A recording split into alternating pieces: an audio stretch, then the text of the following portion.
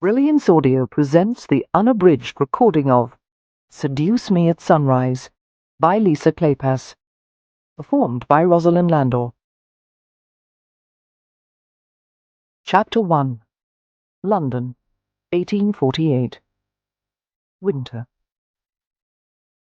Win had always thought Kev Merripen was beautiful, in the way that an austere landscape or a wintry day could be beautiful. He was a large, striking man, uncompromising in every angle. The exotic boldness of his features was a perfect setting for eyes so dark that the irises were barely distinguishable from the pupil. His hair was thick and as black as a raven's wing, his brows strong and straight, and his wide mouth was set with a perpetually brooding curve that Win found irresistible. Merripen. Her love, but never her lover. They had known each other since childhood, when he had been taken in by her family. Although the Hathaways had always treated him as one of their own, Merripen had acted in the capacity of a servant, a protector, an outsider. He came to Win's bedroom and stood at the threshold to watch as she packed a valise with a few personal articles from the top of her dresser. A hairbrush, a rack of pins, a handful of handkerchiefs that her sister Poppy had embroidered for her. As Win tucked the objects into the leather bag, she was intensely aware of Merripen's motionless form. She knew what lurked beneath his stillness, because she felt the same undertow of yearning. The thought of leaving him was breaking her heart, and yet there was no choice. She had been an invalid ever since she'd had scarlet fever 2 years earlier. She was thin and frail, and given to fainting spells and fatigue. Weak lungs, all the doctors had said. Nothing to do but succumb. A lifetime of bed rest, followed by an early death. Win would not accept such a fate.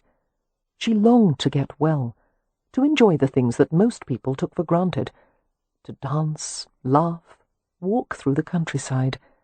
She wanted the freedom to love, to marry, to have her own family some day. With her health in such a poor state, there was no possibility of doing any of those things. But that was about to change. She was departing this day for a French clinic, where a dynamic young doctor, Julian Harrow, had achieved remarkable results for patients just like herself. His treatments were unorthodox, controversial, but Win didn't care. She would have done anything to be cured, because until that day came, she could never have Merripen. "Don't go," he said, so softly that she almost didn't hear him. Win struggled to remain outwardly calm, even as a hot and cold chill went down her spine. "Please close the door," she managed to say. They needed privacy for the conversation they were about to have. Merripen didn't move. Colour had risen in his swarthy face, and his black eyes glittered with a ferocity that wasn't at all like him. He was all Roma at this moment, his emotions closer to the surface than he ever usually allowed. She went to close the door herself, while he moved away from her, as if any contact between them would result in fatal harm. "Why don't you want me to go, Kev?" she asked gently. "You won't be safe there." "I'll be perfectly safe," she said. "I have faith in Dr. Harrow. His treatment sounds sensible to me, and he's had a high success rate." "He's had as many failures as successes. There are better doctors here in London. You should try them first." "I think my best chances lie with Dr. Harrow." Win smiled into Merripen's hard black eyes, understanding the things he couldn't say. "I'll come back to you, I promise."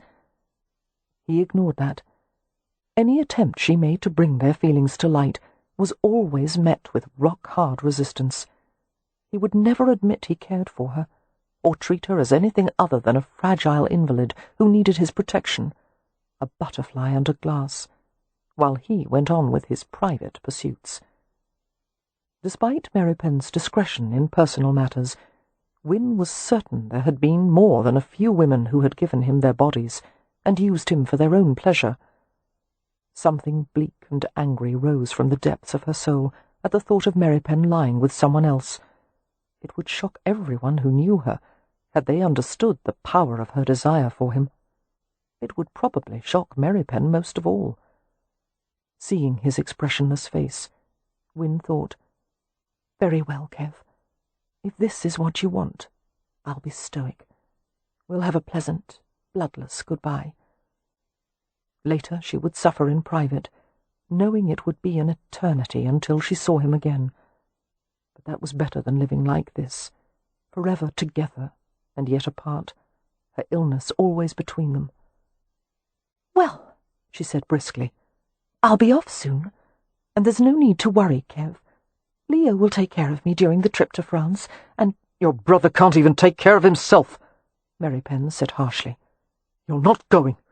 You'll stay here where I can—" He bit off the words. But Win had heard a note of something like fury or anguish buried in his deep voice. This was getting interesting. Her heart began to thump. She had to pause to catch her breath. "There's only one thing that could stop me from leaving." He shot her an alert glance. "What is it?" It took her a long moment to summon the courage to speak. "Tell me you love me. Tell me, and I'll stay." The black eyes widened. The sound of his indrawn breath cut through the air like the downward arc of an axe stroke. He was silent, frozen. A curious mixture of amusement and despair surged through Win as she waited for his reply. "I care for everyone in your family." "No, you know that's not what I'm asking for." Win moved toward him and lifted her pale hands to his chest, resting her palms on a surface of tough, unyielding muscle. She felt the response that jolted through him. "Please," she said, hating the desperate edge in her own voice. "I wouldn't care if I died tomorrow, if I could just hear it once." "Don't!" he growled, backing away. Casting aside all caution, Win followed. She reached out to grasp the loose folds of his shirt. "Tell me. Let's finally bring the truth out into the open." "Hush! You'll make yourself ill." It infuriated Win that he was right. She could feel the familiar weakness, the dizziness that came along with her pounding heart and labouring lungs. She cursed her failing body. "I love you," she said wretchedly. "And if I were well, no power on earth could keep me away from you. If I were well, I would take you into my bed, and I would show you as much passion as any woman could." "No!" His hand lifted to her mouth as if to muffle her, then snatched back as he felt the warmth of her lips. "If I'm not afraid to admit it, why should you be?" Her pleasure at being near him, touching him, was a kind of madness. Recklessly she moulded herself against him. He tried to push her away without hurting her, but she clung with all her remaining strength. "What if this were the last moment you ever had with me? Wouldn't you have been sorry not to tell me how you felt? Wouldn't you—" Merripen covered her mouth with his, desperate for a way to make her quiet. They both gasped and went still, absorbing the feel of it. Each strike of his breath on her cheek was a shock of heat. His arms went around her, wrapping her in his vast strength, holding her against the hardness of his body. And then everything ignited, and they were both lost in a furor of need. She could taste the sweetness of apples on his breath, the bitter hint of coffee, but most of all the rich essence of him. Wanting more, craving him, she pressed upward. He took the innocent offering with a low, savage sound. She felt the touch of his tongue. Opening to him, she drew him deeper, hesitantly using her own tongue in a slide of silk on silk, and he shivered and gasped and held her more tightly. A new weakness flooded her, her senses starving for his hands and mouth and body, his powerful weight over and between and inside her. Oh, she wanted him, wanted. Merripen kissed her with savage hunger, his mouth moving over hers with rough, luscious strokes. Her nerves blazed with pleasure, and she squirmed and clutched at him, wanting him closer. Even through the layers of her skirts, she felt the way he urged his hips against hers, the tight, subtle rhythm. Instinctively, she reached down to feel him, to soothe him, and her trembling fingers encountered the hard shape of his arousal. He buried an agonized groan in her mouth. For one scalding moment, he reached down and gripped her hand tightly over himself. Her eyes flew open as she felt the pulsing charge, the heat and tension that seemed ready to explode.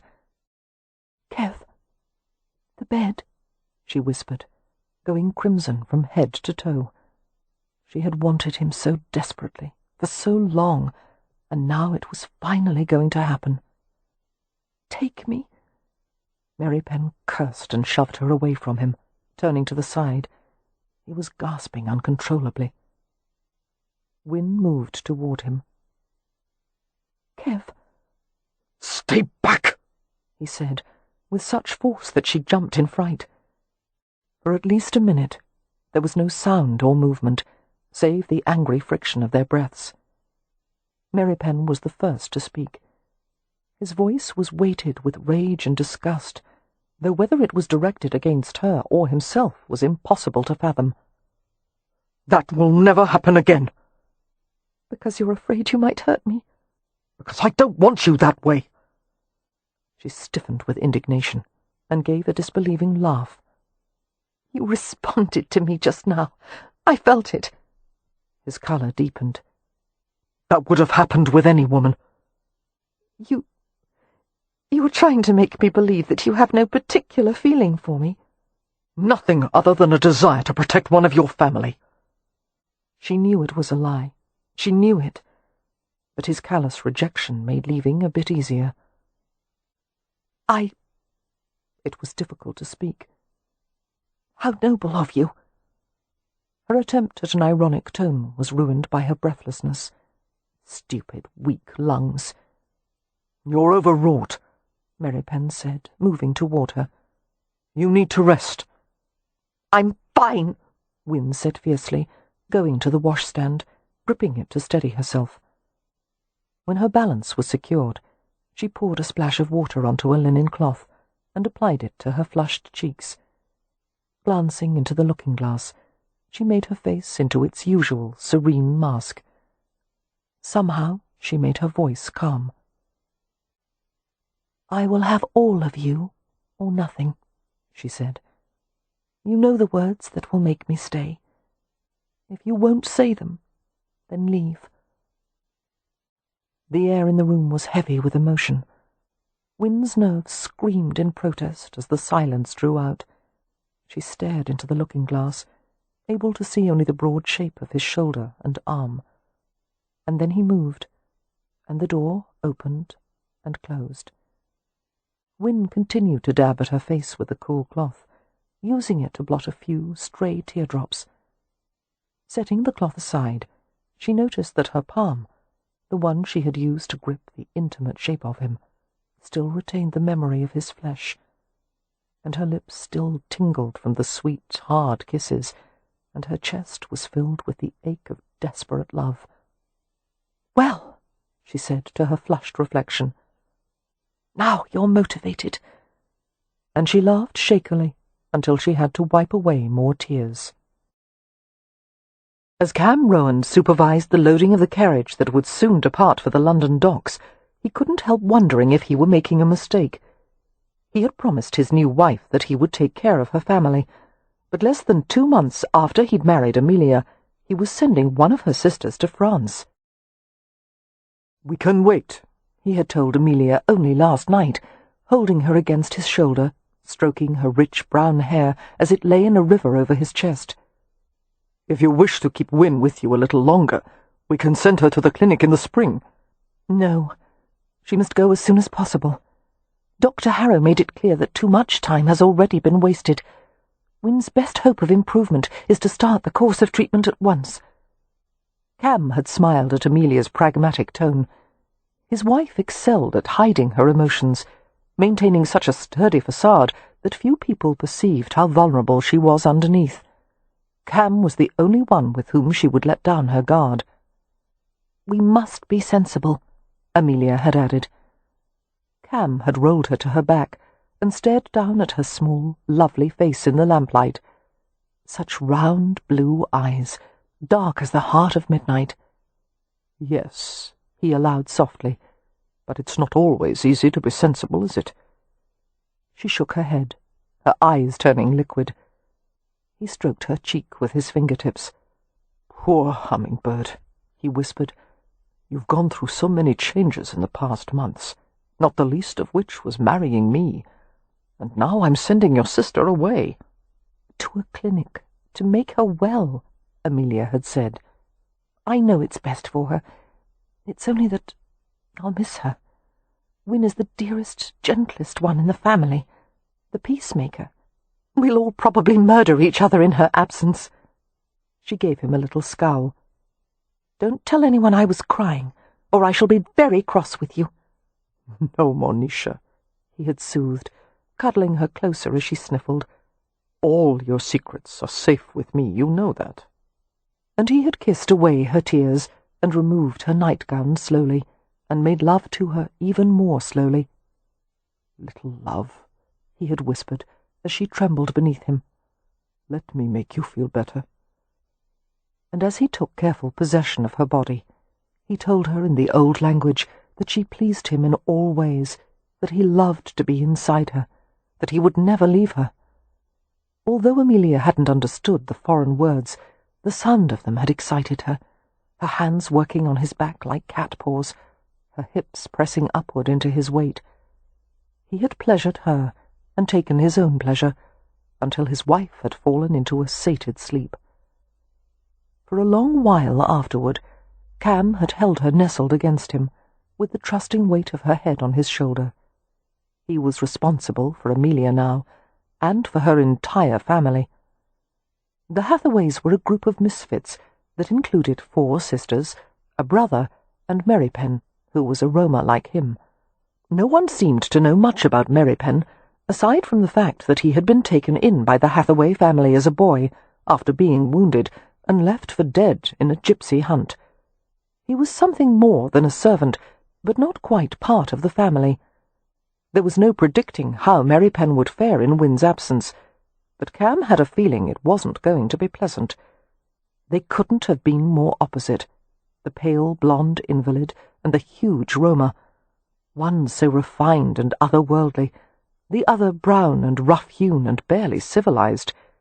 But the connection was there, like the path of a hawk that always returned to the same forest, following the invisible map that was etched in its very nature. When the carriage was properly loaded, and the luggage was secured with leather straps, Cam went into the hotel suite where the family was staying.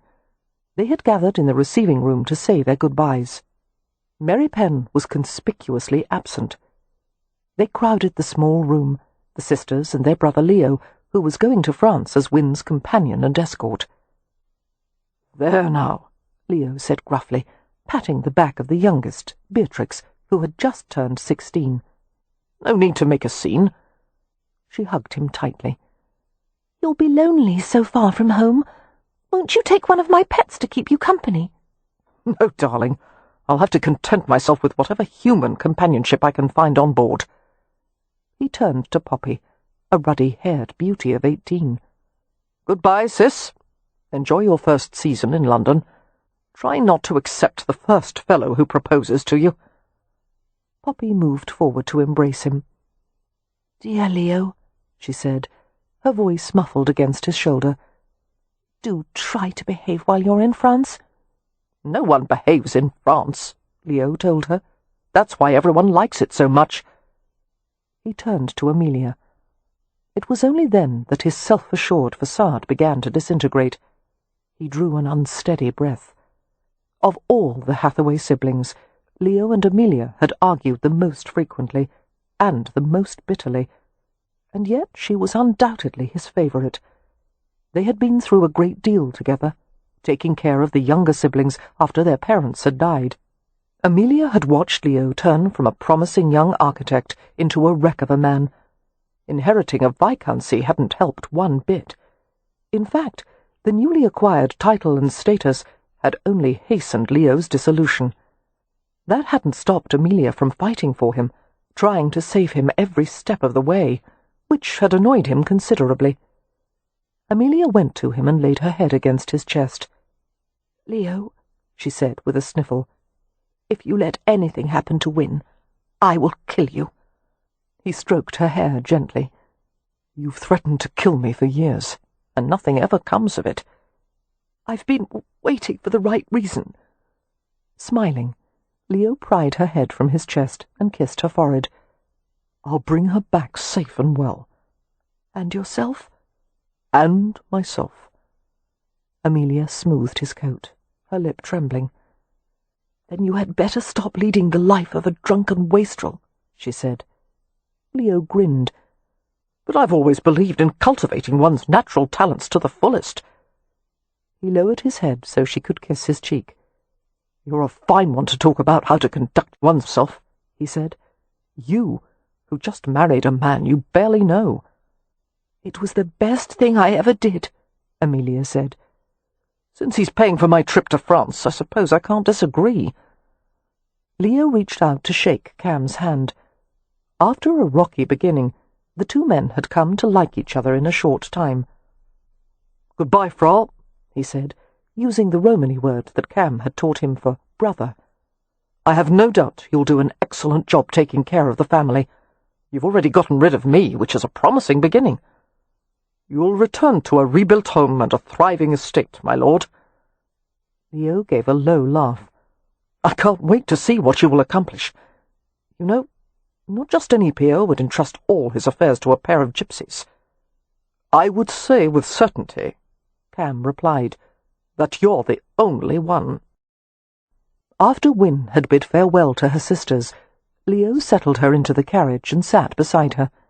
There was a soft lurch as the team pulled forward, and they headed to the London docks. Leo studied Win's profile. As usual, she showed little emotion, her fine, boned face serene and composed. But he saw the flags of colour burning on the pale crests of her cheeks, and the way her fingers clenched and tugged at the embroidered handkerchief in her lap. It had not escaped him that Merripen hadn't been there to say goodbye. Leo wondered if he and Win had exchanged harsh words. Sighing, he reached out and put his arm around his sister's thin, breakable frame. She stiffened, but did not pull away. After a moment, the handkerchief came up, and he saw that she was blotting her eyes. She was afraid, and ill, and miserable, and he was all she had. God help her. He made an attempt at humour. "You didn't let Beatrix give you one of her pets, did you? I'm warning you. If you're carrying a hedgehog or a rat, it goes overboard as soon as we're on the ship." Win shook her head and blew her nose. "You know," Leo said conversationally, still holding her, "you're the least amusing of all the sisters. I can't think how I ended up going to France with you." "Believe me," came her watery reply, "I wouldn't be this boring if I had any say in the matter. When I get well, I intend to behave very badly indeed." "Well, that's something to look forward to." He rested his cheek on her soft, blonde hair. "Leo," she asked after a moment, "why did you volunteer to go to the clinic with me? Is it because you want to get well, too?" Leo was both touched and annoyed by the innocent question.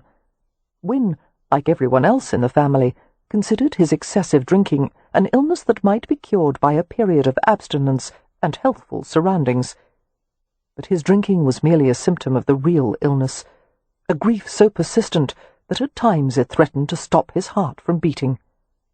There was no cure for losing Laura. "No," he said to Win, "I have no aspirations to get well. I merely want to continue my debauchery with new scenery."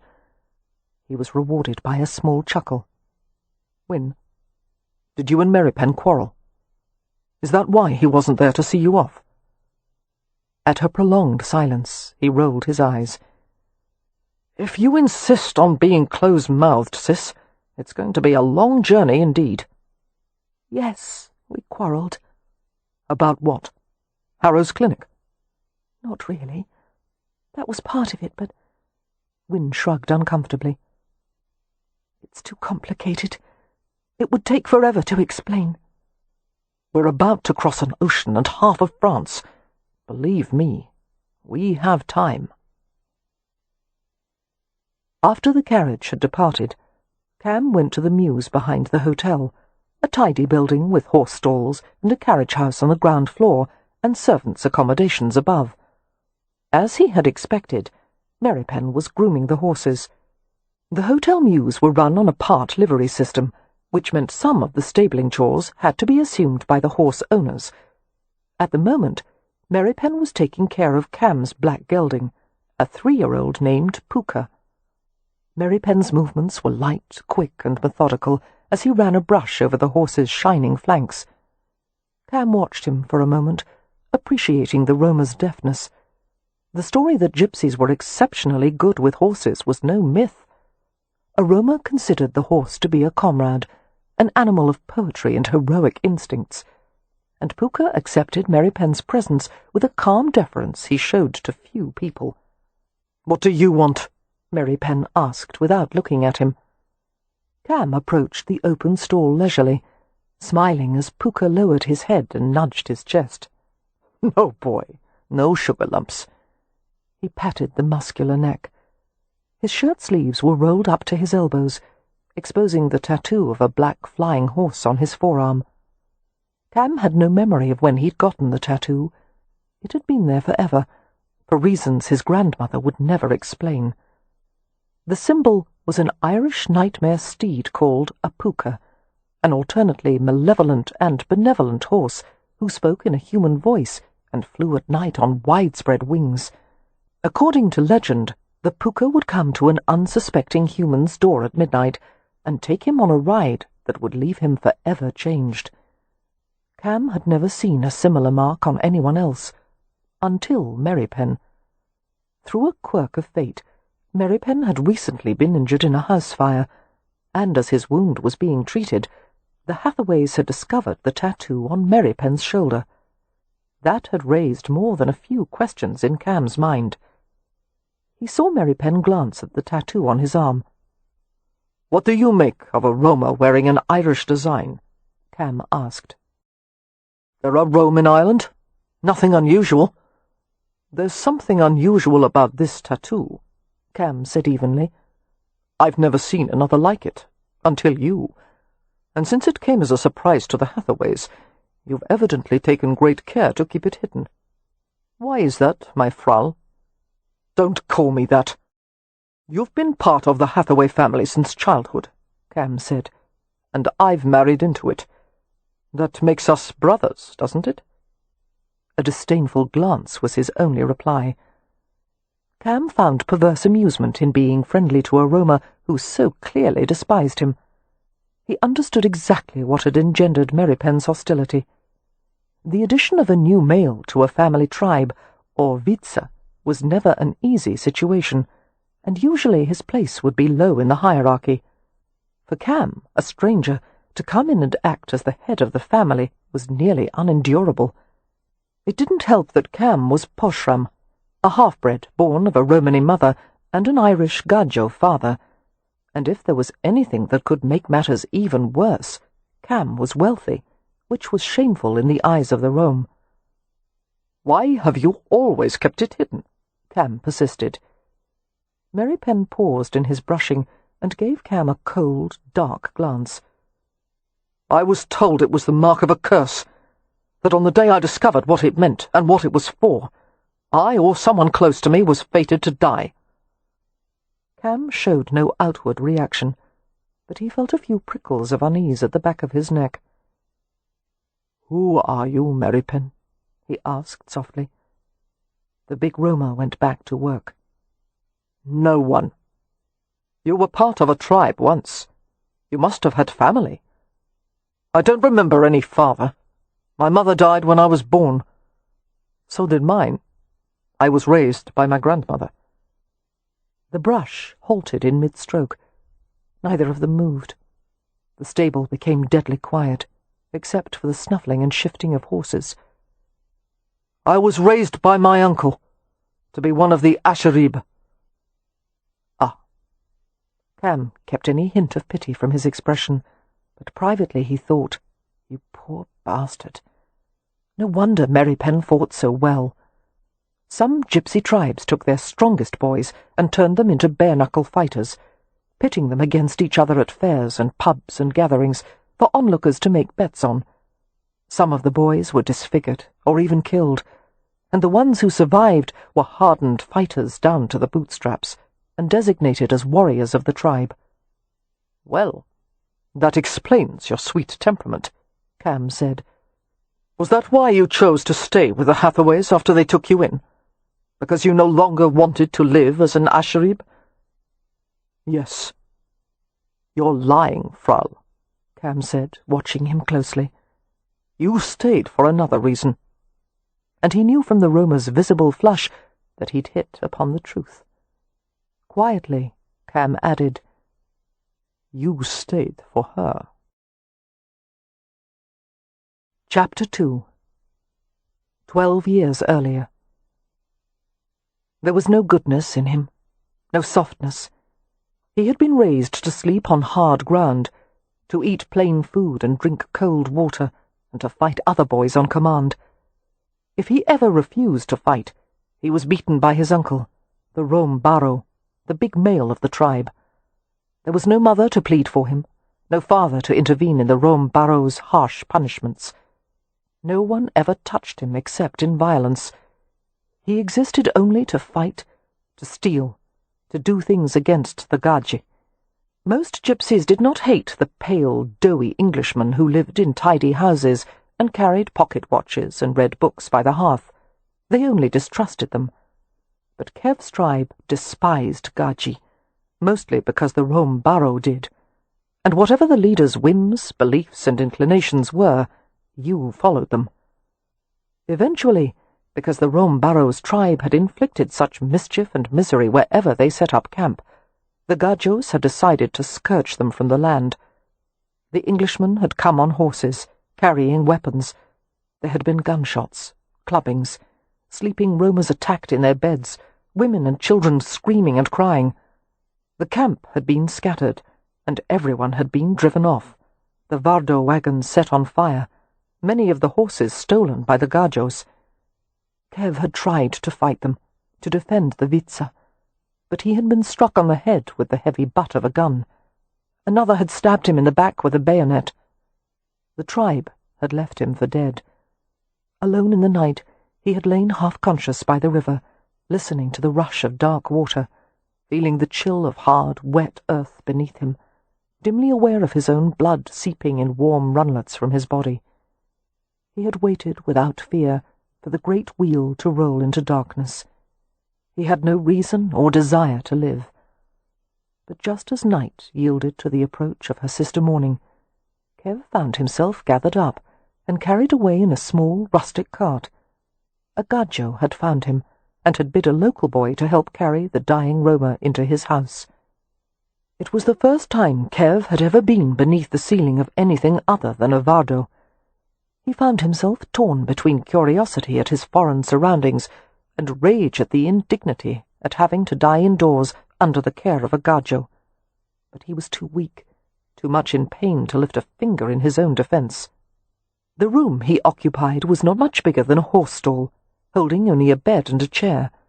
There were cushions, pillows, framed needlework on the walls, a lamp with beaded fringe. Had he not been so ill, he would have gone mad in the overstuffed little room. The Gajo who had brought him here, Hathaway, was a tall, slender man with pale yellow hair. His gentle manner, his diffidence, made Kev hostile. Why had Hathaway saved him? What could he want from a Roma boy? Kev refused to talk to the Gajo, and wouldn't take medicine. He rejected any overture of kindness. He owed this Hathaway nothing. He hadn't wanted to be saved, hadn't wanted to live. So he lay there, flinching and silent, whenever the man changed the bandage on his back. There was only one time Kev spoke, and that was when Hathaway had asked about the tattoo. "What is this mark for?" "It's a curse," Kev said through gritted teeth. "Don't speak of it to anyone, or the curse will fall on you too." "I see," The man's voice was kind. "I will keep your secret. But I'll tell you that, as a rationalist, I don't believe in such superstitions. A curse has only as much power as the subject gives it." Stupid gajo, Kev thought. Everyone knew that to deny a curse was to bring very bad luck on oneself. It was a noisy household, full of children. Kev could hear them beyond the closed door of the room he had been put in. But there was something else, a faint, sweet presence nearby. He felt it hovering, outside the room, just out of his reach, and he yearned for it, hungered for relief from the darkness and fever and pain. Amid the clamour of children bickering, laughing, singing, he heard a murmur that raised every hair on his body. A girl's voice, lovely, soothing. He wanted her to come to him. He willed it as he lay there, his wounds mending with torturous slowness. "Come to me." But she never appeared. The only ones who entered the room were Hathaway and his wife, a pleasant but wary woman who regarded him as if he were a wild animal that had found its way into her civilized home. And Kev behaved like one, snapping and snarling whenever they came near him. As soon as he could move under his own power, he washed himself with the basin of warm water they left in his room. He would not eat in front of them, but waited until they had left a tray by the bed. His entire will was devoted to healing enough to be able to escape. On one or two occasions, the children came to look at him, peeking around the edge of the partially open door. There were two little girls named Poppy and Beatrix, who giggled and squealed with happy fright when he growled at them. There was another, older daughter, Amelia, who glanced at him with the same sceptical assessment the mother had.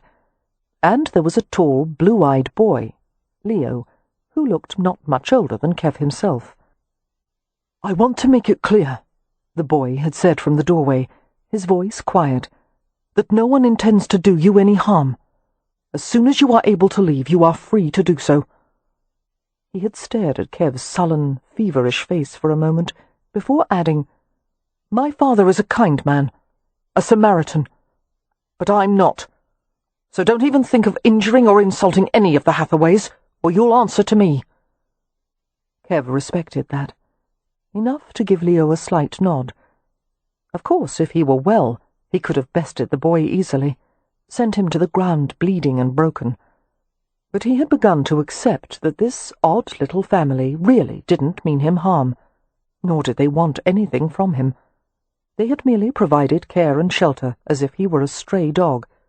They seemed to expect nothing in return. That didn't lessen his contempt for them and their ridiculously soft, comfortable world. He hated them all, nearly as much as he hated himself. He was a fighter, a thief, steeped in violence and deceit. Couldn't they see that? They seemed to have no comprehension of the danger they had brought into their own home. After a week, Kev's fever had eased, and his wound had mended enough to allow him to move. He had to leave before something terrible happened, before he did something.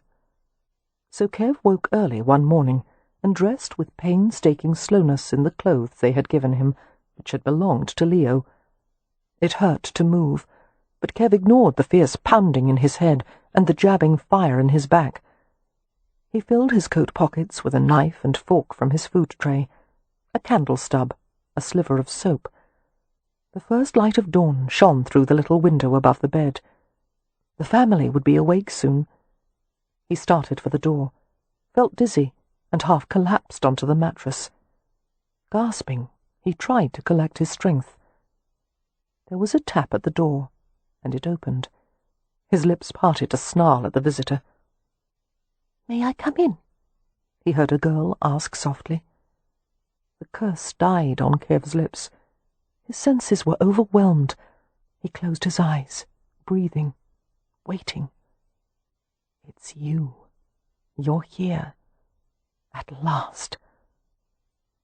"You've been alone for so long," she said, approaching him. "I thought you might want some company. I'm Winifred." Kev drew in the scent and sound of her, his heart pounding. Carefully, He eased to his back, ignoring the pain that shot through him. He opened his eyes. He had never thought any Gaji could compare to Romany girls, but this one was remarkable.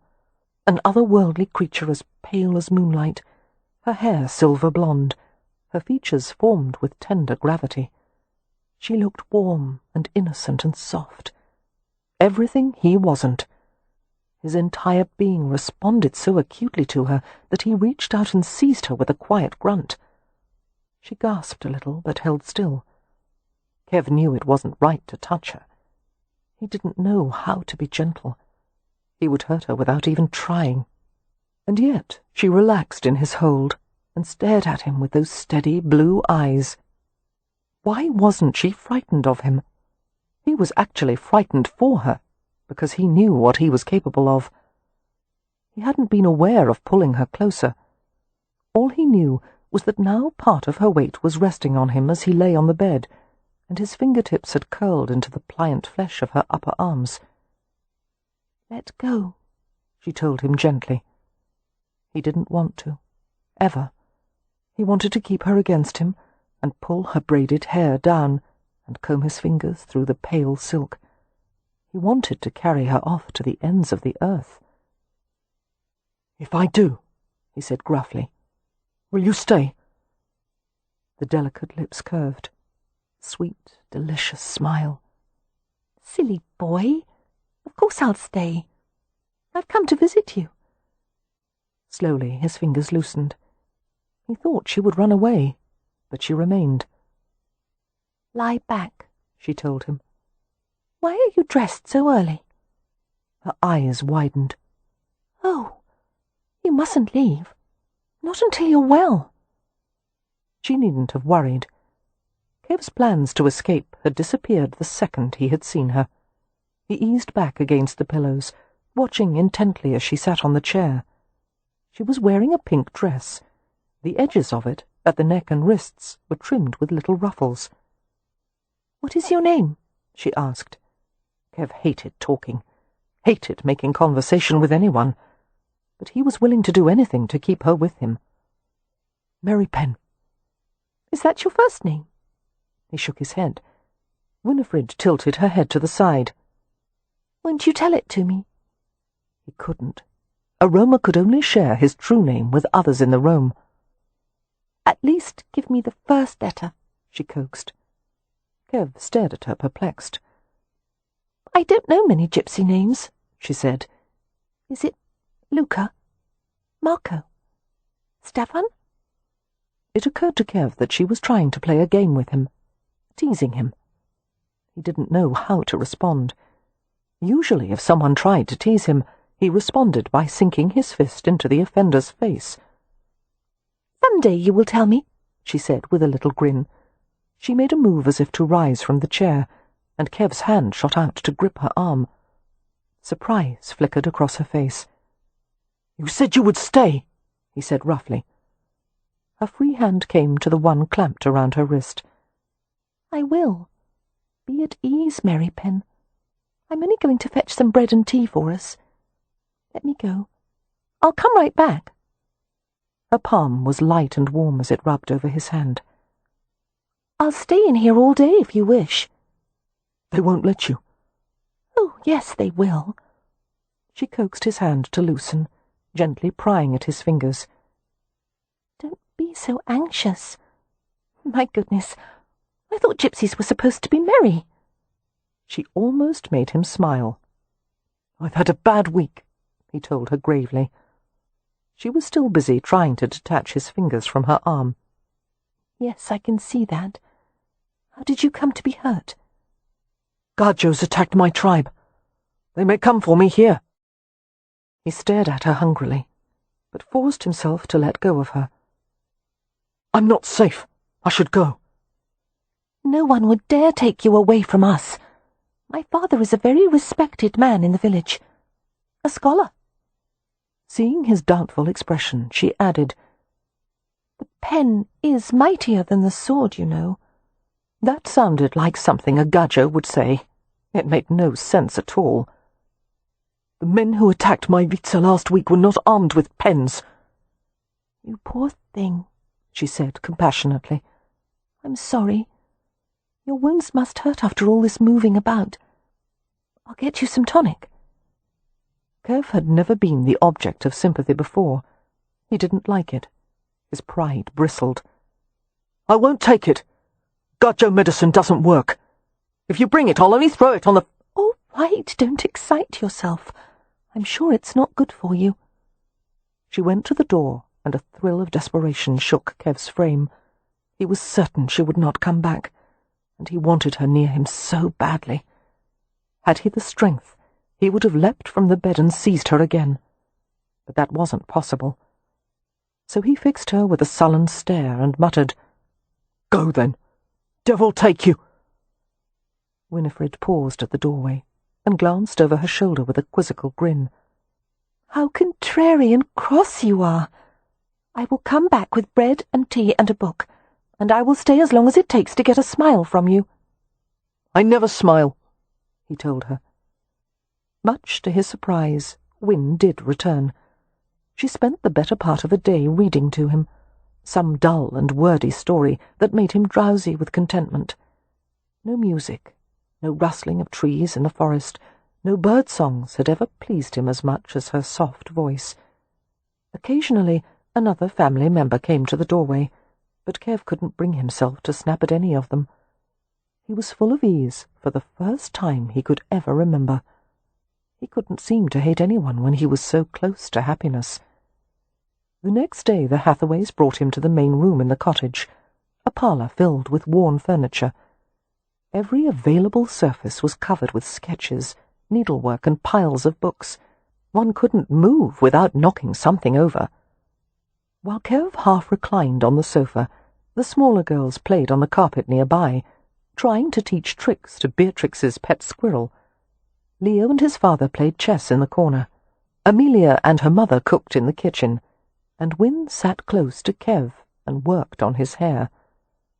"You have the mane of a wild beast," she told him, using her fingers to pull apart snarls, then combing the tangled black strands with great care. "Hold still. I'm trying to make you look more Oh, do stop flinching. Your head can't possibly be that sensitive." Kev wasn't flinching because of the tangles or the comb. It was that he had never been touched for so long by anyone in his life. He was mortified, inwardly alarmed, but as he glanced warily around the room, it seemed no one minded or cared about what Win was doing. He settled back with slitted eyes. The comb tugged a little too hard, and Win murmured an apology and rubbed the smarting spot with her fingertips. So gently. It made his throat tight and his eyes sting. Deeply disquieted, bewildered, Kev swallowed back the feeling. He stayed tense but passive beneath her touch. He could hardly breathe for the pleasure she gave him. Next came a cloth draped around his neck, and the scissors. "I'm very good at this," Win said, pushing his head forward and combing the locks at the back of his neck. "And your hair wants cutting. There's enough wool on your head to stuff a mattress." "Beware, lad," Mr. Hathaway said cheerfully. "Recollect what happened to Samson." Kev's head lifted. "What?" Win pushed it back down. "Samson's hair was his source of strength," she said. "After Delilah cut it, he turned weak and was captured by the Philistines." "Haven't you read the Bible?" Poppy asked. "No," Kev said. He held still as the scissors bit carefully through the thick waves at his nape. "Then you're a heathen." "Yes." "Are you the kind that eats people?" Beatrix asked with great interest. Win answered before Kev could say anything. "No, Beatrix. One may be a heathen without being a cannibal." "But gypsies do eat hedgehogs," Beatrix said. "And that's just as bad as eating people, because hedgehogs do have feelings, you know." She paused as a heavy lock of black hair fell to the floor. "Oh, how pretty!" the little girl exclaimed. "May I have it, Win?" "No," Merripen said gruffly, his head still bent. "Why ever not?" Beatrix asked. "Someone could use it to make a bad luck charm, or a love spell." "Oh, I wouldn't do that," Beatrix said earnestly. I just want to line a nest with it. Never mind, darling, Win said serenely. If it makes our friend uncomfortable, your pets will have to make do with some other nesting material. The scissors snipped through another heavy black swathe. Are all gypsies as superstitious as you? She asked Kev. No, most are worse. Her light laugh tickled his ear, her warm breath bringing gooseflesh to the surface. Which would you hate more, Merripen? The bad luck or the love spell? The love spell, he said without hesitation. For some reason, the entire family laughed. Merripen glowered at all of them, but found no mockery in their collective gaze, only friendly amusement. Kev was quiet, listening to them chatter while Win cut layers in his hair. It was the oddest conversation he'd ever witnessed, the girls interacting freely with their brother and father. They all moved from one subject to another, debating ideas that didn't apply to them, situations that didn't affect them. There was no point to any of it, but they seemed to enjoy themselves tremendously. He had never known people like this existed. He had no idea how they had survived this long. The Hathaways were an unworldly lot, eccentric and cheerful, and preoccupied with books and art and music.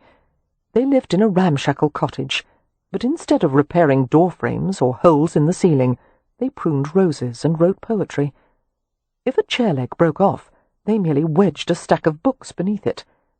Their priorities were a mystery to him. And he was mystified still further when, after his wounds had healed sufficiently, they invited him to make a room for himself in the stable loft. "You may stay as long as you wish," Mr. Hathaway had told him, "though I expect that someday you'll want to strike out in search of your tribe." But Kev no longer had a tribe. They had left him for dead. This was his stopping place. He began to take care of the things they had paid no attention to, such as repairing the holes in the ceiling and the decaying joints beneath the chimney stack. Despite his terror of heights, he did new coatwork on the thatched roof. He took care of the horse and the cow, and tended the kitchen garden, and even mended the family's shoes. Soon Mrs. Hathaway trusted him to take money to the village to buy food and necessities. There was only one time that his presence at the Hathaway cottage seemed in jeopardy, and that was when he had been caught fighting some village toughs. Mrs. Hathaway was alarmed by the sight of him, battered and bloody-nosed, and had demanded to know how it had happened. "I sent you to fetch a round from the cheesemaker, and you come home empty-handed and in such a condition," she cried. "What violence did you do, and why?" Kev hadn't explained, only stood grim-faced at the door as she berated him. "I won't tolerate brutality in this household. If you can't bring yourself to explain what happened, then collect your things and leave." But before Kev could move or speak, Win had entered the house. "No, Mother," she had said calmly. "I know what happened. My friend Laura just told me. Her brother was there. Merripen was defending our family. 2 other boys were shouting insults about the Hathaways, and Merripen thrashed them for it." "Insults of what nature?" Mrs. Hathaway asked, bewildered. Kev stared hard at the floor, his fists clenched. Win didn't flinch from the truth. "They're criticizing our family," she said, "because we're harboring aroma. Some of the villagers don't like it. They're afraid Merripen might steal from them, or place curses on people, or other such nonsense. They blame us for taking him in." In the silence that followed, Kev trembled with undirected rage, and at the same time he was overwhelmed with defeat. He was a liability to the family. He could never live among the Gaji without conflict. "I will go," he said. It was the best thing he could do for them. "Where?" Win asked, a surprising edge to her voice, as if the notion of his leaving had annoyed her. "You belong here. You have nowhere else to go." "I'm a Roma," he said simply. He belonged nowhere and everywhere. "You will not leave," Mrs. Hathaway astonished him by saying. "Certainly not because of some village ruffians. What would it teach my children, to let such ignorance and despicable behavior prevail?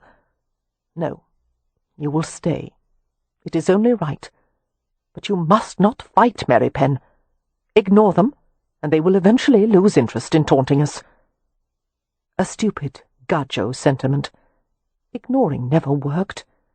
The fastest way to silence a bully's taunts was to beat him to a bloody pulp. A new voice entered the conversation. "If he stays," Leo remarked, coming into the kitchen, "he will most certainly have to fight, Mother." Like Kev, Leo looked much the worse for wear, with a blackened eye and a split lip. He gave a crooked grin at his mother and sister's exclamations. Still smiling, he glanced at Kev. "I thrashed one or two of the fellows you overlooked," he said.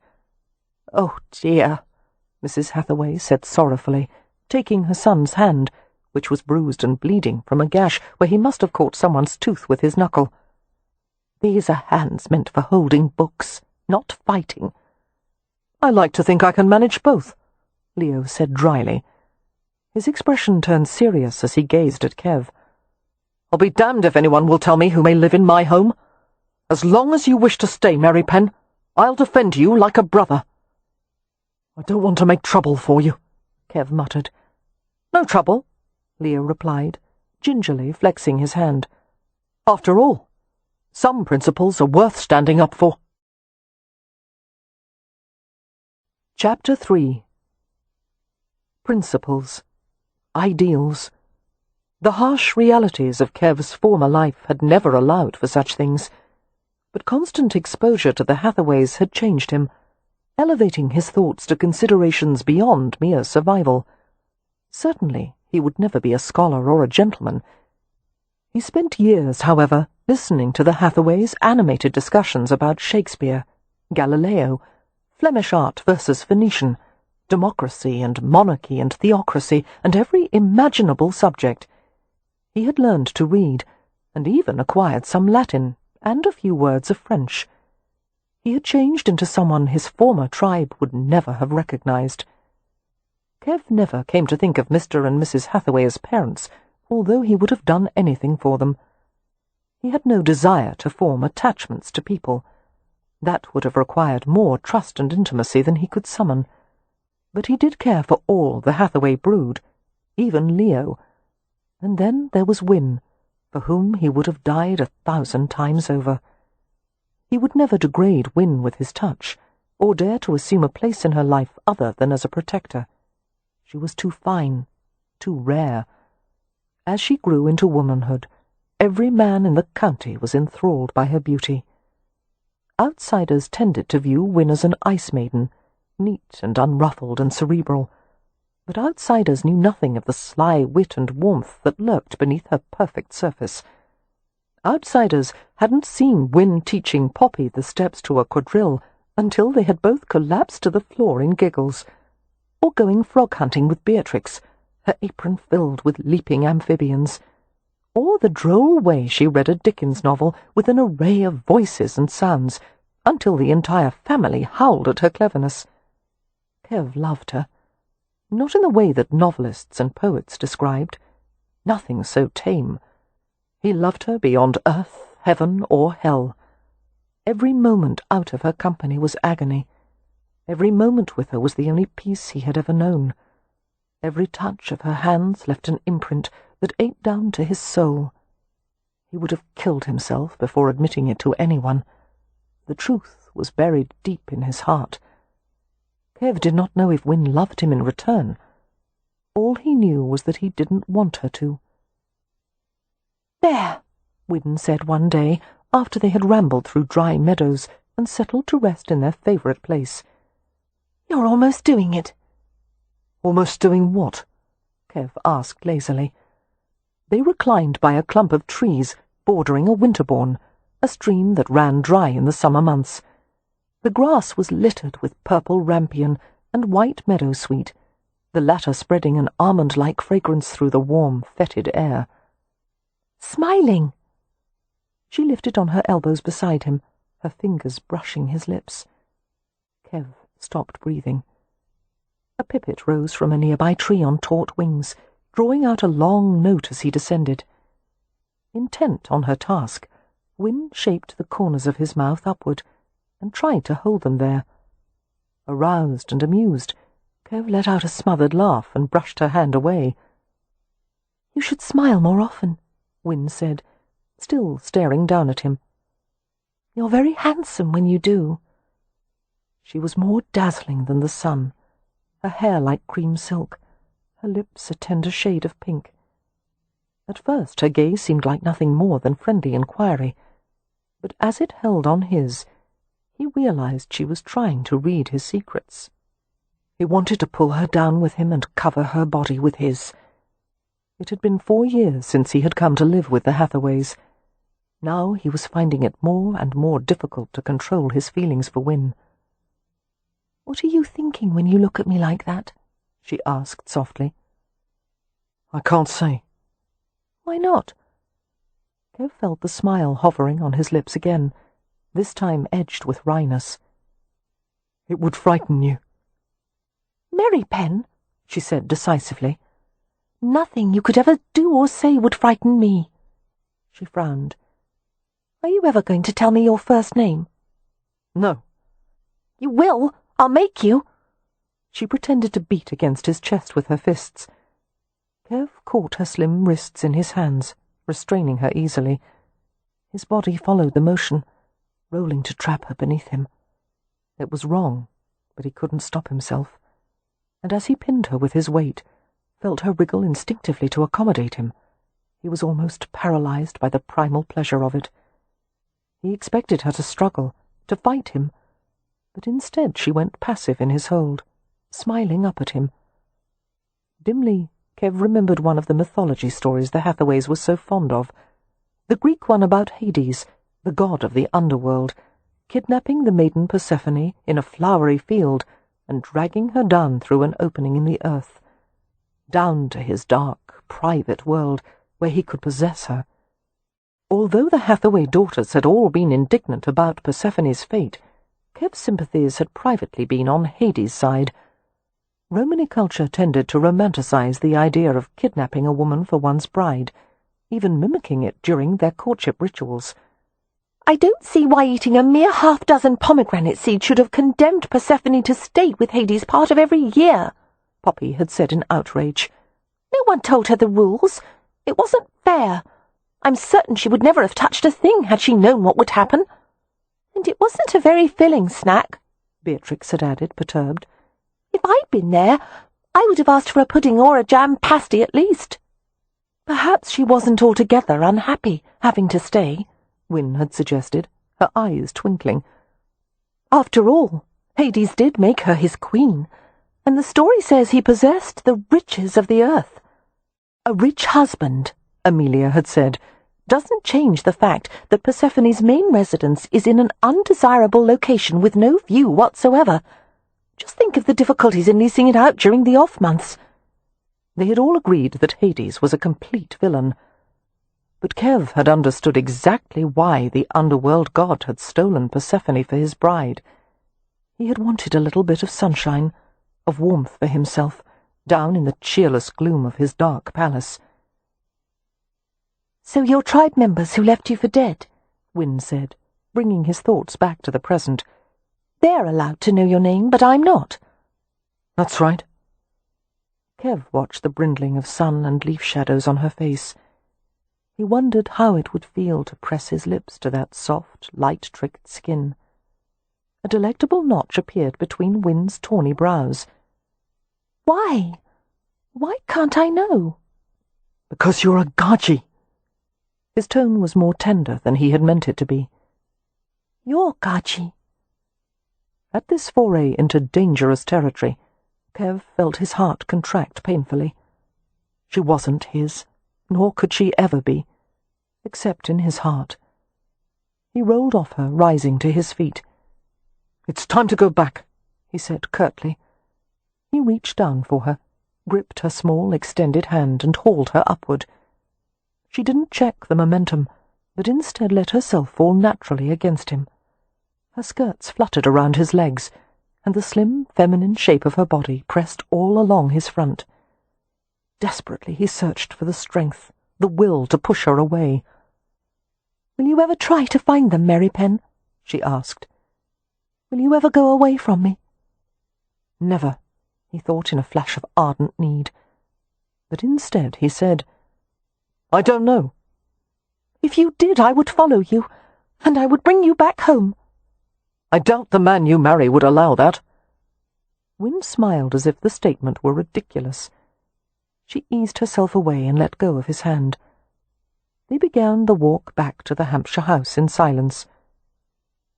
"Tobar," she suggested after a moment. "Garadan. Palo." "No." "Rye." "No." "Cooper. Stanley." "No." To the pride of the entire Hathaway family, Leo was accepted at the Grande École des Beaux-Arts in Paris, where he studied art and architecture for 2 years. So promising was Leo's talent that part of his tuition was assumed by the renowned London architect Roland Temple, who said that Leo could repay him by working as his draftsman upon returning. Few would have argued that Leo had matured into a steady and good-natured young man, with a keen wit and a ready laugh, and in light of his talent and ambition there was the promise of even more attainment. Upon his return to England, Leo took up residence in London to fulfil his obligation to Temple, but he also came frequently to visit his family at Primrose Place, and to court a pretty, dark-haired village girl named Laura Dillard. During Leo's absence, Kev had done his best to take care of the Hathaways, and Mr. Hathaway had tried on more than one occasion to help him plan a future for himself. Such conversations turned out to be an exercise in frustration for them both. "You are being wasted," Mr. Hathaway had told Kev, looking mildly troubled. Kev had snorted at that, but Hathaway had persisted. "We must consider your future, and before you say a word, let me state that I am aware of the Rome's preference to live in the present. But you have changed, Merripen. You have advanced too far to neglect what has taken root in you." "Do you want me to leave?" Kev asked quietly. "Heavens, no, not at all.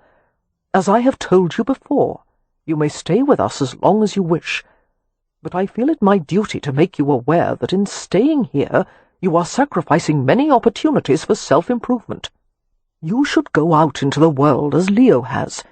Take an apprenticeship, learn a trade, perhaps enlist in the military."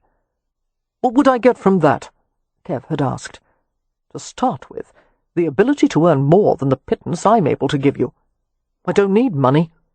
But as things stand, you haven't the means to marry, to buy your own plot of land, to— I don't want to marry, and I can't own land. No one can. In the eyes of the British government, Merripen, a man most certainly can own land, and a house upon it." "The tent shall stand when the palace shall fall," Kev had replied prosaically. Hathaway had let out an exasperated chuckle. "I would rather argue with 100 scholars," he had told Kev, "than with one gypsy. Very well, we will let the matter rest for now. But bear in mind, Merripen, life is more than following the impulses of primitive feeling. A man must make his mark on the world." "Why?" Kev asked in genuine bewilderment, but Hathaway had already gone to join his wife in the rose garden. Approximately a year after Leo had returned from Paris, tragedy struck the Hathaway family. Until then, none of them had ever known true sorrow, fear, or grief. They had lived in what had seemed to be a magically protected family circle. But Mr. Hathaway complained of odd, sharp pains in his chest one evening, leading his wife to conclude that he was suffering dyspepsia after a particularly rich supper. He went to bed early, quiet and grey-faced. No more was heard from their room until daybreak, when Mrs. Hathaway came out weeping and told the stunned family that their father was dead. And that was only the beginning of the Hathaways' misfortune. It seemed the family had fallen under a curse, in which the full measure of their former happiness had been converted to sorrow. "Trouble comes in threes," was one of the sayings Merripen remembered from his childhood, and to his bitter regret it proved to be true.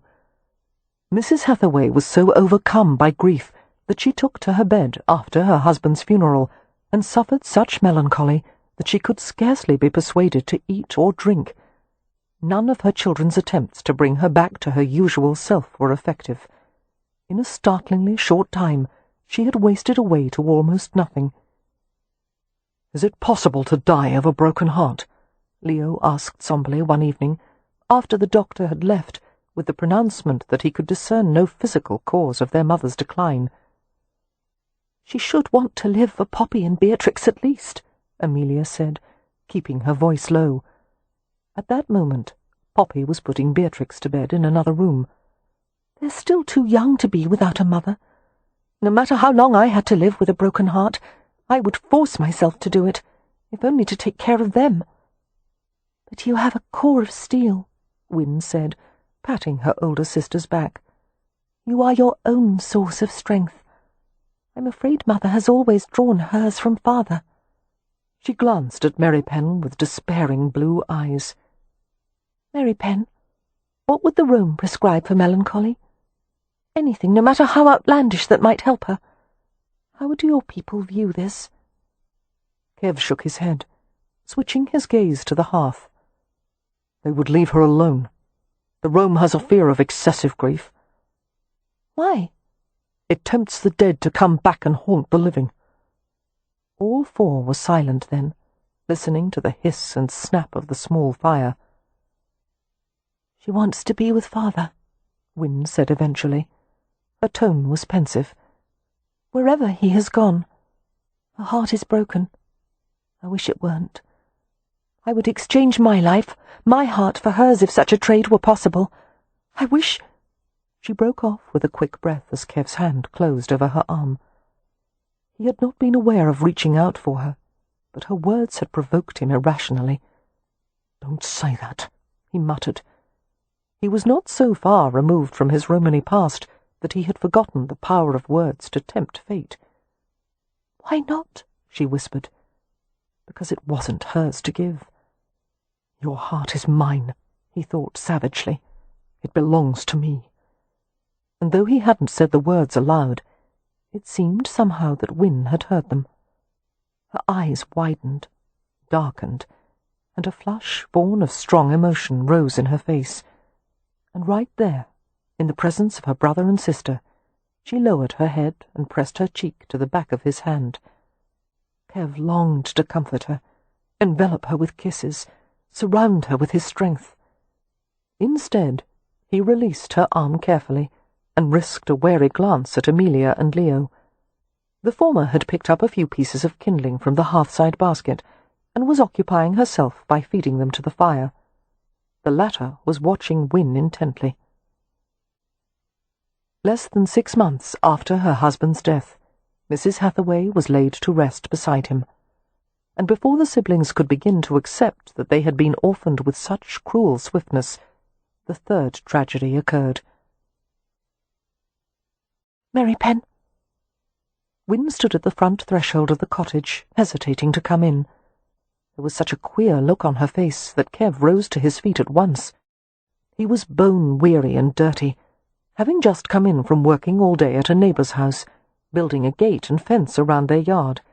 To set the fence posts, he had dug holes in ground that had already been permeated with the frost of approaching winter. Kev had just sat down at the table with Amelia, who was attempting to clean spots from one of Poppy's dresses with a quill dipped in spirit of turpentine. The scent of the chemical burned in Kev's nostrils as he drew in a quick breath. He knew from Win's expression that something was very wrong. "I've been with Laura and Leo today," Win said. "Laura took ill earlier. She said her throat hurt, and her head, and so we took her home at once, and her family sent for the doctor. He said it was scarlet fever." "Oh, God," Amelia breathed, the colour draining from her face. The three of them were silent with shared horror. There was no other fever that burned so violently or spread so quickly. It provoked a brilliant red rash from the skin, imparting a fine, gritty texture, like the glass paper used to smooth pieces of wood, and it burned and ravaged its way through the body until the organs failed. The disease lingered in the expired air, in locks of hair, on the skin itself. The only way to protect others was to isolate the patient. "Was he certain?" Kev asked in a controlled voice. "Yes. He said the signs are unmistakable. And he said—" Win broke off as Kev strode toward her. "No, Merripen!" And she held up a slim white hand with such desperate authority that it stopped him in his tracks. "No one must come near me. Leo is at Laura's house. He won't leave her. They said it was all right for him to stay, and you must gather up Poppy and Beatrix, and Amelia too, and take them to our cousins in Hedgerley. They won't like it, but they'll take them in, and—" "I'm not going anywhere," Amelia said, her manner calm, even though she was trembling slightly. "If you have the fever, you'll need me to take care of you." "But if you should catch it—" "I had a very mild bout of it when I was a young child. That means I'm probably safe from it now. What about Leo? I'm afraid he didn't have it, which may put him in danger." Amelia glanced at Kev. "Merripen, did you ever?" "I don't know." "Then you should stay away with the children until this is over. Will you go collect them? They went out to play at the Winterbourne. I'll pack their things." Kev found it nearly impossible to leave Win when she might be ill, but there was no choice. Someone had to take her sisters to a safe place. Before an hour had passed, Kev had found Beatrix and Poppy, loaded the bewildered girls into the family carriage, and had taken them on the half-day journey to Hedgerley. By the time he had settled them with their cousins and returned to the cottage, it was well past midnight. Amelia was in the parlour, wearing her nightclothes and dressing robe, her hair trailing down her back in a long braid. She sat before the fire, her shoulders hunched inward. She looked up with surprise as Kev entered the house. "You shouldn't be here. The danger—" "How is she?" Kev interrupted. "Any sign of fever yet?" "Chills. Pains. No rise in temperature, as far as I can tell. Perhaps that's a good sign. Perhaps that means she'll only have it lightly." "Any word from the Dillards? From Leo?" Amelia shook her head. "Win said he meant to sleep in the parlour, and go to her whenever they would allow it. It isn't at all proper, but if Laura— well, if she doesn't live through this—" Her voice thickened, and she paused to swallow back tears. "I suppose if it comes to that, they wouldn't want to deprive Laura of her last moments with the man she loves." Kev sat nearby, and silently sorted through platitudes he'd heard Gadjos say to each other. Things about endurance, and accepting the Almighty's will, and about worlds far better than this one. He couldn't bring himself to repeat any of it to Amelia. Her grief was too honest, her love for her family too real.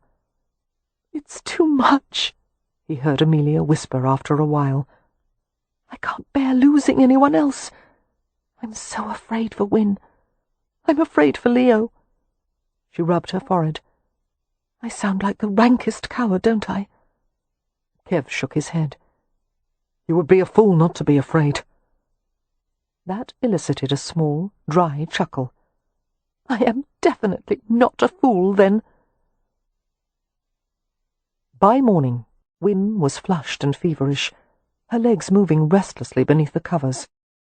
Kev went to a window and drew open the curtain, admitting the weak light of dawn. She awakened as he approached the bed, her blue eyes wide in her red, burnished face. "No," she croaked, trying to shrink away from him. "You're not supposed to be here. Don't come near me, you'll catch it.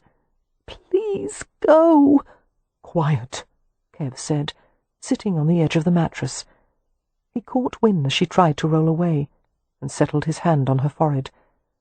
He felt the burning pulse beneath her fragile skin, the veins lit with raging fever. As Win struggled to push him away, Kev was alarmed by how feeble she had grown, already. "Don't," she sobbed, writhing. Weak tears slid from her eyes. "Please don't touch me. I don't want you here. I don't want you to get sick. Oh, please go." Kev pulled her up against him, her body living flame beneath the thin layer of her nightgown.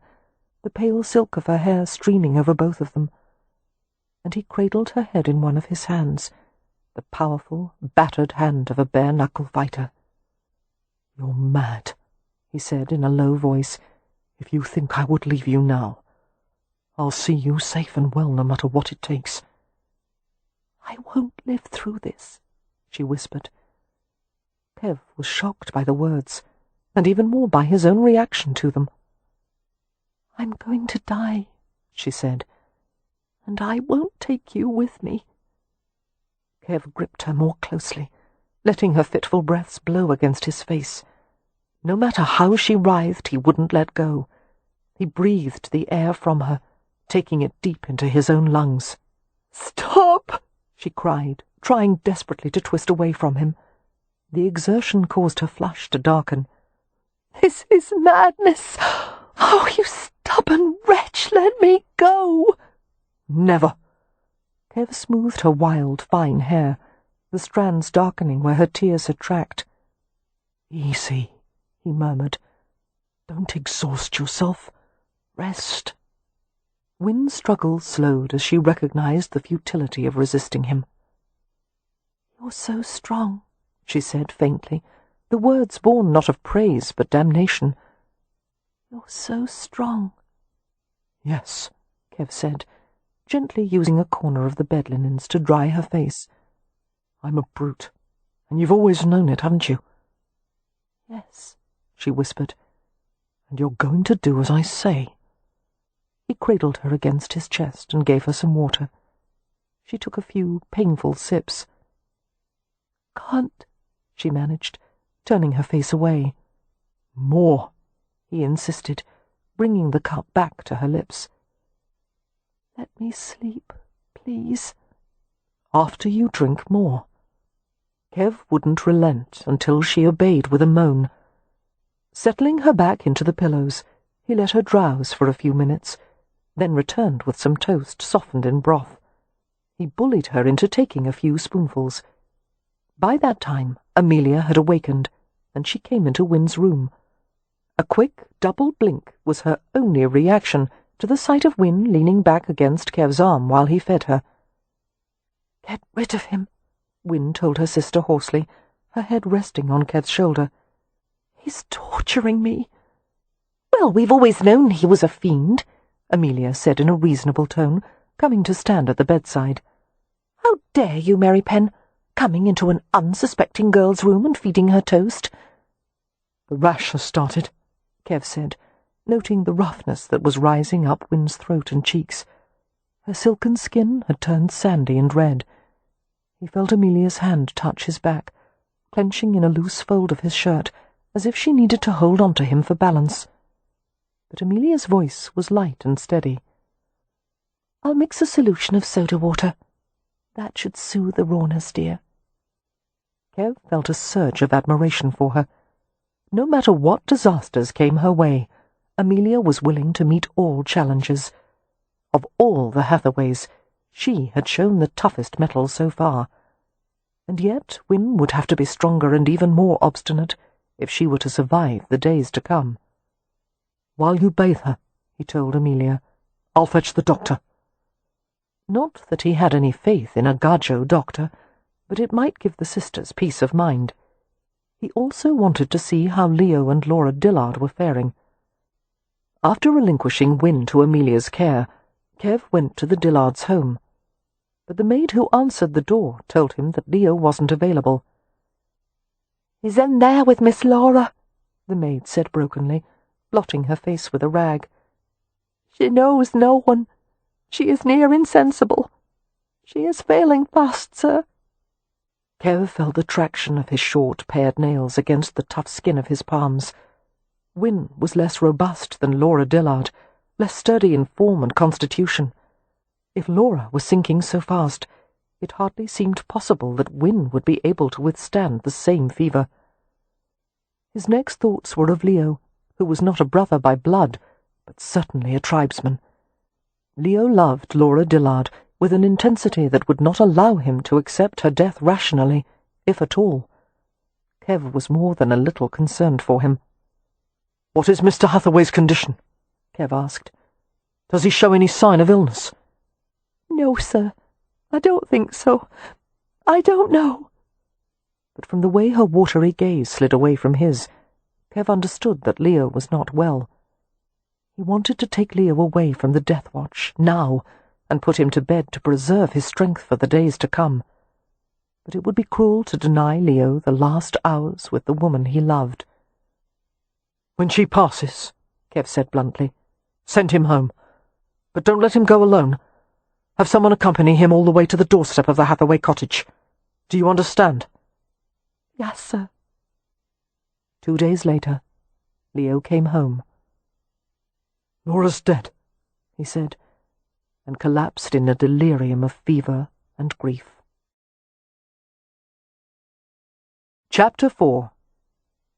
The scarlet fever that had swept the village was a particularly virulent strain, the worst effects falling on the very young and the old. There were not enough doctors to tend the ailing, and no one outside Primrose Place dared to come. After visiting the cottage to examine the 2 patients, the exhausted doctor had prescribed hot vinegar poultices for the throat. He had also left a tonic containing tincture of aconite. It seemed to have no effect on either Win or Leo. "We're not doing enough," Amelia said on the 4th day. Neither she nor Kev had had sufficient sleep, both of them taking turns caring for the ailing brother and sister. She came into the kitchen, where Kev was boiling water for tea. "The only thing we've accomplished so far is to make their decline more comfortable. There must be something that can stop the fever. I won't let this happen." She stood rigid and trembling, stacking word upon word as if trying to shore up her defences. And she looked so vulnerable that Kev was moved to compassion. He was not comfortable with touching other people, or being touched, but a brotherly feeling caused him to step toward her. "No," Amelia said quickly, as she realized he had been about to reach out to her. Taking a step back, she gave a strong shake of her head. I'm not the kind of woman who can lean on anyone. I would fall to pieces." Kev understood. For people like her and himself, closeness meant too much. "What is to be done?"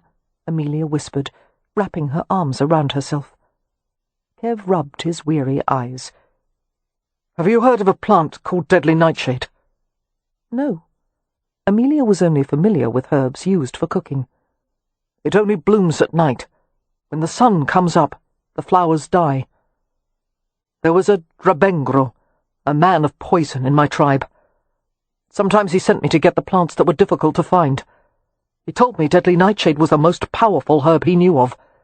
It could kill a man, but it could also bring someone back from the brink of death." "Did you ever see it work?" Kev nodded, giving her a sidelong glance as he rubbed the taut muscles at the back of his neck. "I saw it cure fever," he muttered, and he waited. "Get some," Amelia finally said, her voice unsteady. "It may prove to be fatal, but they're both sure to die without it." Kev boiled the plants, which he had found in the corner of the village graveyard, down to thin black syrup. Amelia stood beside him as he strained and poured the deadly broth into a small egg cup. "Leo first," Amelia said resolutely, though her expression was doubt-ridden. "He's worse off than Win." They went to Leo's bedside. It was astonishing how quickly a man could deteriorate from scarlet fever, how emaciated their strapping brother had become. Leo's formerly handsome face was unrecognizable, turgid and swollen and discoloured. His last coherent words had been the day before, when he had begged Kev to let him die. His wish would soon be granted. From all appearances, a coma was only hours, if not minutes, away. Amelia went directly to a window and opened it, letting the cold air sweep away the taint of vinegar. Leo moaned and stirred feebly, unable to resist as Kev forced his mouth open, lifted a spoon, and poured 4 or 5 drops of the tincture onto his dry, fissured tongue.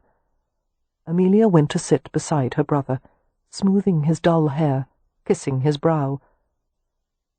"If it were going to have an adverse effect," she said, when Kev knew she meant if it were going to kill him, How long would it take? 5 minutes to an hour. He saw the way Amelia's hand shook as she continued to smooth Leo's hair. It seemed the longest hour of Kev's life as they sat and watched Leo, who moved and muttered as if he were in the middle of a nightmare. "Poor boy," Amelia murmured, running a cool rag over his face. When they were certain that no convulsions were forthcoming, Kev retrieved the egg cup and stood. "You're going to give it to Win now?" Amelia asked, still looking down at her brother. "Yes." "Do you need help?" Kev shook his head. "Stay with Leo." He went to Win's room. She was still and quiet on the bed. She no longer recognized him, her mind and body consumed in the red heat of fever. As he lifted her and let her head fall back on his arm, she writhed in protest. "Win," he said softly. "Love, be still." Her eyes slitted open at the sound of his voice.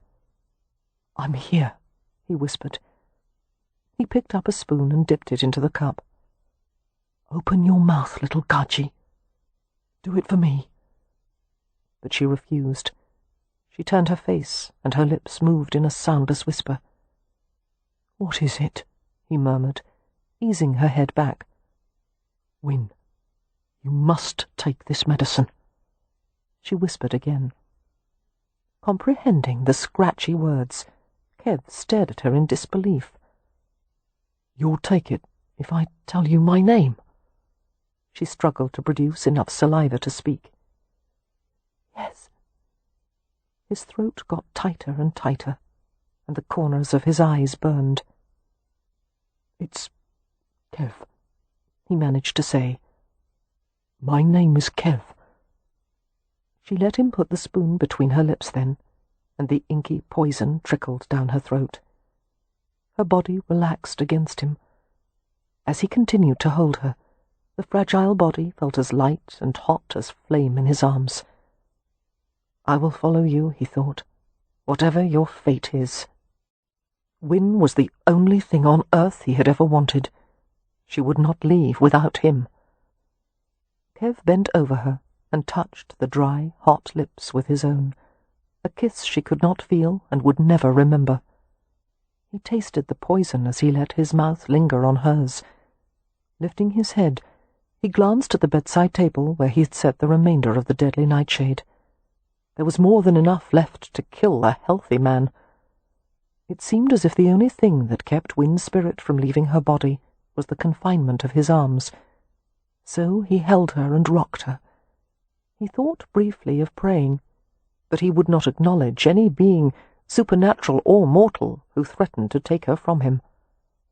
The world had become this quiet, shadowed room, the slender body in his arms, the breath that filtered softly in and out of her lungs. He followed that rhythm with his own breath, his own heartbeat. Leaning back against the bed, he fell into a dark trance as he waited for their shared fate. Unaware of how much time passed, he rested with her until a movement in the doorway and a glow of light awakened him. "Merripen," Amelia's husky voice. She held a candle at the threshold. Kev felt blindly for Win's cheek, laid his hand along the side of her face, and felt a thrill of panic as his fingers met cool skin. He felt for the pulse in her throat. "Leo's fever has broken," Amelia said. Kev could barely hear her over the blood rush in his ears. "He's going to be well."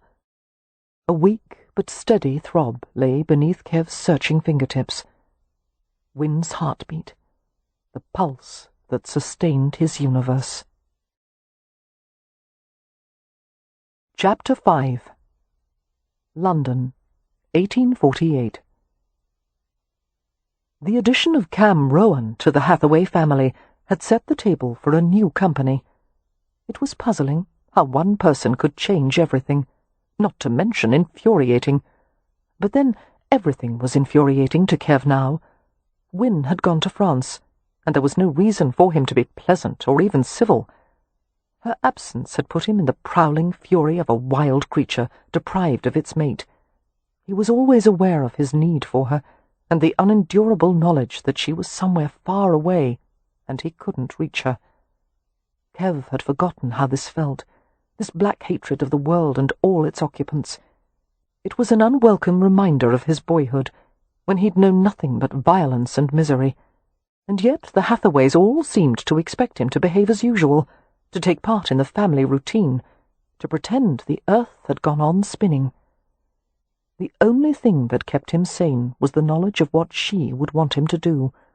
She would want him to take care of her sisters, and refrain from killing her new brother-in-law. He could hardly stand the bastard. The rest of them adored him. Cam Rowan had come and swept Amelia, a determined spinster, completely off her feet. Seduced her, as a matter of fact, which Kev still hadn't forgiven him for. But Amelia was entirely happy with her husband, even though he was half Roma. None of them had ever met anyone quite like Rowan, whose origins were as mysterious as Kev's own. For most of his life, Rowan had worked at a gentleman's gaming club, Jenner's, eventually becoming a factotum, and then owning a small interest in the highly lucrative business. Burdened with a growing fortune, he had invested it as badly as possible to spare himself the supreme embarrassment of being a gypsy with money. It hadn't worked. The money kept coming, every foolish investment returning miraculous dividends. Rowan sheepishly called it his good luck curse. But as it turned out, Rowan's curse was useful, since taking care of the Hathaways was an expensive proposition. Their family estate in Hampshire, which Leo had inherited last year along with his title, had burned down recently and was being rebuilt, and Poppy needed clothes for her London season, and Beatrix wanted to go to finishing school. On top of that, there were Win's clinic bills. As Rowan had pointed out to Kev, he was in a position to do a great deal for the Hathaways, and that should be reason enough for Kev to tolerate him. Therefore, Kev tolerated him. Barely. "Good morning," Rowan said cheerfully, coming into the dining area of the family suite at the Rutledge Hotel. They were already halfway through breakfast. Unlike the rest of them, Rowan was not an early riser, having spent most of his life in a gambling club where there was activity at all hours of the night. A town gypsy, Kev thought with contempt. Freshly washed and dressed in gajo clothes, Rowan was exotically handsome, with dark hair worn a shade too long, and a diamond stud sparkling in one ear. He was lean and supple, with an easy way of moving. Before taking the chair next to Amelia, he leaned down to kiss her head, an open display of affection that caused her to colour. There had been a time in the not-too-distant past when Amelia would have disapproved of such demonstrations. Now she merely blushed and looked bemused. Kev scowled down at his half-finished plate. "Are you still sleepy?" he heard Amelia ask Rowan. "At this rate, I won't be fully awake until noon." "You should try some coffee." "No, thank you. I can't abide the stuff." Beatrix spoke then. "Merripen drinks lots of coffee. He loves it." "Of course he does," Rowan said. "It's dark and bitter." He grinned as Kev gave him a warning glance. "How are you faring this morning, Frau?" "Don't call me that." Although Kev didn't raise his voice, there was a savage note in it that gave everyone pause. After a moment, Amelia spoke to Rowan in a deliberately light tone. "We're going to the dressmaker's today, Poppy and Beatrix and I. We'll probably be gone till supper." While Amelia went on to describe the gowns and hats and fripperies they would need, Kev felt Beatrix's small hand creep over his. "It's all right," Beatrix whispered. "I miss them too." At 16, the youngest Hathaway sibling was at that vulnerable age between childhood and adulthood. A sweet-natured little scamp, she was as inquisitive as one of the many pets she had accumulated. Since Amelia's marriage to Rowan, Beatrix had been begging to go to finishing school. Kev suspected she had read one too many novels featuring heroines who acquired airs and graces at academies for young ladies. He was doubtful that finishing school would turn out well for the free-spirited Beatrix. Letting go of his hand, Beatrix turned her attention back to the conversation, which had progressed to the subject of Rowan's latest investment. It had become something of a game to Rowan to find an investment opportunity that wouldn't succeed. The last time he had tried it, he had bought a London rubber manufactory that was failing badly. As soon as Cam purchased it, however, the company had acquired patent rights for vulcanization and had invented something called the rubber band, and now people were buying millions of the things. "This one is sure to be a disaster," Cam was saying. "There is a pair of brothers, both of them blacksmiths, who have come up with a design for a man-powered vehicle. They call it a velocicle. 2 wheels set on a tubular steel frame, propelled by pedals you push with your feet." "Only 2 wheels?" Poppy asked, perplexed. "How could one ride it without falling over?" "The driver would have to balance his center of mass over the wheels." "How would one turn the vehicle?" "More importantly," Amelia said in a dry tone, "how would one stop it?" "By the application of one's body to the ground," Poppy suggested. Cam laughed. "Probably. We'll put it into production, of course. Westcliff says he's never seen a more disastrous investment. The velocicle looks uncomfortable as the devil, and requires balance far beyond the abilities of the average man. It won't be affordable or practical. After all, no sane man would choose to pedal along the street on a 2-wheeled contraption in lieu of riding a horse." "It sounds quite fun, though," Beatrix said wistfully. "It's not an invention a girl could try," Poppy pointed out. "Why not? Our skirts would get in the way." "Why must we wear skirts?" Beatrix asked. "I think trousers would be ever so much more comfortable." Amelia looked appalled and amused. "These are observations best kept in the family, dear." Picking up a glass of water, she raised it in Rowan's direction. "Well, then, here's to your first failure." She raised an eyebrow. "I hope you're not risking the entire family fortune before we reach the dressmaker's." He grinned at her. "Not the entire fortune. Shop with confidence, Monisha." When breakfast was concluded, the women left the dining table, while Rowan and Kev stood politely. Lowering himself back into the chair, Rowan watched as Kev began to leave. "Where are you going?" he asked lazily. "Meeting with your tailor? Going to discuss the latest political events at the local coffee house?" "If your goal is to annoy me," Kev informed him, "there's no need to make an effort. You annoy me just by breathing." "Forgive me. I would try to refrain from the habit, but I've become rather fond of it." Rowan gestured to a chair. "Join me, Merripen. We need to discuss a few things." Kev complied with a glower. "You're a man of few words, aren't you?" Rowan observed. "Better than to fill the air with empty chatter." "I agree. I'll go straight to the point, then. While Leo, Lord Ramsay, is in Europe, his entire estate, his financial affairs, and 3 of his sisters have been placed in the care of a pair of roamers. It's not what I'd call an ideal situation. If Leo were in any condition to stay, I would have kept him here and sent Poppy to France with Win." But Leo was not in good condition, as they both knew.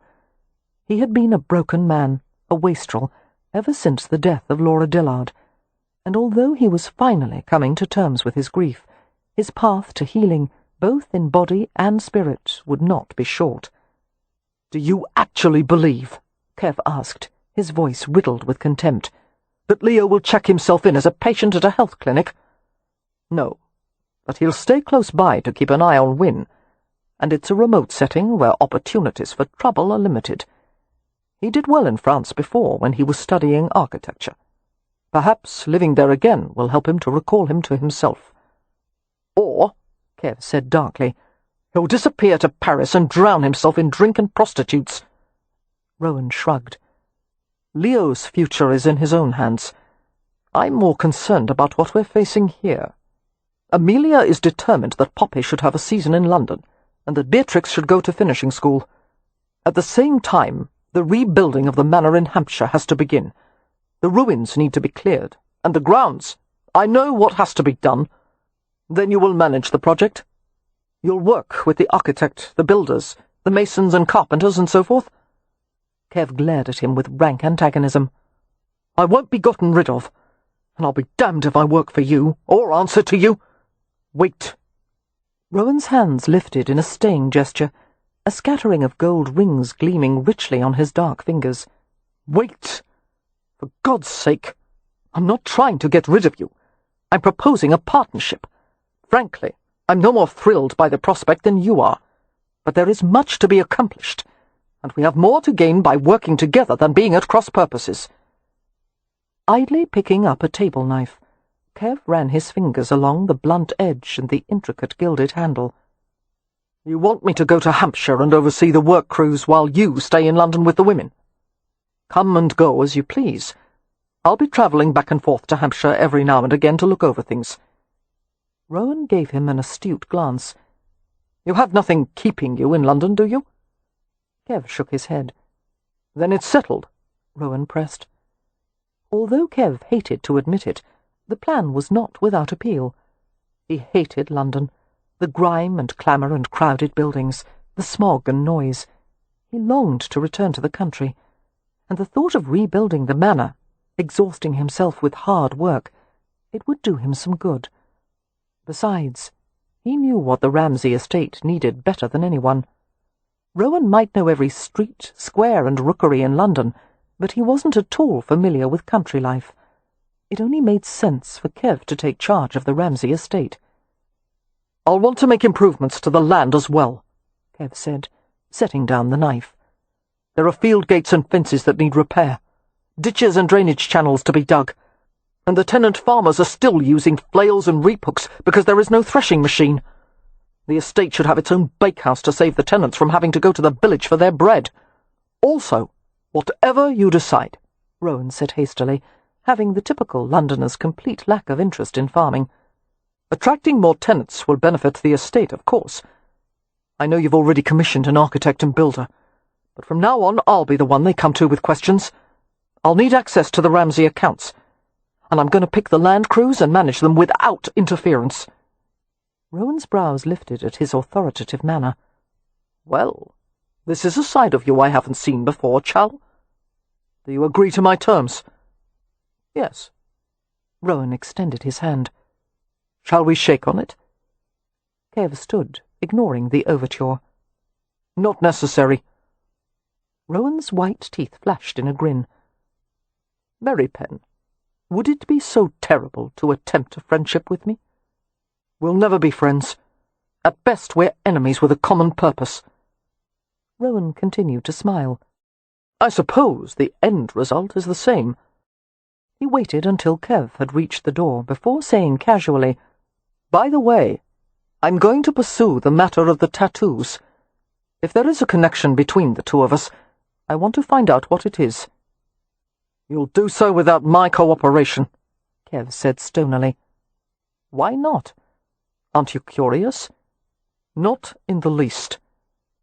Rowan's hazel eyes were filled with speculation. "You have no ties to the past or the Rome, and no knowledge of why our unique design was inked into your arm in early childhood.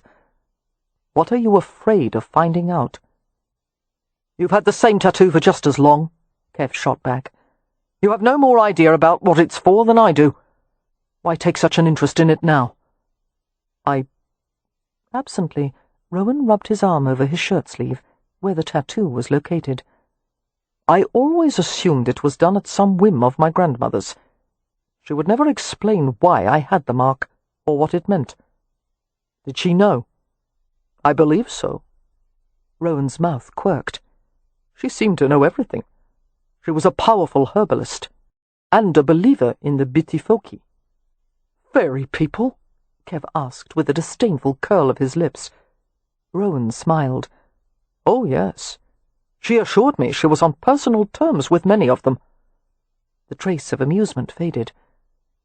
"When I was about 10 years old, my grandmother sent me away from the tribe.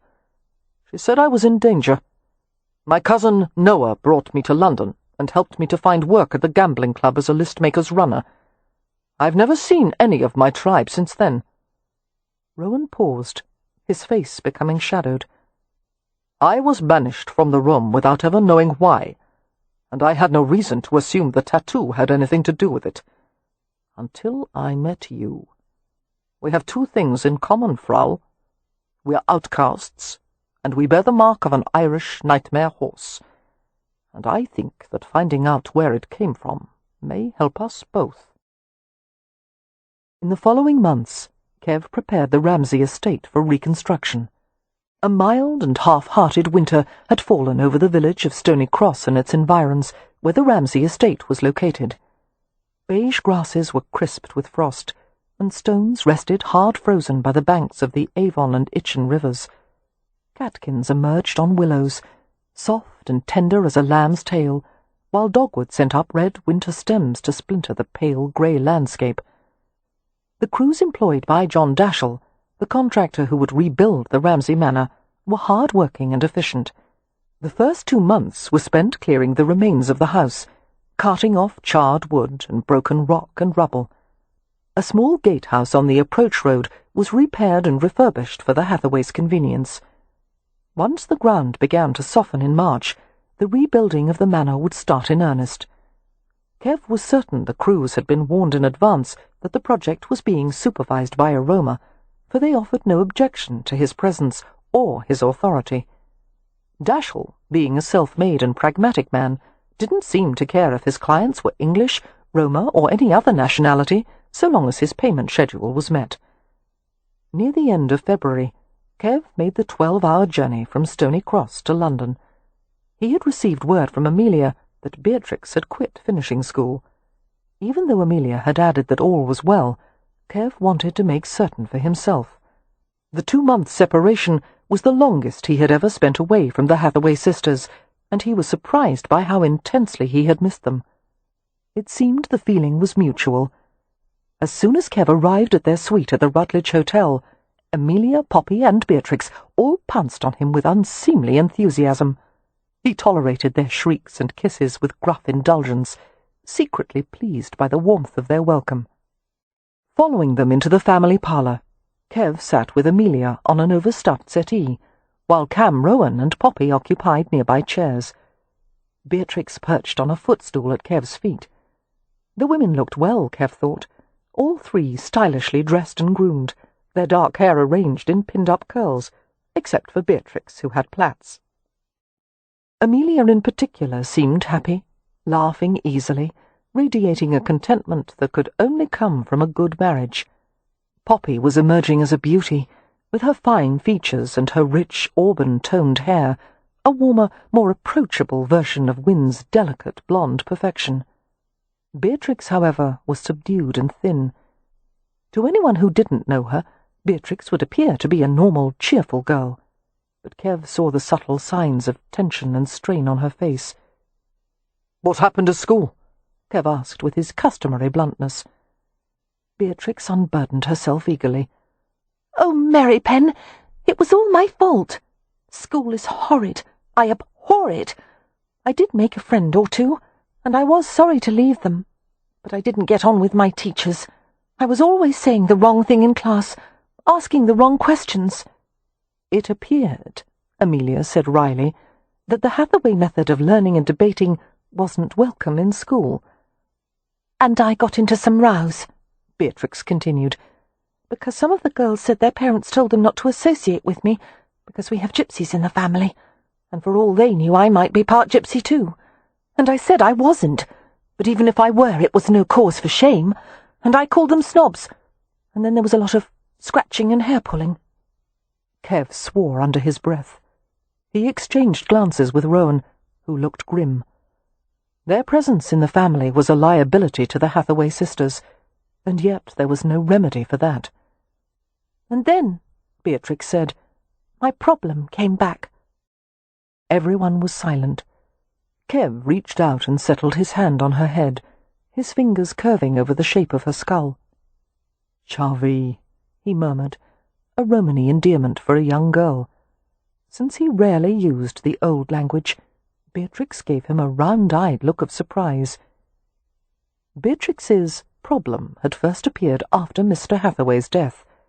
It recurred every now and then in times of anxiety or distress.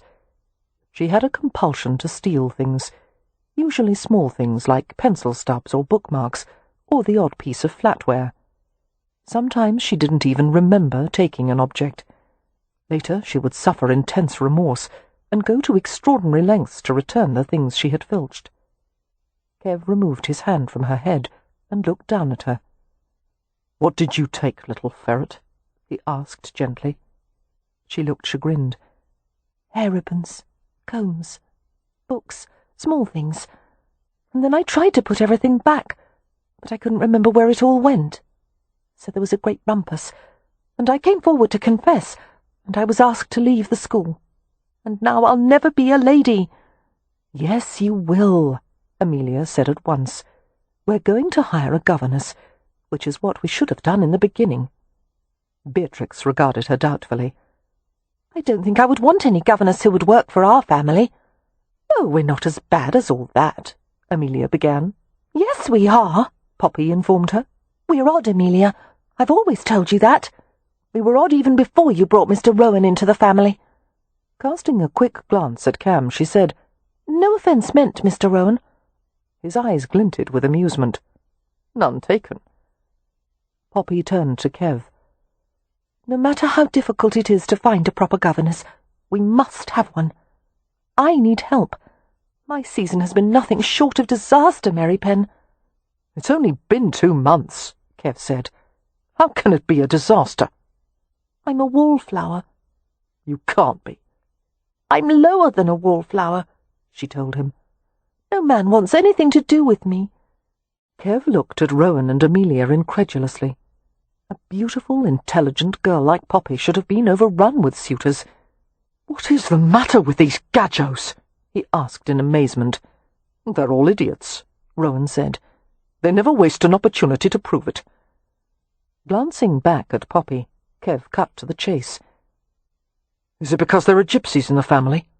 Is that why you're not sought after?" "Well, it doesn't exactly help," Poppy admitted. "But the greater problem is that I have no social graces. I'm constantly making faux pas, and I'm dreadful at small talk. You're supposed to go lightly from topic to topic like a butterfly. It's not easy to do, and there's no point to it. And the young men who do bring themselves to approach me find an excuse to flee after 5 minutes, because they flirt and say the silliest things, and I have no idea how to respond." "I wouldn't want any of them for her anyway," Amelia said crisply. "You should see them, Merripen. A more useless flock of preening peacocks could not be found." "I believe it would be called a muster of peacocks," Poppy said, "not a flock." "Call them a knot of toads instead," Beatrix said. "A colony of penguins," Amelia joined in. "A rumpus of baboons," Poppy said, laughing. Kev smiled slightly, but he was still preoccupied. Poppy had always dreamed of a London season. For it to turn out this way must be a crushing disappointment. "Have you been invited to the right events?" he asked. "The dances, the dinner things?" "Balls and soirees," Poppy supplied. "Yes, thanks to the patronage of Lord Westcliff and Lord St. Vincent, we received invitations. But merely getting past the door doesn't make one desirable, Merripen. It only affords one the opportunity to prop up the wall while everyone else dances." Kev frowned at Amelia and Rowan. "What are you going to do about this?" "We're going to withdraw Poppy from the season," Amelia said, "and tell everyone that on second thought she's still too young to be out in society." "No one will believe that," Beatrix said. "After all, Poppy's almost 20. "There's no need to make me sound like a warty old crone, Bee," Poppy said indignantly. "And in the meantime," Amelia continued with great patience, "we'll find a governess who will teach both Poppy and Beatrix how to behave." "She'd better be good," Beatrix said, pulling a grunting black-and-white guinea pig from her pocket and snuggling it under her chin. "We have a lot to overcome. Don't we, Mr. Nibbles?" Later, Amelia took Kev aside. She reached into the pocket of her gown and extracted a small white square. She gave it to him, her gaze searching his face. "Win wrote other letters to the family, and of course you shall read those as well, but this was addressed solely to you." Unable to speak, Kev closed his fingers around the bit of parchment sealed with wax. He went to his hotel room, which was separate from the rest of the families at his request. Sitting at a small table, he broke the seal with scrupulous care. There was Win's familiar writing, the pen strokes small and precise. Dear Kev, I hope this letter finds you in full health and vigour. I cannot imagine you in any other state, actually. Every morning I awaken in this place, which seems another world entirely, and I am surprised anew to find myself so far away from my family, and from you. The journey across the Channel was trying, the land route to the clinic even more so. As you know, I am not a good traveller, but Leo saw me safely here. He is now residing a short distance away, as a paying guest at a small chateau, and so far he has come to visit every other day. Win's letter went on to describe the clinic, which was quiet and austere. The patients suffered from a variety of ailments, but most especially those of the lung and pulmonary system. Instead of dosing them with narcotic drugs and keeping them inside, as most doctors prescribed, Dr. Harrow put them all on a program of exercise, cold baths, health tonics, and a simple abstemious diet. Compelling the patients to exercise was a controversial treatment, but according to Dr. Harrow, motion was the prevailing instinct of all animal life. The patients started every day with a morning walk outside, rain or shine, followed by an hour in the gymnasium for activities such as ladder climbing or lifting dumbbells. So far, Win could hardly manage any exercises without becoming severely out of breath, but she thought she could detect a small improvement in her abilities. Everyone at the clinic was required to practice breathing on a new device called a spirometer, an apparatus for measuring the volume of air inspired and expired by the lungs. There was more about the clinic and the patients, which Kev skimmed over quickly, and then he reached the last paragraph. Since my illness, I have had the strength to do very little except to love, Win had written, but that I have done, and I still do, in full measure. I am sorry for the way I shocked you the morning I left, but I do not regret the sentiments I expressed. I am running after you and life in desperate pursuit. My dream is that some day you will both turn and let me catch you. That dream carries me through every night. I long to tell you so many things, but I am not free yet. I hope to be well enough some day to shock you again, with far more pleasing results. I have enclosed 100 kisses in this letter. You must count them out carefully, and not lose any. Yours, Winifred. Flattening the slip of paper on the table, Kev smoothed it and ran his fingertips along the delicate lines of script. He read it twice more. He let his hand close over the parchment, crushing it tightly, and he hurled it into the hearth where a small fire was burning. And he watched it light and smoulder, until the whiteness had darkened into ash, and every last word from Win had disappeared. Chapter 6. London, 1851. Spring. At long last, Win had come home. The clipper from Calais was docked, the hold packed with luxury goods and bags of letters and parcels to be delivered by the Royal Mail. It was a medium-sized ship, with 7 spacious staterooms for the passengers, each lined with Gothic arched panels and painted a glossy shade of Florence white. Win stood on the deck and watched the crew employing the ground tackle to moor the ship. Only then would the passengers be allowed to disembark. Once the excitement that gripped her would have made it impossible to breathe. But Win was returning to London a different woman. She wondered how her family would react to the changes in her, and of course they had changed as well. Amelia and Cam had been married for 2 years now, and Poppy and Beatrix were now out in society. And Merripen... But her mind shied from thoughts of him, which were too stirring to dwell on in anything other than a private setting. She gazed at her surroundings, the forest of ship-masts, the endless acres of quay and jetty, the immense warehouses for tobacco, wool, wine, and other items of commerce. There was movement everywhere. Sailors, passengers, provision agents, labourers, vehicles, and livestock. A profusion of odours thickened the air. Goats and horses, spices, ocean salt, tar, dry rot, and above all hung the stench of chimney smoke and coal vapour, darkening as the night pressed close over the city. Win longed to be in Hampshire, where the spring meadows would be green and thick with primroses and wildflowers, and the hedgerows were in bloom. According to Amelia, the restoration of the Ramsay estate was not yet complete, but the manor was habitable now. It seemed the work had gone with miraculous speed under Merripen's direction. The gangplank was lowered from the vessel and secured. As Win watched the first few passengers descend to the dock, she saw her brother's tall, almost lanky form leading the way. France had been good for both of them. Whereas Win had gained some much-needed weight, Leo had lost his dissipated bloat. He had spent so much time out of doors, walking, painting, swimming, that his dark brown hair had lightened a few shades, and his skin had soaked up sun.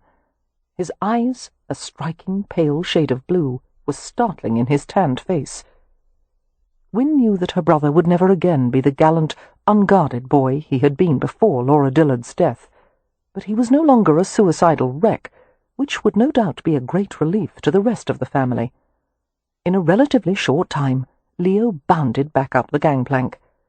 He came to Win with a wry grin, clamping his top hat more firmly on his head. "Is anyone waiting for us?" Win asked eagerly. "No." Worry creased her forehead. "They didn't receive my letter, then?" They had sent word that they would be arriving a few days earlier than expected, owing to a change in the Clipper line's schedule. "Your letter is probably stuck at the bottom of a Royal Mail satchel somewhere," Leo said. "Don't worry, Win. We'll go to the Rutledge by Hackney. It isn't far." "But it will be a shock to the family for us to arrive before we're expected." "Our family likes to be shocked," he said, "or at least they're accustomed to it." "They'll also be surprised that Dr. Harrow has come back with us." "I'm sure they won't mind his presence at all," Leo replied. One corner of his mouth twitched in private amusement. "Well, most of them won't." Evening had fallen by the time they reached the Rutledge Hotel. Leo arranged for rooms and managed the luggage, while Win and Dr. Harrow waited in a corner of the spacious lobby. "I'll allow you to reunite with your family in private," Harrow said. "My manservant and I will go to our rooms and unpack." "You are welcome to come with us," Win said, but she was secretly relieved when he shook his head. "I won't intrude. Your reunion should be private." "But we will see you in the morning?" Win asked. "Yes." He stood looking down at her, a slight smile on his lips. Dr. Julian Harrow was an elegant man, supernally composed, effortlessly charming. He was dark-haired and grey-eyed, and possessed of a square-jawed attractiveness that had caused nearly all of his female patients to fall a little bit in love with him. One of the women at the clinic had remarked dryly that Harrow's personal magnetism not only affected men, women, and children, but also extended to armoires, assorted chairs, and the nearby goldfish in a bowl. As Leo had put it, "Harrow doesn't look at all like a doctor. He looks like a woman's fantasy of a doctor. I suspect half his practice consists of love-struck females who prolong their illness merely to continue being treated by him." "I assure you," Win had said, laughing, "I am neither love-struck, nor am I the least bit inclined to prolong my illness." But she had to admit it was difficult not to feel something for a man who was attractive, attentive, and had also cured her of a debilitating illness. And Win thought Julian might possibly have feelings for her in return. During the past year, especially, when Win's health had rebounded into full vitality, Julian had begun to treat her as something more than a mere patient. They had gone on long walks through the impossibly romantic scenery of Provence, and he had flirted with her and made her laugh. His attentions had soothed her wounded spirit after Merripen had so callously ignored her. Eventually Win had accepted that the feelings were all on her side. She had even cried on Leo's shoulder. Her brother had pointed out that she had seen very little of the world and knew next to nothing about men. "Don't you think it's possible your attachment to Merripen was a result of proximity as much as anything else?" Leo had asked gently. "Let's look at the situation honestly, Win. You have nothing in common with him. You're a lovely, sensitive, literate woman, and he's Merripen. He likes to chop wood for entertainment, and apparently it falls to me to point out the indelicate truth that some couples are well suited in the bedroom, but not anywhere else." Win had been shocked out of her tears by his bluntness. "Leo Hathaway, are you suggesting—" "Lord Ramsay now, thank you," he teased. "Lord Ramsay, "Are you suggesting that my feelings for Merripen are carnal in nature?" "They're certainly not intellectual," Leo said, and grinned as she punched him in the shoulder. After much reflection, however, Win had to admit that Leo had a point. Of course, Merripen was far more intelligent and educated than her brother gave him credit for. As far as she remembered, Merripen had challenged Leo in many a philosophical discussion, and he had memorized more Greek and Latin than anyone else in the family except her father. But he had only learned those things to fit in with the Hathaways, not because he had any real interest in obtaining an education. Merripen was a man of nature. He craved the feel of earth and sky. He would never be more than half tame, and he and Win were as different as fish from fowl. Julian took her hand in his long, elegant one. His fingers were smooth and well-tended, tapered at the tips. "Winifred," he said gently, "now that we're away from the clinic, life won't be quite so well regulated. You must safeguard your health. Make certain you rest tonight, no matter how tempting it is to stay up all hours." "Yes, Doctor," Win said, smiling up at him.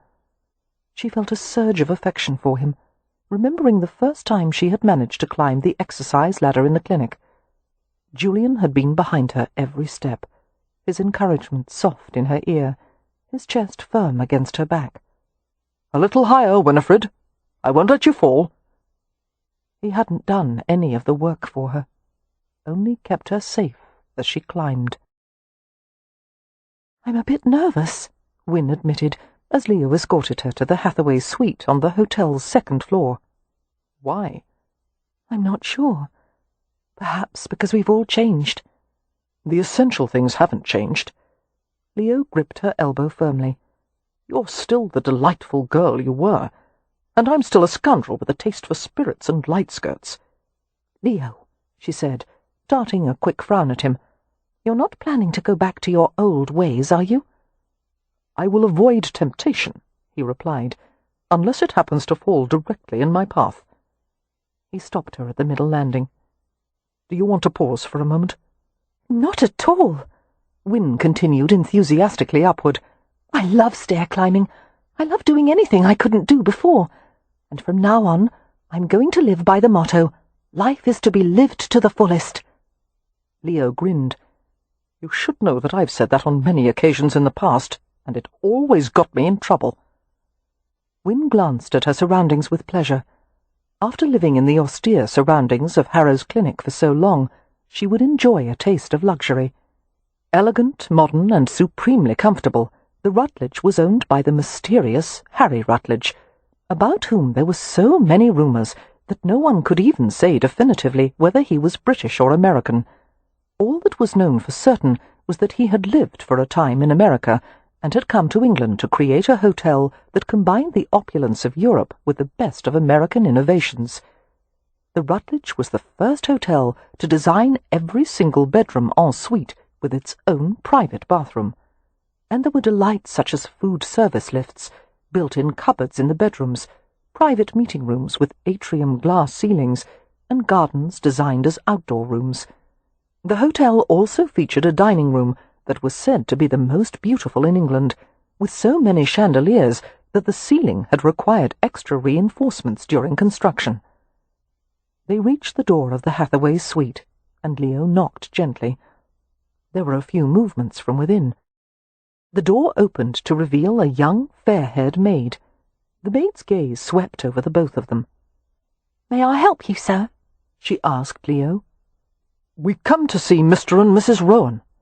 "Beg pardon, sir, but they have just retired for the evening." The hour was quite late, Win thought, deflated. "We should go to our rooms and let them rest," she told Leo. "We'll come back in the morning." Leo stared at the housemaid with a slight smile and asked in a soft, low voice, "What is your name, child?" Her brown eyes widened, and a blush crept up her cheeks. "Abigail, sir." "Abigail," he repeated. "Tell Mrs. Rowan that her sister is here and wishes to see her." "Yes, sir." The maid giggled and left them at the door. Win gave her brother a wry glance as he helped to remove her cloak. "Your way with women never fails to astonish me." "Most women have a tragic attraction to rakes," he said regretfully. "I really shouldn't use it against them." Someone came into the receiving room. He saw Amelia's familiar form, clad in a blue dressing robe, accompanied by Cam Rowan, who was handsomely dishevelled in an open-necked shirt and trousers. Amelia stopped at the sight of her brother and sister, her blue eyes as round as saucers. A white hand fluttered to her throat. "Is it really you?" she asked unsteadily. Win tried to smile, but it was impossible when her lips were trembling with emotion. She tried to imagine how she must appear to Amelia, who had seen her last as a frail invalid. "I'm home," she said, a slight break in her voice. "Oh, Win! I dreamed! I so hoped!" Amelia stopped and rushed forward, and their arms went around each other fast and tight. Win closed her eyes and sighed, feeling that at last she had come home. My sister! She basked in the soft comfort of Amelia's arms. "You're so beautiful," Amelia said, drawing back to cup Win's wet cheeks with her hands. "So healthy and strong.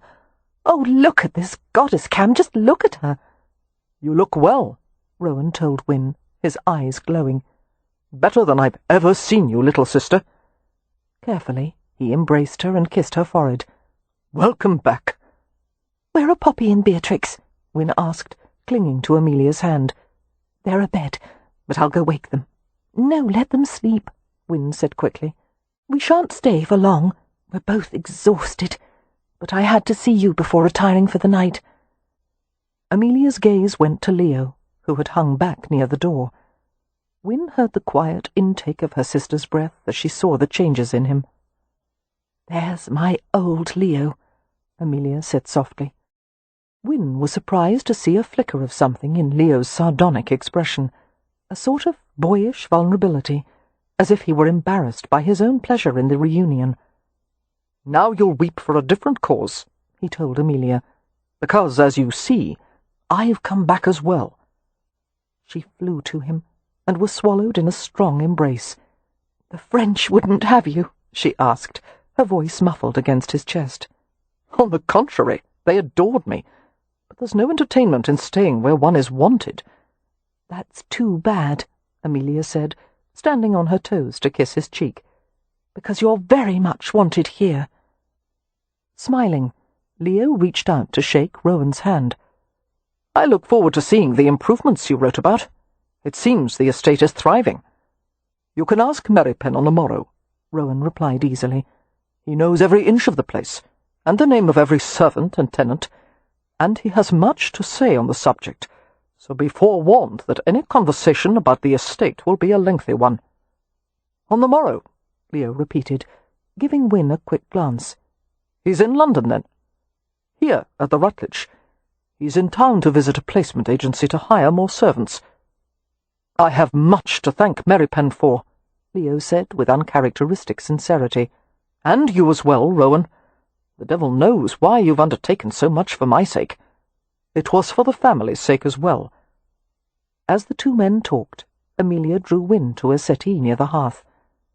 "Your face is fuller," Amelia said, openly cataloguing the changes in her sister. "Your eyes are brighter, and your figure is altogether splendid." "No more corsets," Win said with a grin. "Dr. Harrow says they compress the lungs, force the spine and head into an unnatural attitude, and weaken the back muscles." "Scandalous!" Amelia exclaimed, her eyes sparkling. "No corset even on formal occasions." "He allows that I might wear one very rarely, but only loosely laced." "And what else does Dr. Harrow say?" Amelia was clearly entertained. Any opinions on stockings and garters? You may hear it from the source himself, Win said. Leo and I have brought Dr. Harrow back with us. Lovely. Does he have business here? Not that I know of. I suppose since he's from London he has relations and friends to meet. Yes, that's part of it, but... Win felt herself flush a little. Julian has expressed a personal interest in spending time with me away from the setting of the clinic. Amelia's lips parted in surprise. Julian, she repeated. Does he mean to court you, Win? I'm not sure. I'm not at all experienced in these matters, but I think so. Do you like him? Win nodded without hesitation. Quite a lot. Then I'm certain to like him as well, and I will be glad of the chance to thank him personally for what he has done. They grinned at each other, basking in the delight of being reunited. But after a moment, Win thought of Merripen, and her pulse began to throb with uncomfortable force, and nerves jumped everywhere in her body. "How is he, Amelia?" she finally brought herself to whisper. There was no need for Amelia to ask who he was. "Merripen has changed," she said cautiously, "nearly as much as you and Leo. Cam says what Merripen has accomplished with the estate is no less than astounding. It requires a broad array of skills to direct builders, craftsmen and groundsmen, and also to repair the tenant farms. And Merripen has done it all. When necessary, he'll strip off his coat and lend his own back to a task. He's earned the respect of the workers. They never dare to question his authority." "I'm not surprised, of course," Win said, while a bittersweet feeling came over her. "He has always been a very capable man. But when you say he has changed, what do you mean?" "He has become rather hard." "Hard-hearted? Stubborn?" "Yes, and remote. He seems to take no satisfaction in his success, nor does he exhibit any real pleasure in life. Oh, he has learned a great deal, and he wields authority effectively, and he dresses better to befit his new position. But oddly, he seems less civilized than ever. I think—" an uncomfortable pause. "Perhaps it may help him to see you again. You were always a good influence." Win eased her hands away and glowered down at her own lap. "I doubt that. I doubt I have any influence on Merripen whatsoever. He has made his lack of interest very clear." "Lack of interest?" Amelia repeated, and gave a strange little laugh. "No, Win, I wouldn't say that at all. Any mention of you earns his closest attention." "One may judge a man's feelings by his actions." Win sighed and rubbed her weary eyes. "At first I was hurt by the way he ignored my letters. Then I was angry. Now I merely feel foolish." "Why, dear?" Amelia asked, her blue eyes filled with concern. For loving, and having that love tossed back in her face. For wasting an ocean's worth of tears on a big, hard-hearted brute. And for still wanting to see him despite all that. Win shook her head. The talk of Merripen had made her agitated and melancholy. "I'm weary after the long journey, Amelia," she said with a half-smile. "Would you mind if I—" "No, go at once," her sister said, drawing her up from the settee and putting a protective arm around her. "Leo, do take Win to her room. You're both exhausted. We'll have time for talking tomorrow." "Ah, that lovely tone of command," Leo reminisced. "I'd hoped that by now you would have rid her of the habit of barking out orders like a drill sergeant, Rowan." "I enjoy all her habits," Rowan replied, smiling at his wife. "What room is Merripen in?" Win whispered to Amelia. "Third floor, number 21, Amelia whispered back. "But you mustn't go tonight, dear." "Of course." Win smiled at her. "The only thing I intend to do tonight is to go to bed without delay." Chapter 7. Third floor, number 21. Win pulled the hood of her cloak farther over her head, concealing her face as she walked along the quiet hallway. She had to find Merripen, of course. She had come too far. She had crossed miles of earth, an ocean, and come to think of it, she had climbed the equivalent of 1,000 ladders in the clinic gymnasium, all to reach him. Now that they were in the same building, she was hardly going to end her journey prematurely. The hotel hallways were bracketed at each end, with colonnaded light wells to admit the sun in the daylight hours. Win could hear strains of music from deep within the hotel. There must be a private party in the ballroom, or an event in the famous dining room. Harry Rutledge was called the hotelier to royalty, welcoming the famous, the powerful, and the fashionable to his establishment. Glancing at the gilded numbers on each door, Win finally found 21. Her stomach plunged, and every muscle clenched with anxiety. She felt a light sweat break out on her forehead. Fumbling a little with her gloves, she managed to pull them off and tuck them into the pockets of her cloak. A tremulous knock at the door with her knuckles, and she waited in frozen stillness, head down bent, hardly able to breathe for nerves. She gripped her arms around herself beneath the concealing cloak. She was not certain how much time passed, only that it seemed an eternity before the door was unlocked and opened. Before she could bring herself to look up, she heard Merripen's voice. She had forgotten how deep and dark it was, how it seemed to reach down to the centre of her. "I didn't send for a woman tonight." That last word forestalled Win's reply. Tonight implied that there had been other nights when he had indeed sent for a woman, and although Win was unworldly, she certainly understood what happened when a woman was sent for and received by a man at a hotel. Her brain swarmed with thoughts. She had no right to object if Merripen wanted a woman to service him. She did not own him.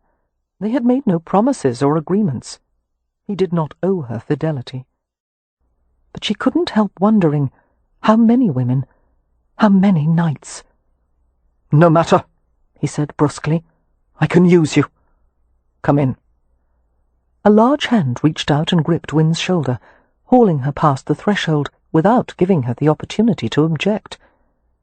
"I can use you?" Anger and consternation tumbled through her. She had no idea what to do or say. Somehow it didn't seem appropriate simply to throw back her hood and cry, "Surprise!" Merripen had mistaken her for a prostitute, and now the reunion she had dreamt of for so long was turning into a farce. "I assume you were told that I'm a roamer," he said.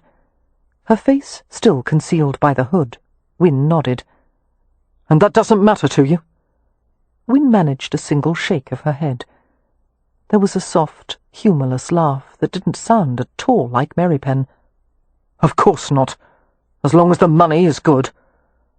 He left her momentarily, striding to the window to close the heavy velvet curtains against the smoke-hazed lights of London. A single lamp strained to illuminate the dimness of the room. Win glanced at him quickly. It was Merripen, but as Amelia had said, he was altered. He had lost weight, perhaps a stone. He was huge, lean, almost raw-boned. The neck of his shirt hung open, revealing the brown, hairless chest, the gleaming curve of powerful muscle. She thought at first it was a trick of the light, the immense bulk of his shoulders and upper arms. Good Lord, how strong he'd become. But none of that intrigued or startled her as much as his face. He was still as handsome as the devil, with those black eyes and that wicked mouth, the austere angles of nose and jaw, the high planes of his cheekbones. There were new lines, however, deep, bitter grooves that ran from nose to mouth, and the trace of a permanent frown between his thick brows, and most disturbing of all, a hint of cruelty in his expression. He looked capable of things that her Merripen could never have done. "Kev," she thought in despair and wonder, "what's happened to you?" He came to her. Win had forgotten the fluid way he moved, the breathtaking vitality that seemed to charge the air. Hastily she lowered her head. Merripen reached out for her, and felt her flinch. He must have also detected the tremors that ran through her frame, for he said in a pitiless tone, "You're new at this." She managed a hoarse whisper. "Yes." I won't hurt you." Merripen guided her to a nearby table. As she stood facing away from him, he reached round to the fastenings of her cloak. The heavy garment fell away, revealing her straight blonde hair, which was falling from its combs. She heard his breath catch. A moment of stillness. Win closed her eyes as Merripen's hands skimmed her sides. Her body was fuller, more curved, strong in the places where she had once been frail. She wore no corset, in spite of the fact that a decent woman always wore a corset. There was only one conclusion a man could have drawn from that. As he leaned over to lay her cloak at the side of the table, Win felt the unyielding surface of his body brush against hers.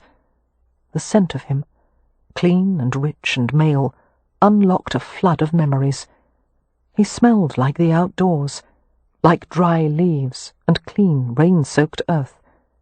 He smelled like Merripen. She didn't want to be so undone by him, and yet it shouldn't have been a surprise. Something about him had always reached through her composure, down to the vein of purest feeling. This raw exhilaration was terrible and sweet, and no man had ever done this to her except him. "Don't you want to see my face?" she asked huskily. A cold, level reply. "It's of no concern to me if you're plain or fair." But his breath hastened as his hand settled on her, one sliding up her spine, urging her to bend forward. And his next words fell on her ears like black velvet. "Put your hands on the table." Win obeyed blindly, trying to understand herself, the sudden sting of tears, the excitement that throbbed all through her. He stood behind her.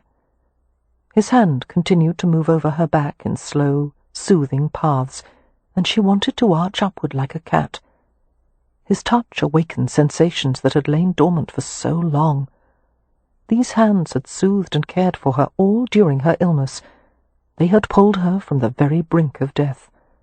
And yet he was not touching her with love, but with impersonal skill. She comprehended that he fully intended to take her, use her, as he had put it, and after an intimate act with a complete stranger, he planned to send her away a stranger still. It was beneath him, the coward. Would he never allow himself to be involved with anyone? He had closed one hand in her skirts now, easing them upward. Win felt the touch of a cold draught on her ankle, and she couldn't help but imagine what it would be like if she let him go on. Aroused and panicking, she stared down at her fists and choked out, "Is this how you treat women now, Kev?" Everything stopped. The world halted on its axis. Her skirt hem dropped, and she was seized in a fierce, hurtful grip and spun around. Caught helplessly, she looked up into his dark face. Merripen was expressionless, save for the widening of his eyes. As he stared at her, a flush burned across his cheeks and the bridge of his nose. "Win!" Her name was carried on a shaken breath. She tried to smile at him, to say something, but her mouth was trembling, and she was blinded by pleasure tears. To be with him again, it overwhelmed her in every way. One of his hands came upward. The calloused tip of his thumb smoothed over the gloss of dampness beneath her eye. His hand cradled the side of her face so gently that her lashes fluttered down, and she didn't resist as she felt him bring her closer. His parted lips touched the salty wake of the tear and followed it along her cheek, and then the gentleness evaporated. With a swift, greedy move, he reached for her back, her hips clutching her hard against him. His mouth found hers with hot, urgent pressure. He tasted her. She reached up to his cheeks and shaped her fingers over the scrape of bristle. A sound came from low in his throat, a masculine growl of pleasure and need. His arms clasped around her in an unbreakable hold, for which she was grateful. Her knees threatened to give way entirely. Lifting his head, Merripen looked down at her with dazed, dark eyes. "How can you be here?" "I came back early." A shiver went through her as his hot breath fanned against her lips. I wanted to see you. Wanted you. He took her mouth again, no longer gentle. He sank his tongue into her, aggressively searching. Both his hands came up to her head, angling it to make her mouth fully accessible. She reached around him, gripping the powerful stretch of his back, the hard muscles that went on and on. Merripen groaned as he felt her hands on him. He groped at the combs in her hair, tugged them out, and tangled his fingers in the long, silken locks. Pulling her head back, he sought the fragile skin of her throat and dragged his mouth along it as if he wanted to consume her. His hunger escalated and drove his breath faster and his pulse harder, until Win realized he was close to losing all control. He scooped her up with shocking ease. He carried her to the bed and lowered her swiftly to the mattress. His lips found hers, ravaging deep and sweet, draining her with hot, seeking kisses. He lowered over her, his solid weight pinning her in place. Win felt him grip the front of her travelling gown, pulling so hard she thought the fabric might tear. The thick cloth resisted his efforts, although a few of the buttons at the back of her gown strained and popped. "Wait, wait," she whispered, afraid he would rip her gown to shreds. He was too caught up in his savage desire to hear anything. As Merripen cupped the soft shape of her breast over the gown, the tip ached and hardened. His head bent. To Win's astonishment, she felt him biting against the cloth until her nipple was caught in the light clamp of his teeth. A whimper escaped her, and her hips jerked upward reflexively. Merripen crawled over her. His face was misted with sweat. His nostrils flared from the force of his breathing. The front of her skirts had ridden up between them. He tugged them higher and impelled himself between her thighs until she felt the thick ridge of him between the layers of her drawers and his trousers. Her eyes flew open. She stared up into the black fire of his gaze. He moved against her, letting her feel every inch of what he wanted to put inside her, and she moaned and opened to him. He made a primitive sound as he rubbed over her again, caressing her with unspeakable intimacy. She wanted him to stop, and at the same time she wanted him never to stop. "Kev!" Her voice was shaking. "Kev!" But his mouth covered hers, penetrating deeply, while his hips moved in slow strokes. Shaken and impassioned, she lifted against that demanding hardness. Each wicked thrust caused sensations to spread, heat unfolding. Win writhed helplessly, unable to speak with his mouth possessing hers. More heat, more delicious friction. Something was happening. Her muscles tightening, her senses opening in readiness for what? She was going to faint if he didn't stop. Her hands groped at his shoulders, pushing at him, but he ignored the feeble shove. Reaching beneath her, he cupped her squirming bottom and pulled her higher, right against the pumping, sliding pressure. A suspended moment of exquisite tension, so sharp that she gave an uneasy whimper. Suddenly, he flung himself away from her, going to the opposite side of the room. Bracing his hands against the wall, he hung his head and panted, and shivered like a wet dog. Dazed and trembling, Win moved slowly, restoring her clothing. She felt desperate and painfully empty, needing something she had no name for. When she was covered again, she left the bed on unsteady legs. She approached Merripen cautiously. It was obvious he was aroused, painfully so. She wanted to touch him again. Most of all, she wanted him to put his arms around her and tell her how overjoyed he was to have her back. But he spoke before she reached him, and his tone was not encouraging. "If you touch me," he said in a guttural voice, "I'm going to drag you back to that bed, and I won't be responsible for what happens next." Win stopped, plaiting her fingers. Eventually, Merripen recovered his breath, and he gave her a glance that should have immolated her on the spot. "Next time," he said flatly, "some advance warning of your arrival might be a good idea." "I did send advance notice." Win was amazed that she could even speak. It must have been lost. She paused. That was a far warmer welcome than I expected, considering the way you've ignored me for the past 2 years. I haven't ignored you. Win took quick refuge in sarcasm. You wrote to me once in 2 years. Merripen turned and rested his back against the wall. You didn't need letters from me. I needed any small sign of affection, and you gave me none. She stared at him incredulously as he remained silent. For heaven's sake, Kev, aren't you even going to say that you're glad I'm well again? I'm glad you're well again. Then why are you behaving this way? Because nothing else has changed. You've changed, she shot back. I don't know you anymore. That's as it should be. Kev, she said in bewilderment, why are you behaving this way? I went away to get well. Surely you can't blame me for that.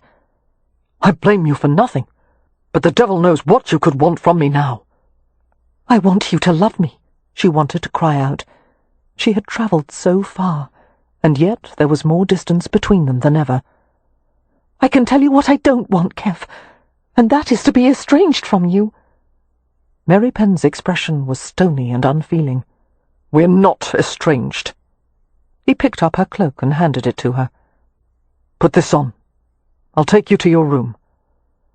Win pulled the garment around herself, stealing discreet glances at Merripen, who was all brooding energy and suppressed power as he tucked his shirt into his trousers. The X of the braces over his back highlighted his magnificent build. You needn't walk with me to my room, she said in a subdued voice. I can find my way back without— You're to go nowhere in this hotel alone. It's not safe. You're right, she said sullenly. I would hate to be accosted by someone. The shot hit its mark. Merripen's mouth hardened, and he gave her a dangerous glance as he shrugged into his coat. How much he reminded her just now of the rough, wrathful boy he had been when he had first come to the Hathaways. Kev, she said softly, can't we resume our friendship? I'm still your friend. But nothing more? No. Win couldn't help glancing at the bed, at the rumpled counterpane that covered it, and a new surge of heat went through her. Merripen went still as he followed the direction of her gaze. That shouldn't have happened, he said roughly. I shouldn't have— He stopped and swallowed audibly. I haven't had a woman in a while. You were in the wrong place at the wrong time. Win had never been so mortified. You're saying you would have reacted that way with any woman? Yes. I don't believe you. Believe what you like. Merripen went to the door and opened it to glance in both directions along the hallway. Come here. I want to stay. I need to talk with you. Not alone. Not at this hour. He paused. I told you to come here. This last was said with a quiet authority that made her bristle, but she obeyed. As Win reached him, Merripen pulled the hood of her cloak up to conceal her face. Ascertaining that the hallway was still clear, he guided her outside the room and closed the door.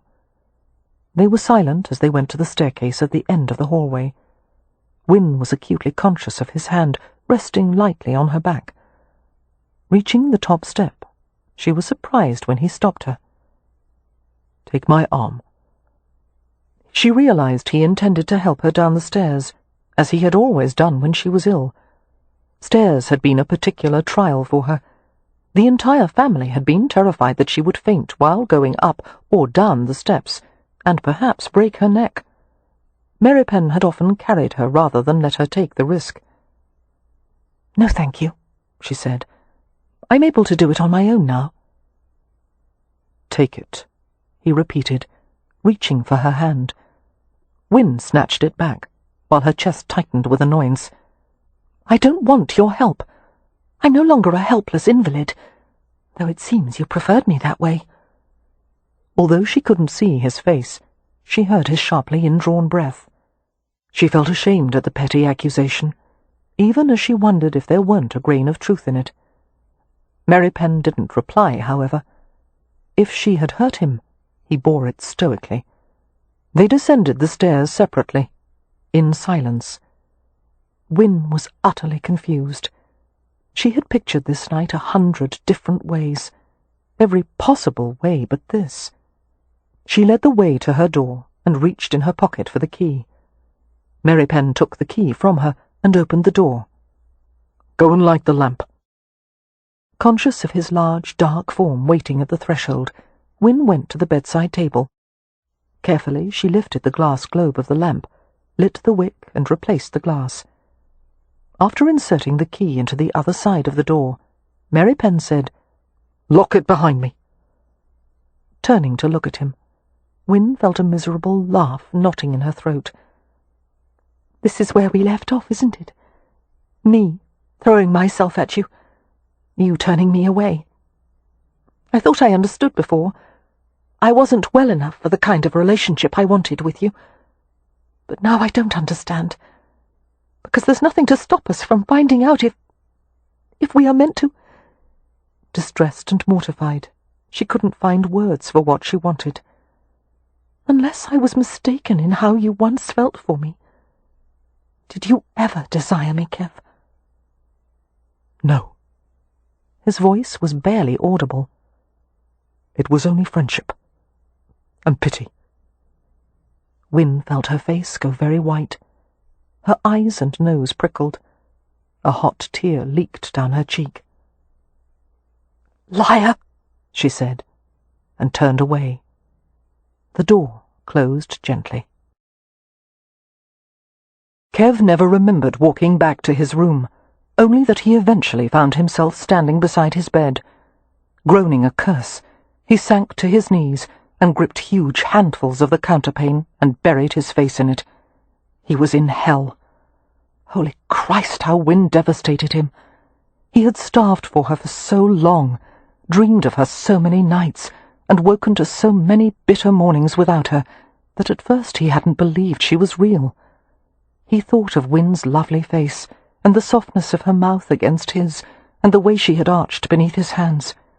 She had felt different, her body supple and strong, but her spirit was the same, radiant with the endearing sweetness and honesty that had always pierced straight to his heart. It had taken all his strength not to go to his knees before her. Win had asked for friendship. Impossible! How could he separate any part of the unwieldy tangle of his feelings and hand over such a small piece?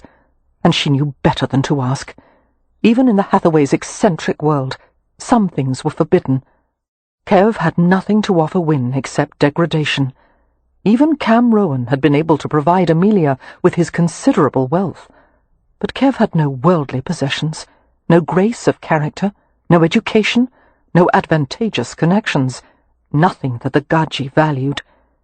He had been isolated and maltreated, even by the people of his own tribe, for reasons he had never understood. But on some elemental level, he knew that he must have deserved it. Something about him had destined him for a life of violence, and no rational being would say there was any benefit for Win Hathaway to love a man who was essentially a brute. If she was well enough to marry some day, it would be to a gentleman. To a gentle man. Chapter 8. In the morning, Leo met the governess. Poppy and Beatrix had both written to him about having acquired a governess a year earlier. Her name was Miss Marks, and they both liked her, although their descriptions didn't exactly convey why they should like such a creature. Apparently she was slight and quiet and stern. She was helping not only the sisters, but the entire family learn to acquit itself in society. Leo thought this social instruction was probably a good thing, for everyone else, not himself.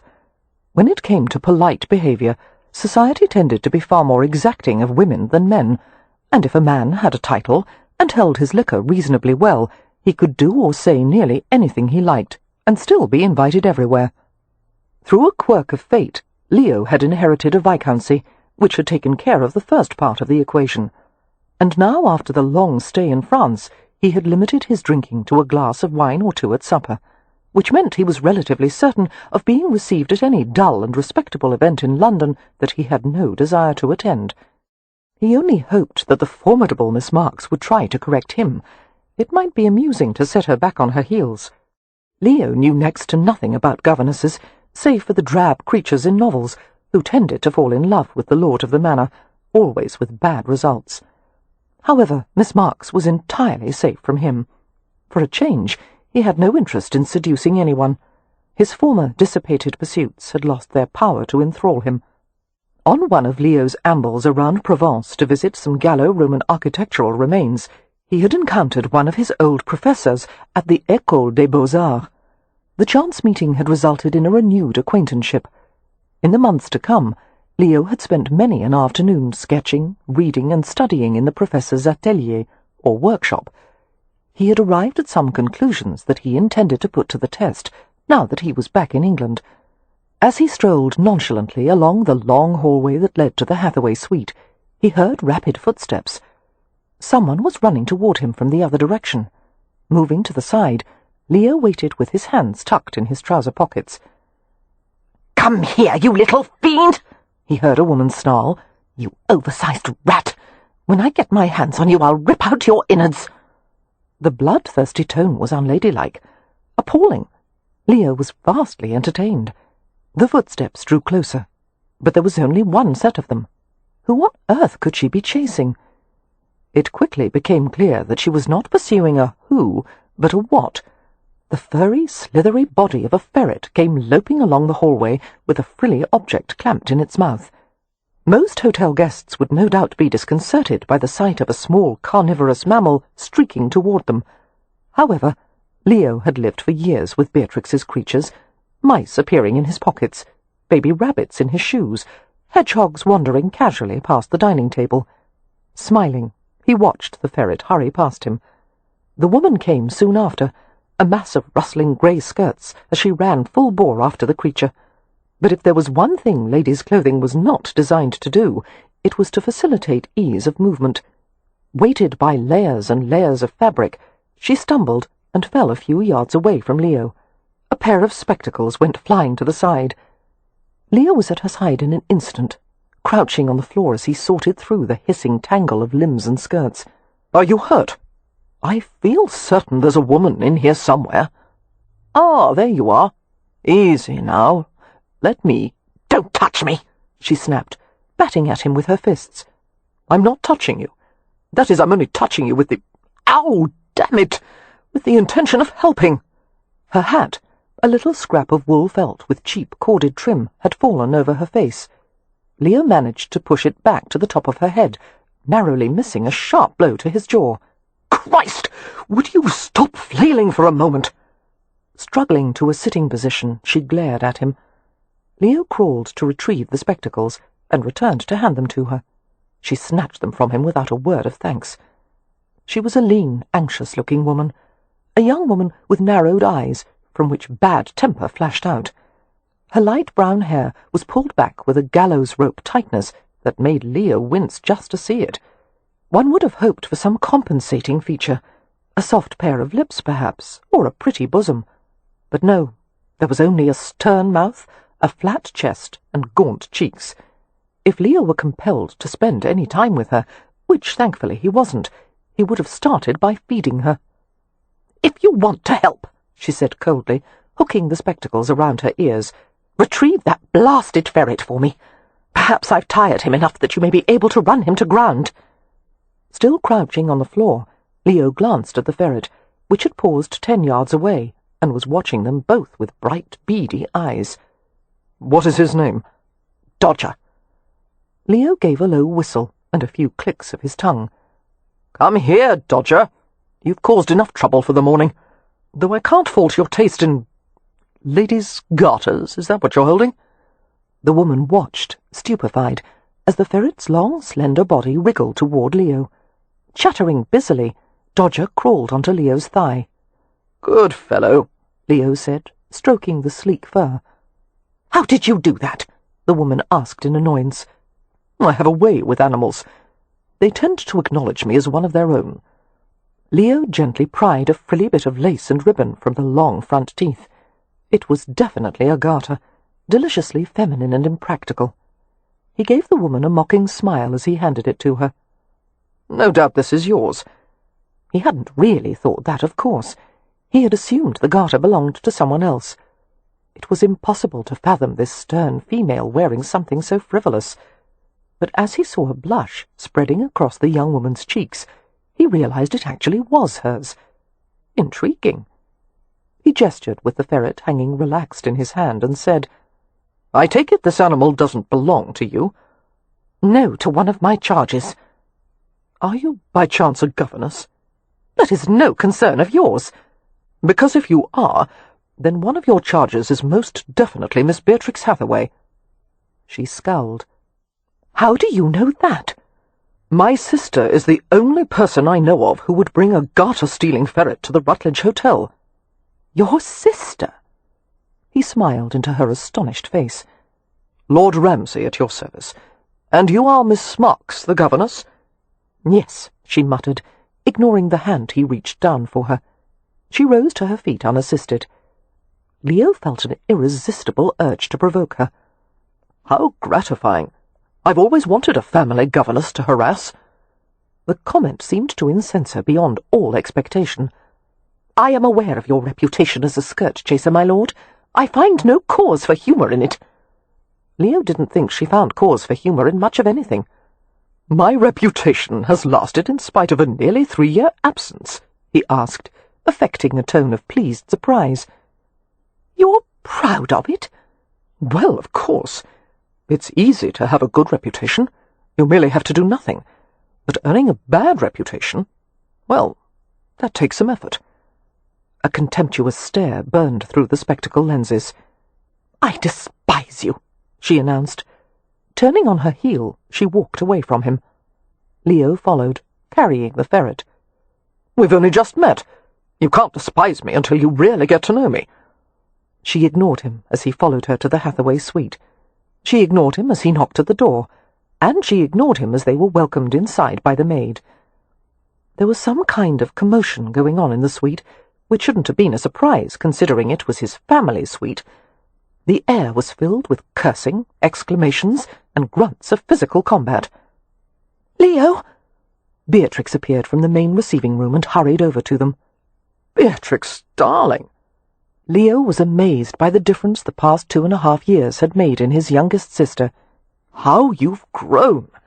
"Yes, never mind that," she said impatiently, snatching the ferret from him. "Go in there and help Mr. Rowan." "Help him with what?"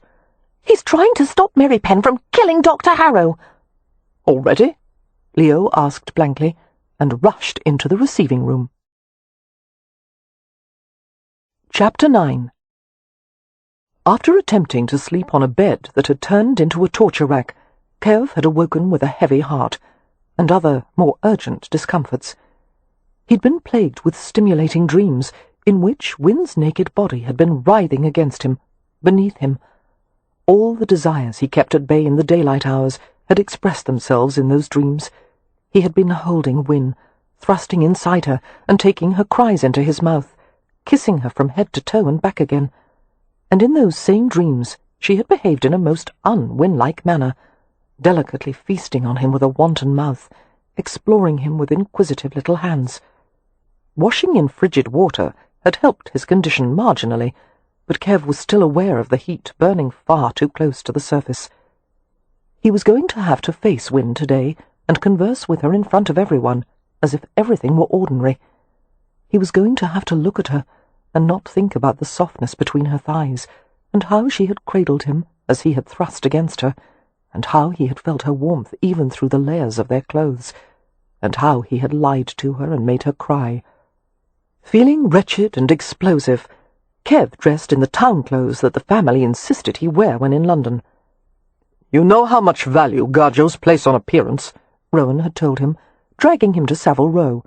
"You have to look respectable, or it will reflect badly on your sisters to be seen with you." Rowan's former employer, Lord St. Vincent, had recommended a shop that specialized in bespeak tailoring. "You won't get anything decent and made to measure," St. Vincent had said, flicking an assessing glance over Kev. "No pattern would fit him." Kev had submitted to the indignity of having measurements taken, being draped with countless fabrics, and going for endless fittings. Rowan and the Hathaway sisters had all seemed pleased with the results, but Kev couldn't see any difference between his new attire and the old. Clothes were clothes, something that covered the body to protect it from the elements. Scowling, Kev donned a white pleated shirt and black cravat, a vest with a notched collar, and narrow-legged trousers. He pulled on a wool towncoat with front flap pockets and a split at the back. Despite his disdain for gajo clothing, he had to admit it was a fine, comfortable coat. As was his habit, Kev went to the Hathaway suite for breakfast.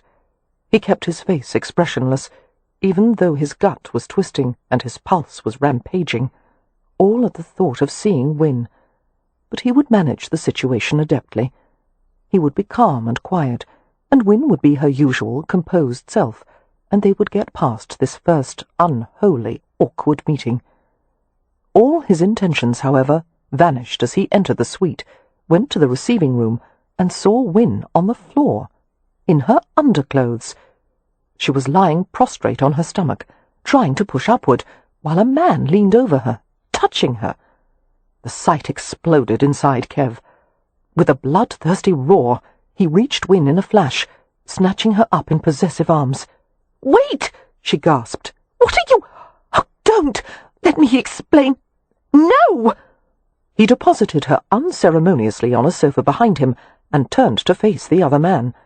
The only thought in Kev's mind was swift and effective dismemberment, starting by ripping the bastard's head off.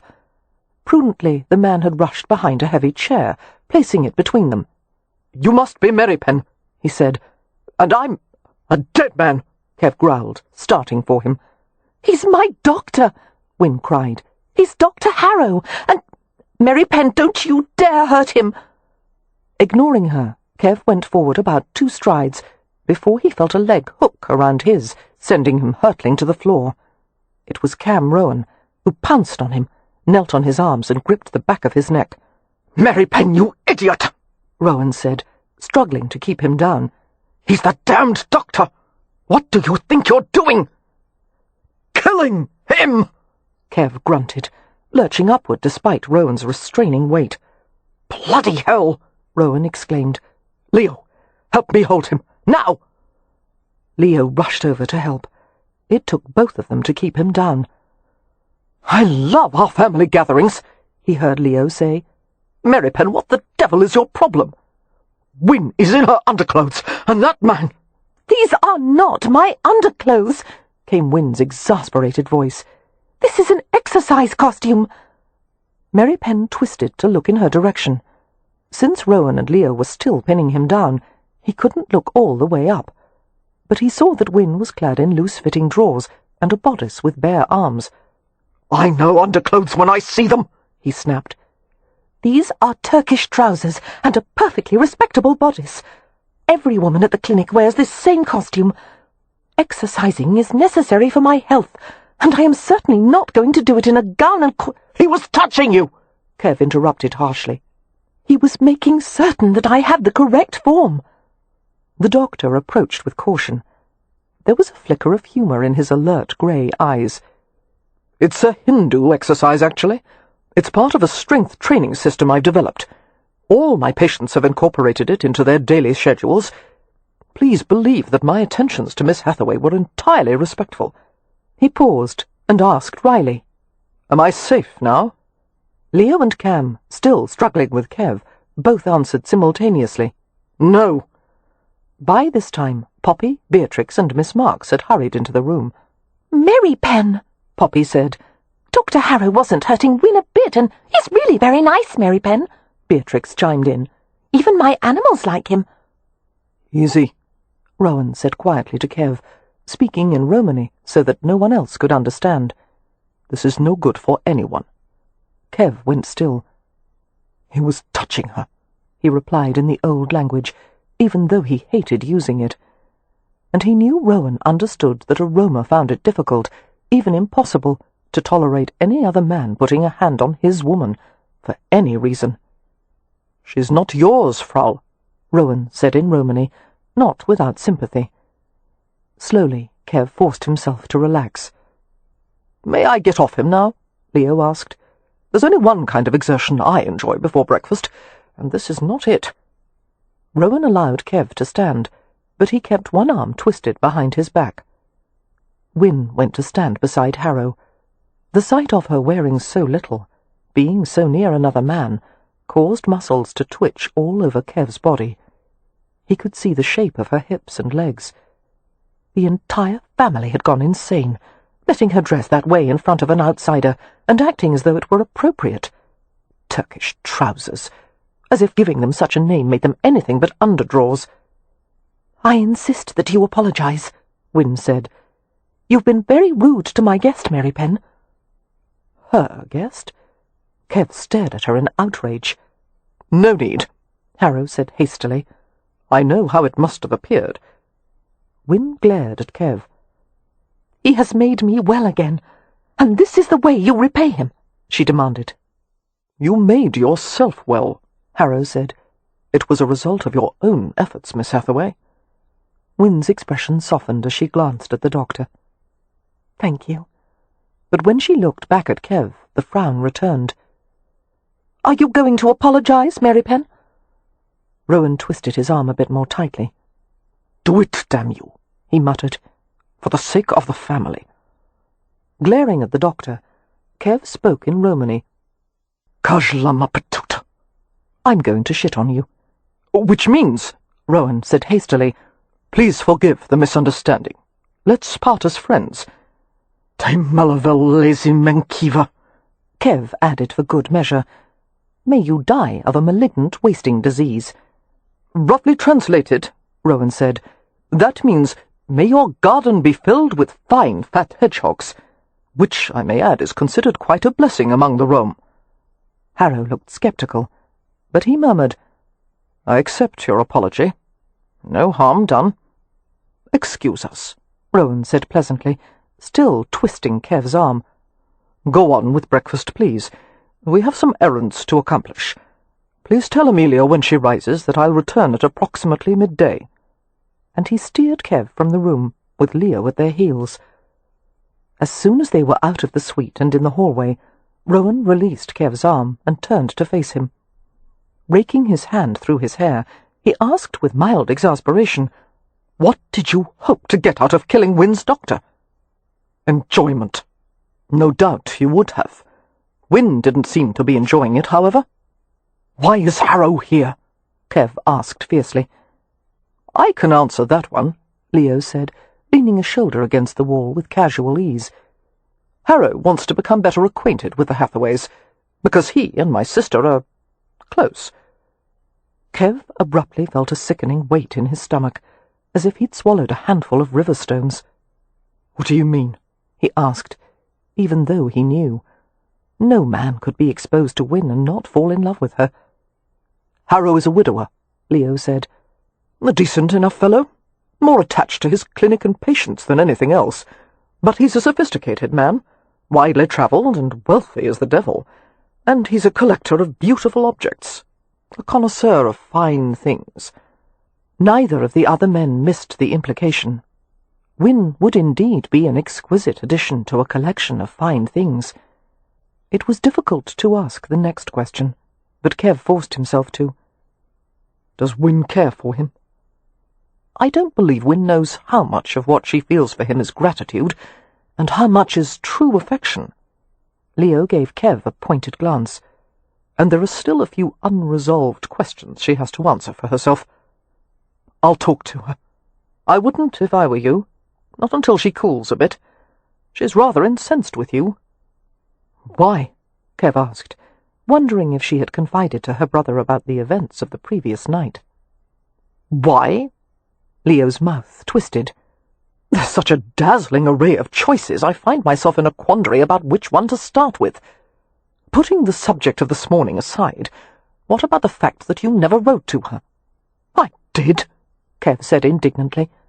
"One letter," Leo allowed. "The farm report. She showed it to me, actually.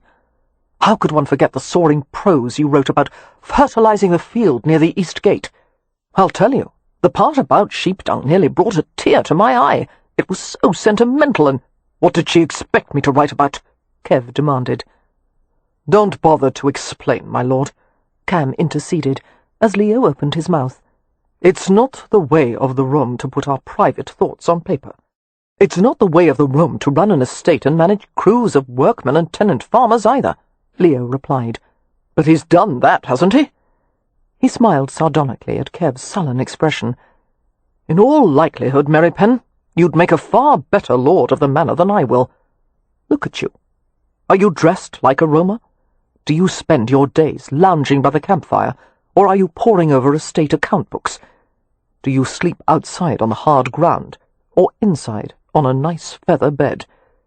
Do you even speak like a Roma any more? No, you've lost your accent. You sound like— What is your point? Kev interrupted curtly. Only that you've made compromises right and left since you came to this family. You've done whatever you had to be close to Win. So don't be a bloody hypocrite and turn all Roma now that you finally have a chance to— Leo stopped and lifted his eyes heavenward.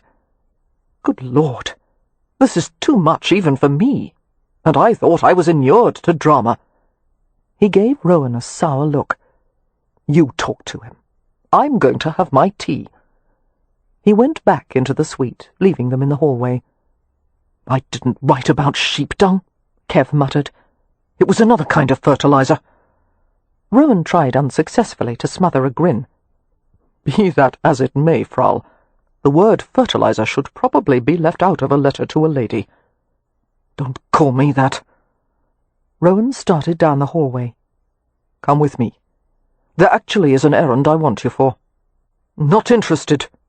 It's dangerous, Rowan coaxed. You might get to hit someone, maybe even start a brawl. Ah, I knew that would convince you. One of the qualities Kev found most annoying about Cam Rowan was his persistence in trying to find out about the tattoos. He had pursued the mystery for almost 3 years. Despite the multitude of responsibilities he shouldered, Rowan never missed an opportunity to delve further into the matter. He had searched diligently for his own tribe, asking for information from every passing Vardo and going to every Romany camp. But it seemed as if Rowan's tribe had disappeared from the face of the earth, or at least had gone to the other side of it. He would probably never find them. There was no limit to how far a tribe might travel, and no guarantee they would ever return to England. Rowan had searched marriage records, birth and death records, to find any mention of his mother Sonia, or himself. Nothing so far. He had also consulted heraldic experts and Irish historians to find out the possible significance of the puka symbol. All they had been able to do was dredge up the familiar legends of the nightmare horse, that he spoke in a human voice, that he appeared at midnight and called for you to come with him, and you could never refuse. And when you went with him, if you survived the ride, you were changed forever when you returned. Cam had also not been able to find any meaningful connection between the Rowan and Merripen names, which were common among the Rome. Therefore, Rowan's latest approach was to search for Kev's tribe, or anyone who knew about it. Kev was understandably hostile about this plan, which Rowan revealed to him as they walked to the Hotel Mews. "They left me for dead," Kev said, "and you want me to help you find them.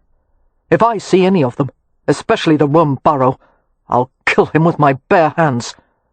"Fine," Rowan returned equably, "after they tell us about the tattoo." "All they'll say is what I've already told you. It's the mark of a curse, and if you ever find out what it means— Yes, I know. We're doomed.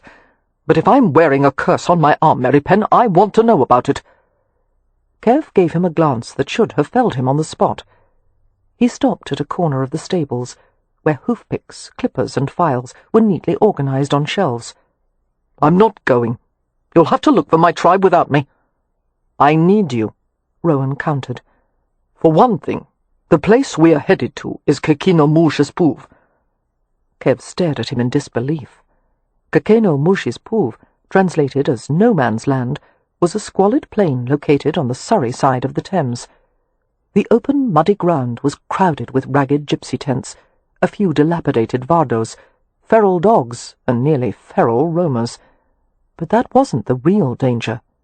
There was another non-gypsy group called the Korodis, descendants of rogues and outcasts, mainly Saxon in origin.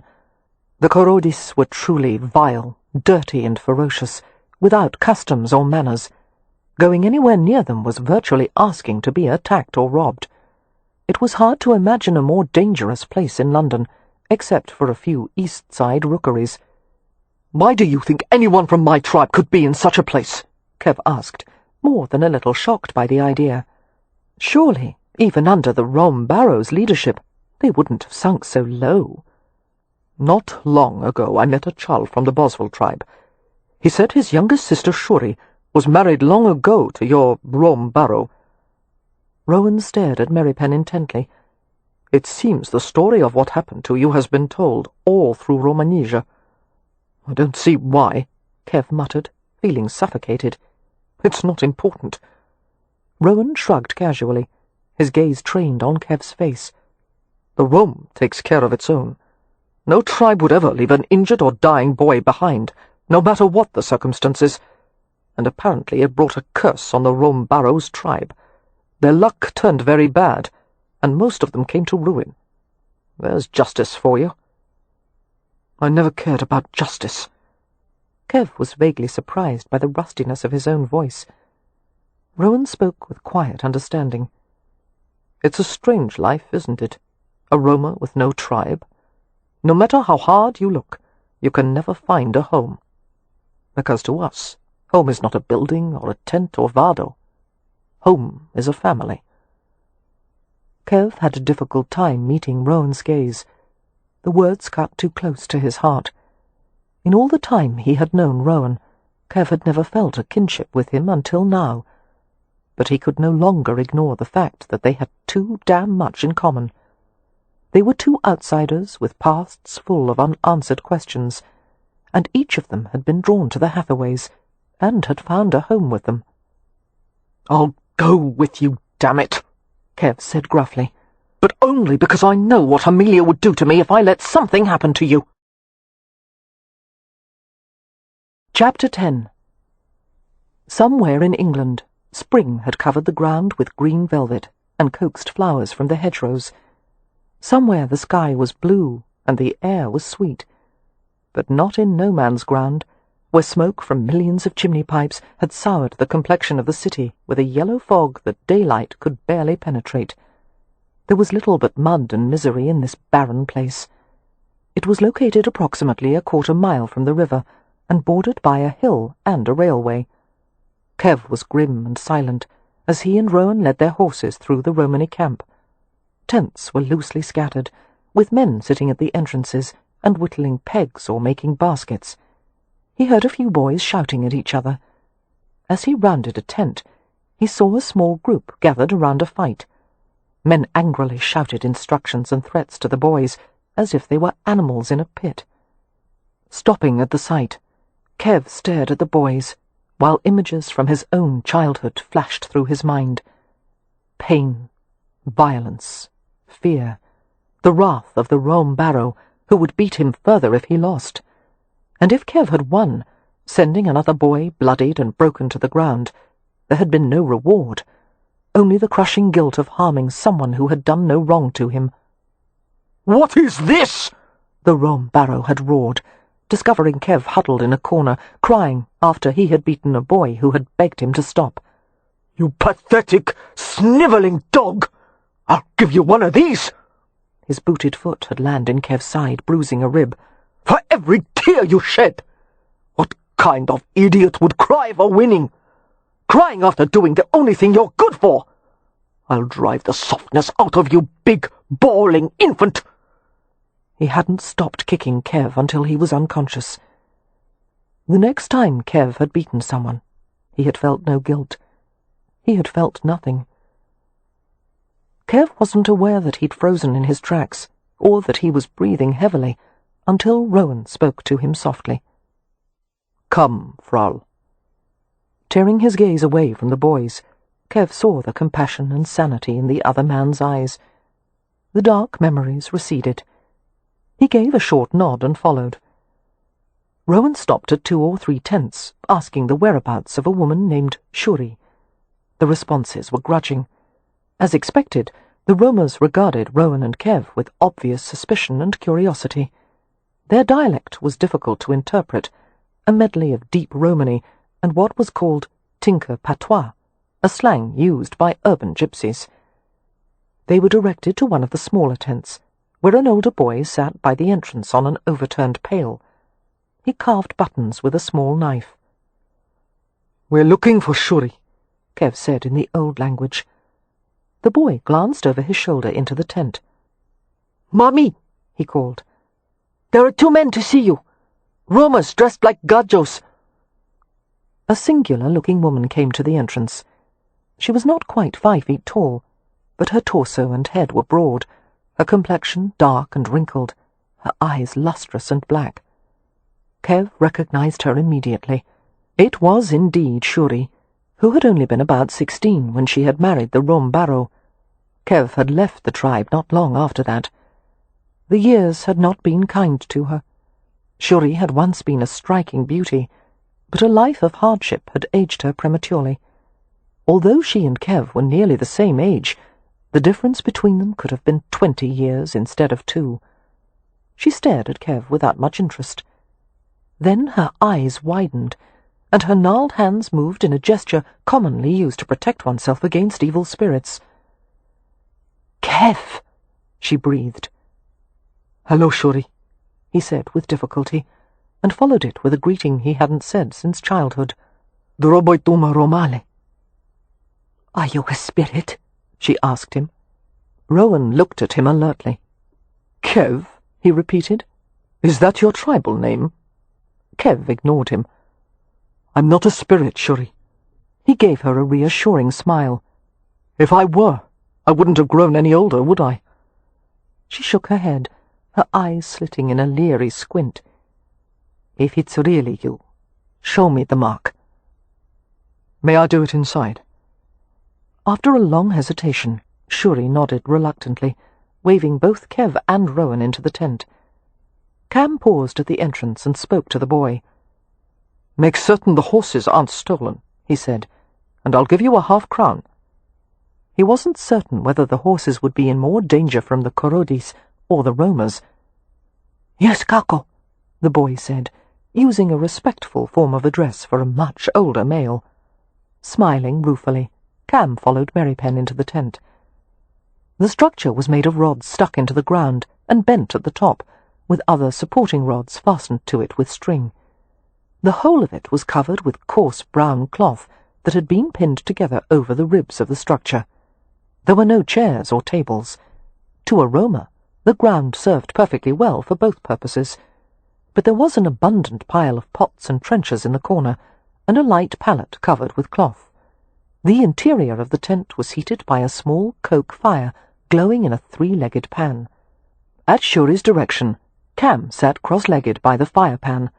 He stifled a grin as Shuri insisted on seeing Merripen's tattoo, which provoked a long-suffering glance from him. Being a modest and private man, Merripen was probably cringing inside at having to undress in front of them, but he set his jaw and tugged off his coat and unbuttoned his vest. Rather than remove his shirt entirely, Merripen unfastened it and let it fall to reveal his upper back and shoulders, the muscled slopes gleaming like copper. The tattoo was still a mildly startling sight to Cam, who had never seen it on anyone but himself. Muttering in deep Romany, using a few words that sounded like Sanskrit, Shuri moved behind Kev to look at the tattoo. Merripen's head lowered, and he breathed quietly. Cam's amusement faded as he saw Merripen's face, detached, save for a slight frown. For Cam, it would have been a joy and a relief to encounter someone from his past. For Merripen, the experience was pure misery. But he bore it with a stoic endurance that touched Cam, and Cam discovered that he didn't like to see Merripen being made so vulnerable. After glancing at the mark of the nightmare horse, Shuri moved away from Merripen and motioned for him to dress himself. "Who is this man?" she asked, nodding in Cam's direction. "One of my compania," Merripen muttered. Compagnia was a word used to describe a clan, a group united, though not necessarily by family ties. Pulling his clothes back on, Merripen asked brusquely, "What happened to the tribe, Shuri? Where is the Rome barrow?" "In the ground," the woman said, with a pointed lack of respect for her husband. "And the tribe is scattered. After the tribe saw what he did to you, Kev, making us leave you for dead, it all went bad after that. No one wanted to follow him. The Gajos finally hanged him when he was caught making wafodoluvu." "What is that?" Cam asked, unable to follow her accent. "Counterfeit money," Merripen said. "Before that," Shuri continued, "the Rome barrow had tried to make some of the young boys into asherib, to earn coins at fairs and in the London streets. But none of them could fight like you, and their parents would only let the Rome barrow go so far with them." Her shrewd dark eyes turned in Cam's direction. "The Rome barrow called Kev his fighting dog," she said, "but the dogs were treated better than he was." "Shuri," Merripen muttered, scowling. "He doesn't need to know." "My husband wanted Kev to die," she continued, "but even the Rome barrow wouldn't dare to kill him outright. So he starved the boy and put him in too many fights, and gave him no bandages or salve for his wounds. He was never given a blanket, only on a bit of straw. We used to sneak food and medicine to him when the Rome barrow wasn't looking, but there was no one to defend him, poor boy." Her gaze turned chiding as she spoke to Merripen directly. "And it wasn't easy to help you when you would do nothing but snarl and snap. Never a word of thanks, not even a smile." Merripen was silent, his face averted, as he finished fastening the last of his waistcoat buttons. Cam found himself thinking it was a good thing the Rome barrow was already dead, because he was feeling a powerful urge to hunt the bastard down and kill him. And he didn't like Shuri's criticism of Merripen. Not that Merripen had ever been a model of charm, but after having been raised in such a merciless environment, it was a bloody miracle that he was able to live like a normal man. The Hathaways had done more than save Merripen's life. They had saved his soul as well. "Why did your husband bear Merripen such hatred?" Cam asked softly. "Merripen's mother died giving birth to him. The Rome barrow blamed him for that, and he also hated all things Gajo. He used to say that if any of the tribe ever went with one of the Gaji, he would kill them." Merripen looked at her sharply. "But I'm Roma." "You're Poshram, Kev. Half Gajo." She smiled at his open astonishment. "You never suspected. You have the look of a Gajo, you know. That narrow nose, the shape of your jaw." Merripen shook his head, speechless at the revelation. "Holy hell," Cam whispered. "Your mother married a Gajo, Kev," Shuri continued. "The tattoo you bear is the mark of his family. But your father left her, as Gajos tend to do. When she died giving birth, you were sent to her brother, the Rome barrow.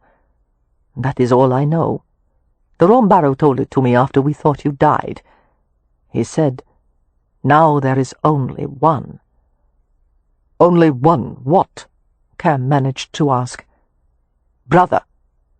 Shuri moved to stir the contents of the fire-pan, sending a brighter glow through the tent. "Kev had a younger brother." Emotion flooded Cam. He felt a dazzling change in all his awareness, a new inflection in every thought. After spending all his life believing himself to be alone, here was someone who shared his blood, a true brother. He stared at Merripen, watching the realization dawn in the coffee-dark eyes. He didn't think the news would be as welcome to Merripen as it was to him, but he didn't give a damn. "The grandmother took care of both children for a while," Shuri continued. "But then the grandmother had cause to think the Gajos might come and take them, perhaps even kill them. So she kept one boy, while Kev was sent to our tribe in the care of his Uncle Pove, the Rome barrow. I'm sure the grandmother didn't suspect how the Rome barrow would abuse him, or she never would have done it. Shuri glanced at Merripen. She probably thought that since Pov was a strong man, he would do a good job of protecting you. But he thought of you as an abomination, being half. She stopped with a gasp as Cam shoved up his coat and shirt sleeve and showed his forearm to her. The puka tattoo stood out in dark, inky relief against his skin. "I'm his brother," Cam said, his voice slightly hoarse. Shuri's gaze moved from one man's face to the other.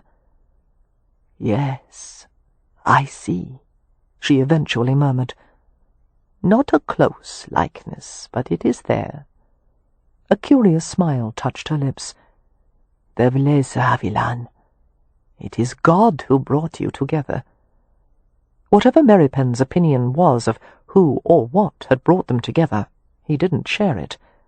Instead, he asked tersely, "Do you know our father's name?" Shuri looked regretful. "The Rom Barrow never mentioned it. I'm sorry." "No, you've helped quite a lot," Cam said. "Do you know anything about why the Gajos might have wanted to—" "Mommy!" came the boy's voice from outside. "Korodis are coming!" "They want the horses," Merripen said, rising swiftly to his feet. He pressed a few coins into Shuri's hand. "Luck and good health," he said. "Kushtibok," she replied, returning the sentiment. Cam and Merripen hurried outside the tent. 3 Korodis were approaching. With their matted hair, filthy complexions, rotted mouths, and a stench that preceded them well before their arrival, they seemed more like animals than men. A few curious roamers watched from a safe distance. It was clear there would be no help from that quarter. "Well," Cam said beneath his breath, "this should be entertaining." "Korodis like knives," Merripen said, "but they don't know how to use them. Leave this to me." "Go right ahead," Cam said agreeably. One of the Korodis spoke in a dialect Cam couldn't understand, but he gestured to Cam's horse Puka, who eyed them nervously and shuffled his feet. "Like hell," Cam muttered. Merripen replied to the man with a handful of equally incomprehensible words. As he had predicted, the Korodi reached behind his back and produced a jagged knife. Merripen appeared relaxed, but his fingers flexed, and Cam saw the way his posture altered in subtle readiness for attack. The Korodi lunged forward with a harsh cry, aiming for the mid to lower torso, but Merripen turned in a nimble sidestep. With impressive speed and dexterity, he grabbed the attacking arm. He jerked the Korodi off balance, using his own momentum against him. Before another heartbeat had passed, he had flipped his opponent to the ground, twisting the bastard's arm in the process. An audible fracture caused all of them, even Cam, to flinch. The Korodi howled in agony. Prying the knife from the man's limp hand, Merripen tossed it to Cam, who caught it reflexively. Merripen glanced at the remaining 2 Korodis. "Who's next?" he asked coldly. Although the words were spoken in English, the creatures appeared to understand his meaning. They fled without a backward glance, leaving their injured companion to drag himself away with loud groans.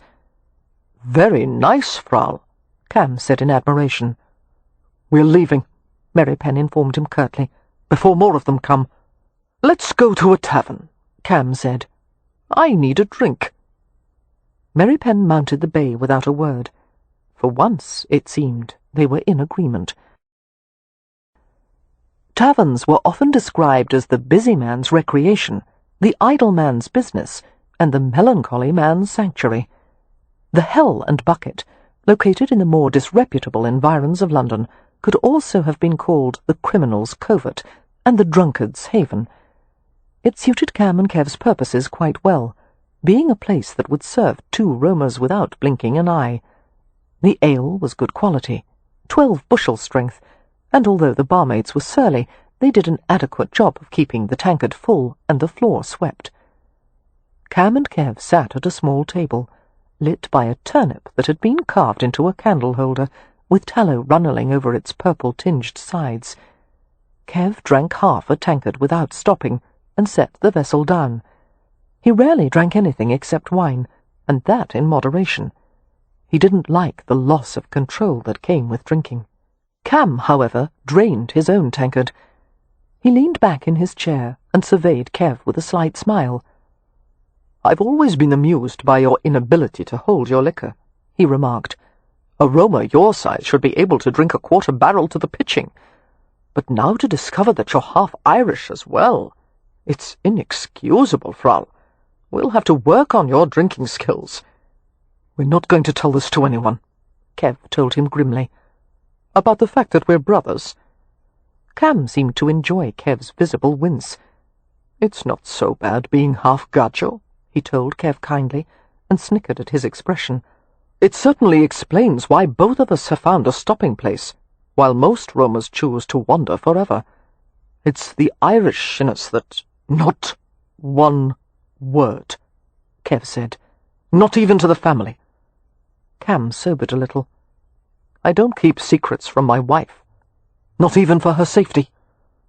Cam appeared to think that over, gazing through one of the narrow windows of the tavern. The streets thronged with costermongers, the wheels of their barrows rattling over the cobblestones. Their cries rose thick in the air as they tried to interest customers in bonnet boxes, toys, lucifer matches, umbrellas and brooms.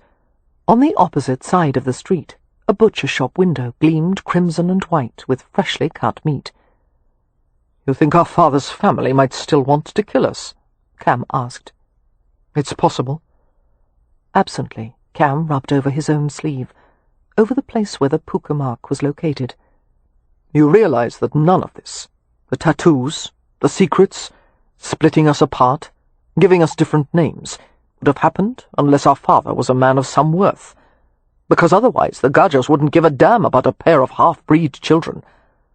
I wonder why he left our mother. I don't give a damn. I'm going to do a new search of parish birth records. Perhaps our father— Don't let it lie." "Let it lie?" Cam gave him an incredulous glance. "Do you actually want to ignore what we found out today? Ignore the kinship between us?" "Yes." Shaking his head slowly, Cam turned one of the gold rings on his fingers. "After today, brother, I understand much more about you. The way you— Don't call me that! I imagine being raised like a pit animal doesn't inspire many fond feelings for the human race. I'm sorry that you were the unlucky one, being sent to our uncle. But you can't let that stop you from leading a full life now, from finding out who you are. Finding out who I am won't get me what I want. Nothing will. So there's no point in it." "What is it you want?" Cam asked softly. Clamping his mouth shut, Kev glared at him. "You can't even bring yourself to say it," Cam prodded. When Kev remained obstinately silent, Cam reached over for his tankard. "Are you going to finish this?" "No." Cam drank the ale in a few expedient gulps. "You know," he remarked wryly, "it was a lot easier managing a club full of drunkards, gamblers, and assorted criminals than it is to deal with you and the Hathaways." He set the tankard down and waited a moment before asking quietly, "Did you suspect anything? Did you think the tie between us might be this close?" "No. I think I did, deep down. I always knew I wasn't supposed to be alone." Kev gave him a dour look. "This changes nothing. I'm not your family. There is no tie between us." "Blood counts for something," Cam replied affably. "And since the rest of my tribe has disappeared, you're all I've got, Frau. Just try and get rid of me." Chapter 11. Win descended the main staircase of the hotel while one of the Hathaways' footmen, Charles, followed closely. "Careful, Miss Hathaway," he cautioned. "One slip and you could break your neck on these stairs." "Thank you, Charles," she said, without moderating her speed. "But there's no need to worry." She was quite adept at stairs, having gone up and down long staircases at the clinic in France as part of her daily exercise. "I should warn you, Charles, that I will proceed at a vigorous pace." "Yes, miss," he said, sounding disgruntled. Charles was somewhat stout and not fond of walking. Although he was getting on in years, The Hathaways were loath to dismiss him before he wished to retire. Win bit back a smile. "Just to Hyde Park and back, Charles." As they neared the entrance to the hotel, Win saw a tall, dark form moving through the lobby. It was Merripen, looking moody and distracted as he walked with his gaze focused downward. She couldn't suppress the flutters of pleasure that went through her at the sight of him, the handsome, bad-tempered beast. He approached the stairs, glancing upward, and his expression changed as he saw her. There was a flash of hunger in his eyes before he managed to extinguish it, but that brief, bright flare caused Win's spirits to lift immeasurably. After the scene that morning, and Merripen's display of jealous rage, Win had apologized to Julian. The doctor had been amused rather than disconcerted. "He is exactly as you described," Julian had said, adding ruefully, "only more." More was a fitting word to apply to Merripen, she thought. There was nothing understated about him. At the moment he looked rather like the brooding villain of a sensation novel, the kind who was always vanquished by the fair-haired hero. The discreet glances he was attracting from a group of ladies in the lobby made it evident that Win was not the only one who found Merripen mesmerizing. The civilized attire suited him. He wore the well-tailored clothes without a trace of self-consciousness, as if he couldn't have cared less whether he was dressed like a gentleman or a dock labourer. And knowing Merripen, he didn't. Win stopped and waited, smiling as he came to her. His gaze swept over her, not missing a detail of the simple pink walking gown and matching sack jacket.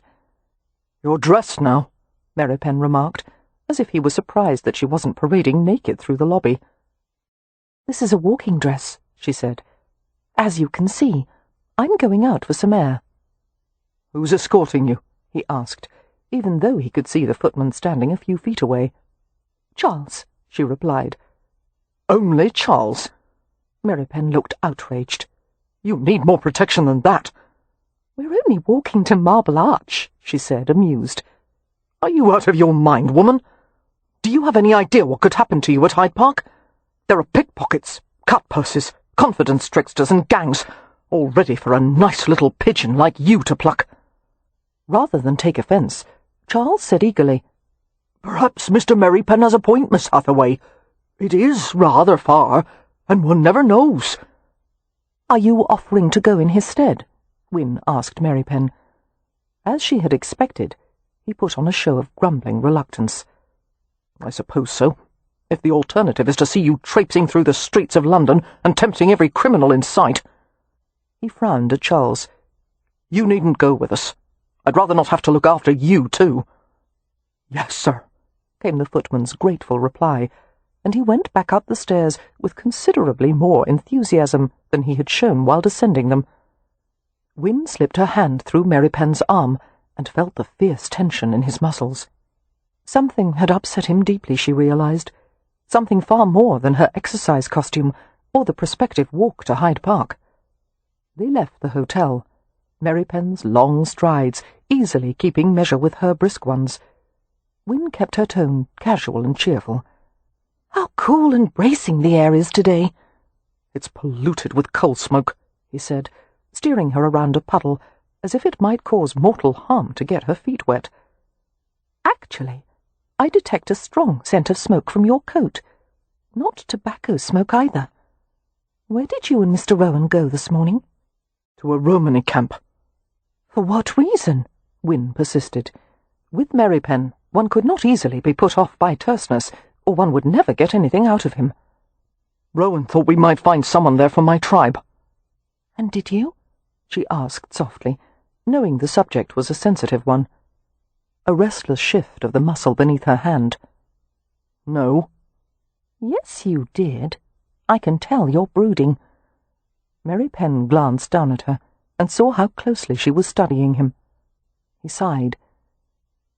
"In my tribe, there was a girl named Shuri." Win felt a pang of jealousy.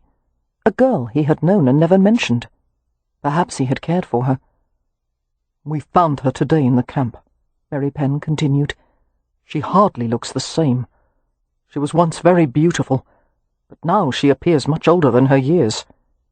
"Oh, that's too bad," Win said, trying to sound sincere.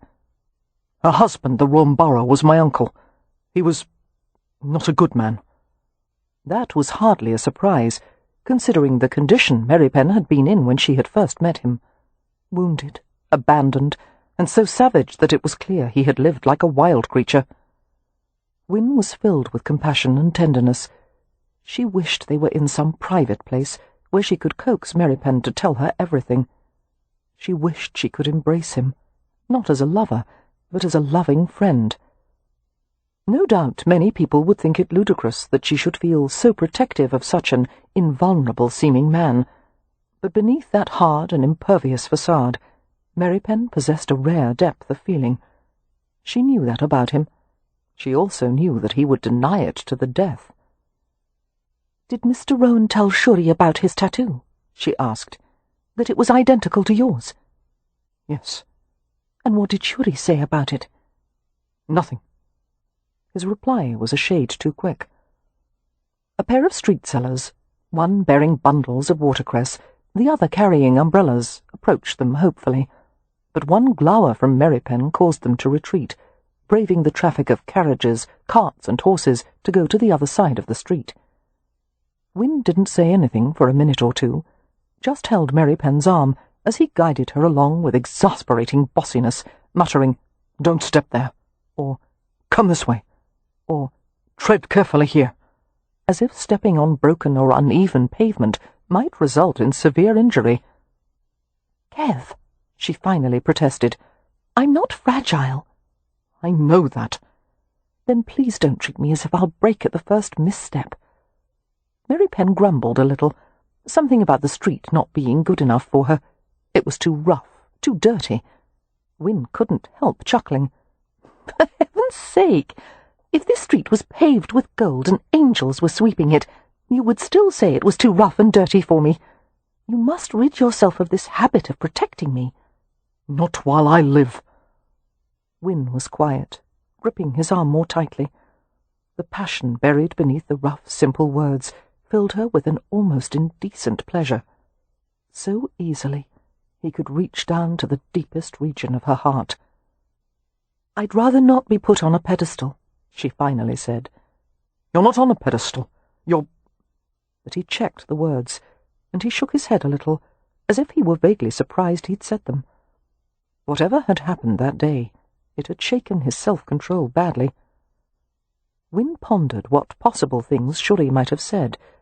Something about the connection between Cam Rowan and Merripen. "Kev." She eased her pace, forcing him to go more slowly as well. "Even before I left for France, I had the idea that those tattoos were evidence of a close link between you and Mr. Rowan. Being so ill, I had little to do except observe the people in my sphere. I noticed things that no one else had the time to perceive or think about, and I've always been especially attuned to you." Taking in his expression with a quick sidelong glance, Win saw that he didn't like that. He didn't want to be understood or observed. He wanted to stay safe in his ironclad solitude. "And when I met Mr. Rowan," Win continued in a casual tone, as if they were having an ordinary conversation, "I was struck by many similarities between the two of you. The tilt of his head, that half-smile he has, the way he gestures with his hands, all things I had seen you do. And I thought to myself, I wouldn't be surprised to learn someday that the two of them are brothers." Merripen stopped completely. He turned to face her, standing right there on the street, while other pedestrians were forced to go around them, muttering about how inconsiderate it was for people to block a public footpath. Win looked up into his heathen, dark eyes and gave an innocent shrug, and she waited for his response.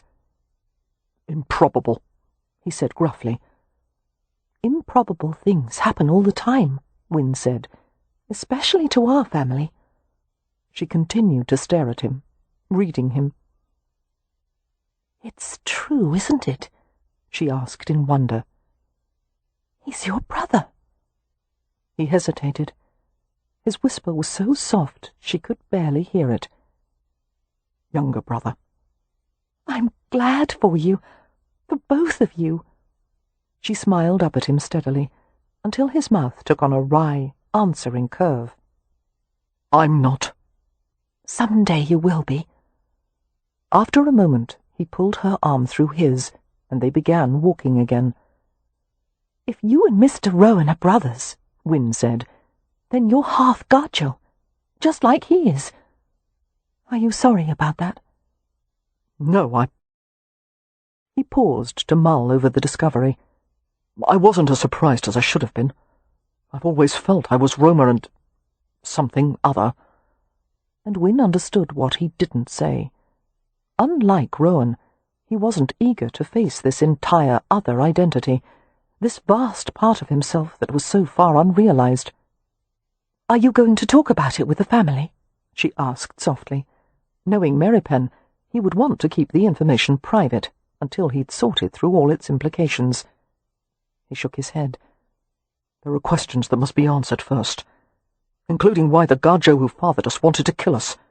He did? Good heavens, why? My guess is that it was probably some question of inheritance. With Gajos, it usually comes down to money. So bitter, Win said, clinging more tightly to his arm. I have reason. You have reason to be happy as well. You have found a brother today, and you found out that you're half Irish. That actually drew a rumble of amusement from him. That should make me happy. The Irish are a remarkable race, and I see it in you. Your love of land, your tenacity. My love of brawling. Yes, well, perhaps you should continue to suppress that part. Being part Irish, he said, I should be a more proficient drinker. And a far more glib conversationalist. I prefer to talk only when I have something to say. That is neither Irish nor Romany. Perhaps there's another part of you we haven't yet identified. My God, I hope not. But he was smiling, and Win felt a warm ripple of delight spread through all her limbs. That's the first real smile I've seen from you since I came back, she said.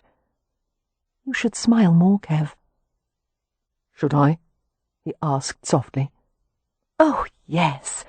It's beneficial for your health. Dr. Harrow says his cheerful patients tend to recover far more quickly than the sour ones. The mention of Dr. Harrow caused Merripen's elusive smile to vanish. Ramsay says you've become close with him.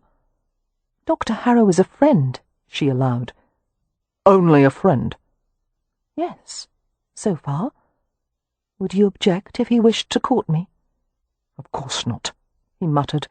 What right would I have to object? None at all, unless you had staked some prior claim, which you certainly have not. She sensed Merripen's inner struggle to let the matter drop, a struggle he lost, for he said abruptly, Far be it from me to deny you a diet of pabulum, if that's what your appetite demands. You're likening Dr. Harrow to pabulum. Win fought to hold back a satisfied grin. The small display of jealousy was a balm to her spirits. I assure you, he is not at all bland. He is a man of substance and character. He's a watery-eyed, pale-faced milquetoast. He is very attractive, and his eyes are not at all watery. Have you let him kiss you? Kev, we're on a public thoroughfare. Have you? Once, she admitted, and waited as he digested the information. He scowled ferociously at the pavement before them. When it became apparent he wasn't going to say anything, Win volunteered. It was a gesture of affection. Still no response. Stubborn ox, she thought in annoyance. It wasn't like your kisses, and we've never... She felt a blush rising. We've never done anything similar to what you and I... the other night. We're not going to discuss that. Why can we discuss Dr. Harrow's kisses but not yours? Because my kisses aren't going to lead to courtship. That hurt. It also puzzled and frustrated her. Before all was said and done, Win intended to make Merripen admit just why he wouldn't pursue her. But not here, and not now. Well, I do have a chance of courtship with Dr. Harrow, she said, attempting a pragmatic tone. And at my age I must consider any marriage prospect quite seriously. Your age? He scoffed. You're only 25. 26, and even at 25 I would be considered long in the tooth. I lost several years, my best ones perhaps, because of my illness. You're more beautiful now than you ever were. Any man would be mad or blind not to want you. The compliment was not given smoothly, but with a masculine sincerity that heightened her blush. Thank you, Kev. He slid her a guarded look. You want to marry? Win's wilful, treacherous heart gave a few painfully excited thuds, because at first she thought he'd asked, You want to marry me? But no. He was merely asking her opinion of marriage as, well, as her scholarly father would have said, as a conceptual structure with a potential for realization. Yes, of course, she said. I want children to love. I want a husband to grow old with. I want a family of my own. And Harrow says all of that is possible now? Win hesitated a bit too long. Yes, completely possible. But Merripen knew her too well. What are you not telling me? I am well enough to do anything I choose now, she said firmly. What does he... I don't wish to discuss it. You have your forbidden topics. I have mine. You know I'll find out, he said quietly. Win ignored that, casting her gaze to the park before them. Her eyes widened as she saw something that had not been there when she had left for France. A huge, magnificent structure of glass and iron. Is that the Crystal Palace? Oh, it must be. It's so beautiful, much more so than the engravings I've seen. The building, which covered an area of more than 9 acres, housed an international show of art and science called the Great Exhibition. Win had read about it in the French newspapers, which had aptly termed the exhibition one of the great wonders of the world. How long since it was completed? She asked, her step quickening as they headed toward the glittering building. Not quite a year. Have you been inside? Have you seen the exhibits? On my last trip to London, Merripen said, smiling at her eagerness. And I saw a few of the exhibits, but not all. It would take 3 days or more to look at everything. Which part did you go to? The machinery court, mostly. I do wish I could see even a small part of it, she said wistfully, watching the throngs of visitors exiting and entering the remarkable building. Won't you take me? You wouldn't have time to see anything. It's already afternoon. I'll bring you tomorrow. Now, please. She tugged impatiently on his arm. Oh, Kev, don't say no.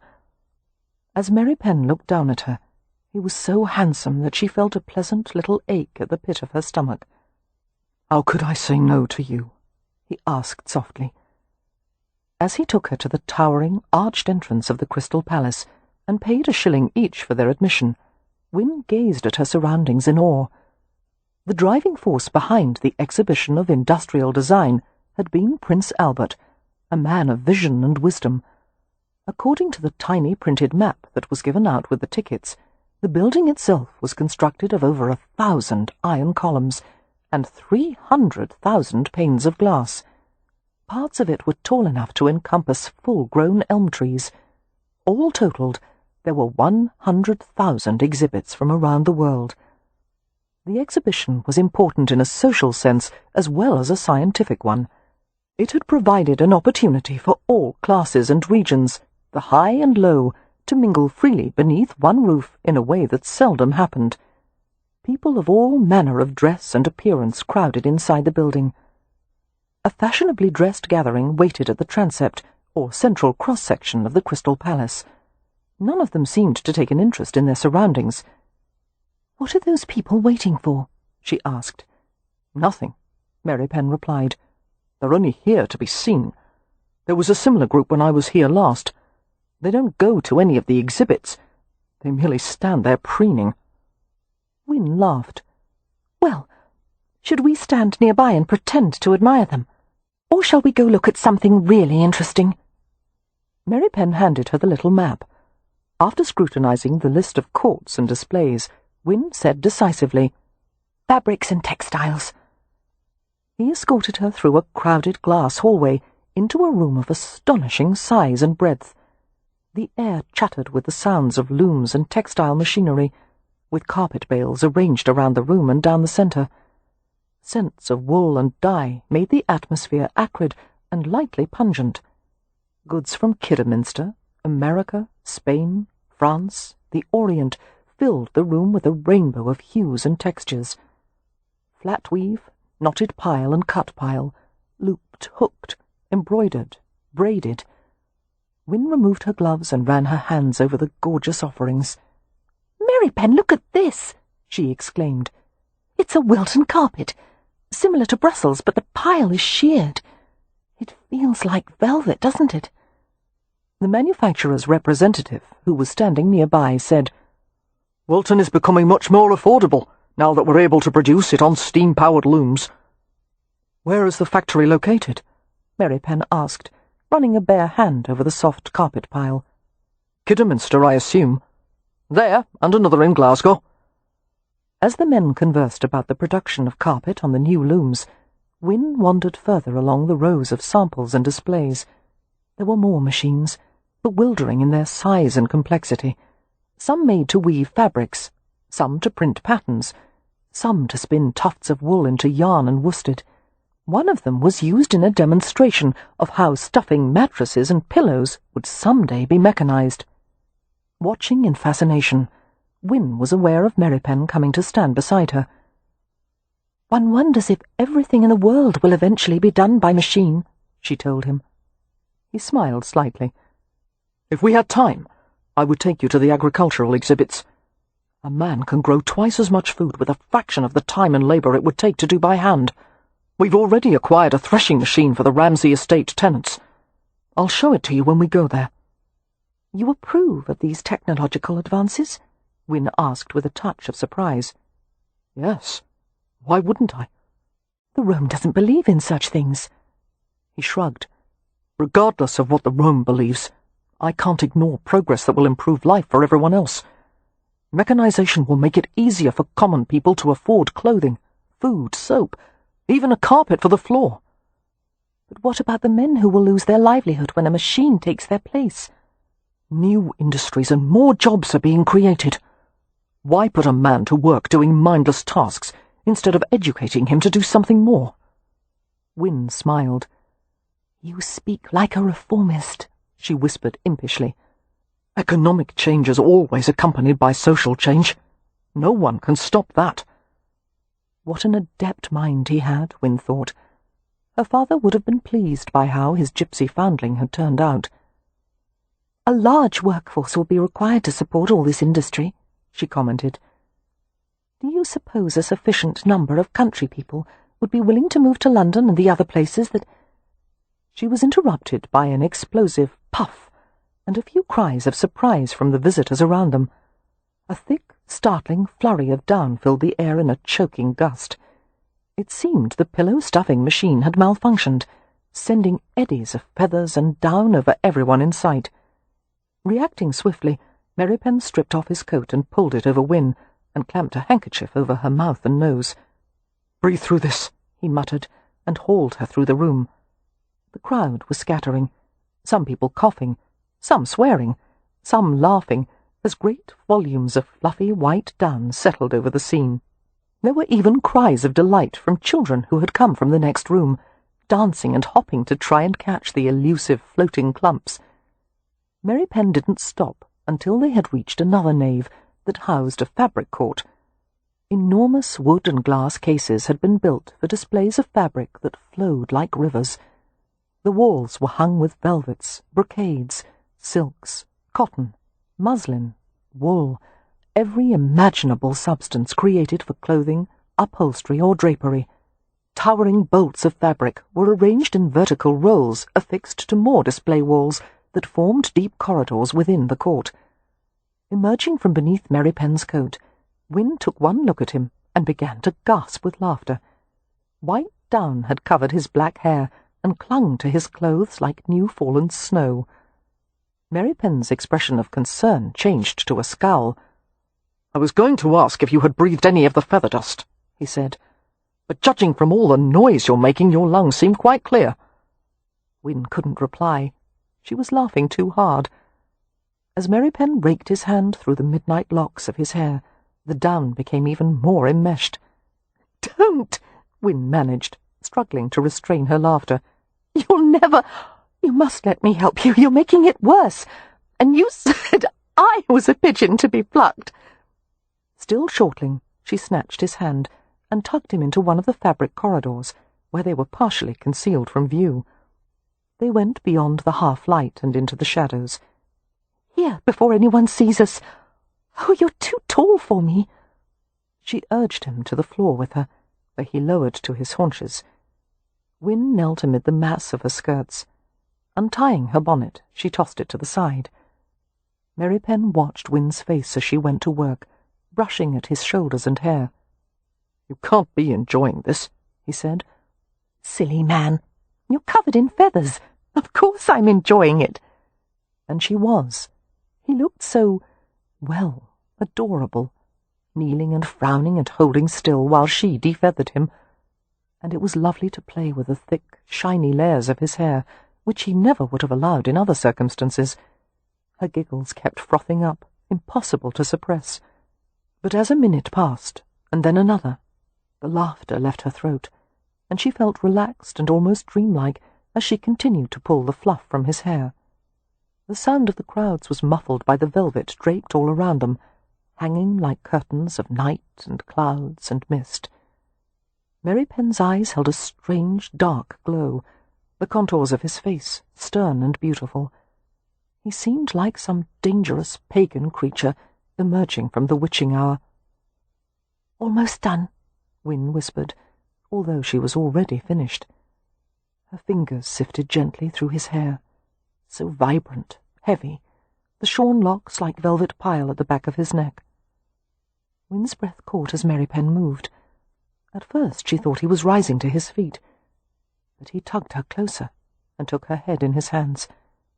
His mouth was so close, his exhalations like steam against her lips. She was stunned by the moment of suspended violence, the savage tightness of his grip. She waited, listening to his hard, angry breathing, unable to understand what had provoked him. "I have nothing to offer you," he finally said in a guttural voice. "Nothing." Win's lips had turned dry. She moistened them and tried to speak through a thrill of anxious trembling. "You have yourself," she whispered. "You don't know me. You think you do, but you don't. The things I've done, the things I'm capable of, you and your family. All you know of life comes from books. If you understood anything—" "Make me understand. Tell me what is so terrible that you must keep pushing me away." He shook his head. "Then stop torturing the both of us," she said unsteadily. "Leave me, or let me go." "I can't," he snapped. "I can't, damn you!" And before she could make a sound, he kissed her. Her heart thundered, and she opened to him with a low, despairing moan. Her nostrils were filled with the fragrance of smoke and man and the earthy autumn spice of him. His mouth shaped to hers with primitive hunger, his tongue stabbing deep, searching hungrily. They knelt together more tightly as Win rose to press her torso against his, closer, harder, and every place they touched she ached. She wanted to feel his skin, his muscles bunched and hard beneath her hands. The desire flared high and wild, leaving no room for sanity. If only he would press her back among all this velvet, here and now, and have his way with her. She thought of taking him inside her body, and she flushed beneath her clothes, until the crawling heat made her squirm. His mouth searched her throat, and her head tipped back to give him free access. He found the throb of her pulse, his tongue stroking the vulnerable spot until she gasped. Reaching up to his face, she shaped her fingers over his jaw, the heavy grain of shaven beard scraping deliciously against her delicate palms. She guided his mouth back to hers. Pleasure filled her, as she was blindfolded by the darkness and the sensation of him all around her. "Kev," she whispered in between kisses, "I've loved you for so—" He crushed her mouth with his desperately, as if he could smother not only the words, but the emotion itself. He stole as deep a taste of her as possible, ardently determined to leave nothing unclaimed. She clung to him, her body racked with sustained shivers, her nerves singing with incandescent heat. He was all she had ever wanted, all she would ever need. But a sharp breath was torn from her throat as he pushed her back, breaking the warm, necessary contact between their bodies. For a long moment, neither of them moved, both striving to recover equilibrium. And as the glow of desire faded, Win heard Merripen say roughly, "I can't be alone with you. This can't happen again." This, Win decided with a surge of anger, was an impossible situation. Merripen refused to acknowledge his feelings for her, and wouldn't explain why. Surely she deserved more trust from him than that. "Very well," she said stiffly, struggling to her feet. As Merripen stood and reached for her, she pushed impatiently at his hand. "No, I don't want help." She began to shake out her skirts. "You are absolutely right, Merripen. We should not be alone together, since the result is always a foregone conclusion. You make an advance, I respond, and then you push me away. I am not a child's toy to be pulled back and forth on a string, Kev." He found her bonnet and handed it to her. "I know you're not." "You say I don't know you," she said furiously. "Apparently it hasn't occurred to you that you don't know me either. You're quite certain of who I am, aren't you? But I've changed during the past 3 years. You might at least make an effort to find out what kind of woman I've become." She went to the end of the fabric corridor, peeked out to make certain the coast was clear, and she stepped out into the main part of the court. Merripen followed. "Where are you going?" Glancing at him, Win was satisfied to see that he looked as rumpled and exasperated as she felt. "I'm leaving. I'm too cross to enjoy any of the displays now." "Go the other direction." Win was silent as Merripen led her from the Crystal Palace. She had never felt so unsettled or peevish. Her parents had always called irritability an excess of spleen, but Win lacked the experience to comprehend that her ill-humour stemmed from a source quite different from the spleen. All she knew was that Merripen seemed similarly vexed as he walked beside her. It annoyed her that he didn't say a word. It also annoyed her that he kept pace so easily with her brisk, ground-digging strides, and that when she had begun to breathe hard from exertion, he barely seemed affected by the exercise. Only when they approached the Rutledge did Win break the silence. It pleased her that she sounded so calm. "I will abide by your wishes, Kev. From now on, our relationship will be platonic and friendly. Nothing more." She paused at the first step and looked up at him solemnly. "I've been given a rare opportunity, a second chance at life, and I intend to make the most of it. I'm not going to waste my love on a man who doesn't want or need it. I won't bother you again." When Cam entered the bedroom of their suite, he found Amelia standing before a towering pile of parcels and boxes, overflowing with ribbons and silk and feminine adornments. She turned with a sheepish smile as he closed the door, her heart tripping a little at the sight of him, his collarless shirt tugged open at the throat, his body almost feline in its lithe muscularity, his face riveting in its sensuous male beauty. Not long ago, she would never have envisioned being married at all, much less to such an exotic creature. His gaze chased lightly over her. The pink velvet dressing-gown opened to reveal her chemise and naked thighs. "I see the shopping expedition was a success." "I don't know what came over me," Amelia replied a touch apologetically. "You know I'm never extravagant. I only meant to purchase some handkerchiefs and some stockings, but—" She gestured lamely to the piles of fripperies. "I seem to have been in an acquisitive mood today." A smile flashed in his dark face. "As I've told you before, love, spend as much as you like. You couldn't beggar me if you tried." "I bought some things for you, too," she said, rummaging through the pile. "Some cravats and books and French shaving soap, although I've been meaning to discuss that with you." "Discuss what?" Cam approached her from behind, kissing the side of her throat. Amelia drew in a breath at the hot imprint of his mouth, and nearly forgot what she had been saying. "You're shaving," she said vaguely. "Beards are becoming quite fashionable of late. I think you should try a goatee. You would look very dashing and—" Her voice faded as he worked his way down her neck. "It might tickle," Cam murmured, and laughed as she shivered. Gently turning her to face him, he stared into her eyes. There was something different about him, she thought, a curious vulnerability she had never seen before. "Cam," she said carefully, "how did your errand with Merripen go?" The amber eyes were soft and alive with excitement. "Quite well. I have a secret, Monisha. Shall I tell you?" He drew her against him, wrapping his arms around her, and he whispered into her ear.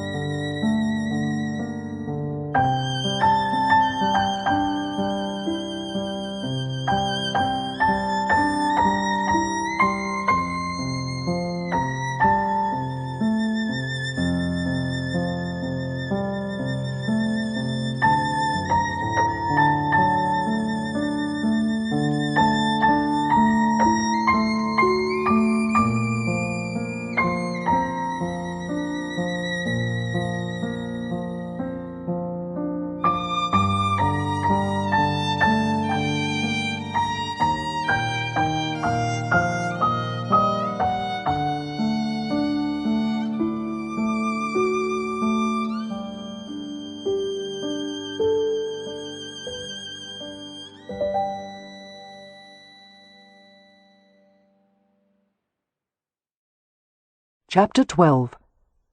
Kev was in a devil of a temper that evening for a variety of reasons, the uppermost being that Win was carrying out her threat. She was being friendly to him, polite, courteous, damnably nice, and he was in no position to object, since this was precisely what he had wanted. But he hadn't expected that there was one thing even worse than having Win glance at him with longing, and that was indifference.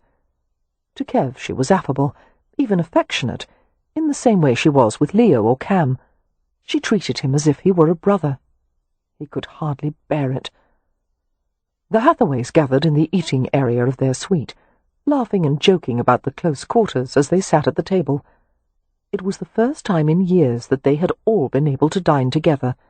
Kev, Leo, Amelia, Win, Poppy and Beatrix, with the additions of Cam, Miss Marks and Dr. Harrow. Although Miss Marks had tried to demur, they had insisted that she dine with the family. "After all," Poppy had said, laughing, "how else will we know how to behave? Someone must save us from ourselves." Miss Marks had relented, although it was clear that she would have preferred to be elsewhere. She took up as small a space as possible, a narrow, colourless figure wedged between Beatrix and Dr. Harrow. The governess rarely looked up from her plate, except when Leo was speaking. Although her eyes were partially concealed by the spectacles, Kev suspected they held nothing but dislike for the Hathaways' brother. It seemed that Miss Marks and Leo had found in each other the personification of everything they disliked most. Leo couldn't stand humourless people, or judgmental ones, and he had immediately taken to referring to the governess as Satan in petticoats. And Miss Marks, for her part, despised rakes. The more charming they were, the deeper her loathing. Most of the dinner conversation centred on the subject of Harrow's clinic, which the Hathaways regarded as a miraculous enterprise. The women fawned on Harrow to a nauseating degree, delighting in his commonplace remarks, admiring him openly. Kev had an instinctive aversion to Harrow, although he wasn't certain if that was because of the doctor himself or because Win's affections were at stake. It was tempting to disdain Harrow for all his smooth-faced perfection, except that a roguish good humour lurked in his smile, and he displayed a lively interest in the conversation around him, and he seemed never to take himself too seriously. Harrow was obviously a man who shouldered heavy responsibility, that of life and death itself, and yet he carried it lightly. He was the kind of person who always seemed to fit in, no matter what the circumstances. While the family ate and conversed, Kev remained quiet, except when called upon to answer some question about the Ramsay estate. He watched Win circumspectly, unable to discern exactly what her feelings for Harrow were. She reacted to the doctor with her usual composure, her face giving away nothing. But when their gazes met, there was an unmistakable connection, a sense of shared history, and worst of all, Kev recognized something in the doctor's expression, a haunting echo of his own fascination for Win. Midway through the gruesomely pleasant dinner, Kev became aware that Amelia, who was seated at the end of the table, was unusually quiet. He looked at her closely, realizing her colour was off and her cheeks were sweaty. Since he was seated at her immediate left, Kev leaned close and whispered, "What is it?" Amelia gave him a distracted glance. "Ill," she whispered back, swallowing weakly. "I feel so. Oh, Merripen, do help me away from the table." Without another word, Kev pushed his chair back and helped her up. Cam, who was at the other end of the long table, looked at them sharply. "Amelia?" "She's ill," Kev said. Cam reached them in a flash, his face taut with anxiety. As he gathered Amelia in his arms and carried her, protesting, from the room, one would think she'd suffered a severe injury rather than a probable case of indigestion. "Perhaps I might be of service," Dr. Harrow said with quiet concern, laying his napkin on the table as he made to follow them. "Thank you," Win said, smiling at him gratefully. "I'm so glad you're here." Kev barely restrained himself from gnashing his teeth in jealousy as Harrow left the room.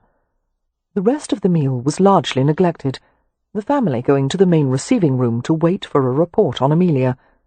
It took an unnervingly long time for anyone to appear. What could be the matter? Beatrix asked plaintively. Amelia's never ill. She'll be fine, Win soothed. Dr. Harrow will take excellent care of her. Perhaps I should go to their room, Poppy said, and ask how she is. But before anyone could offer an opinion, Cam appeared in the doorway of the receiving room. He looked bemused, his hazel eyes vivid as he glanced at the assorted family members around him. He appeared to search for words. Then a dazzling smile appeared, despite his obvious effort to moderate it. "No doubt the Gadjos have a more civilized way to put this," he said. "But Amelia is with child." A chorus of happy exclamations greeted the revelation. "What did Amelia say?" Leo asked. Cam's smile turned wry. "Something to the effect that this wouldn't be convenient." Leo laughed quietly.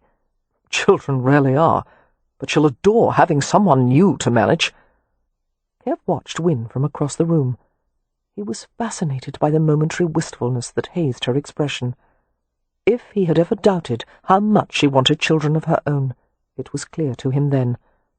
As he stared at her, a flush of warmth rose in him, strengthening and thickening, until he realized what it was. He was aroused, his body yearning to give her what she wanted.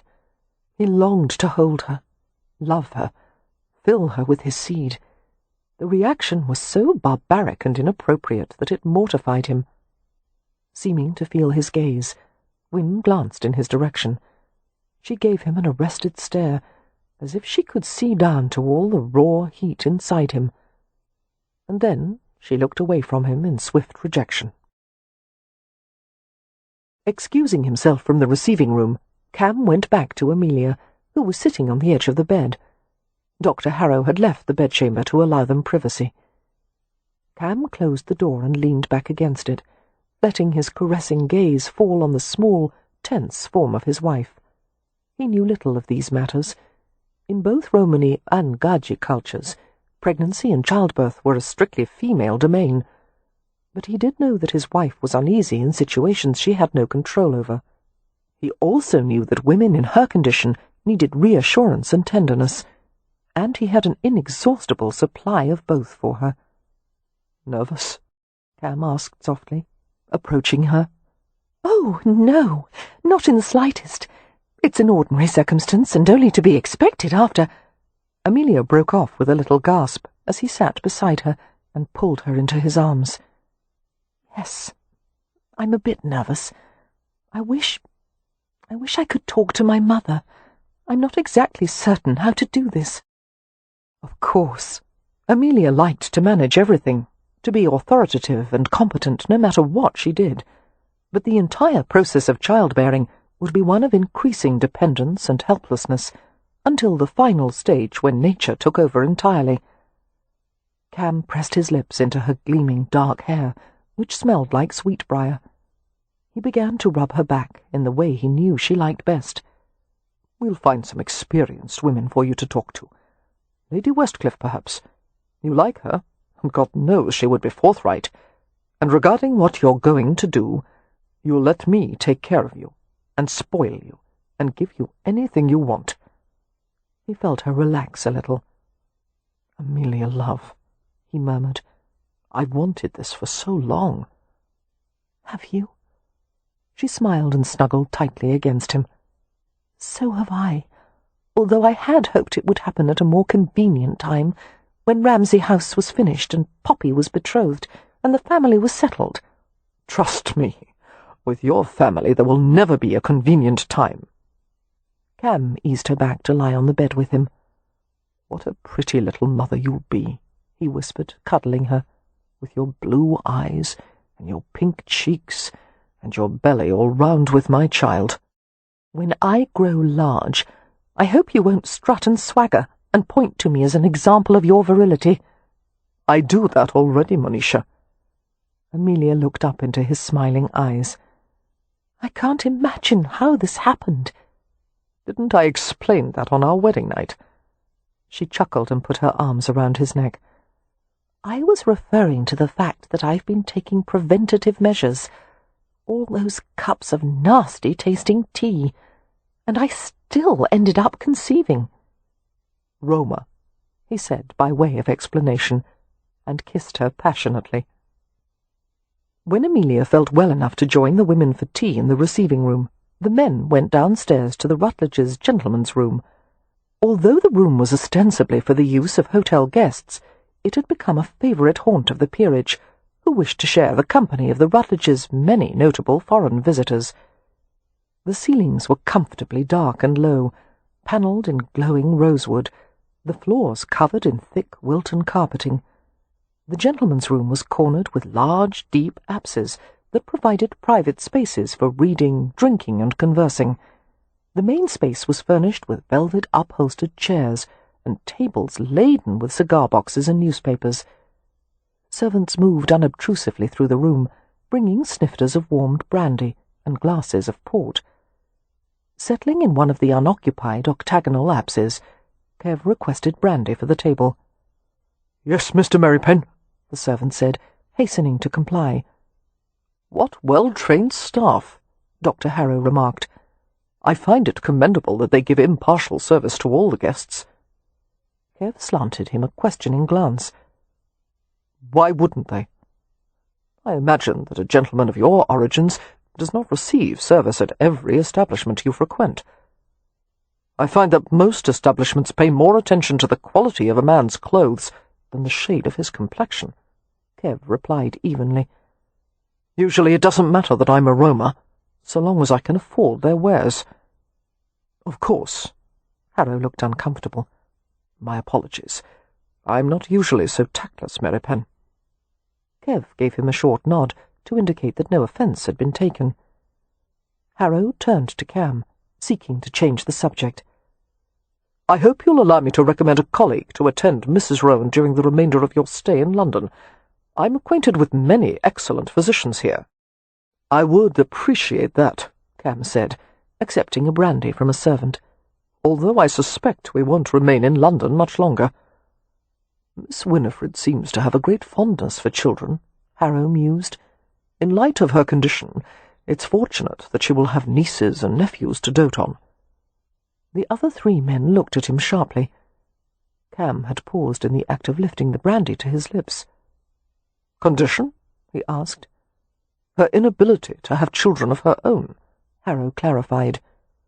"What the devil do you mean, Harrow?" Leo asked. "Haven't we all been trumpeting about my sister's miraculous recovery, due to your stellar efforts?" "She has indeed recovered, my lord." Harrow frowned thoughtfully as he stared into his brandy-snifter. "But she will always be somewhat fragile. In my opinion, she should never try to conceive. In all likelihood the process would result in her death." A heavy silence followed this pronouncement. Even Leo, who usually affected an air of insouciance, couldn't manage to conceal his reaction. "Have you made my sister aware of this?" he asked. "Because she has given me the impression that she fully expects to marry and have her own family some day." "I have discussed it with her, of course," Harrow replied. "I have told her that if she marries, her husband would have to agree that it would be a childless union." He paused. "However, Miss Hathaway is not yet ready to accept the idea. In time, I hope to persuade her to adjust her expectations." He smiled slightly. "Motherhood, after all, is not necessary for every woman's happiness, much as society glorifies the notion." Cam stared at him intently. "My sister-in-law will find it a disappointment, to say the least. Yes, but Miss Hathaway will live longer and enjoy a higher quality of life as a childless woman, and she will learn to accept her altered circumstances. That is her strength." He swallowed some brandy before continuing quietly. "Miss Hathaway was probably never destined for childbearing, even before the scarlet fever. Such a narrow frame, elegant, but hardly ideal for breeding purposes." Kev tossed back his brandy, letting the amber fire wash down his throat. He pushed back from the table and stood, unable to bear another moment of the bastard's proximity. The mention of Win's narrow frame had been the last straw. Excusing himself with a rough mutter, He walked out of the hotel and into the night. His senses drew in the cool air, the foul, sharp city smells, the stirrings and rattlings and cries of the London night coming to life. Christ, he wanted to be away from this place. He wanted to take Win to the country with him, to some place that was fresh and wholesome, away from the gleaming Dr. Harrow, whose clean, fastidious perfection filled Kev with dread. Every instinct warned that Win wasn't safe from Harrow, but she wasn't safe from him either. His own mother had died giving birth. The thought of killing Win with his own body, his spawn swelling inside her until... His entire being shied at the thought. His deepest terror was harming her, losing her. Kev wanted to talk to her, to listen to her, help her somehow to come to terms with the limitations she'd been given. But he'd put a barrier between them, and he didn't dare cross it. Because if Harrow's flaw was a lack of empathy, Kev's was just the opposite. Too much feeling, too much need, enough to kill her. Later that evening, Cam came to Kev's room. Kev had just returned from his walk, a glaze of evening mist still clinging to his coat and hair. Answering the knock at the door, Kev stood at the threshold and scowled. "What is it?" "I had a private talk with Harrow," Cam said, his face expressionless. "And?" "He wants to marry Win, but he intends the marriage to be in name only. She doesn't know it yet." "Bloody hell," Kev muttered. "She'll be the latest addition to his collection of fine objects. She'll stay chaste while he has his affairs." "I don't know her well," Cam murmured, "but I don't think she would ever agree to such an arrangement, especially if you offered her an alternative, Frau." "There is only one alternative, and that is to stay safe with her family." "There's one more. You could offer for her." "That's not possible." "Why not?" Kev felt his face burn. "I couldn't stay celibate with her. I could never hold to it. There are ways to prevent conception." That elicited a contemptuous snort from Kev. "That worked out well for you, didn't it?" He rubbed his face wearily. "You know the other reasons I can't offer for her." "I know the way you once lived," Cam said, choosing his words with obvious care. "I understand your fear of harming her, but in spite of all that, I find it hard to believe that you would really let her go to another man." "I would if that was best for her." "Can you actually say that the best Winifred Hathaway deserves is someone like Harrow?" "Better him," Kev managed to say, "than someone like me." Although the social season was not yet over, it was agreed that the family would go to Hampshire. There was Amelia's condition to consider. She would be better off in the healthful surroundings, and Win and Leo wanted to see the Ramsay estate. The only question was the fairness of depriving Poppy and Beatrix of the remainder of the season, but they both claimed to be quite happy to quit London. This attitude was not unexpected, coming from Beatrix, who still seemed far more interested in books and animals and romping through the countryside like a wild creature. But Leo was surprised that Poppy, who was candid about wanting to find a husband, would be so willing to depart. "I've seen all this season's prospects," Poppy told Leo grimly, as they rode through Hyde Park in an open carriage. "Not one of them is worth staying in town for." Beatrix sat in the opposite seat, with Dodger the ferret curled in her lap. Miss Marks had wedged herself in the corner, her bespectacled gaze fixed on the scenery. Leo had rarely encountered such an off-putting female. Abrasive, pale, her form an accumulation of pointy elbows and angular bones, her character stiff and knotty and dry. Clearly, Catherine Marks hated men, which Leo wouldn't have blamed her for, since he was well aware of the faults of his gender, except that she didn't seem to like women very much either. The only people she seemed to unbend with were Poppy and Beatrix, who had reported that Miss Marks was exceptionally intelligent and could be very witty at times, and she had a lovely smile. Leo had a difficult time imagining the tight little seam of Miss Marks's mouth curving in a smile. He rather doubted she even had teeth, since he had never seen them. "She'll ruin the view," He had complained that morning when Poppy and Beatrix had told him they were bringing him on their drive. "I won't enjoy the scenery with a grim reaper casting her shadow over it." "Don't call her such horrid names, Leo," Beatrix had protested. "I like her very much, and she's very nice when you're not around." "I believe she was treated very wrongly by a man in her past," Poppy said sotto voce. "In fact, I've heard a rumour or two that Miss Marks became a governess because she was involved in a scandal." Leo was interested despite himself. "What kind of scandal?" Poppy lowered her voice to a whisper. "They say she squandered her favours." "She doesn't look like a woman who would squander her favours," Beatrix said in a normal voice. "Hush, Bee!"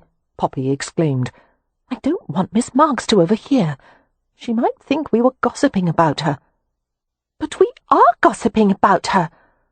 Besides, I don't believe she would do, that with anyone. She doesn't seem at all that sort of woman." "I believe it," Leo had said. "Usually the ladies most inclined to squander their favours are the ones who don't have any." "I don't understand," Bee said. "He means unattractive ladies are more easily seduced," Poppy said wryly, "which I don't agree with. And besides, Miss Marks isn't unattractive at all. She's only a bit stern." "And scrawny as a Scottish chicken," Leo had muttered. As the carriage passed Marble Arch and proceeded to Park Lane, Miss Marks glued her gaze to the spring floral displays. Glancing at her idly, Leo noted that she had a decent profile, a sweet little tip of a nose supporting the spectacles, a gently rounded chin.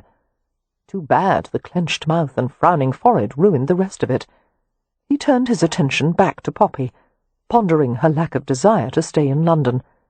Surely any other girl her age would have been begging to finish the season and enjoy all the balls and parties.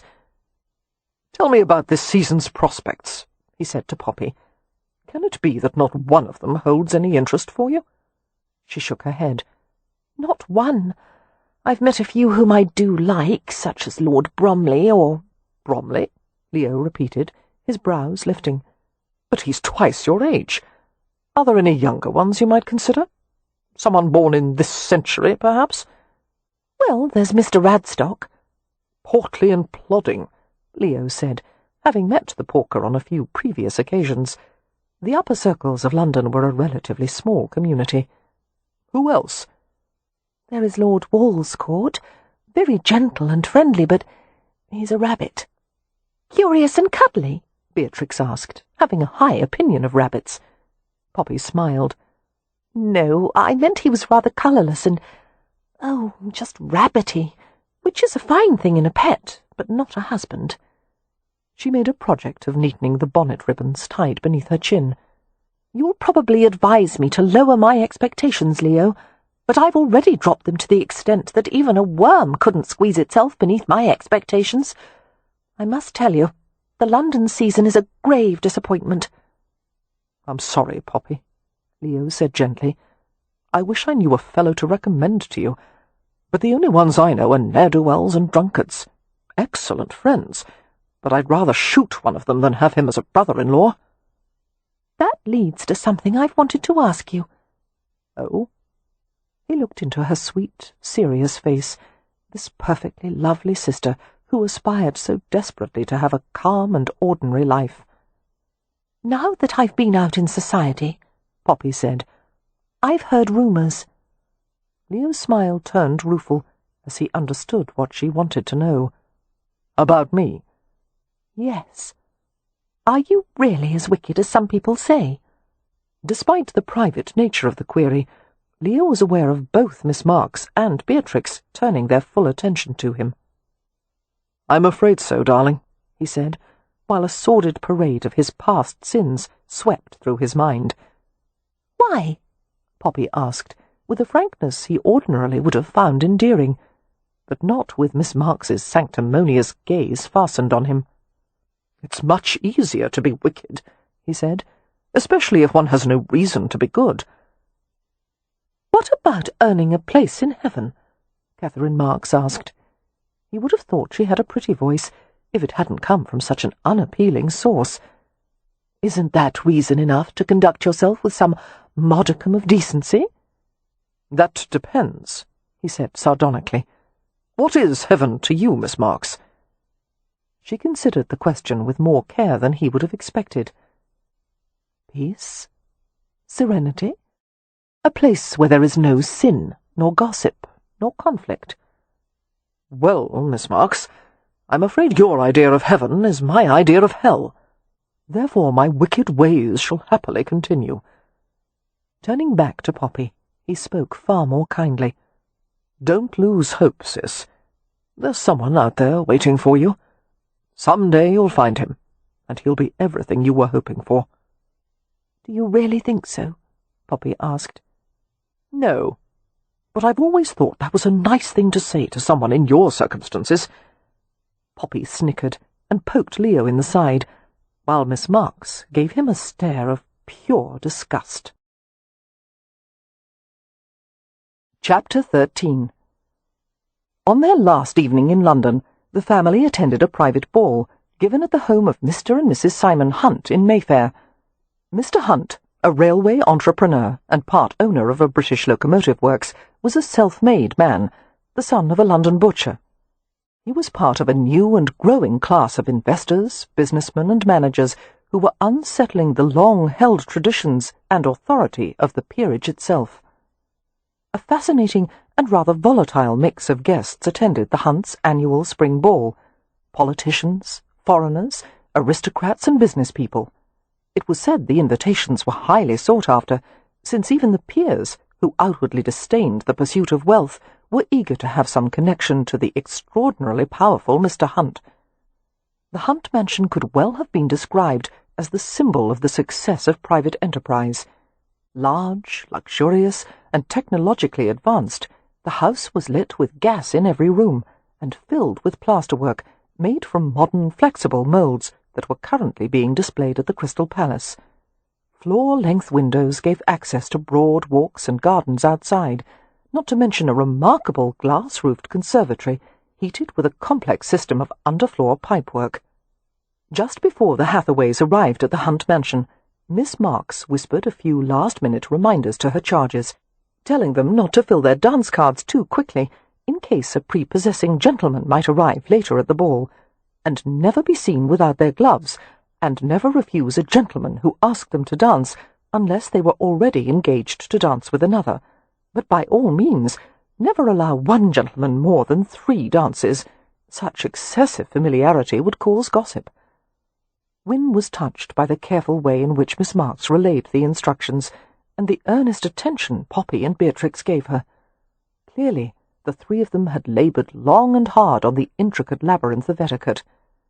Win was at a disadvantage compared to her 2 younger sisters. Since she had spent so long away from London, her own knowledge of social mores was lacking.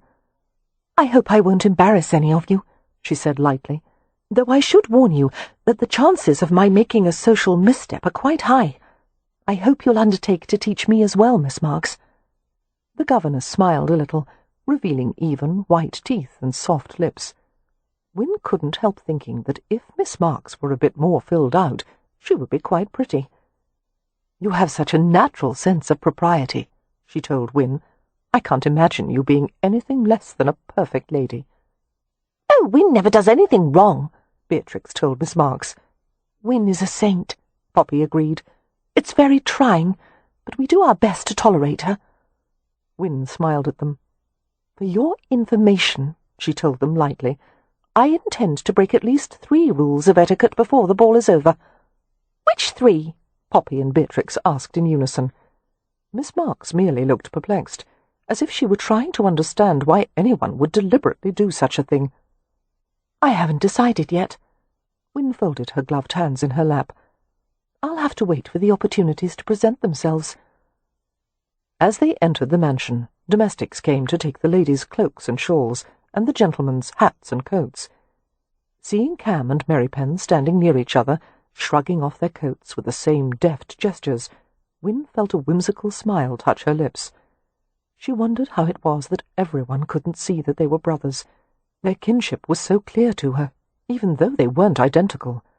The same wavy dark hair, although Cam's was longer, and Merripen kept his neatly cropped.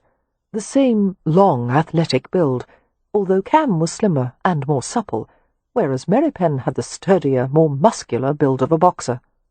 Their greatest difference, however, was not that of their external appearances, but the way each approached the world. Cam, with a sense of amused tolerance and charm and shrewd confidence, and Merripen, with his battered dignity and smouldering intensity, and most of all the strength of feeling that he fought so desperately to hide. Oh, how she wanted him! But he would not be easily won, if ever. Win thought it was rather like trying to coax a wild creature to come to her hand, the endless advances and retreats, the hunger and need for connection warring with fear. She wanted him even more as she saw him here among this glittering crowd, his aloof and powerful form dressed in the austere evening scheme of black and white. Merripen did not consider himself inferior to the people around him, but he was well aware that he was not one of them. He understood their values, even though he didn't always agree with them, and he had learned how to acquit himself well in the gajo world. He was the kind of man who would adapt to any circumstances. After all, Win thought with private amusement, not just any man could break a horse, build a stone fence by hand, recite the Greek alphabet, and discuss the relative philosophical merits of empiricism and rationalism. Not to mention rebuild an estate and run it as if he were to the manor born. There was a sense of impenetrable mystery about Kev Merripen. She was obsessed with the tantalizing thought of what it would be like to slip past all his secrets, to reach the extraordinary heart he guarded so closely. Melancholy swept over her as she glanced at the beautiful interior of the mansion, the guests laughing and chatting, while music floated lightly over the scene. So much to enjoy and appreciate, and yet all Win wanted was to be alone with the most unavailable man in the room. However, she wasn't going to play the wallflower. She was going to dance and laugh and do all the things she had imagined for years while lying on her sickbed. And if it displeased Merripen or made him jealous, so much the better. Divested of her cloak, Win went forward with her sisters. They were all dressed in pale satins, Poppy in pink, Beatrix in blue, Amelia in lavender, and herself in white. Her gown was uncomfortable, which Poppy had laughingly said was a good thing, as a comfortable gown would almost certainly not be stylish. It felt too light on the top, the bodice low and square, the sleeves short and tight, and it felt too heavy from the waist down, with wide triple skirts caught up in flounces. But the main source of discomfort was her corset, which she had gone without for so long that she found herself resenting even the slightest constriction. Though it was only lightly laced, the corset stiffened her torso and pushed her breasts artificially high. It hardly seemed decent, and yet it was considered indecent to go without one.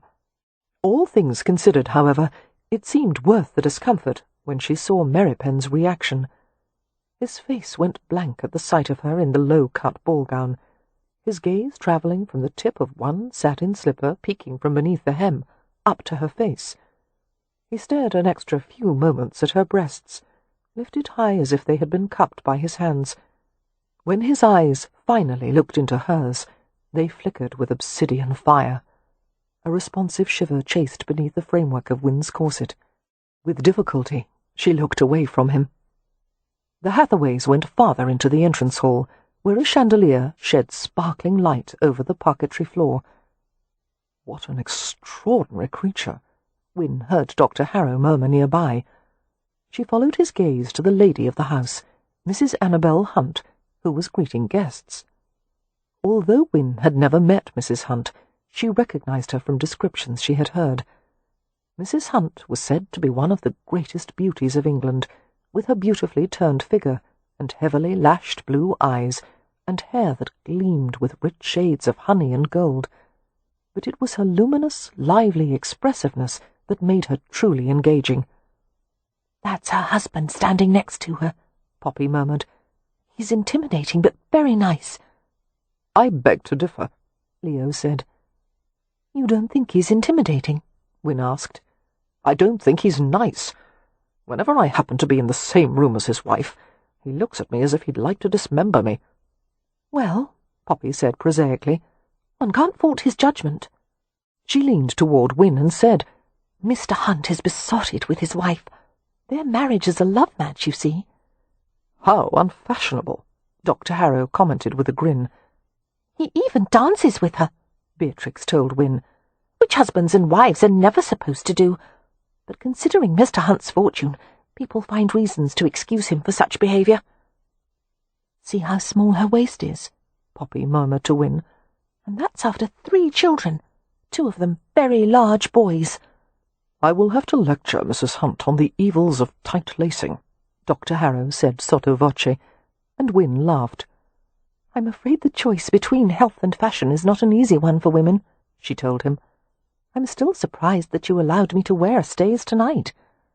You hardly need them, he said, his grey eyes twinkling. Your natural waist is hardly wider than Mrs. Hunt's corseted one.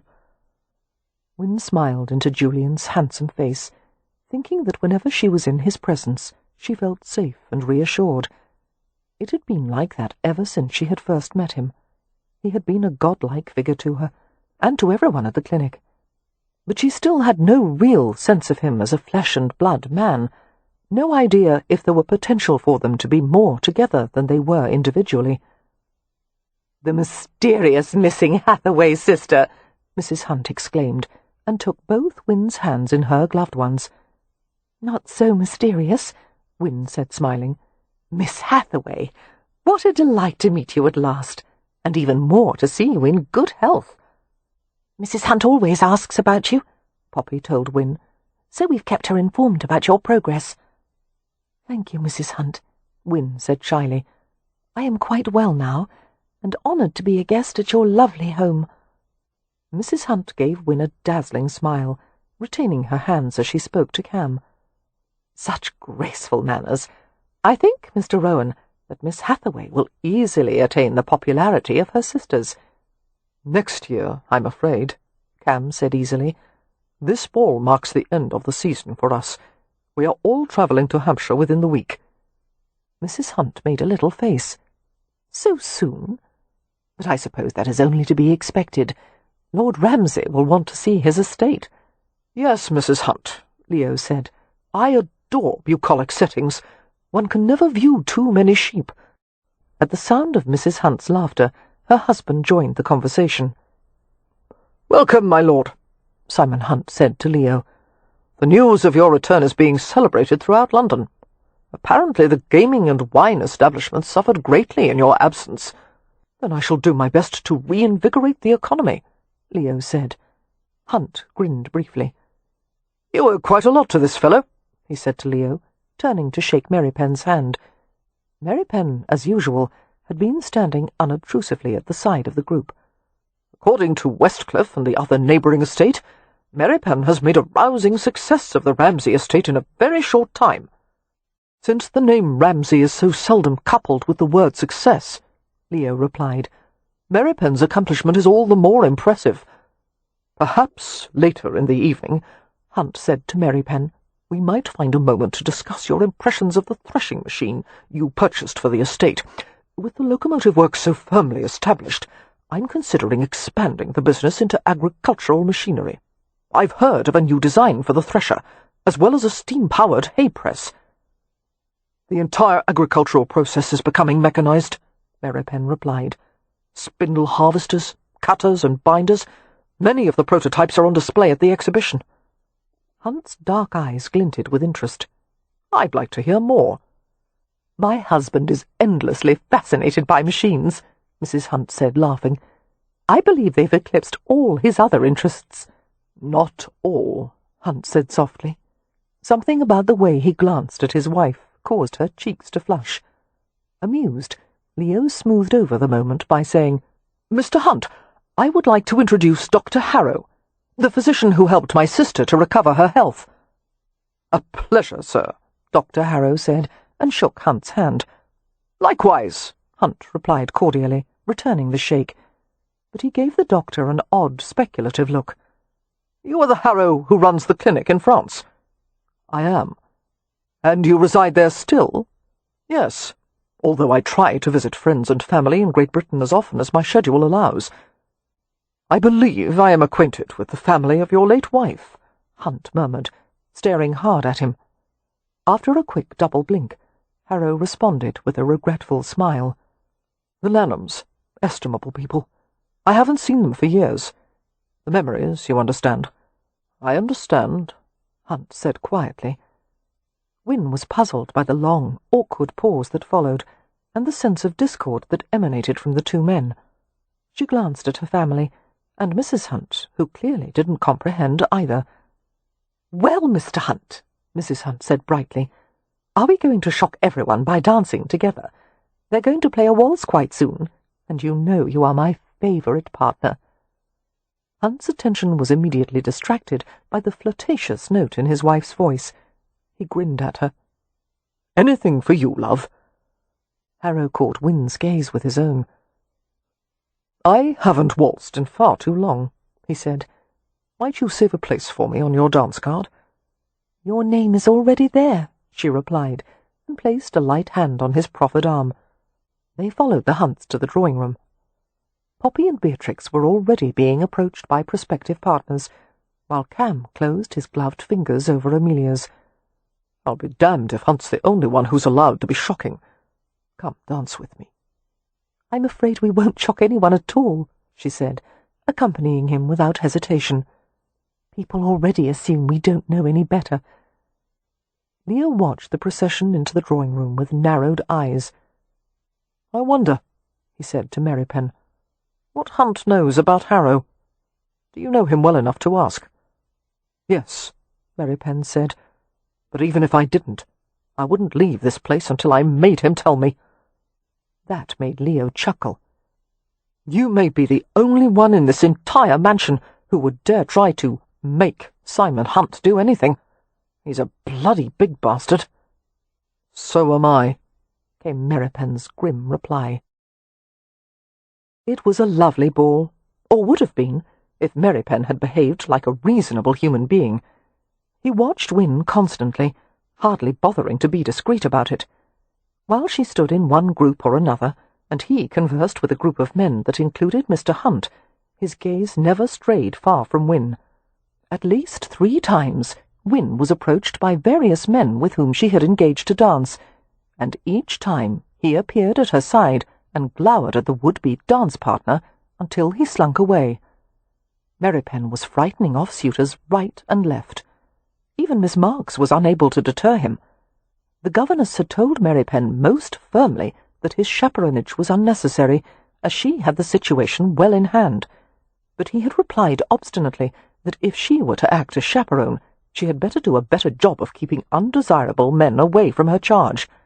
"What do you think you're doing?" Win whispered to Merripen furiously, as he sent off yet another abashed gentleman. "I wanted to dance with him.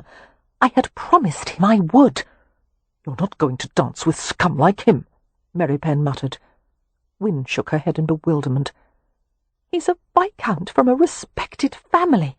What could you possibly object to?" "He's a friend of Leo's. That's reason enough." Win glared up at him. She struggled to retain a grasp on her composure. She had always found it so easy to conceal her emotions beneath the serene facade, but lately she was finding that more and more difficult. All her feelings were lurking too close to the surface. "If you are trying to ruin my evening," she told him, "you're doing a splendid job of it. I want to dance, and you're scaring away everyone who approaches me. Leave me alone." She turned her back to him and sighed with relief as Julian Harrow came to them. "Miss Hathaway," he said, "will you do me the honour?" "Yes," she said, before he could even finish the sentence. Taking his arm, she let him lead her into the mass of swirling, waltzing couples. Glancing over her shoulder, she saw Merripen staring after her, and she sent him a threatening look. He returned it with a scowl. As Win walked away, she felt the pressure of a frustrated laugh in her throat. She swallowed it back, thinking that Kev Merripen was the most infuriating man alive. He was a dog in the manger, refusing to have a relationship with her, and yet not allowing her to be with anyone else. And knowing his capacity for endurance, it would probably go on for years, forever. She couldn't live like this. "Winifred," Julian Harrow said, his grey eyes concerned, "this is far too lovely a night for you to be distressed. What were you arguing about?" "Nothing of import," she said, trying to speak lightly, but succeeding only in sounding stiff. "Just a family squabble." She curtsied, and Julian bowed, and he took her in his arms. His hand was firm on her back, guiding her easily as they danced. Julian's touch reawakened memories of the clinic, the way he had encouraged and helped her, the times he had been stern when she had needed it, and the times they had celebrated when she had reached another milestone in her progress. He was a good, kind, high-minded man, a handsome man. Win was hardly oblivious to the admiring feminine gazes he attracted. Most of the unmarried girls in this room would have given anything to have such a splendid suitor. I could marry him, she thought. He had made it clear that all it would take was a bit of encouragement on her part. She could become a doctor's wife and live in the south of France, and perhaps help somehow in his work at the clinic, to help other people who were suffering the way she had, to do something positive and worthwhile with her life. Wouldn't that be better than this? Anything was preferable to the pain of loving a man she couldn't have, and, God help her, living in close proximity. She would become bitter and frustrated. She might even come to hate him. She found herself relaxing in Julian's arms. The bleak, angry feeling faded, soothed by the music and the waltz rhythm.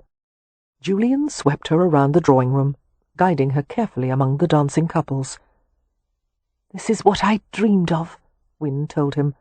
"Being able to do this, just like everyone else." His hand tightened on her waist. "And so you are. But you're not like everyone else. You're the most beautiful woman here." "No," she said, laughing.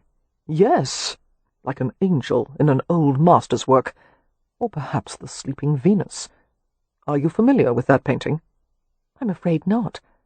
"I'll take you to see it some day, though you might find it a bit shocking." "I suppose Venus is unclothed in that work." Win tried to sound worldly, but she felt herself blushing. "I've never understood why such depictions of beauty are always in the nude, when a bit of tactful drapery would yield the same effect." "Because there is nothing more beautiful than the unveiled female form."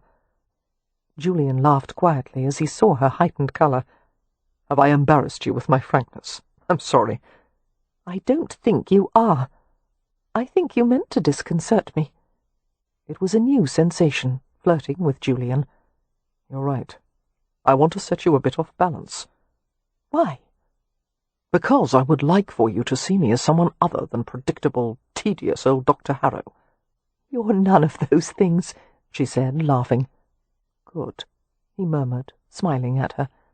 The waltz ended, and gentlemen began to lead their partners out of the dancing area, while others took their places. "It's warm in here and far too crowded," Julian said. "Would you like to be scandalous and slip away with me for a moment?" "I would love to." He took her to a corner partially screened by some massive potted plants. At an opportune moment, he led her out of the drawing-room and into a huge glass conservatory. The space was filled with paths and indoor trees and flowers, and secluded little benches. Beyond the conservatory, a wide terrace overlooked the fenced gardens and the other mansions of Mayfair. The city was outlined in the distance, bristling with chimneys that frosted the midnight sky with streams of smoke. They sat on a bench, wind skirts billowing around them. Julian turned partially to face her. The glaze of moonlight gave his polished ivory skin a slight luminescence. "Winifred," he murmured, and the timbre of his voice was low and intimate. Staring into his grey eyes, Win realized that he was going to kiss her. But he surprised her by removing one of her gloves with exquisite care, the moonlight shimmering over his black hair.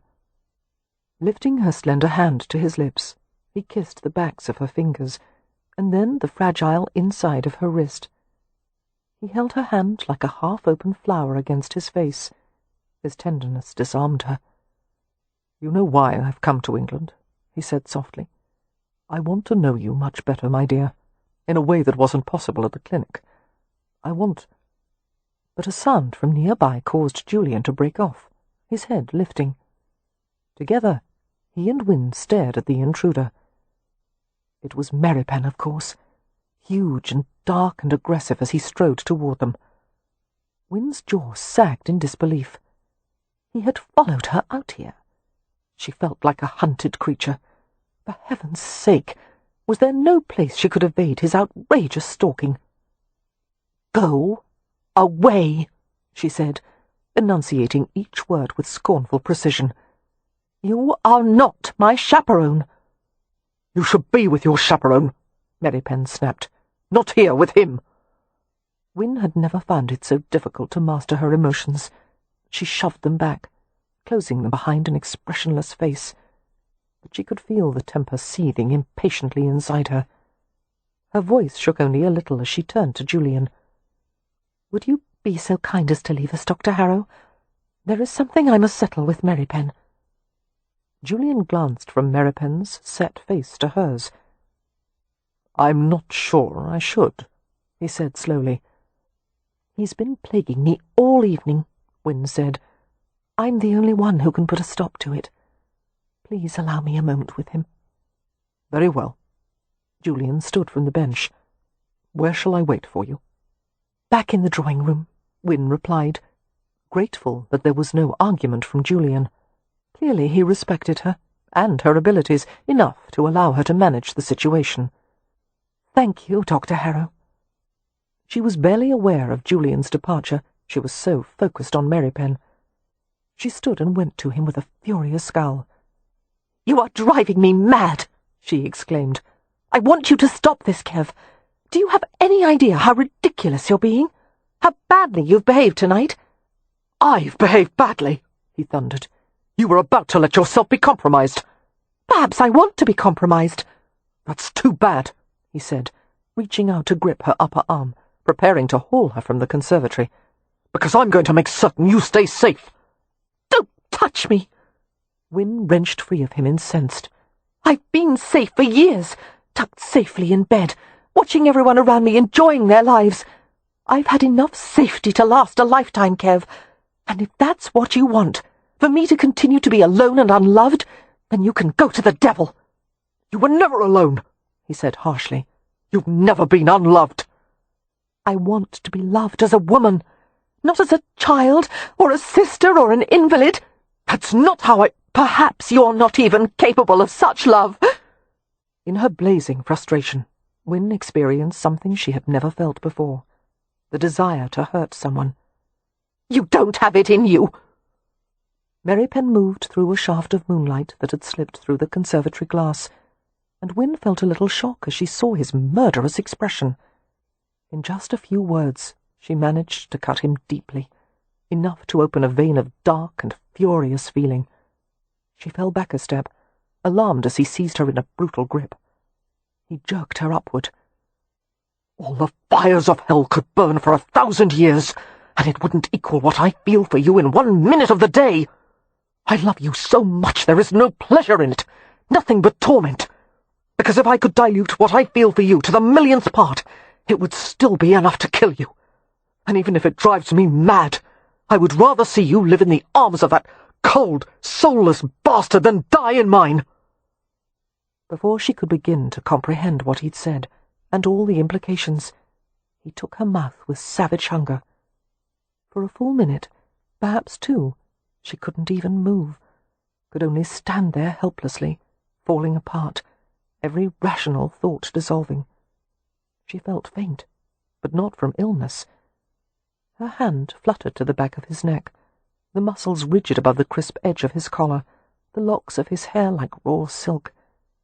Her fingers unconsciously caressed his nape, trying to soothe his hard-breathing fervour. His mouth slanted deeper over hers, sucking and teasing, his taste drugging and sweet. And then something quieted his frenzy, and he became gentle. His hand trembled as he touched her face, his fingers smoothing over her cheek, his palm cradling her jaw. The hungry pressure of his mouth lifted from hers, and he kissed her eyelids and nose and forehead. In his drive to press close, he had urged her back against the conservatory wall. She gasped as her bare upper shoulders were flattened on a pane of glass, causing gooseflesh to rise. Cold glass. But his body was so warm, his scalding soft mouth travelling down to her throat, her chest, the hint of cleavage. Merripen slipped 2 fingers inside her bodice, stroking the cool cushion of her breast. It wasn't enough. He tugged impatiently at the edge of the bodice and the shallow cup of the corset beneath. Win closed her eyes, offering not so much as a word of protest, still except for the heaves of her breathing. Merripen gave a soft grunt of satisfaction as her breast popped free. He lifted her higher against the glass, nearly lifting her off her feet, and he closed his mouth over the tip of her breast. Win bit her lip to keep from crying out. Each swirling lick of his tongue sent darts of heat down to her toes. She slid her hands into his hair, one gloved, one ungloved, her body arching against the tender stimulation of his mouth. When her nipple was taut and throbbing, he moved back up to her neck, dragging his mouth along the delicate skin. "Win!" His voice was ragged. "I want to—" But he bit back the words and kissed her again, deep and feverish, while he took the hard peak of her breast in his fingers. He squeezed and rolled it softly, until the wickedly gentle harassment caused her to writhe and sob in pleasure. Then it all ended with cruel suddenness. He froze inexplicably and jerked her away from the window, pulling the front of her body into his, as if he was trying to hide her from something. A quiet curse escaped him. "What?" Win found it difficult to speak. She was as dazed as if she were emerging from a deep sleep, her thoughts tumbling over on themselves. "What is it?" "I saw movement on the terrace. Someone may have seen us." That startled Win back into a semblance of normalcy. She turned from him, clumsily pulling her bodice back into place. "My glove," she whispered, seeing it lying by the bench like a tiny abandoned flag of truce. Merripen went to retrieve it for her. I'm going to the ladies' dressing room," she said shakily. "I'll put myself to rights and return to the drawing room as soon as I'm able." She wasn't altogether certain what had just happened, what it had meant. Merripen had admitted he loved her. He had finally said it, but she had always imagined it as a joyful confession, not an angry and bitter one. Everything seemed so terribly wrong. If only she could go back to the hotel now and be alone in her room. She needed privacy in which to think. What was it he had said? "I would rather see you live in the arms of that cold, soulless bastard than die in mine." But that made no sense. Why had he said such a thing? She wanted to confront him, but this was not the time or place. This was a matter that must be handled with great care. Merripen was more complicated than most people realized. Although he gave the impression of being less sensitive than most men, the truth was he harbored such powerful feelings that even he wasn't able to manage them well. "We must talk later, Kev," she said. He gave a short nod, his shoulders and neck set as if he were carrying an unbearable burden. Win went as discreetly as possible to the ladies' dressing room upstairs, where maids were busy repairing torn flounces, helping to blot the shine from perspiring faces, and anchoring coiffures with extra hairpins. Women had gathered in small groups, giggling and gossiping about things they'd seen and overheard. Win sat before a looking-glass and inspected her reflection. Her cheeks were flushed, a marked contrast to her usual composed paleness, and her lips were red and swollen. Her colour deepened as she wondered if everyone could see what she had been doing. A maid came to blot her face and dust it with rice powder, and Win murmured her thanks. She took several calming breaths, as deep as the dratted corset would allow, and tried inconspicuously to make certain her bodice was fully covering her breasts. By the time Win felt ready to go downstairs once more, approximately 30 minutes had passed. She smiled as Poppy entered the ladies' dressing room and came to her. "Hello, dear," Win said, standing from the chair. "Here, take my chair. Do you need hairpins? Powder?" "No, thank you." Poppy wore a tense, anxious expression, looking nearly as flushed as Win had been earlier. "Are you enjoying yourself?" Win asked with a touch of concern. "Not really," Poppy said, drawing her to the corner to keep from being overheard. "I was looking forward to meeting someone other than the usual crowd of stuffy old peers, or worse, the stuffy young ones. But the only new men I met were climbers and businessmen. Either they want to talk about money, which is vulgar and I don't know anything about it, or they have careers they claim they can't discuss, which means they're probably involved in something illegal. And Beatrix, how is she faring? She's quite popular, actually. She goes around saying outrageous things, and people laugh and think she's being witty, when they don't realize she's perfectly serious." Win smiled. "Shall we go downstairs and find her?" "Not yet." Poppy reached out to take her hand and gripped it tightly. "Win, dear, I've come to find you because there's a sort of upheaval going on downstairs, and it involves you." "An upheaval?" Win shook her head, feeling cold in the marrow of her bones. Her stomach gave a sick plunge. "I don't understand." "A rumour is quickly spreading that you were seen in the conservatory in a compromising position, a very compromising one." Win felt her face turn white. "It's only been 30 minutes, she whispered. "This is London society," Poppy said grimly. "Gossip travels at full throttle." A pair of young women entered the dressing room, saw Win, and immediately whispered to each other. Win's stricken gaze met Poppy's. "There's going to be a scandal, isn't there?" she asked faintly. "Not if it's managed properly and quickly." Poppy squeezed her hand. "I'm to take you to the library, dear. Amelia and Mr. Rowan are there. We're going to meet them and put our heads together and decide on a course of action." Win almost wished she could go back to being an invalid with frequent fainting spells, because at the moment a good, long swoon sounded quite appealing. "Oh, what have I done?" she whispered. That elicited a faint smile from Poppy. "That seems to be the question on everyone's mind." Chapter 14. The Hunts' library was a handsome room, lined with mahogany bookcases with fronts of glazed glass. Cam Rowan and Simon Hunt were standing beside a large inlaid sideboard, laden with glittering spirit decanters. Holding a glass half filled with amber liquid, Hunt gave Win an inscrutable glance as she entered the library. Amelia, Mrs. Hunt, and Dr. Harrow were also there. Win had the curious feeling that it couldn't really be happening. She had never been involved in a scandal before, and it wasn't nearly as exciting or interesting as she had imagined while lying in her sickbed. It was frightening, because, in spite of her earlier words to Merripen about wanting to be compromised, she hadn't meant any of it. No sane woman would wish for such a thing. Causing a scandal meant not only ruining her prospects, but those of her younger sisters. It would cast a shadow over the entire family. Her carelessness was going to harm all the people she loved. "Win!" Amelia came to her at once, embracing her firmly. "It's all right, dear. We'll manage this." Had Win not been so distressed, she would have smiled. Her older sister was famous for her confidence in her ability to manage anything, including natural disasters, foreign invasions, and stampeding wildlife. None of those, however, could come close to the havoc of a London society scandal. "Where is Miss Marks?" Win asked in a muffled voice. "In the drawing-room with Beatrix.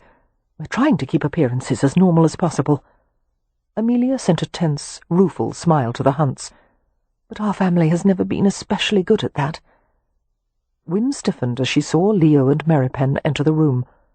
Leo came straight to her, while Merripen went to lurk in the corner as usual. He wouldn't meet her gaze. The room was filled with a charged silence that caused the down on the back of her neck to rise. She hadn't gotten herself into this all alone, Win thought with a flare of anger. Merripen would have to help her now. He would have to protect her with any means at his disposal. including his name. Her heart began to pound so heavily that it almost hurt. "It appears you've been making up for lost time, sis," Leo said flippantly, but there was a flicker of concern in his light eyes. "We have to be quick about this, since people will talk even more in light of our collective absence. Tongues are wagging so fast they've created a strong breeze in the drawing-room." Mrs. Hunt approached Amelia and Win. "Winifred," her voice was very gentle, "if this rumour is not true, I will take action at once to deny it on your behalf." Win drew in a trembling breath. "It is true," she said. Mrs. Hunt patted her arm and gave her a reassuring glance. "Trust me, you are not the first, nor will you be the last to find yourself in this predicament." "In fact," came Mr. Hunt's lazy drawl, "Mrs. Hunt has first-hand experience in just such a—" "Mr. Hunt!" his wife said indignantly, and he grinned. Turning back to Win, Mrs. Hunt said, "Winifred, you and the gentleman in question must resolve this at once." A delicate pause. "May I ask whom you were seen with?" Win couldn't answer.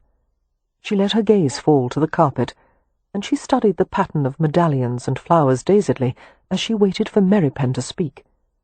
The silence only lasted a matter of seconds, but it seemed like hours. "Say something," she thought desperately. "Tell them it was you."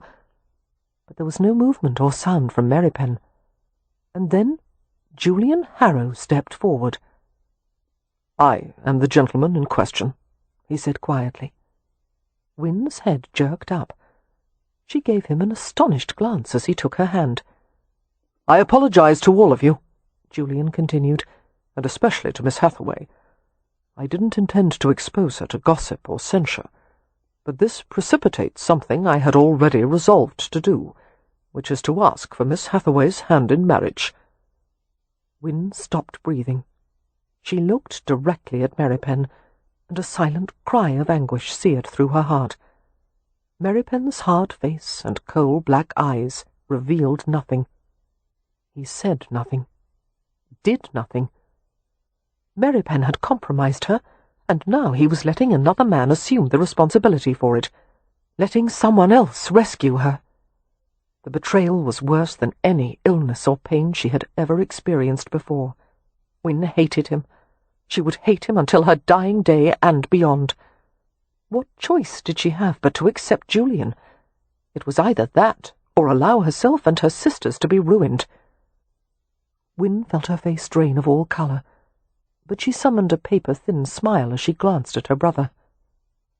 "Well, my lord," she asked Leo, "should we ask your permission first?" "You have my blessing," her brother said dryly. "After all, I certainly don't want my pristine reputation to be marred by your scandals." Win turned to face Julian. "Then, yes, Dr. Harrow," she said in a steady voice. "I will marry you." A frown notched between Mrs. Hunt's fine, dark brows as she stared at Win. She nodded in a businesslike manner. "I will go out and explain quietly to the appropriate parties that what they saw was a betrothed couple embracing.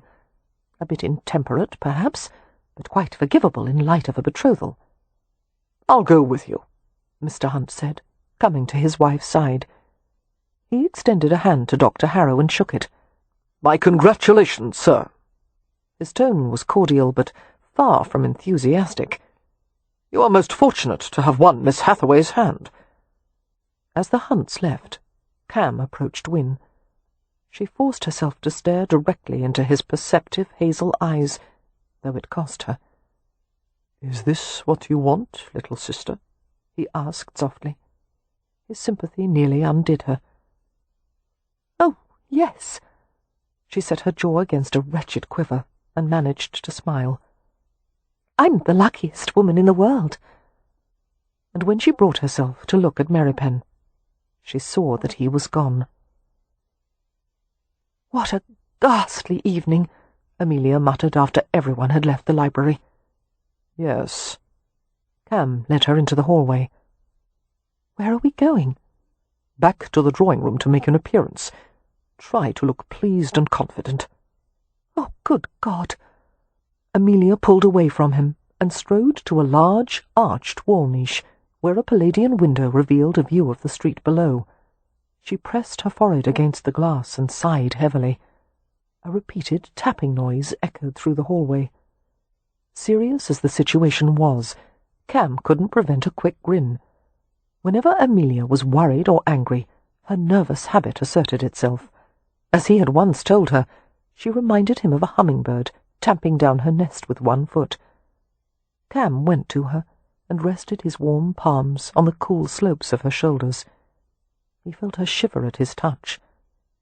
"Hummingbird," he whispered, and slid his hands up to the back of her neck to knead the small, frozen muscles there. As her tension ebbed, the foot-tapping gradually died away. Finally, Amelia relaxed enough to tell him her thoughts. "Everyone in that library was aware that Merripen was the one who compromised her," she said curtly. "Not Harrow. I can't believe it. After all Win has gone through, it comes to this. She'll marry a man she doesn't love and go to France, while Merripen won't lift a finger to stop her. What is the matter with him?" "More than can be explained here and now. Calm yourself, love. It won't help Win for you to appear distressed." "I can't help it. This is all wrong. Oh, the look on my sister's face." "We have time to sort it out," Cam murmured. "A betrothal isn't the same as marriage." "But a betrothal is binding," Amelia said with miserable impatience. "You know people regard it as a contract that can't be broken easily." "Perhaps semi-binding," he allowed. "Oh, Cam." Her shoulders drooped. "You would never let anything come between us, would you? You would never let us be parted?" The question was so patently ridiculous that Cam hardly knew what to say. He turned Amelia to face him, and saw with a jolt of surprise that his practical, sensible wife was close to tears. The pregnancy was making her emotional, he thought. The glitter of moisture in her eyes sent a rush of fierce tenderness through him. He curved a protective arm around her and used his free hand to grip the back of her hair, not caring that it mussed her coiffure. "You are the reason I live," he said in a low voice, holding her close. "You're everything to me. Nothing could ever make me leave you. And if anyone ever tried to separate us, I would kill him." He covered her mouth with his and kissed her with devastating sensuality, not stopping until she was weak and flushed and leaning hard against him. "Now," he said, only half joking, "where is that conservatory?" That provoked a watery chuckle from her.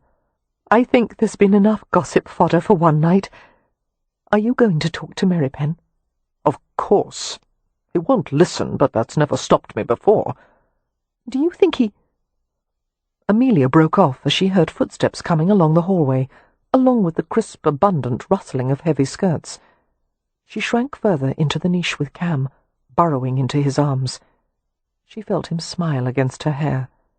Together they were still and silent as they listened to a pair of ladies chattering. "In heaven's name, did the Hunts invite them?" one of them was asking indignantly. Amelia thought she recognized the voice. It belonged to one of the prune-faced chaperones who had been sitting at the side of the drawing-room, someone's maiden aunt, relegated to spinster status. "Because they're monstrously wealthy," her companion suggested. "I suspect it is more because Lord Ramsay is a viscount." "You're right, an unmarried viscount. But all the same, gypsies in the family. The very thought of it. One can never expect them to behave in a civilized manner. They live by their animal instincts, and we're expected to hobnob with such people as if they're our equals. The Hunts are bourgeois themselves, you know. No matter that Hunt owns half of London by now, he's still a butcher's son. They and many of the guests here are not at all of suitable caliber for us to associate with. I have no doubt at least a half-dozen other scandals will erupt before the night is out. Dreadful, I agree." A pause, and then the second woman added wistfully, "I do hope we'll be invited back next year." As the voices faded, Cam looked down at his wife with a frown. He didn't give a damn what anyone said. By now he was inured to anything that could be said about gypsies, but he hated that the arrows were sometimes directed at Amelia. To his surprise, she was smiling up at him steadily, her eyes midnight blue. His expression turned quizzical. "What's so amusing?" Amelia toyed with a button on his coat. "I was just thinking. Tonight those two old hens will probably go to their beds, cold and alone." An impish grin curved her lips. "Whereas I will be with a wicked, handsome roamer who will keep me warm all night." Kev watched and waited until he found an opportunity to approach Simon Hunt, who had just managed to extricate himself from a conversation with a pair of giggling women. "May I have a word with you?" Kev asked quietly. Hunt didn't appear at all surprised. "Let's go to the back terrace." They made their way to a side door of the drawing-room, which opened directly onto the terrace. A group of gentlemen were gathered at one corner of the terrace, enjoying cigars. The rich scent of tobacco drifted on the cool breeze. Simon Hunt smiled pleasantly and shook his head as the men beckoned for him and Kev to join them. "We have some business to discuss," he told them. "Perhaps later." Leaning casually against the iron balustrade, Hunt regarded Kev with assessing, dark eyes. On the few occasions when they had met in Hampshire at Stony Cross Park, the estate that bordered the Ramsay lands, Kev had liked Hunt. He was a man's man who spoke in a straightforward manner, an openly ambitious man who enjoyed the pursuit of money and the pleasures it afforded him. And although most men in his position would have taken themselves far too seriously, Hunt had an irreverent and self-deprecating sense of humour. "I assume you're going to ask what I know about Harrow," Hunt said. "Yes. In light of recent events, this seems a bit like shutting the door after the house is robbed. And I should add that I have no proof of anything. But the accusations the Lanhams have made against Harrow are sufficiently serious to merit consideration." "What accusations?" Kev growled. "Before Harrow built the clinic in France, he married the Lanhams' eldest daughter, Louise. She was said to be an unusually beautiful girl, a bit spoiled and wilful, but on the whole an advantageous match for Harrow. She came with a large dowry and a well-connected family." Reaching into his coat, Hunt extracted a slender silver cigar case. "Care for one?" he asked. Kev shook his head. Hunt pulled out a cigar, deftly bit off the tip and lit it. The end of the cigar glowed as Hunt drew on it. "According to the Lanhams," Hunt continued, exhaling a stream of aromatic smoke, "a year into the marriage Louise changed. She became quite docile and distant, and seemed to have lost interest in her former pursuits. When the Lanhams approached Harrow with their concerns, he claimed the changes in her were simply evidence of maturity and marital contentment. But they didn't believe that. No. When they questioned Louise, however, she claimed to be happy, and she asked them not to interfere." Hunt raised the cigar to his lips again and stared thoughtfully at the lights of London winking through the night haze. "Some time during the second year, Louise went into a decline." Kev felt a discomforting chill at the word decline, commonly used for any illness a doctor couldn't diagnose or comprehend, the inexorable physical failing that no treatment could prevent. "She became weak and dispirited and bedridden. No one could do anything for her. The Lanhams insisted on bringing their own doctor to attend her, but he couldn't find any cause for illness. Louise's condition deteriorated over a month or so, and then she died. The family blamed Harrow for her demise. Before the marriage, Louise had been a healthy, high-spirited girl, and not quite 2 years later she was gone." "Sometimes declines happen," Kev remarked, feeling the need to play devil's advocate. "It wasn't necessarily Harrow's doing." "No, but it was Harrow's reaction that convinced the family that he was responsible in some way for Louise's death. He was too composed, dispassionate, a few crocodile tears for appearance's sake, and that was it. And after that he went to France with the dowry money." "Yes." Hunt's broad shoulders lifted in a shrug. "I despise gossip, Merripen. I rarely choose to pass it along. But the Lanhams are respectable people, and not given to dramatics." Frowning, he tapped the ash from his cigar over the edge of the balustrade. "And despite all the good Harrow has reportedly done for his patients, I can't help but feel there is something amiss with him. It's nothing I can put into words." Kev felt an ineffable relief to have his own thoughts echoed by a man like Hunt. "I've had the same feeling about Harrow, ever since I first met him," he said, "but everyone else seems to revere him." There was a wry glint in Hunt's black eyes. "Yes, well, this wouldn't be the first time I didn't agree with popular opinion, but I think anyone who cares for Miss Hathaway should be concerned for her sake." Chapter 15. Merripen was gone by morning. He had checked out of the Rutledge and had left word that he would be travelling alone to the Ramsay estate. Win had awoken with memories rising to the forefront of her bewildered mind. She felt heavy and weary and sullen. Merripen had been a part of her for too long. She had carried him in her heart, had absorbed him into the marrow of her bones. To let go of him now would feel like amputating part of herself, and yet it had to be done. Merripen himself had made it impossible for her to choose otherwise. She washed and dressed with the help of a maid, and arranged her hair in a plaited chignon. There would be no meaningful talks with anyone in her family, she decided numbly. There would be no weeping or regrets. She was going to marry Dr. Julian Harrow and live far away from Hampshire, and she would try to find a measure of peace in that great, necessary distance. "I want to be married as quickly as possible," she told Julian later that morning, as they had tea in the family suite. "I miss France. I want to return there without delay. As your wife." Julian smiled and touched the curve of her cheek with smooth, tapered fingertips. "Very well, my dear." He took her hand in his, brushing across her knuckles with his thumb. "I have some business in London to take care of, and I'll join you in Hampshire in a few days. We'll make our plans there. We can marry at the estate chapel if you like." The chapel that Merripen had rebuilt. "Perfect," Win said evenly. "I'll buy a ring for you today," Julian said. "What kind of stone would you like? A sapphire to match your eyes?" "Anything you choose will be lovely." Win let her hand remain in his, as they both fell silent. "Julian," she murmured, "you haven't yet asked what transpired between Merripen and me last night." "There is no need," Julian replied. "I'm far too pleased by the result." I want you to understand that I will be a good wife to you," Win said earnestly.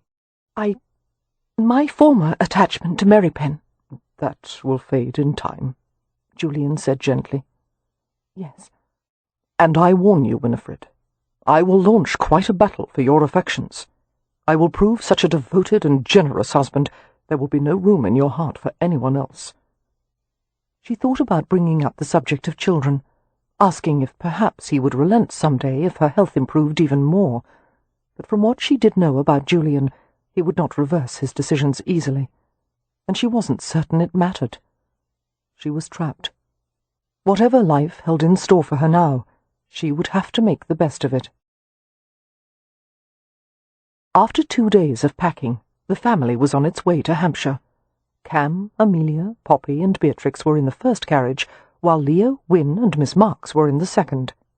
They had departed before day had broken, to gain as much headway as possible on the 12-hour journey. God knew what was being discussed in the second carriage. Cam only hoped Win's presence would help to blunt the animosity between Leo and Miss Marks. The conversation in the first carriage, as Cam had expected, was nothing but animated. It both touched and amused him that Poppy and Beatrix had launched a campaign to put Merripen forth as a candidate to be Win's husband.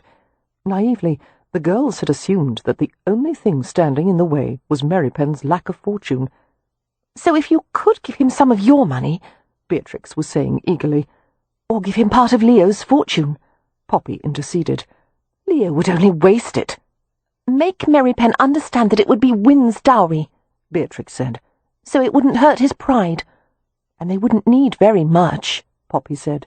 Neither of them gives a fig for mansions or fine carriages or— Wait, both of you, Cam said, lifting his hands in a defensive gesture. The problem is more complex than a matter of money, and no, stop chirping for a moment and hear me out. He smiled into the two pairs of blue eyes regarding him so anxiously. He found their concern for Merripen and Win more than a little endearing. Merripen has ample means to offer for Win.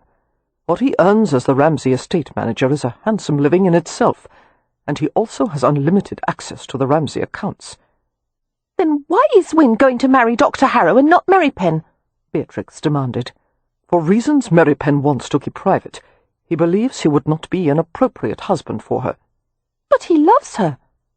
Love doesn't solve every problem, Bee, Amelia said gently. That sounds like something Mother would have said, Poppy remarked with a slight smile, while Beatrix looked disgruntled. What would your father have said? Cam asked. He would have led us all into some lengthy philosophical exploration of the nature of love, and it would have accomplished nothing whatsoever, Amelia said. But it would have been fascinating. I don't care how complicated everyone says it is, Beatrix said. Win should marry Merripen. Don't you agree, Amelia? It's not our choice, Amelia replied. And it's not Win's either, unless the big dunderhead offers her an alternative. There's nothing Win can do if he won't propose to her. Wouldn't it be nice if ladies could propose to gentlemen? Beatrix mused. Heavens, no, Amelia said promptly. That would make it far too easy for the gentleman. In the animal kingdom, Beatrix commented, males and females enjoy equal status. A female may do anything she wishes. The animal kingdom allows many behaviours that we humans cannot emulate, dear. Scratching in public, for example, regurgitating food, flaunting themselves to attract a mate, not to mention— well, I needn't go on. I wish you would, Cam said with a grin. He settled Amelia more comfortably against his side and spoke to Beatrix and Poppy. Listen, you two. Neither of you is to bedevil Merripen about the situation. I know you want to help, but all you'll succeed in doing is provoking him. They both grumbled and nodded reluctantly and snuggled in their respective corners. It was still dark outside, and the rocking motion of the carriage was soothing. In a matter of minutes, both sisters were drowsing. Glancing at Amelia, Cam saw that she was still awake. He stroked the fine-grained skin of her face and throat, looking down into her pure blue eyes. "Why didn't he step forward, Cam?" she whispered. "Why did he give Win to Dr. Harrow?" He took his time about answering. "He's afraid." "Of what?" "What he might do to her." She frowned in bewilderment. "That makes no sense. Merripen would never hurt her." "Not intentionally." He sighed and settled her more closely against him. "Did Merripen never tell you that he was Asharib?" "No, what does that mean?" "It's a word used to describe a Romany warrior. Boys as young as 5 or 6 are trained in bare-knuckle fighting. There are no rules or time limits. The goal is to inflict the worst damage as quickly as possible until someone drops. The boys' handlers take money from paying crowds. I've seen Asharib who were badly hurt, blinded, even killed during the matches. They fight with fractured wrists and broken ribs if necessary." Absently, Cam smoothed Amelia's hair as he added, "There were none in our tribe.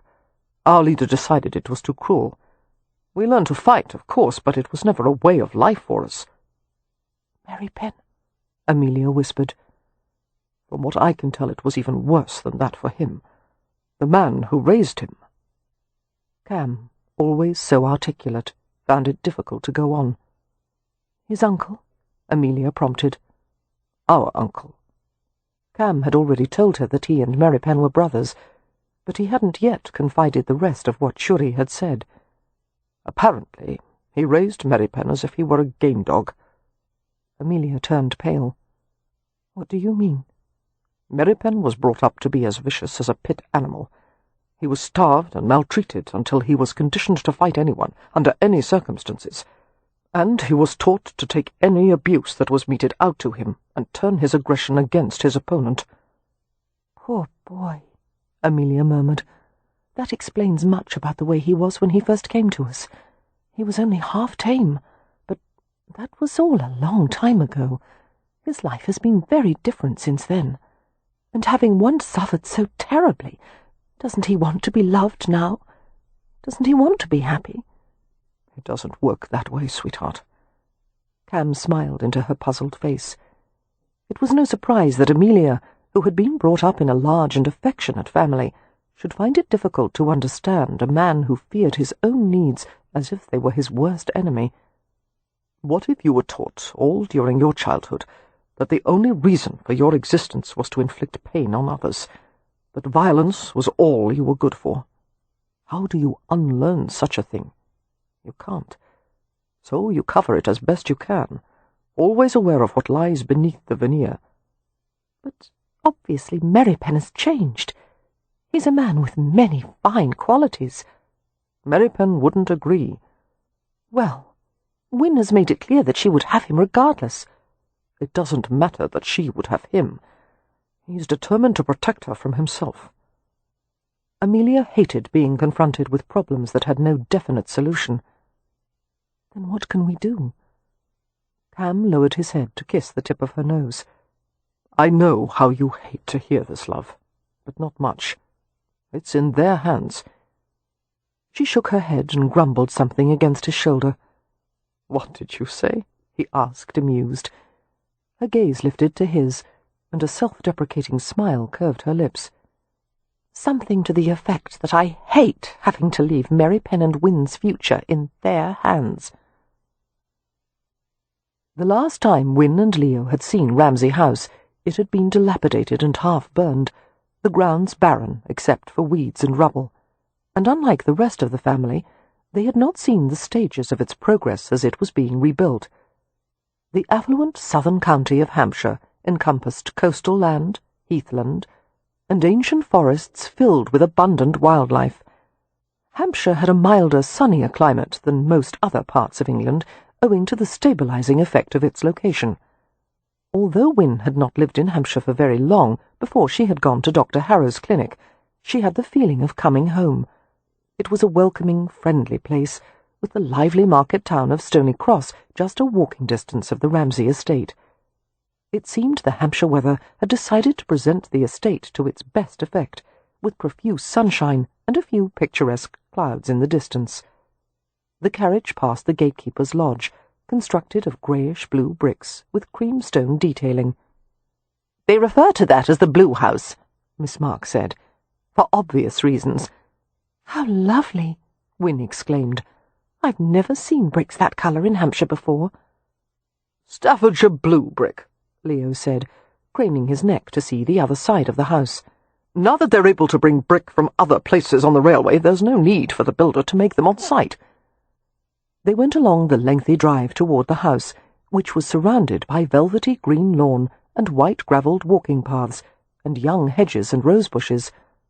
"My God," Leo murmured, as they approached the house itself. It was a multi-gabled cream stone structure with cheerful dormers. The blue slate roof featured hips and bays, outlined with contrasting terracotta ridge tiles. Although the place was similar to the old house, it had been much improved, and what remained of the original structure had been so lovingly restored that one could hardly tell the old sections from the new.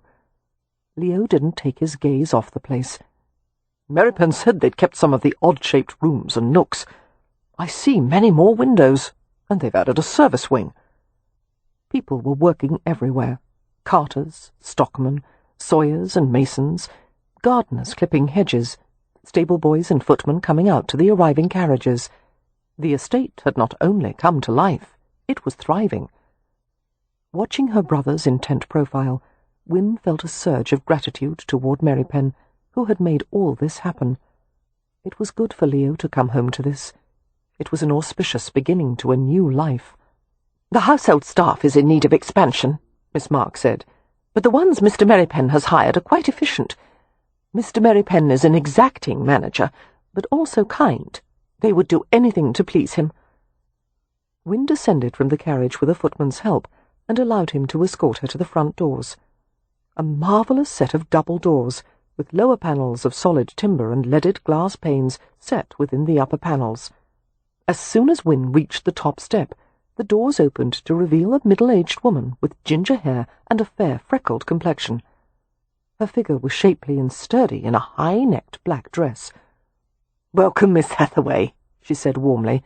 "I am Mrs. Barnstable, the housekeeper. How glad we all are to have you back in Hampshire." "Thank you," Win murmured, following her into the entrance hall. Win's eyes widened at the interior of the place, so light and sparkling, the 2-story high hall lined with panelling painted a creamy white. A grey stone staircase was set in the back of the hall, its iron balustrades gleaming black and spotless. Everywhere it smelled of soap and fresh wax. "Remarkable," Win breathed. "It's not the same place at all." Leo came up beside her. For once he had no glib remark to make, nor did he bother to hide his admiration. "It's a bloody miracle," he said. "I'm astonished." He turned to the housekeeper. "Where is Merripen, Mrs. Barnstable?" "Out at the estate timber yard, my lord. He is helping to unload a wagon. The logs are quite heavy, and the workers sometimes need Mr. Merripen's help with a difficult load." "We have a timber yard?" Leo asked. Miss Marks replied, "Mr. Merripen is planning to construct houses for the new tenant farmers." "This is the first I've heard of it. Why are we providing houses for them?" Leo's tone was not at all censuring, merely interested, but Miss Marks's lips thinned, as if she had interpreted his question as a complaint. "The most recent tenants to join the estate were lured by the promise of new houses. They are already successful farmers, educated and forward-looking, and Mr. Merripen believes their presence will add to the estate's prosperity. Other local estates, such as Stony Cross Park, are also building homes for their tenants and labourers." "It's all right," Leo interrupted. "No need to be defensive, Marks. God knows I wouldn't think of interfering with Merripen's plans after seeing all he's done so far." He glanced at the housekeeper.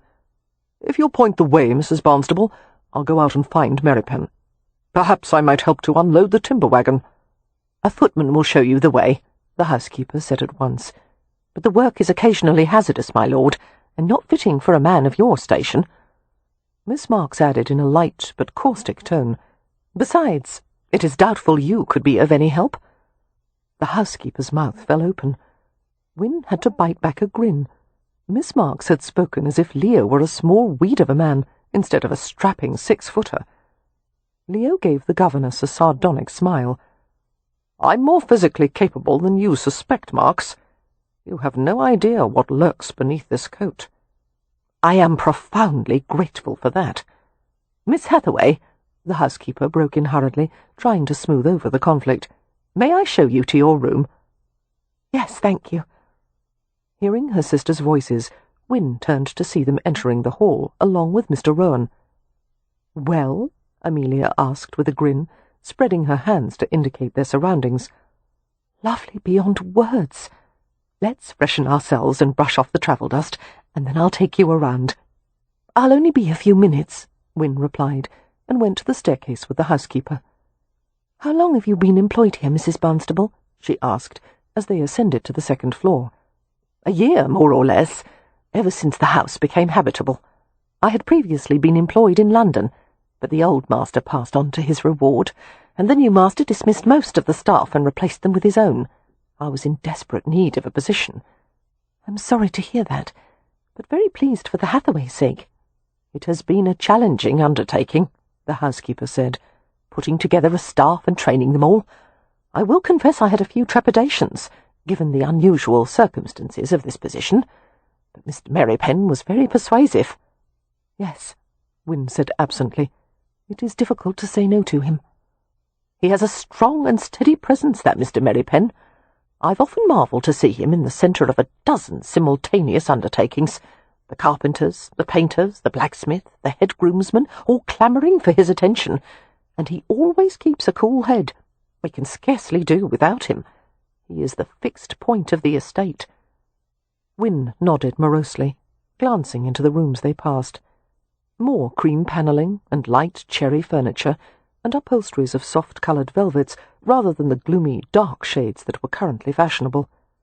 She thought it a pity that she would never be able to enjoy this house, except for occasional visits.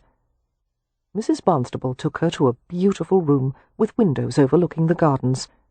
"This is yours," the housekeeper said. "No one has occupied it before." The bed was made of light blue upholstered panels, the bedclothes of white linen. There was a graceful lady's writing desk in the corner, and a satin maple wardrobe with a looking-glass set in the door. "Mr. Merripen personally selected the wallpaper," Mrs. Barnstable said. "He nearly drove the interior architect mad with his insistence on seeing hundreds of samples until he found this pattern." The wallpaper was white, with a delicate pattern of flowering branches, and at sparse intervals there was the motif of a little robin perched on one of the twigs. Slowly, Win went to one of the walls and touched one of the birds with her fingertips. Her vision blurred. During her long recuperation from the scarlet fever, when she had grown tired of holding a book in her hands and no one had been available to read to her, she had stared out the window at a robin's nest on a nearby maple tree. She had watched the fledglings hatch from their blue eggs, their bodies pink and veined and fuzzy. She had watched their feathers grow in, and she had watched the mother robin working to fill their ravenous beaks, and she had watched as one by one they had flown from the nest while she remained in bed. Merripen, despite his fear of heights, had often climbed a ladder to wash the second-floor window for her. He had wanted her view of the outside world to be clear. He had said the sky should always be blue for her. "You're fond of birds, Miss Hathaway?" the housekeeper asked. Win nodded without looking around, afraid that her face was red with unexpressed emotion. "Robins especially," she half whispered. "A footman will bring your trunks up soon, and one of the maids will unpack them. In the meantime, if you would like to wash, there is fresh water at the washstand." "Thank you."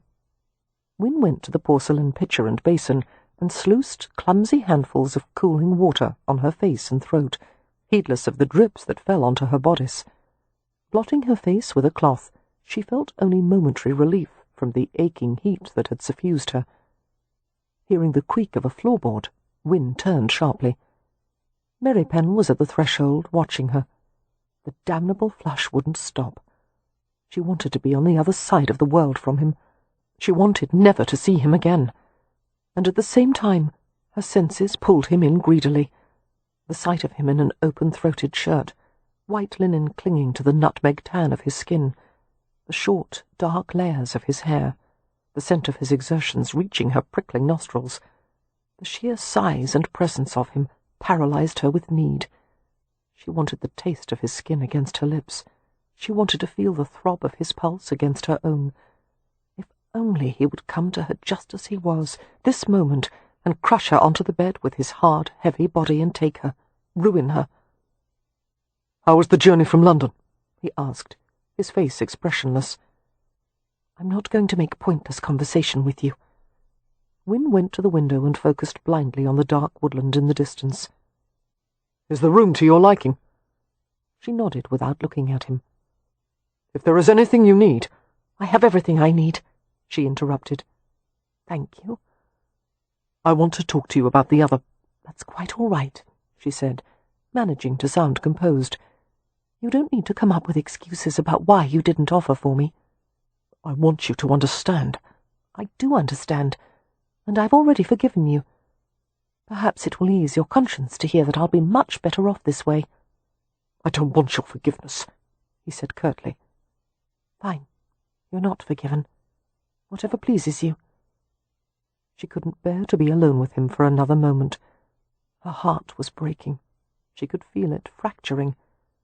Putting her head down, she began to walk past his motionless form. Win didn't intend to stop, but before she crossed the threshold, she halted within arm's length of him.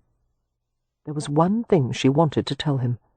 The words would not be contained.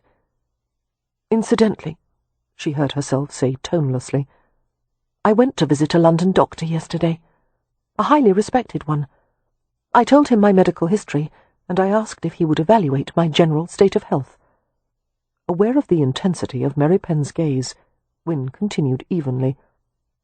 In his professional opinion, there is no reason I shouldn't have children if I want them. He said there is no guarantee for any woman that childbirth will be free of risk. But I will lead a full life. I will have marital relations with my husband, and God willing, I will become a mother some day. She paused, and added in a bitter voice that didn't sound at all like her own, Julian will be so pleased when I tell him, don't you think? If the jab had pierced through his guard, there was no sign of it. There is something you need to know about him, Merripen said quietly. His first wife's family, the Lanhams, suspect he had something to do with her death. Win's head whipped around, and she stared at him with narrowed eyes. I can't believe you would sink so low. Julian told me all about it. He loved her. He did everything he could to bring her through the illness. When she died, he was devastated, and then he was victimized further by her family. In their grief, they needed someone to blame. Julian was a convenient scapegoat. The Lanhams claim he behaved suspiciously after her death. He didn't fit anyone's idea of a bereaved husband. Not all people show their grief in the same way, she snapped. Julian is a doctor. He has trained himself to be impassive in the course of his work, because that is best for his patients. Naturally, he wouldn't let himself fall apart, no matter how deep his sorrow. How dare you judge him? Don't you realize you may be in danger? From Julian? The man who made me well? She shook her head with a disbelieving laugh. For the sake of our past friendship, I'm going to forget you said anything about this, Kev. But remember in the future that I will not tolerate any insult to Julian. Remember that he stood by me when you did not. She brushed by him without waiting for his reaction, and saw her older sister coming along the hallway. Amelia, she said brightly, shall we begin the tour now? I want to see everything.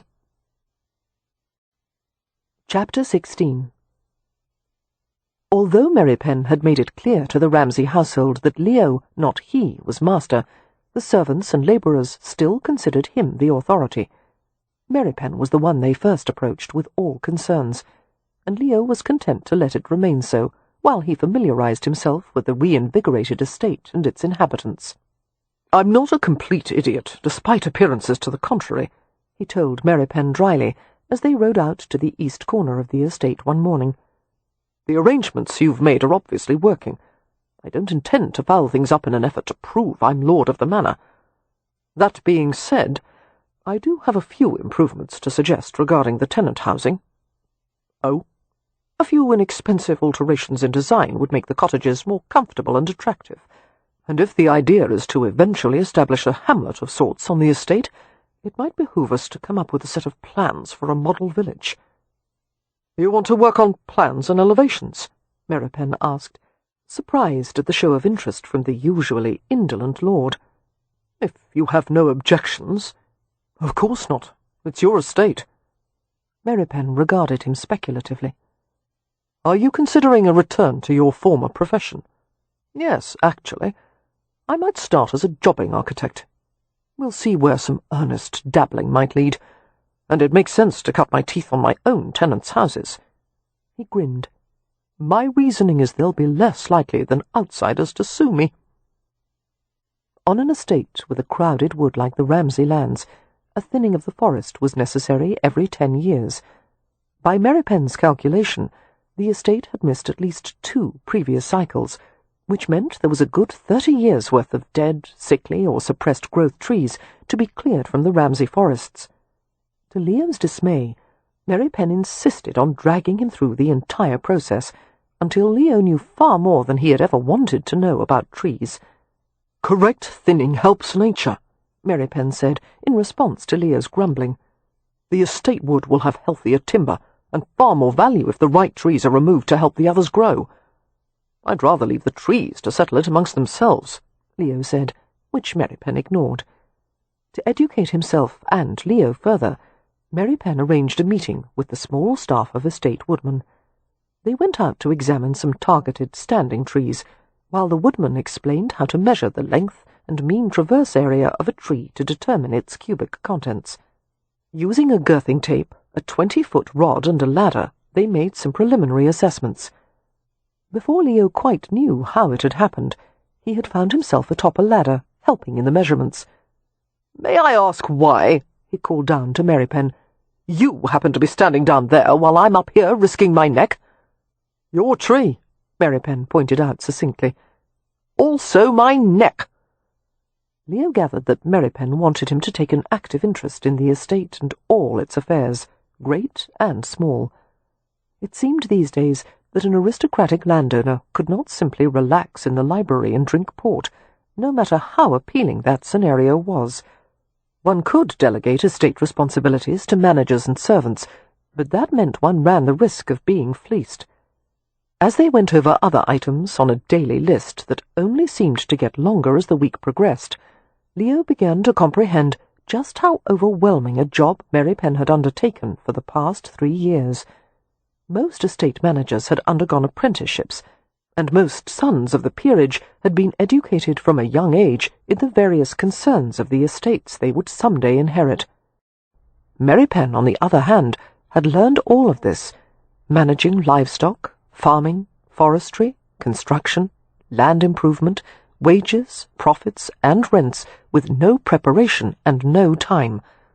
But the man was ideally suited for it. He had an acute memory, an appetite for hard work, and a tireless interest in details. "Admit something," Leo had said, after a particularly stultifying conversation on farming. "You do find this tedious on occasion, don't you? You must be bored out of your skull after an hour of discussion on how intensive the crop rotation should be, and how much arable land should be allocated to corn and beans." Merripen had considered the question carefully, as if it had never occurred to him that he should find anything about the estate work tedious. "Not if it needs to be done." That was when Leo had finally understood. If Merripen had decided on a goal, no detail was too small, no task beneath him. No amount of adversity would deter him. The workmanlike quality that Leo had derided in the past had found its perfect outlet. God or the devil help anyone who got in Merripen's way. But Merripen had a weakness. By now, everyone in the family had become aware of the fierce and impossible attachment between Merripen and Win, and they all knew that to mention it would earn them nothing but trouble. Leo had never seen two people battle their mutual attraction so desperately. Not long ago, Leo would have chosen Dr. Harrow for Win without a moment's hesitation. To marry a gypsy was a sure come-down in the world, and in London society it was perfectly reasonable to marry for advantage and find love elsewhere. That wasn't possible for Win, however. Her heart was too pure, her feelings too strong, and after having watched his sister's struggle to get well, and the grace of character that had never faltered, Leo thought it a damned shame that she couldn't have the husband she wanted. On the 3rd morning after their arrival in Hampshire, Amelia and Win went for a walk on a circular route that eventually led back to Ramsay House. It was a fresh, clear day, the path a bit muddy in places, the meadows covered with such a wealth of white ox-eye daisies that at first glance it looked like new fallen snow. Amelia, who had always loved walking, matched Win's brisk pace easily. "I love Stony Cross," Win said, relishing the sweet, cool air. "It feels like home even more than Primrose Place, even though I've never lived here for long." "Yes, there is something special about Hampshire. Whenever we return from London, I find it an indescribable relief." Removing her bonnet, Amelia held it by the ribbons and swung it lightly as they walked. She seemed absorbed in the scenery, the tumbles of flowers everywhere, the clicks and drones of insects busy among the trees, the scents released by sun-warmed grasses and peppery watercress. "Win," she said eventually, her voice pensive, "you don't have to leave Hampshire, you know." "Yes, I do. Our family can weather any scandal. Look at Leo. We survived all of his." "In terms of scandal," Win interrupted wryly, "I think I've actually managed to do something worse than Leo." "I don't think that's possible, dear." "You know as well as I that the loss of a woman's virtue can ruin a family far more effectively than the loss of a man's honour. It's not fair, but there you have it." You didn't lose your virtue, Amelia said indignantly. Not for lack of trying. Believe me, I wanted to. Glancing at her older sister, Win saw that she had shocked her. She smiled faintly. Did you think I was above feeling that way, Amelia? Well, yes, I suppose I did. You were never one to moon over handsome boys, or talk about balls and parties, or dream about your future husband. That was because of Merripen, Win admitted. He was all I ever wanted. Oh, Win, Amelia whispered, I'm so sorry. Win stepped up onto a stile, leading through a narrow gap in a stone fence, and Amelia followed. They walked along a grassy footpath that led to a forest trail and continued to a footbridge that crossed a stream. Amelia linked her arm with Win's. In light of what you just said, I feel even more strongly that you should not marry Harrow.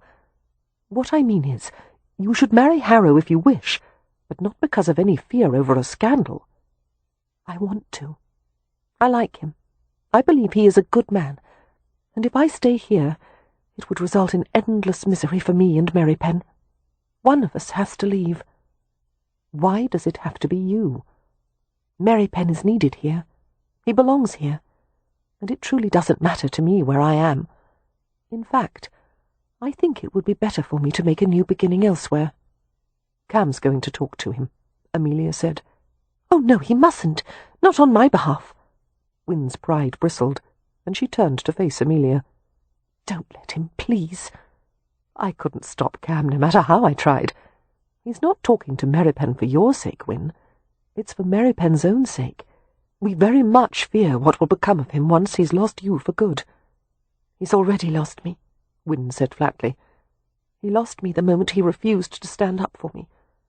And after I leave he'll be no different than he has always been. He will never allow softness in himself. In fact, I think he despises the things that give him pleasure, because enjoyment of anything might make him soft. All the tiny muscles of her face felt frozen. Win reached up to massage her tense, pinching forehead. The more he cares for me, the more determined it makes him to push me away. Men, Amelia grumbled, crossing the footbridge. Merripen is convinced he has nothing to give me. There's a kind of arrogance in that, don't you think? Deciding what I need, disregarding my feelings, setting me so high on a pedestal that it absolves him of any responsibility. Not arrogance, Amelia said softly. Fear. Well, I won't live that way. I won't be bound by my fears or his. Win felt herself relaxing slightly, calmness stealing over her as she admitted the truth. I love him, but I don't want him if he has to be dragged or trapped into marriage. I want a willing partner. Certainly no one could blame you for that. It has always irked me, really, the way people say a woman has caught herself a man, as if they're trout we've managed to hook and jerk out of the water. Despite her moroseness, Win couldn't help smiling. They pushed on through the damp, warm landscape. As they eventually approached Ramsay House, they saw a carriage coming to a stop before the entrance. "It's Julian," Win said. "So early. He must have left London well before first light." She quickened her pace and reached him just as he stepped from the carriage. Julian's cool handsomeness had not been mussed one bit by the long journey from London. He took Win's hands and gripped them firmly, and smiled down at her. "Welcome to Hampshire," she said. "Thank you, my dear. Have you been out walking?" "Briskly," she assured him, smiling. "Very good. Here, I have something for you." He reached in his pocket and withdrew a small object. Win felt him slide a ring onto her finger. She looked down at a ruby, the shade of red known as pigeon's blood, set in gold and diamonds. "It is said," Julian told her, "that to own a ruby is to have contentment and peace." "Thank you, it's lovely," she murmured, leaning forward. Her eyes closed as she felt his lips press gently against her forehead. Contentment and peace. God willing. Perhaps some day she would have those things. Cam doubted his own sanity, approaching Merripen when he was working in the timber yard. He watched for a moment as Merripen helped a trio of woodmen to unload massive logs from the wagon. It was a dangerous job, with one mistake resulting in the possibility of severe injury or death. With the use of sloping planks and long levers, the men rolled the logs inch by inch to the ground. Grunting with effort, muscles straining, they fought to control the descending weight. Merripen, as the largest and strongest of the group, had taken the centre position, making him the least likely to escape if anything went wrong. Concerned, Cam started forward to help. "Get back!" Merripen barked, seeing him out of the corner of his eye. Cam stopped at once. The woodman had worked out a method, he realized. Anyone who didn't know their procedures might inadvertently cause harm to them all. He waited and watched as the logs were eased safely to the ground. The woodmen breathed heavily, leaning over and bracing their hands on their knees as they sought to recover from the dizzying effort. All except Merripen, who sank the tip of a deadly sharp hand-hook into one of the logs. He turned to face Cam while still holding a pair of tongs. Merripen looked demonic, his face dark and sweat-streaked, his eyes bright with hell-fire. Although Cam had come to know him well over the past 3 years, he had never seen Merripen like this. He looked like a damned soul, with no hope or desire for redemption. God help me, Cam thought. Once Win was married to Dr. Harrow, Merripen might careen out of control. Remembering all the trouble they'd had with Leo, Cam groaned inwardly. He was tempted to wash his hands of the entire damned mess, reasoning that he had far better things to do than fight for his brother's sanity. Let Merripen deal with the consequences of his own choices. But then Cam considered how he himself would behave if anyone or anything threatened to take Amelia away from him. Not any better, surely. Reluctant compassion stirred inside him. "What do you want?" Merripen asked curtly, setting the tongs aside. Cam approached slowly. "Harrow's here. I saw. Are you going inside to welcome him?" Merripen gave him a contemptuous glance. "Leo's the master of the household. He can welcome the bastard. While you hide out here in the timber yard." The coffee-black eyes narrowed. "I'm not hiding, I'm working, and you're in the way. I want to talk to you, Frau. Don't call me that, and I don't need your interference." "Someone has to try and talk some sense into you," Cam said softly. "Look at you, Kev. You're behaving exactly like the brute the Rum Burrow tried to make you into." "Shut up," Merripen said hoarsely. "You're letting him decide the rest of your life for you," Cam insisted. "You're clutching those damned chains around you with all your strength. If you don't close your mouth, if you were only hurting yourself, I wouldn't say a word. But you're hurting her as well, and you don't seem to give a d—" Cam was interrupted as Merripen launched toward him, attacking him with a bloodthirsty force that sent them both to the ground. The impact was hard, even on the muddy ground. They rolled twice, thrice, each striving to gain the dominant position. Merripen was as heavy as hell. Realizing that being pinned was going to result in some serious damage to himself, Cam twisted free and sprang to his feet. Raising his guard, he blocked and sidestepped as Merripen leaped upward like a striking tiger. The woodmen all rushed forward, 2 of them grabbing Merripen and hauling him back, the other one pouncing on Cam. "You're such an idiot!" Cam snapped, glaring at Merripen. He shook free of the man who was trying to restrain him. "You're determined to foul things up for yourself no matter what, aren't you?" Merripen lunged, his face murderous, while the woodman fought to hold him back. Cam shook his head in disgust. "I'd hoped for a minute or 2 of rational conversation, but apparently that's beyond you." He glanced at the woodman. "Let him go. I can handle him. It's easy to win against a man who lets his emotions get the best of him." At that, Merripen made a visible effort to control his rage, going still, the wildness in his eyes diminishing to a glint of cold hatred. Gradually, with the same care they had used to manage the heavy, crushing logs, the woodman released his arms. "You've made your point," Cam told Merripen, "and it seems you'll keep on making it until you've proven it to everyone. So let me spare you the effort. I agree with you. You aren't fit for her." And he left the timber yard, while Merripen glared after him. Merripen's absence cast a shadow over dinner that night, no matter how they all tried to behave naturally. The odd thing was, Merripen had never been one to dominate a conversation or take the central role of the gathering, and yet the removal of his unobtrusive presence was the same as taking off the leg of a chair. Everything was off balance when he was gone. Julian filled the gap with charm and lightness, relaying amusing stories about his acquaintances in London, discussing his clinic, revealing the origins of the therapies that served his patients to such good effect. Win listened and smiled. She pretended interest in the scene around her, the table laden with china and crystal, platters of well-seasoned food, and a few pieces of good, serviceable silver. She was calm on the surface, but underneath she was nothing but writhing emotion. Anger and desire and grief mixed so thoroughly that she couldn't divine their proportions. Midway through the dinner, between the fish and carvery courses, a footman went to the head of the table with a tiny silver tray. He gave a note to Leo. "My lord," the footman murmured. The entire table fell silent as everyone watched Leo read the note.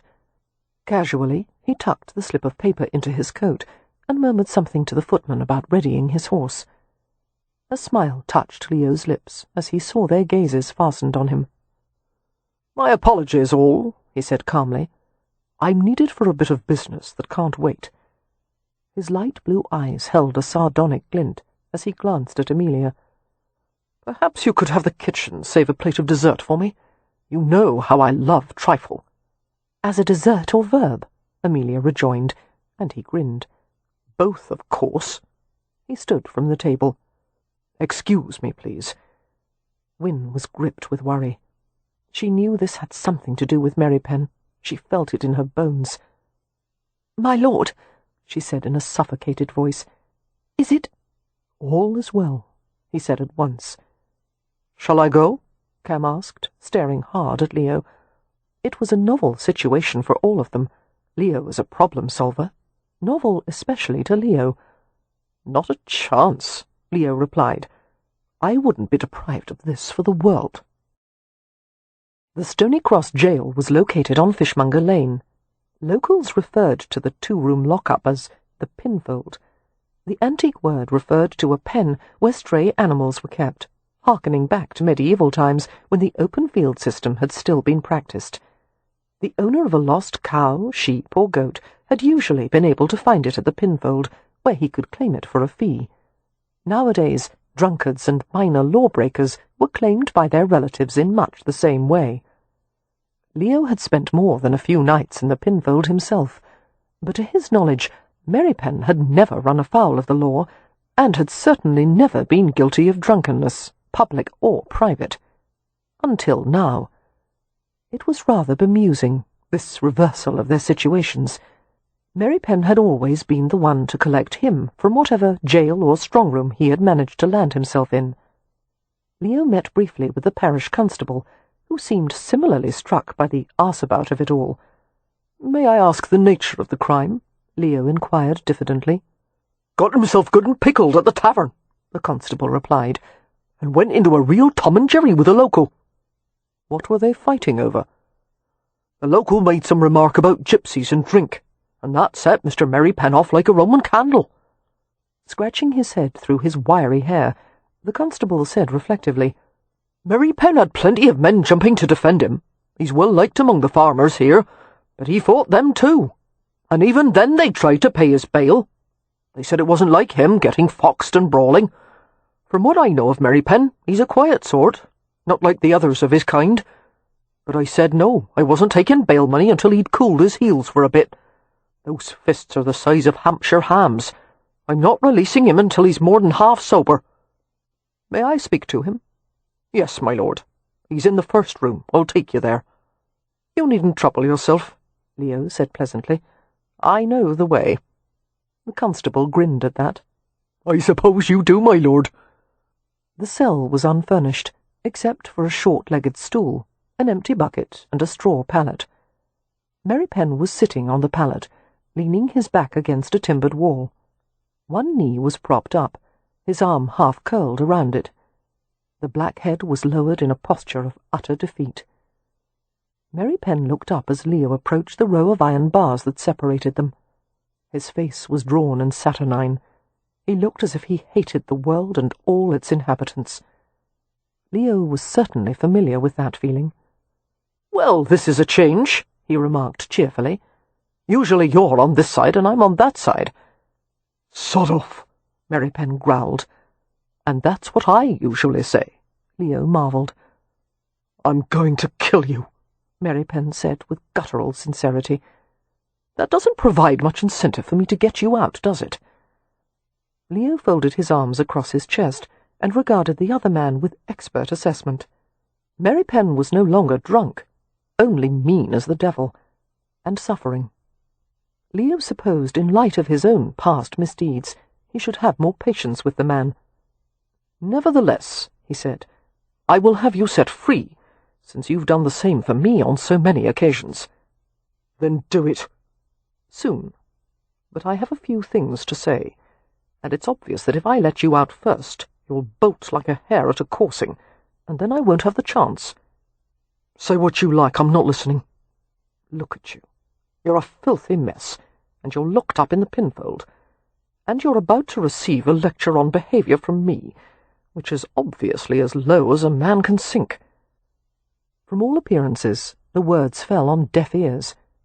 Leo continued undaunted. "You're not suited for this, Merripen. You can't hold your drink worth a damn. And unlike people such as me, who become quite amicable when they drink, you turn into a vile-tempered troll." Leo paused, considering how best to provoke him. "Liquor brings out one's true inner nature, they say." That got him.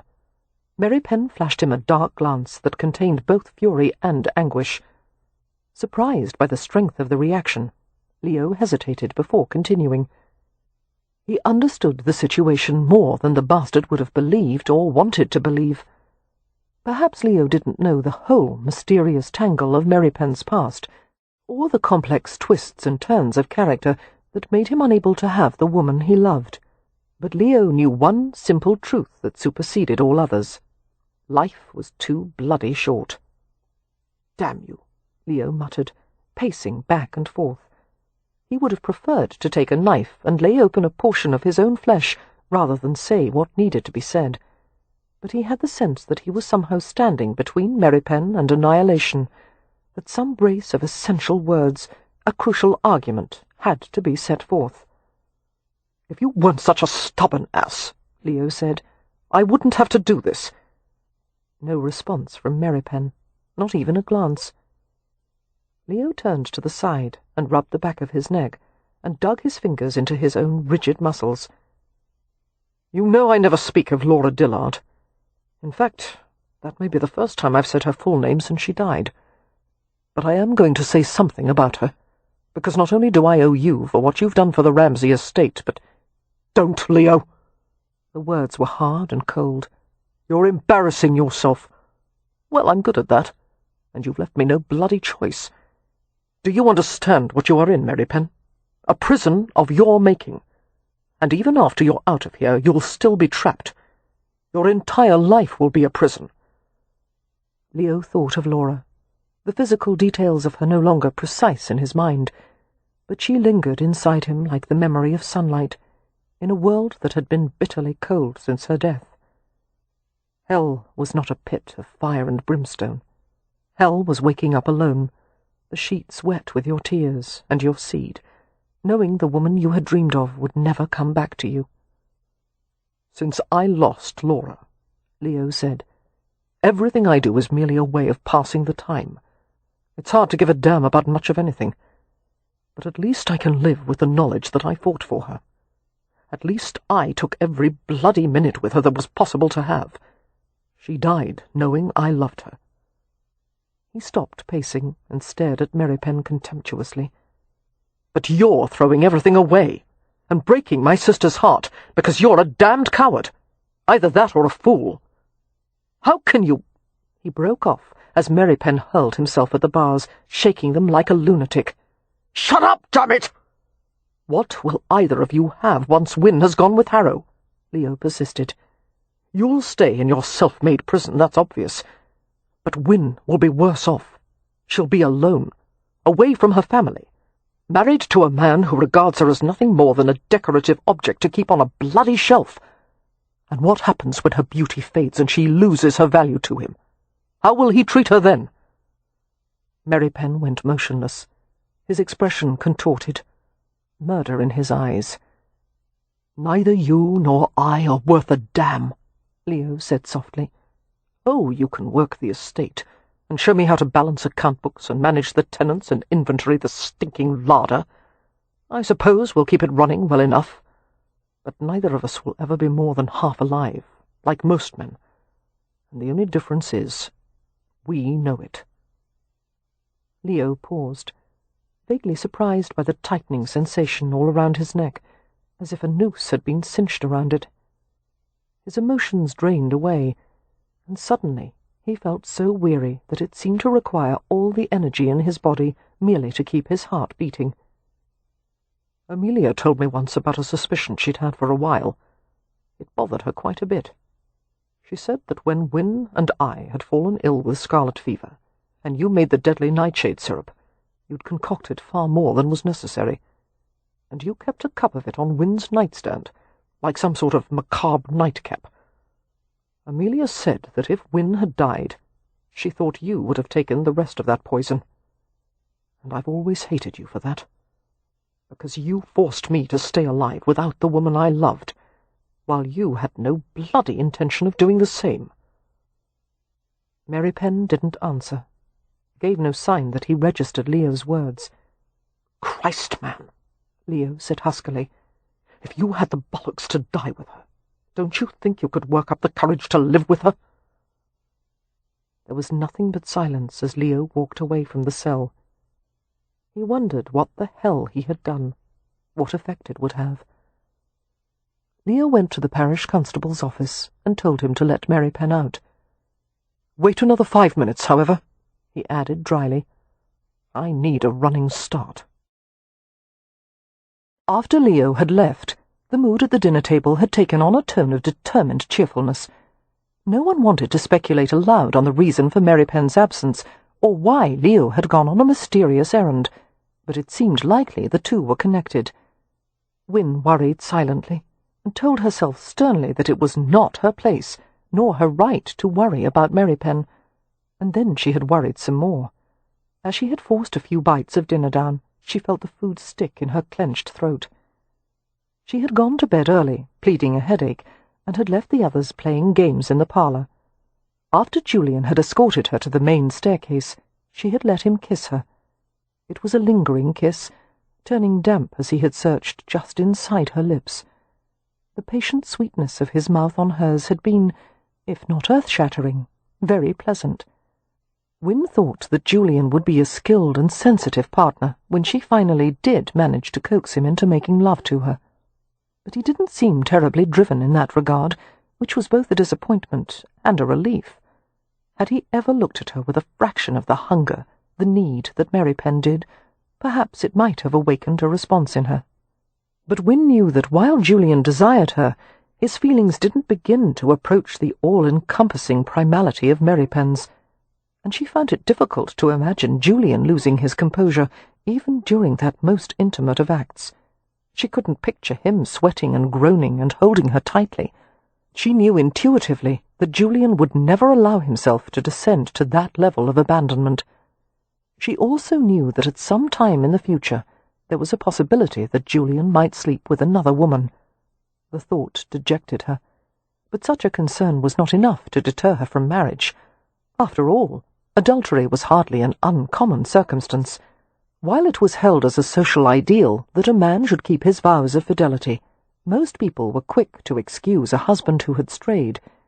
In society's view, a wife should be forgiving. Win bathed and donned a white nightgown and sat in bed reading for a while. The novel, loaned to her by Poppy, had such a confusingly large cast of characters and such extended flowery prose that one could only assume the author had been paid by the word. After finishing 2 chapters, Win closed the book and turned out the lamp. She lay down to stare despondently through the darkness. Sleep claimed her eventually. She slept heavily, welcoming the escape. But some time later, while it was still very dark, she found herself struggling upward through layers of dreams. Someone or something was in the room. Her first thought was that it might be Beatrix's ferret, who sometimes slipped past the door to collect objects that intrigued him. Rubbing her eyes, Win began to sit up, when there was a movement beside the bed. A large shadow crossed over her.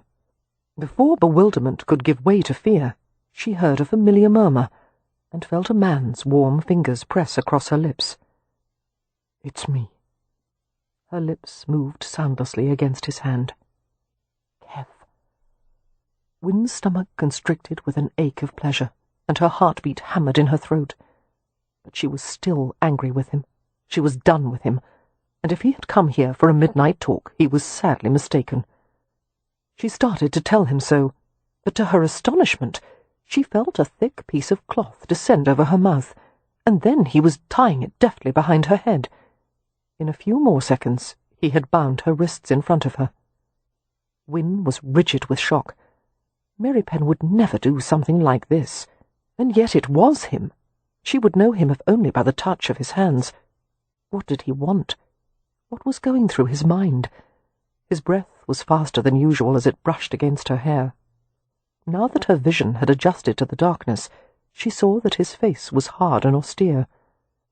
Merripen drew the ruby ring off her finger and set it on the bedside table.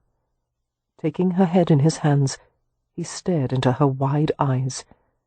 He said only 2 words, but they explained everything he was doing, and everything he intended to do. "You're mine." He picked her up easily, draping her over one powerful shoulder, and he carried her from the room. Win closed her eyes, yielding, trembling. She pressed a few sobs against the gag covering her mouth, not of unhappiness or fear, but of wild relief. This was not an impulsive act. This was ritual.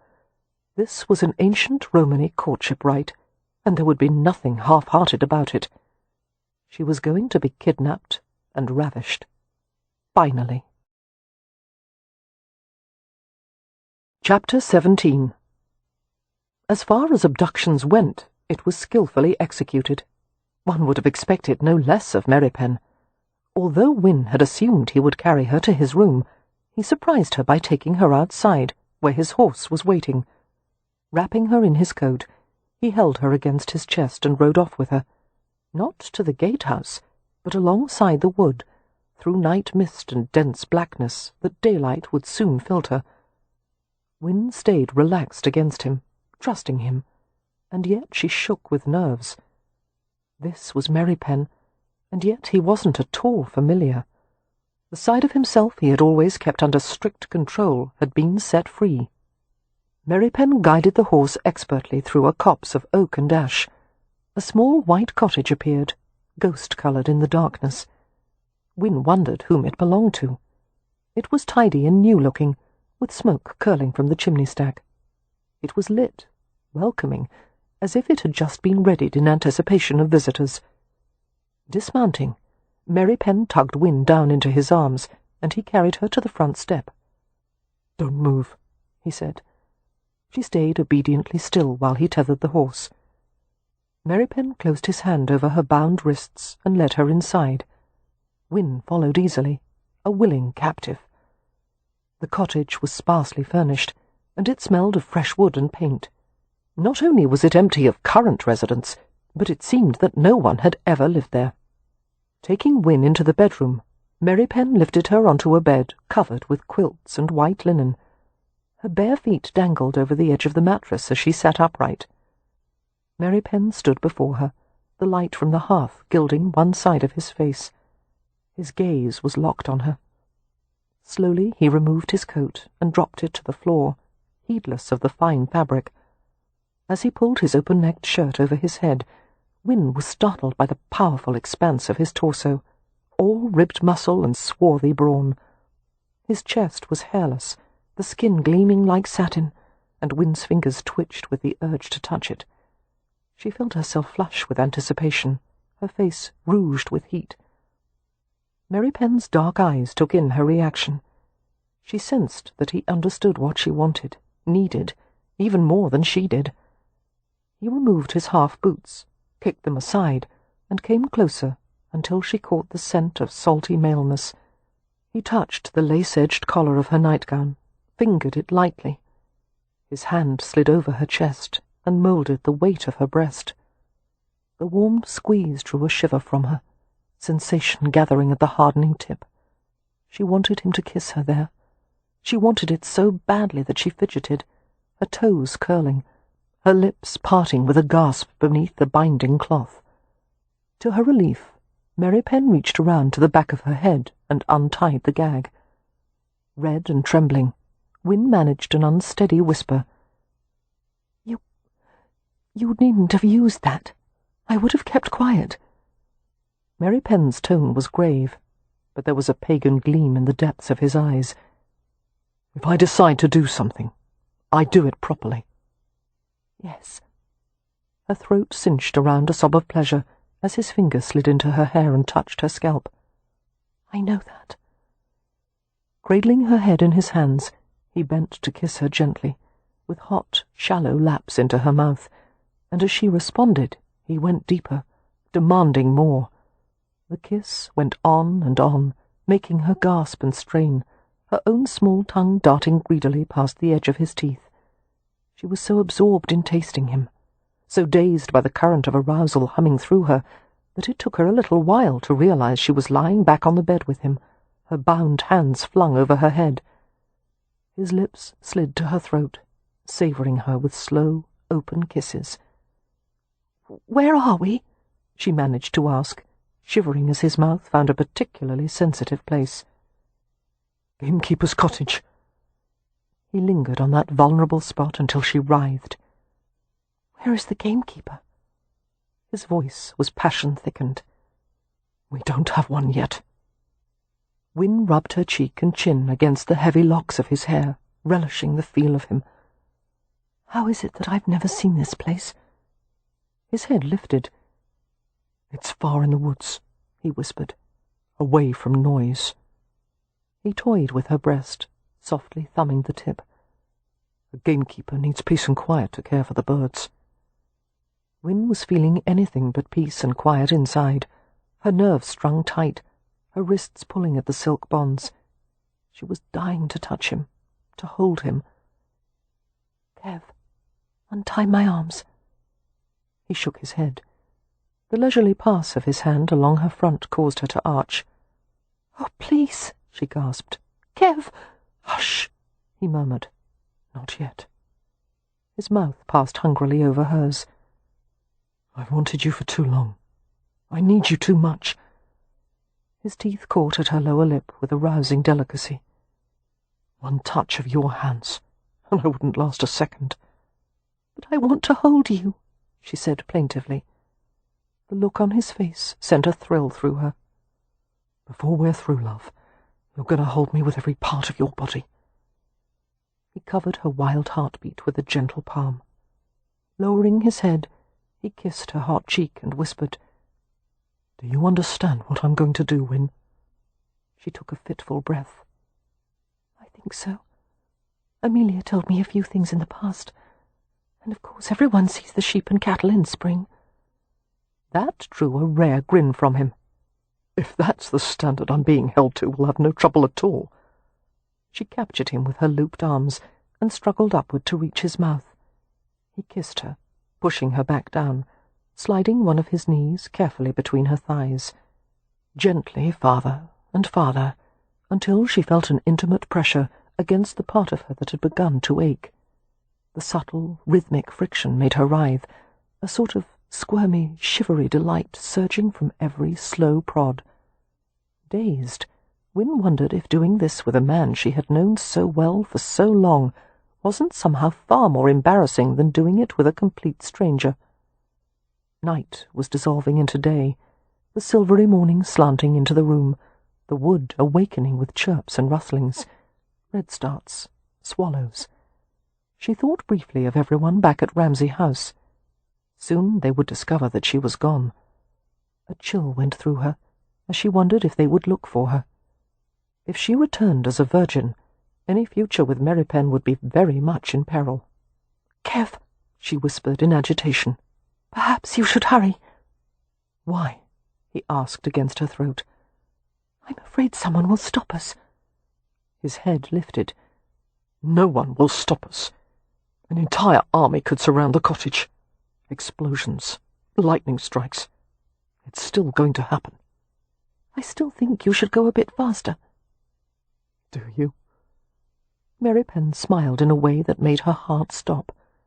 When he was relaxed and happy, she thought, he was the handsomest man who had ever lived. He courted her mouth skillfully, distracting her with deep, fervid kisses. At the same time, he took the front of her nightgown in his hands and pulled, tearing the garment in half, as if it were no more substantial than paper lace. Win gave a discomforted gasp, but held still. Merripen levered himself upward. Grasping her wrists, he pulled them over her head once more, exposing her body completely and causing her breasts to lift. He stared at her pale pink nipples.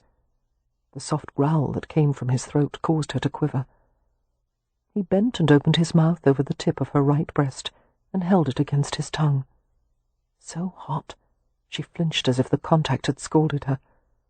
When he lifted his head, the nipple was redder and tighter than it had ever been before. His eyes were passion-roused as he kissed her other breast. His tongue provoked the soft peak into a stinging bud, soothing it with warm strokes. She pressed upward into the wetness, her breath mixed with low sobs. He drew her nipple between his teeth, clamped it carefully, flicked it. Win moaned as his strong hands traced over her body, lingering in places of unbearable sensation. Reaching her thighs, he tried to part them, but Win held them bashfully closed. Her eagerness to proceed had been obliterated by the dawning awareness of lavish moisture, there, which she had never expected or been told about. "I thought you said to hurry," Merripen whispered near her ear. His lips wandered over her crimson face. "Undo my hands," she begged, perturbed. "I need to tidy up." "Tidy up?" Giving her a quizzical glance, Merripen unwound the length of silk from around her wrists. "You mean the room?" "No, myself." Perplexity worked a notch between his dark brows. He stroked the seam of her clamped-together thighs, and she tightened them reflexively. Perceiving the problem, he smiled slightly, while utter tenderness rushed through him. "Is this what worries you?" He pried her legs apart, finding the slick of moisture with gentle fingers. "That you're wet here?" She closed her eyes and nodded with a choked sound. "No," he soothed. "This is good. This is how it's supposed to be. It helps me to go inside you and—" His breathing roughened. "Oh, Win, you're so lovely. Let me touch you. Let me have you." In an agony of modesty, Win let him push her thighs open farther. She tried to stay quiet and still, but her hips jerked as he stroked the place that had become almost painfully sensitive. He murmured softly, passionately absorbed in the soft female flesh.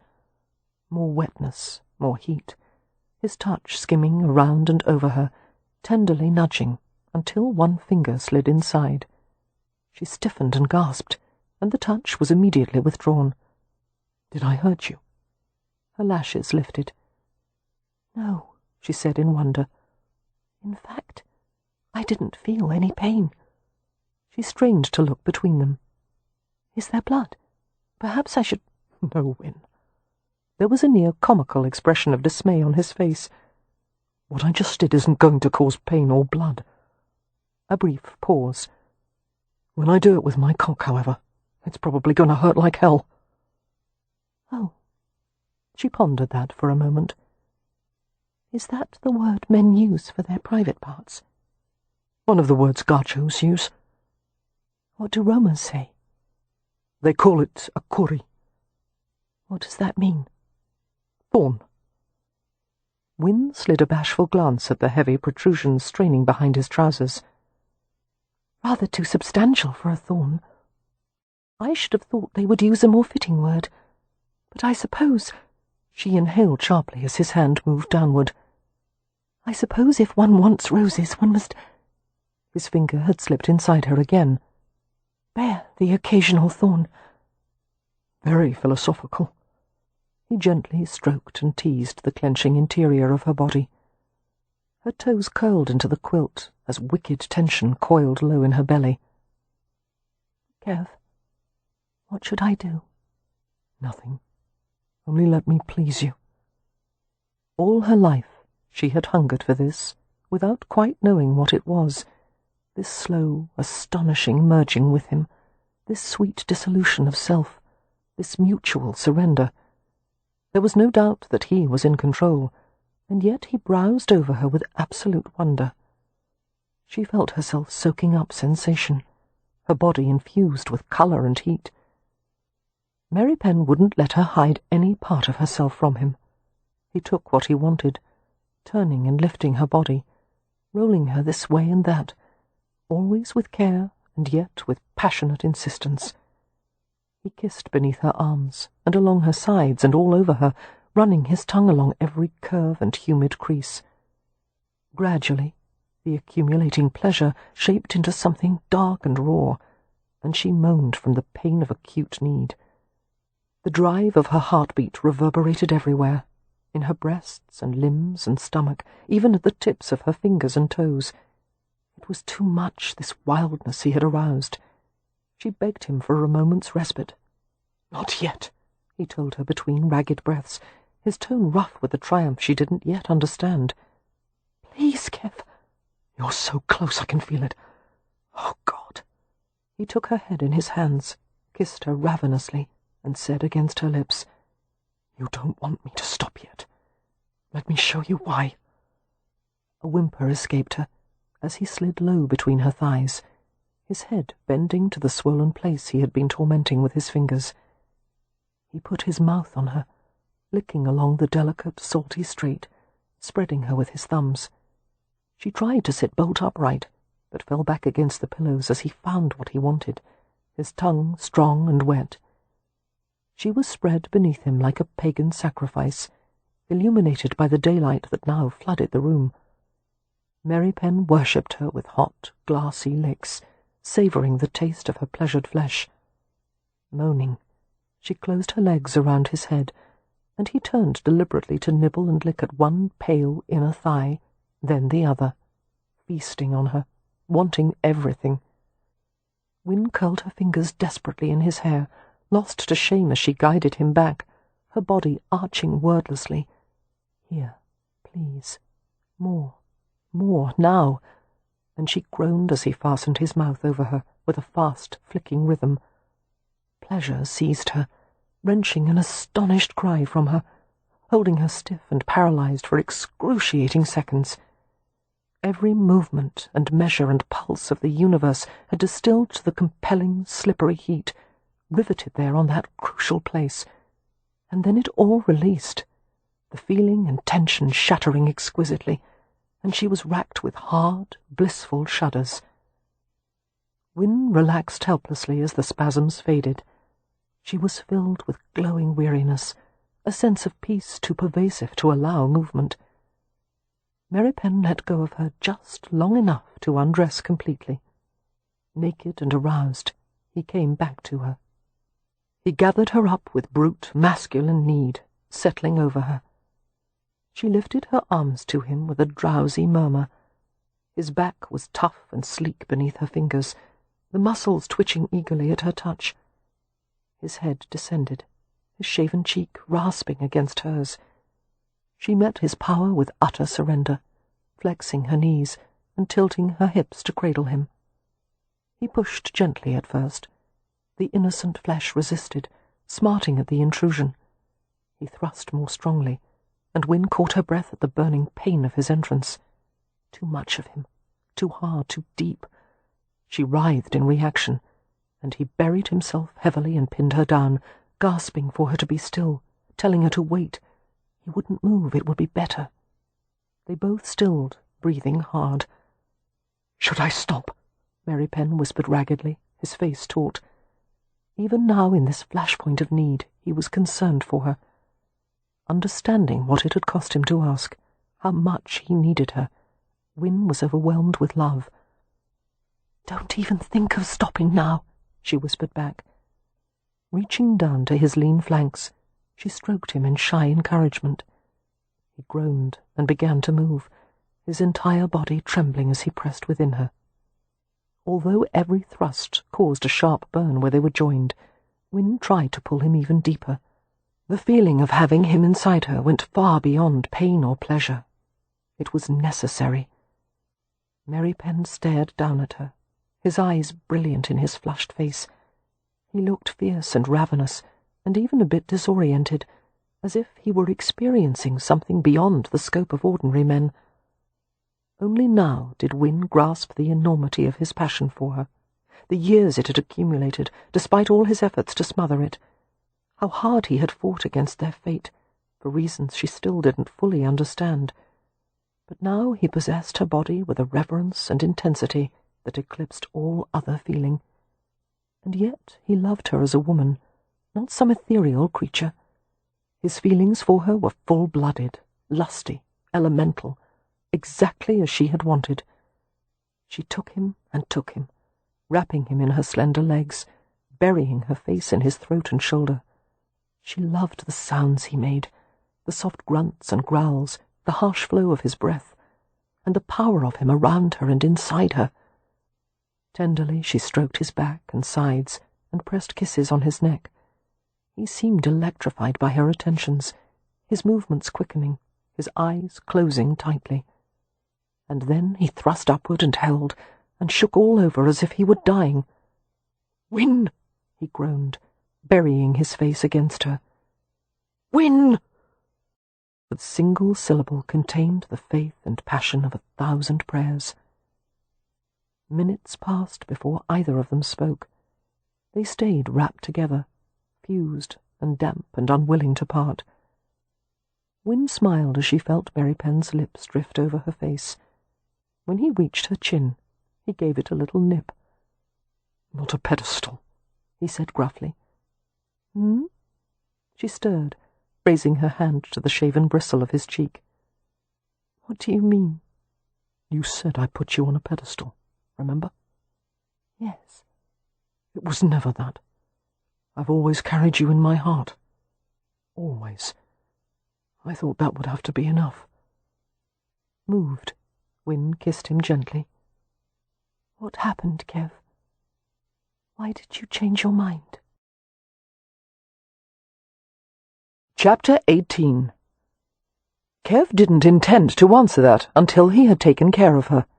He left the bed and went to the small kitchen, which had been fitted with a cook stove with a brass water reservoir and pipes leading through the firebox to provide hot water instantly. Filling a hot water can, he brought it to the bedroom along with a clean tea towel. He paused at the sight of Win lying on her side, the flowing curves draped in white linen, her hair spilling over her shoulders in rivers of silvery gold, and best of all, the sated softness of her face and the swollen rosiness of lips he had kissed and kissed. It was an image from his deepest dreams, seeing her in bed like that, waiting for him. He dampened the toweling with hot water and peeled back the sheet, enchanted by her beauty. He would have wanted her no matter what, virgin or no, but he privately acknowledged his satisfaction in having been her first lover. No one but he would touch her, pleasure her, see her, except— "Win," he said, frowning as he washed her, pressing the steaming cloth between her thighs. "At the clinic, did you ever wear less than your exercise costume? That is, did Harrow ever look at you?" Her face was composed, but there was a glitter of amusement in her rich blue eyes. "Are you asking if Julian ever saw me naked in a professional capacity?" Kev was jealous, and they both knew it, but he couldn't stop from scowling. "Yes." "No, he didn't," she said primly. "He was interested in my respiratory system, which, as you clearly know, is in a far different location than the reproductive organs." "He's interested in more than your lungs," Kev said darkly. She smiled. "If you're hoping to divert me from the question I asked earlier, It's not working. What happened to you last night, Kev? He rinsed the bloodstains from the towel, wrung it out, and pressed another warm pad between her thighs. I was in the pinfold. Her eyes widened. The jail? Is that where Leo went? To get you out? Yes. Why in heaven's name were you behind bars? I was in a fight at the tavern. She clicked her tongue a few times. That's not like you.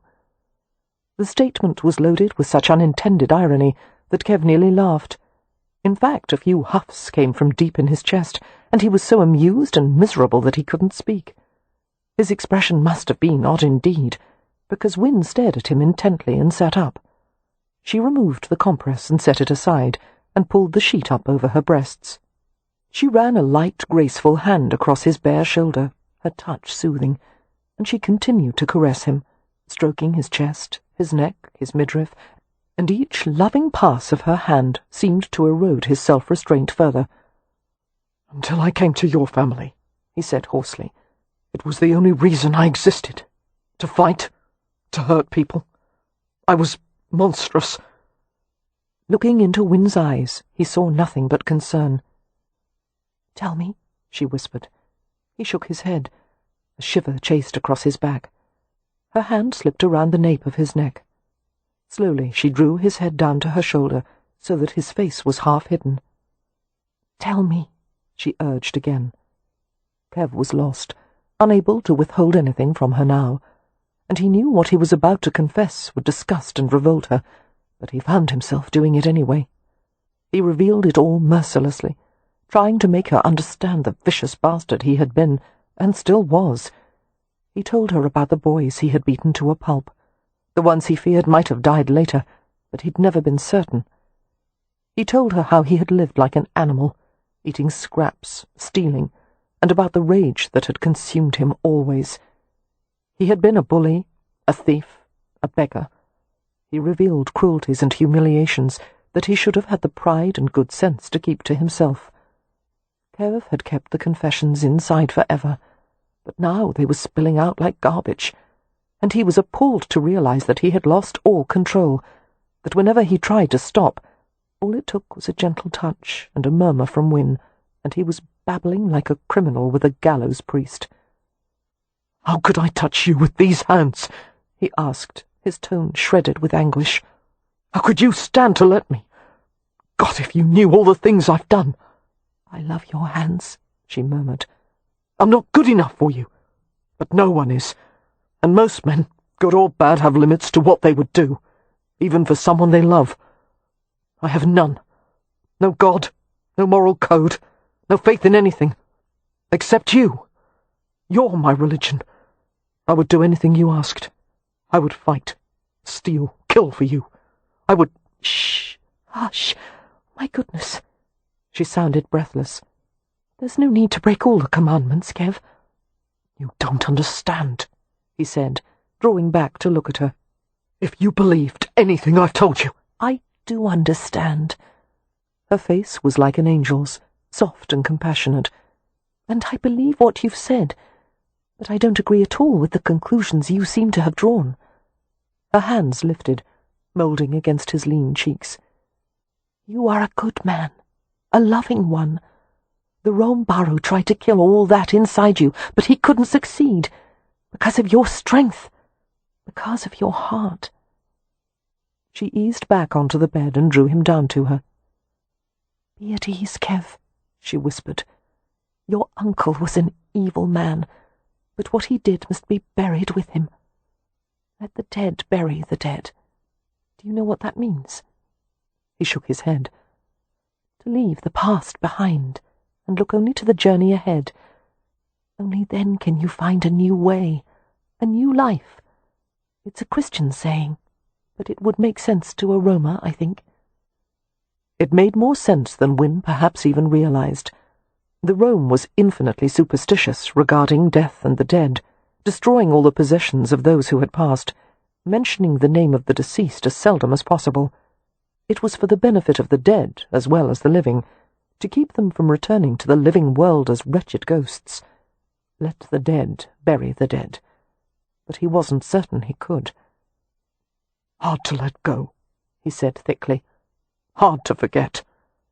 "Yes." Her arms tightened around him. "But we'll fill your mind with much better things to think about." Kev was quiet for a long time, pressing his ear to Win's heart, listening to the even beat and the flow of her breathing. "I knew when I first saw you what you would mean to me," Win murmured eventually. "Wild, angry boy that you were. I loved you at once. You felt it too, didn't you?" He nodded slightly, luxuriating in the feel of her. Her skin smelled sweet like plums, with an arousing hint of feminine musk. "I wanted to tame you," she said. "Not all the way, just enough that I could be close to you." She threaded her fingers through his hair. "Outrageous man! What possessed you to kidnap me, when you knew I would have come willingly?" "I was making a point," he said in a muffled voice. She chuckled and stroked his scalp, the scrape of her oval fingernails nearly causing him to purr. "Your point was well taken. Must we go back now?" "Do you want to?" Win shook her head. "Although I wouldn't mind having something to eat." "I brought food to the cottage before I went to get you." She ran a flirtatious fingertip around the rim of his ear. "What an efficient villain you are. May we stay all day, then?" "Yes." Win wriggled with delight. "Will anyone come for us?" "I doubt it." Kev drew the bed linens lower and nuzzled into the lush valley between her breasts. "And I would kill the first person who approached the threshold." A quiet laugh caught in her throat. "What is it?" he asked without moving. "Oh, I was just thinking of all the years I spent trying to get out of bed to be with you, and when I came home, all I wanted was to get back into bed. With you." For breakfast they had strong tea and rabbit, cheese melted on thick slices of buttered toasted bread. Wrapped in Merripen's shirt, Win perched on a low stool in the kitchen. She took pleasure in watching the play of muscles on his back as he poured steaming water into a portable hip bath. Smiling, she popped the last morsel of rabbit into her mouth. "Being abducted and ravished," she commented, "gives one an appetite." "The ravisher as well." There seemed a near magical aura about this ordinary place, this small and quiet cottage. Win felt as if she had been caught in some enchanted spell. She was almost afraid she was dreaming, that she would wake alone in her chaste bed. But Merripen's presence was too vital and real for it to be a dream, and the small aches and twinges in her body offered further proof that she had been taken, possessed.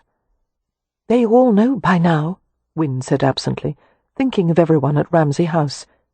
"Poor Julian, he must be furious." "What about heartbroken?" Merripen set the water can aside and came to her dressed only in trousers. Win frowned thoughtfully. "He'll be disappointed, I think, and I believe he cares for me. But no, he won't be heartbroken." She leaned against him as he stroked her hair, and her cheek brushed the taut smoothness of his stomach. "He never wanted me the way you do." "Any man who didn't would have to be a eunuch." There was a hitch in his breath as Win kissed the rim of his navel. "Did you tell him what the London doctor said? That you were healthy enough to bear children?" Win nodded. "What did Harrow say?" "Julian told me that I could visit a legion of doctors and get any number of differing opinions to support the conclusion I wanted. But in Julian's view, I should remain childless." Merripen brought her to a standing position and looked down at her, his expression unfathomable. "I don't want to put you at risk, but neither do I trust Harrow or his opinions." "Because you think of him as a rival?" "That's part of it," he admitted. "But it's also instinct. There's something lacking in him. There's something false." "Perhaps it's because he's a doctor," Win suggested, shivering as Merripen drew his shirt away from her. "Men of his profession often seem aloof, superior even, but that's necessary because—" "It's not that." Merripen guided her to the hip bath and helped to lower her in. Win gasped not only from the heat of the water, but also from being naked in front of him. The hip bath obliged one to straddle the tub and relax into the water with the legs held apart, which was wonderfully comfortable in private, but rather mortifying with someone else present. Her modesty was further violated as Merripen knelt beside the tub and washed her. But his manner was not at all lascivious, only caring, and she couldn't help but relax under the ministrations of those strong, soothing hands. "You still suspect Julian of having harmed his first wife, I know," Win said, while Merripen bathed her. "But he is a healer. He would never hurt anyone, least of all his own wife." She paused as she read his expression. "You don't believe me. You're determined to think the worst of him." "I think he feels entitled to play with life and death, like the gods of those mythology stories you and your sisters are so fond of." "You don't know Julian as I do." Merripen didn't reply, only continued to wash her. She watched his dark face through the veil of steam, as beautiful and implacable as an ancient carving of a Babylonian warrior. "I shouldn't even bother to defend him," she said ruefully. "You'll never be disposed to think well of him, will you?" "No," he admitted. "And if you believed Julian was the better man," she asked, "would you have allowed him to marry me?" She saw the muscles in his throat tense before he answered. "No." There was a touch of self-hatred in his response. "I'm too selfish for that. I could never have let it happen. If it came down to it, I would have carried you off on your wedding day." Win wanted to tell him that she had no desire for him to be noble. She was happy, thrilled, to be loved in just this way, with a passion that left no room for anything else. But before she could say a word, Merripen had taken up more soap, and his hand glided over the soreness between her thighs. He touched her with love and ownership, her eyes half closed. His finger eased inside her, and his free arm slid behind her back, and she leaned weakly into the cradle of his hard chest and shoulder. Even this small invasion hurt. Her flesh was still too newly broached, unused to being entered, but the hot water soothed her, and Merripen was so gentle that her thighs relaxed, supported in the buoyant warmth. She breathed in the morning air, luminous with steam, scented of soap and wood and hot copper, and the intoxicating fragrance of her lover. She brushed her lips against his shoulder, savouring the rich taste of skin salt.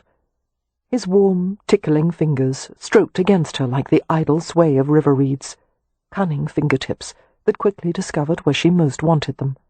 He toyed with her, parting her, slowly investigating the cambered softness and the sensitive places within. Blindly, she reached down to grip his strong wrist, feeling the intricate movements of bone and tendon. He slid 2 fingers inside her, his thumb gliding over her sex in tender circles. The water sloshed in the tub as she began to push up rhythmically, urging herself into his hand. A 3rd finger worked inside, and she tightened and gasped out a protest. It was too much, she couldn't. But he whispered that she could, she must, and he stretched her carefully and took her groans into his mouth. Splayed and floating, Win felt herself loosening, opening to the sensuality of the fingers reaching inside her. She felt greedy and wild, undulating to capture more of the obliterating pleasure. She actually clawed him a little, her hands scrabbling against his hard, bare skin, and he growled as if it pleased him. An abbreviated cry left her lips at the first shock of release. She tried to stifle it, but another was torn from her, and the bath water rippled as she shuddered. The climax lengthened by the delicately emphatic thrusting that continued until she was limp and panting. Settling her against the high-backed tub, Merripen left her for a few minutes. She soaked in the steaming water, too replete to ask or notice where he'd gone. He returned with a length of toweling and lifted her from the bath. She stood passively before him, letting him dry her as if she were a child. As she leaned against him, she saw that she had scored little red marks on his skin. Not deep ones, but marks nonetheless. She should have been apologetic, horrified, but all she wanted was to do it again, to feast on him. It was so unlike her that she withdrew into herself to ponder it. Merripen carried her back into the bedroom, and tucked her into a freshly made bed. She slid deep beneath the quilts and waited for him, drowsing, while he went to wash himself and empty the tub. She was steeped in a feeling she hadn't experienced in years, the kind of incandescent joy she had felt as a child waking on Christmas morning. She had stayed quietly in her bed, relishing the knowledge of all the good things that would soon happen, her heart alight with anticipation. Win's eyes half opened as she felt him climb into bed eventually. His weight depressed the mattress, his body startlingly warm against Win's coolness. Snuggling into the crook of his arm and shoulder, she sighed deeply. His hand made a slow, lovely pattern over her back. "Will we have a cottage like this some day?" she murmured. Being Merripen, he had already come up with a plan. "We'll live at Ramsey House for a year. More likely 2, until the restoration is complete and Leo is on his feet. Then I'll find a suitable property for a farm, and build a house for you. A bit larger than this, I expect." His hand slid to her bottom, rubbing in slow circles. "It won't be an extravagant life, but it will be comfortable. You'll have a cook maid, and a footman and a driver, and we'll live near your family, so you can see them whenever you like." "That sounds lovely," Win managed to say, so filled with happiness she could scarcely breathe. "It will be heaven." She had no doubt of his ability to take care of her, nor did she doubt that she could make him happy. They would create a good life together, though she was fairly certain it would not be an ordinary one. His tone was sober. "If you marry me, you'll never be a lady of position." "There is no better position for me than being your wife." One of his big hands clasped over her skull, pressing her head against his shoulder.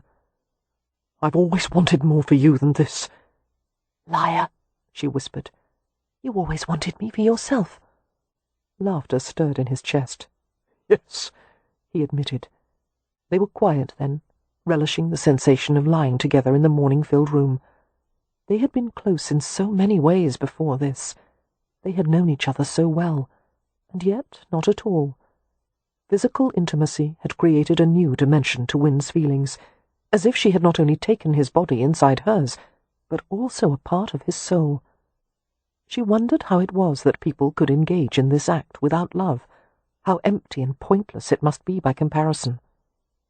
Her bare foot explored the hairy surface of his leg, toes nudging against hard sculpted muscle.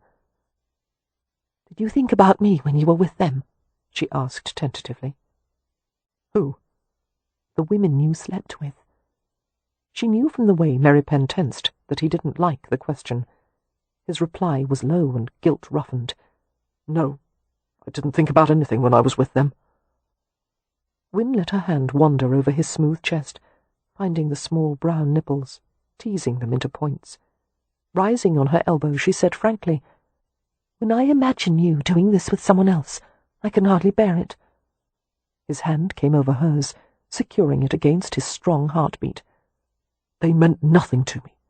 It was always a transaction, something to be done with as quickly as possible." "I think that makes it even worse. To use a woman in that way, with no feeling." "They were well compensated," he said sardonically, "and always willing." "You should have found someone you cared for, someone who cared for you. That would have been infinitely better than a loveless transaction." "I couldn't." "Couldn't what?" "Care about anyone else. You took up too much room in my heart." Win wondered what it said about her terrible selfishness that such an answer moved and pleased her. "After you left," Merripen said, "I thought I would go mad. There was no place I could go to feel better, no person I wanted to be with. I wanted you to get well. I would have given my life for it. But at the same time I hated you for leaving. I hated everything. My own heart for beating. I had only one reason to live, and that was to see you again." Win was touched by the severe simplicity of his declaration. He was a force, she thought. One couldn't subdue him any more than one could settle a lightning storm. He would love her as intemperately as he pleased, and devil take the hindmost. "Did the women help?" she asked softly. "Did it ease you to lie with them?" He shook his head. "It made it worse," came his soft reply. because they weren't you. Win leaned farther over him, her hair falling in glinting light ribbons that went across his chest and throat and arms. She stared into eyes as black as sloe. "I want us to be faithful to each other," she said gravely, "from this day forward." There was a brief silence, a hesitation born not of doubt, but awareness, as if their vows were being heard and witnessed by some unseen presence. Merripen's chest rose and fell in a long, deep breath. "I'll be faithful to you," he said. "Forever." "So will I." "Promise also that you'll never leave me again." Win lifted her hand from the centre of his chest and pressed a kiss there. "I promise." She was entirely willing, eager to seal their vows then, but he wouldn't. He wanted her to rest, her body to have respite, and when she objected, he quieted her with gentle kisses. "Sleep," he whispered, and she obeyed, sinking into the sweetest, darkest oblivion she had ever known. Daylight canted impatiently against the unlined curtains at the windows, turning them into bright, butter-coloured rectangles. Kev had held Win for hours. He had not slept at all in that time. The pleasure of staring at her eclipsed the need for rest. There had been other times in his life when he had watched over her like this, especially when she'd been ill, but it was different now that she belonged to him.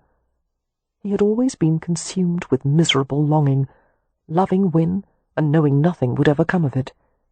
Now, holding her, he felt something unfamiliar, a bloom of euphoric heat. He let himself kiss her, unable to resist following the glinting arc of her eyebrow with his lips. He moved on to the rosy curve of her cheek, the tip of a nose so adorable that it seemed worthy of an entire sonnet. He loved every part of her. It occurred to him that he had not yet kissed the spaces between her toes, an omission that desperately needed to be corrected. Win slept with one of her legs hitched over him, her knee tucked between his. Feeling the intimate brush of blonde curls against his hip, he went erect, his flesh alive with a hard, precise throbbing he could feel against the linen sheet that covered him. She stirred, and moved her limbs in a trembling stretch, and her eyes half opened. He sensed her surprise at waking in his arms this way, and the slow dawning of satisfaction as she remembered what had gone before. Her hands crept over him, exploring softly. He was taut everywhere, aroused and unmoving, letting her discover him as she wished. Win reconnoitred his body with an innocent abandon that seduced him utterly. Her lips brushed the taut skin of his chest and side. Finding the edge of his lowest rib, she gnawed gently, like a fastidious little cannibal. One of her hands trailed over his thigh and wandered up to his groin. He said her name between fragmented breaths, reaching down to those tormenting fingers, but she swatted his hand away with an audible crack of skin against skin, and that aroused him beyond reason. Win cupped the mass of him below, the shifting weights heavy against her palm. She squeezed, gently rolled the roundness, while he set his teeth and endured her touch, as if he were being drawn and quartered. Moving upward, she gripped the shaft lightly. Too lightly. Kev would have begged her to do it harder had he been able to spare the breath. But he could only wait, gasping. Her head bent over him, her golden hair trapping him in a glimmering net. Despite his will to remain still, he couldn't stop the vicious twitch of his cock, the length of it jutting upward. To his shock, he felt her lean down to kiss him, and she continued, working upward along the stiff shaft, while he groaned with pleasure and disbelief. Her beautiful mouth on him. He was dying, losing his sanity. She was too inexperienced to know how to proceed. She didn't take him deep, only licked the tip as he had done to her before. But holy Christ! It was enough for now. Kev let out an anguished groan as he felt a sweet, wet tug and heard the sound of her suckling. Muttering a garbled mixture of Romany and English, he seized her hips and dragged them upward. He buried his face in her, his tongue working voraciously until she writhed like a captured mermaid. Tasting her arousal, he sank his tongue deep again and again. Her legs stiffened as if she were about to come. But he had to be inside her when it happened, had to feel her grip and clench around him. So he toppled her carefully and eased her to her front and pushed a pillow beneath her hips. She moaned and parted her knees wider. Needing no further invitation, he positioned himself, his cock slick with the moisture from her mouth. Reaching beneath her, he found the tiny, swollen bud, and he massaged slowly while he fed his shaft into her, his fingers stroking faster with every hard inch that pushed forward. And when he had finally buried his full length, she climaxed with a sobbing cry. Kev could have found his own release then, but he had to prolong it. If it were possible, he would have gone on forever. He drew one hand along the pale, elegant curve of her back. She arched into the caress, sighing his name. He lay over her, changing the angle between them, still cupping her sex as he thrust. She shuddered as a few more spasms were teased out, passion splotches rising on her shoulders and back. He put his mouth to the patches of colour, kissing every blushing place as he rocked slowly, working deeper in her, tighter, until he finally went still and came with violent spurts. Rolling off her, Kev gathered Win against his ribs and struggled to catch his breath. His heartbeat hammered in his ears for some minutes, which was why he was slow to notice a knock at the door.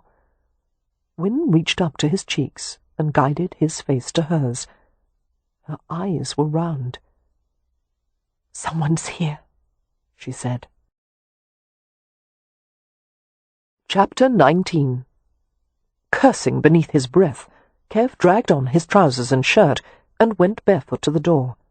Opening it, he saw Cam Rowan standing there nonchalantly, a valise in one hand and a covered basket in the other. "Hello." Cam's hazel eyes danced with mischief. "I've brought you a few things." "How did you find us?" Kev asked without heat. "I knew you hadn't gone far.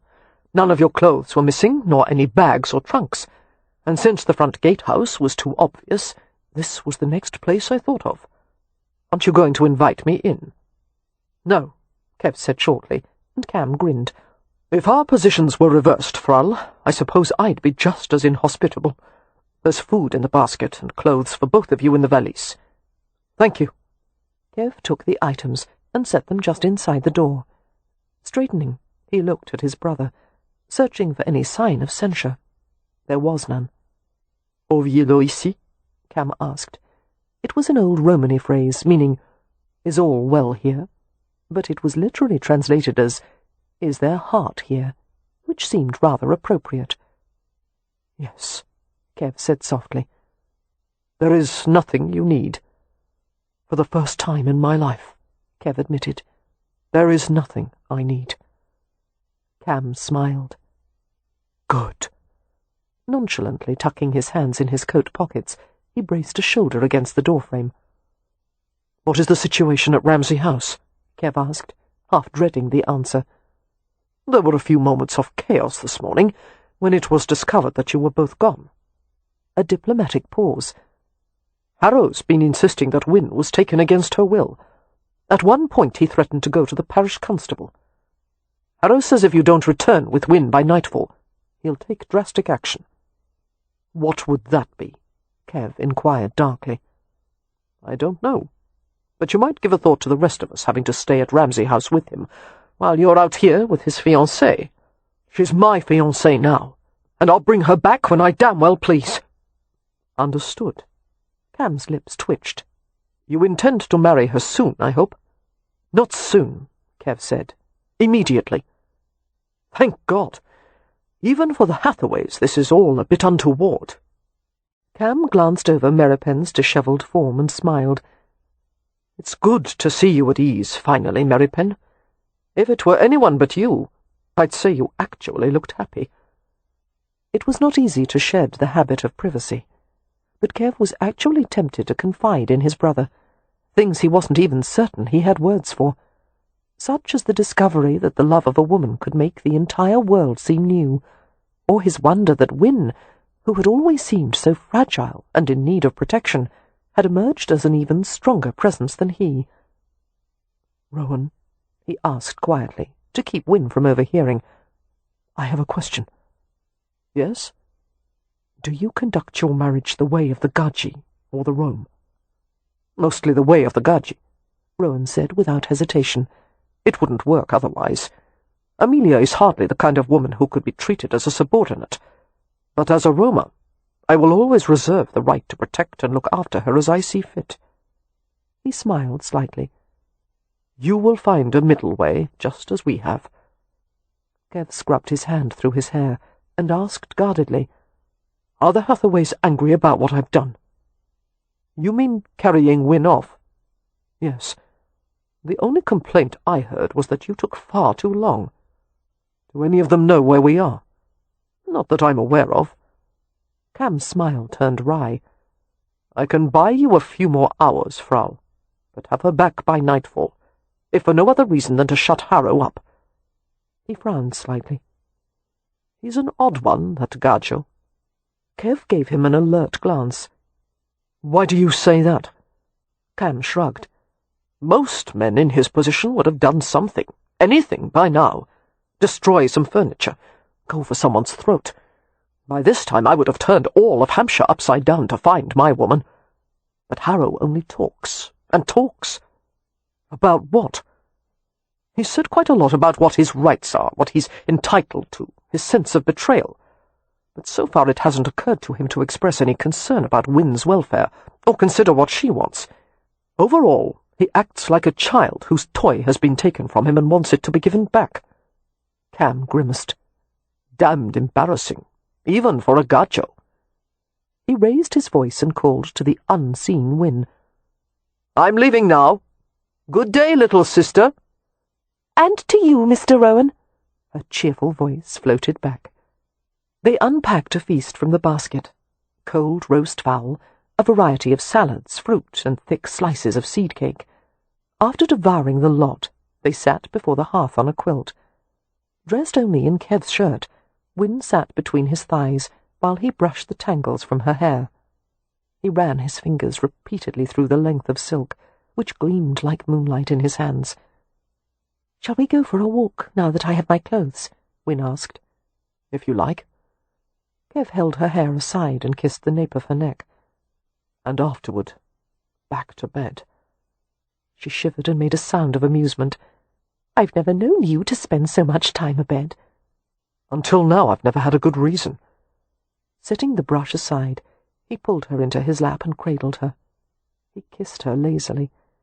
She pushed upward with increasing demand, making him smile and pull back. "Easy," he said, stroking her jaw. "We're not going to start that again." "But you just said you wanted to go back to bed." "I meant to rest." "We aren't going to make love any more." "Not today," he said gently. "You've had enough." He brushed his thumb over her kiss-swollen lips. "If I made love to you again, you wouldn't be able to walk tomorrow." But as he was discovering, any challenge to Win's physical stamina was met with immediate resistance. "I'm quite well," she said stubbornly, sitting up in his lap. She spread kisses over his face and throat, everywhere she could reach. "Once more before we go back. I need you, Kev. I need—" He quieted her with his mouth, and received such an ardently impatient response that he couldn't help chuckling against her lips. She drew back and demanded, "Are you laughing at me?" "No, no. It's only... You're adorable. You please me so much. My eager little Gaji."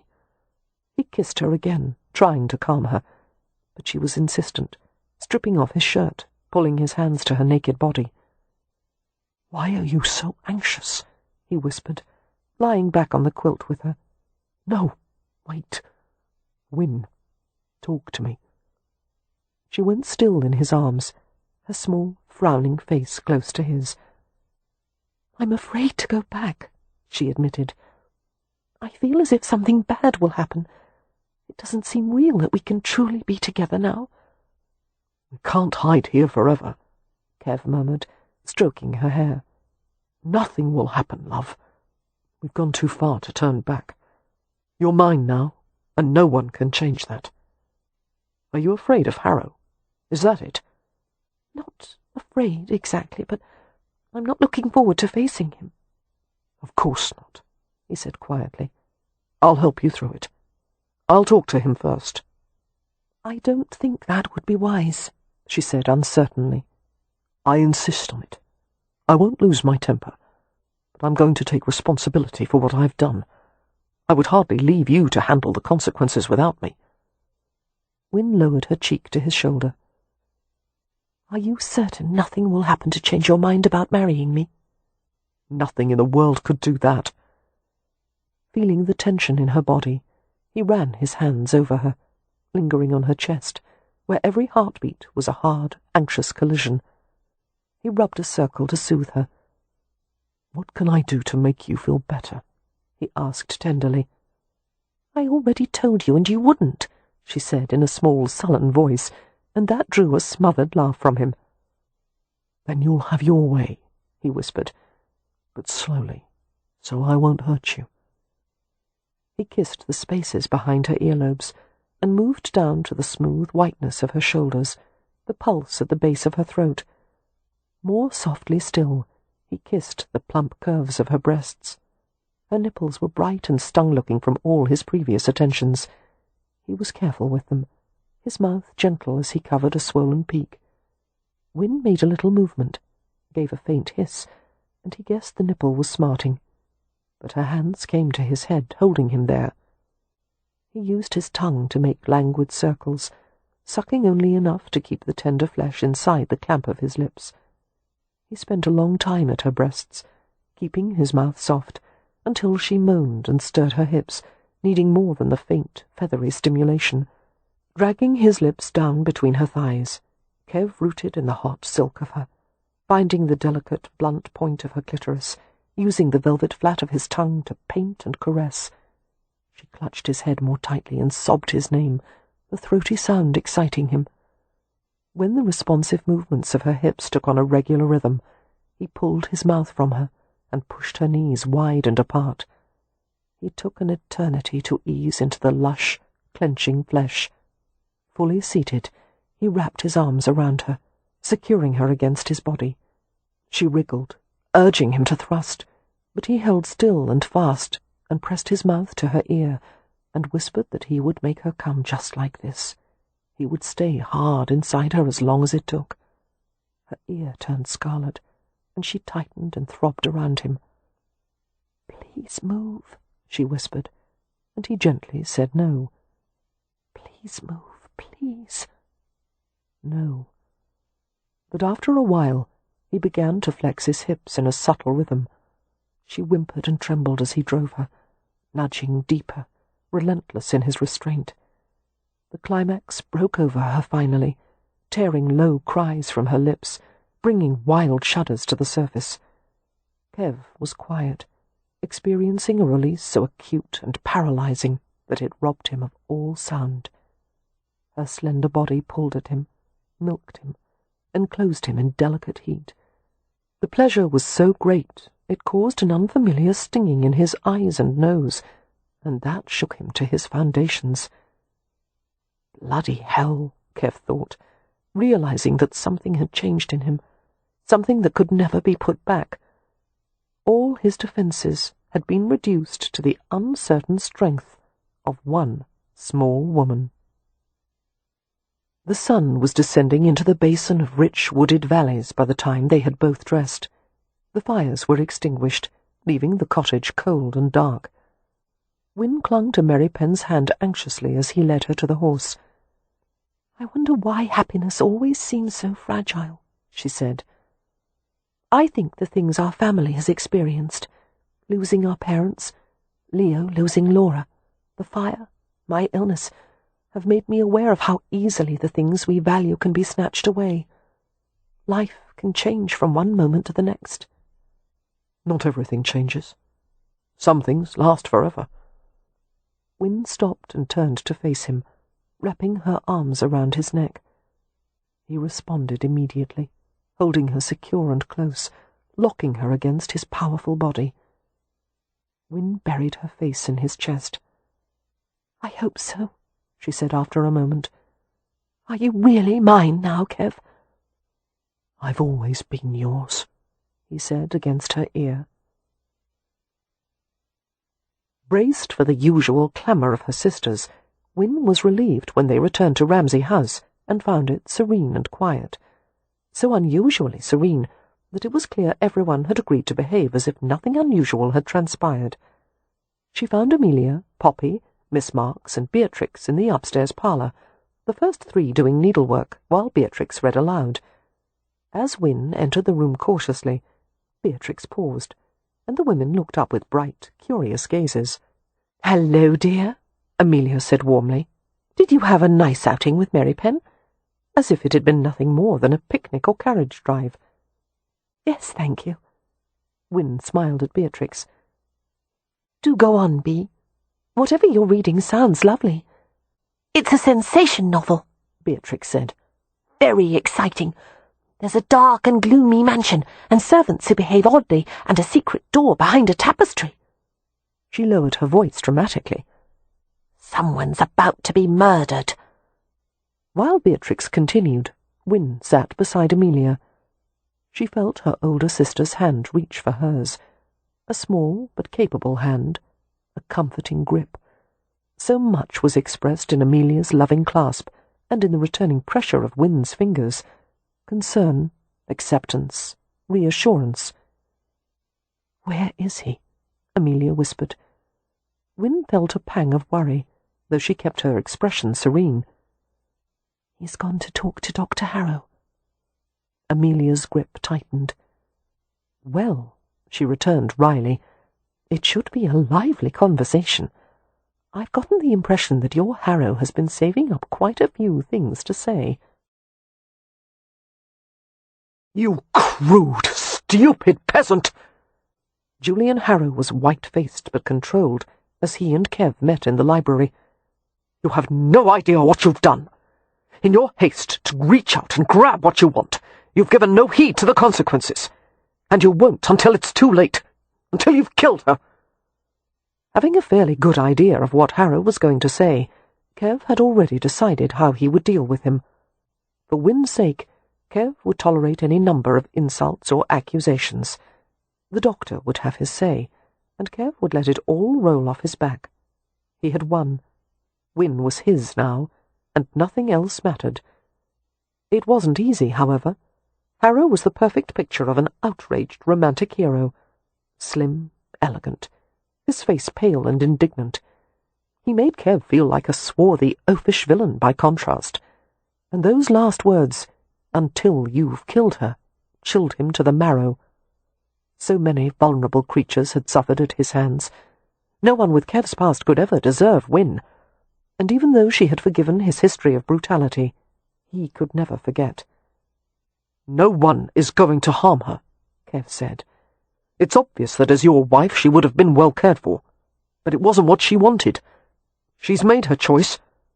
Under duress. I didn't force her." "Of course you did," Harrow said with contempt. "You carried her off in a display of brute strength. And being a woman, of course, she thought it thrilling and romantic. Women can be dominated and persuaded into accepting nearly anything. And in the future, as she's dying in childbirth, in grotesque pain, she won't blame you for it. But you'll know that you're responsible." A harsh laugh escaped him as he saw Kev's expression. "Are you really so simple that you don't understand what I'm saying?" "You believe she's too fragile to bear children," Kev said. "But she consulted another doctor in London who—" "Yes, did Winifred tell you the name of this doctor?" Harrow's eyes were frosty grey, his tone brittle with condescension. Kev shook his head. "I persisted in asking," Harrow said, "until she told me.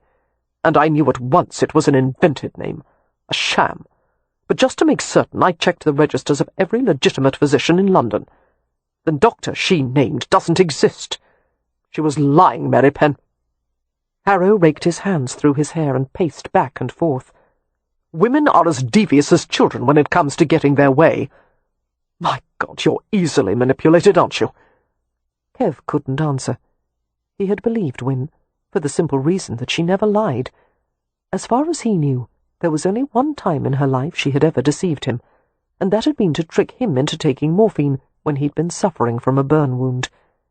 Later he'd understood why she'd done it, and he had forgiven her at once. But if she had lied about this, Anguish burned like acid in his blood. Now he understood why Win had been so nervous about returning. Harrow paused at the library table and went to half sit, half lean on it. "I still want her," he said quietly. "I'm still willing to have her, on condition that she hasn't conceived." He broke off as Kev fastened a lethal glare on him. "Oh, you may glower, but you can't deny the truth. Look at you. How can you justify what you've done? You're a filthy gypsy, attracted to pretty baubles like the rest of your ilk." Harrow watched Kev closely as he continued. "I'm sure you love her, in your fashion. Not in a refined way, not in the way she truly needs, but as much as someone of your kind is capable. I find that somewhat touching and pitiable. No doubt Winifred feels that the bonds of childhood kinship give you more of a claim on her than any other man could possibly have. But she has been too long sheltered from the world. She has neither the wisdom nor the experience to know her own needs. If she does marry you, it will only be a matter of time before she tires of you, and wants more than you could ever offer. Go find a sturdy peasant girl, Merripen. Better yet, a gypsy woman who would be happy with the simple life you could give her. You want a nightingale, when you would be so much better served with a nice, robust pigeon.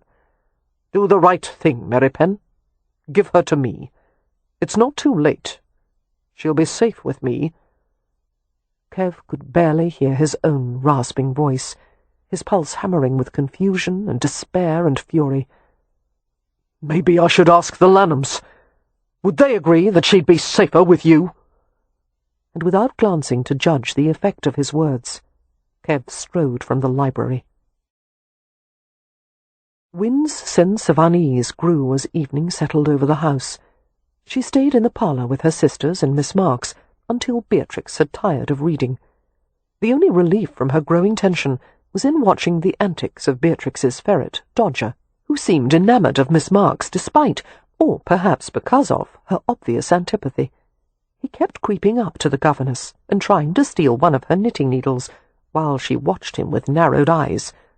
"Don't even consider it," Miss Marks told the hopeful ferret with chilling calm, "or I'll cut off your tail with a carving knife." Beatrix grinned. "I thought that only happened to blind mice, Miss Marks." "It works on any offending rodent," Miss Marks returned darkly. "Ferrets are not rodents, actually," Beatrix said. "They're classified as Mustelidae, weasels, so one might say the ferret is a distant cousin of the mouse." "It's not a family I'd care to become closely acquainted with," Poppy said. Dodger draped himself across the arm of the settee and pinned a love-struck gaze on Miss Marks, who ignored him. Win smiled and stretched. "I'm fatigued. I'll bid everyone good night now." "I'm fatigued as well," Amelia said, covering a deep yawn. "Perhaps we should all retire," Miss Marks suggested, deftly packing away her knitting in a little basket. They all went to their rooms, while Win's nerves bristled in the ominous silence of the hallway. Where was Merripen? What had been said between him and Julian? A lamp burned low in her room, its glow pushing feebly against the encroaching shadows. She blinked as she saw a motionless form in the corner. Merripen, occupying a chair. "Oh!" she breathed in surprise.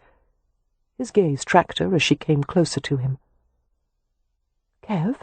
she asked hesitantly, while a chill slithered down her spine. The talk had not gone well. Something was wrong. "What is it?" she asked huskily. Merripen stood and towered over her, his expression unfathomable. "Who was the doctor you saw in London, Win? How did you find him?" Then she understood. Her stomach dropped, and she took a few steadying breaths. "There was no doctor," she said. "I didn't see the need for it." "You didn't see the need?" he repeated slowly. "No, because, as Julian said later, I could go from doctor to doctor until I found one who would give me the answer I wanted." Merripen let out a breath that sounded like a scrape in his throat. He shook his head. "Jesus." Win had never seen him look so devastated, beyond shouting or anger. She moved toward him with her hand outstretched. "Kev, please, let me—" "Don't, please." He was struggling visibly to control himself. "I'm sorry," she said earnestly. "I wanted you so much, and I was going to have to marry Julian, and I thought if I told you about having seen another doctor it would, well, push you a bit." He turned away from her, his hands clenched. "It makes no difference," Win said, trying to sound calm, trying to think above the desperate pounding of her heart. "It changes nothing, especially after today." "It makes a difference if you lie to me," he said in a guttural tone. Romany males could not countenance being manipulated by their women, and she had broken Merripen's trust at a time when he had been particularly vulnerable. He had let down his guard, had let her inside, but how else could she have had him? "I didn't feel I had a choice," she said. "You're impossibly stubborn when your mind is made up. I didn't know how to change it." "Then you've just lied again, because you're not sorry." "I'm sorry that you're hurt and angry, and I understand how much you—" She broke off as Merripen moved with astonishing swiftness, seizing her by the upper arms, bringing her up against the wall. His snarling face descended close to hers. "If you understood anything, you wouldn't expect me to give you a baby that will kill you." Rigid and trembling, she stared into his eyes until she was drowning in darkness. She gulped a deep breath before managing to say stubbornly, "I'll see as many doctors as you like. We'll gather a full variety of opinions, and you can calculate the odds. But no one can predict of a certainty what will happen, and none of it will change how I intend to spend the rest of my life. I will live it on my terms, and you can have all of me or nothing. I won't be an invalid any longer, not even if it means losing you." "I don't take ultimatums," he said, giving her a little shake. "Least of all from a woman." Win's eyes went blurry, and she damned the rising tears. She wondered in furious despair why fate seemed determined to withhold from her the ordinary life that other people took for granted. "You arrogant Roma," she said hoarsely. "It's not your choice, it's mine. My body, my risk. And it may already be too late. I may have already conceived." "No!" He gripped her head and pressed his forehead to hers, his breath striking her lips in bursts of heat. "I can't do this," he said raggedly. "I won't be forced into hurting you." "Just love me." Win wasn't aware that she was crying until she felt his mouth on her face, his throat vibrating with low growls as he licked at her tears. He kissed her desperately, savaging her mouth with a wildness that made her quiver from head to toe. As he crushed his body against hers, she felt the prodding of his arousal, even through the bunched layers of their clothes. It sent a shock of response through all her veins, and she felt her intimate flesh prickling, turning wet. She wanted him inside her, to pull him deep and close, to pleasure him until his ferocity was soothed. She reached down to the stiff length of him, kneading and gripping until he moaned into her mouth. She pulled her lips free long enough to gasp, "Take me to bed, Kev! Take me!" But he shoved away from her with a vicious curse. "Kev!" A scalding glance, and he left the room, the door trembling on its hinges from the abrupt slam. Chapter 20. The early morning air was fresh and heavy with the promise of rain, a cool breeze sweeping through the half-open window of Cam and Amelia's room. Cam awakened slowly, as he felt his wife's voluptuous body snuggling close to his. She always slept in a nightgown made of modest white cambric, with infinite numbers of tucks and tiny ruffles. It never failed to stir him, knowing what splendid curves were concealed beneath the demure garment. The nightgown had ridden up to her knees during the night. One of her bare legs was hooked over his, her knee resting near his groin. The slight roundness of her stomach pressed against his side. Pregnancy had made her feminine form more ample and delicious. There was a glow about her these days, a burgeoning vulnerability that filled him with an overwhelming urge to protect her, and knowing that the changes in her were caused by his seed, a part of him growing inside her, that was undeniably arousing. He wouldn't have expected to be this enthralled by Amelia's condition. In the eyes of the Rome, childbirth and all related issues were considered mahrim, a polluting event, and since the Irish were notoriously suspicious and prudish when it came to matters of reproduction, there wasn't much on either side of his lineage to justify his delight in his wife's pregnancy. But he couldn't help it. She was the most beautiful and fascinating creature he had ever encountered. As he patted her hip drowsily, the urge to make love to her was too much to resist. He inched her gown upward and caressed her bare bottom. He kissed her lips, her chin, savouring the fine texture of her skin. Amelia stirred. "Cam," she murmured sleepily. Her legs parted, inviting more of the gentle exploration. Cam smiled against her cheek. "What a good little wife you are," he whispered in Romany. She stretched and gave a pleasured sigh as his hand slipped over her warm body. He arranged her limbs carefully, stroking and praising her, kissing her breasts.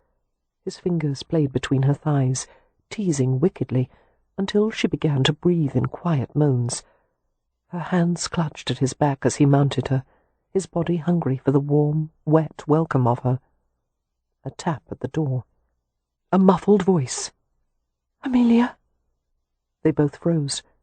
The soft, feminine voice tried again. "Amelia?" "One of my sisters," Amelia whispered. Cam muttered a curse that explicitly described what he had been about to do, and was apparently not going to be able to finish. "Your family," he began in a dark tone. "I know." She flipped back the bedclothes. "I'm sorry, She broke off as she saw the extent of his arousal and said weakly, "Oh dear." Although he was usually tolerant when it came to the Hathaways' multitude of quirks and issues, Cam was currently in no mood to be understanding. "Get rid of whoever it is," he said, "and come back here." "Yes, I'll try." She pulled a dressing robe over her nightgown and hastily fastened the top 3 buttons. As she hurried into the adjoining sitting room, the thin white dressing robe flapped behind her like the mainsail of a schooner. Cam remained on his side, listening intently. There was the sound of the door to the hallway opening, and someone coming into the little sitting room. There was also the calm lilt of Amelia's questioning voice, and the anxious response of one of her sisters. Win, he guessed, since Poppy and Beatrix would only awaken this early in the event of some major catastrophe. One of the things Cam adored about Amelia was her tender and unflagging interest in all the concerns, large and small, of her siblings. She was a little mother hen, valuing family as much as any Romany wife. That felt good to him. It harkened back to his early childhood, when he'd still been allowed to live with the tribe. Family was equally important to them, but it also meant having to share Amelia, which at times like this was damned annoying. After a few minutes, the feminine chatter still hadn't stopped. Gathering that Amelia wasn't going to return to bed any time soon, Cam sighed and left the bed. He dragged on some clothes, went into the sitting room, and saw Amelia sitting on a small settee with Win, who looked wretched. They were so intent on their conversation that Cam's appearance was barely heeded. Sitting in a nearby chair, Cam listened until he comprehended that Win had lied to Merripen about having seen a doctor, that Merripen had been furious, and that the relationship between the two was in a shambles. Amelia turned to Cam, her forehead puckered with concern.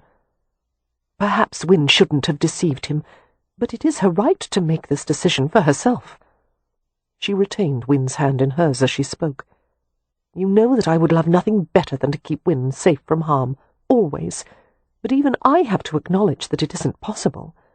Merripen must accept that Win wants to have a normal married life with him." Cam rubbed his face and stifled a yawn.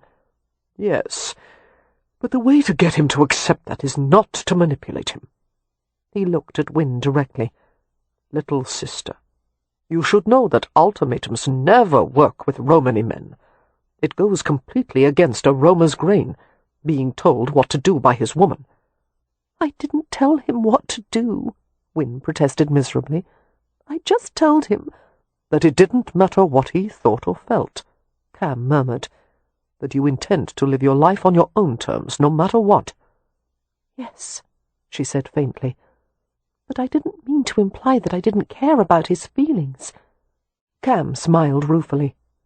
"I admire your fortitude, little sister. I even happen to agree with your position. But that's not the way to manage a Roma. Even your sister, who is not generally known for her diplomacy, knows better than to approach me in such an uncompromising fashion." "I am quite diplomatic when I wish to be," Amelia protested, frowning, and he gave her a brief grin.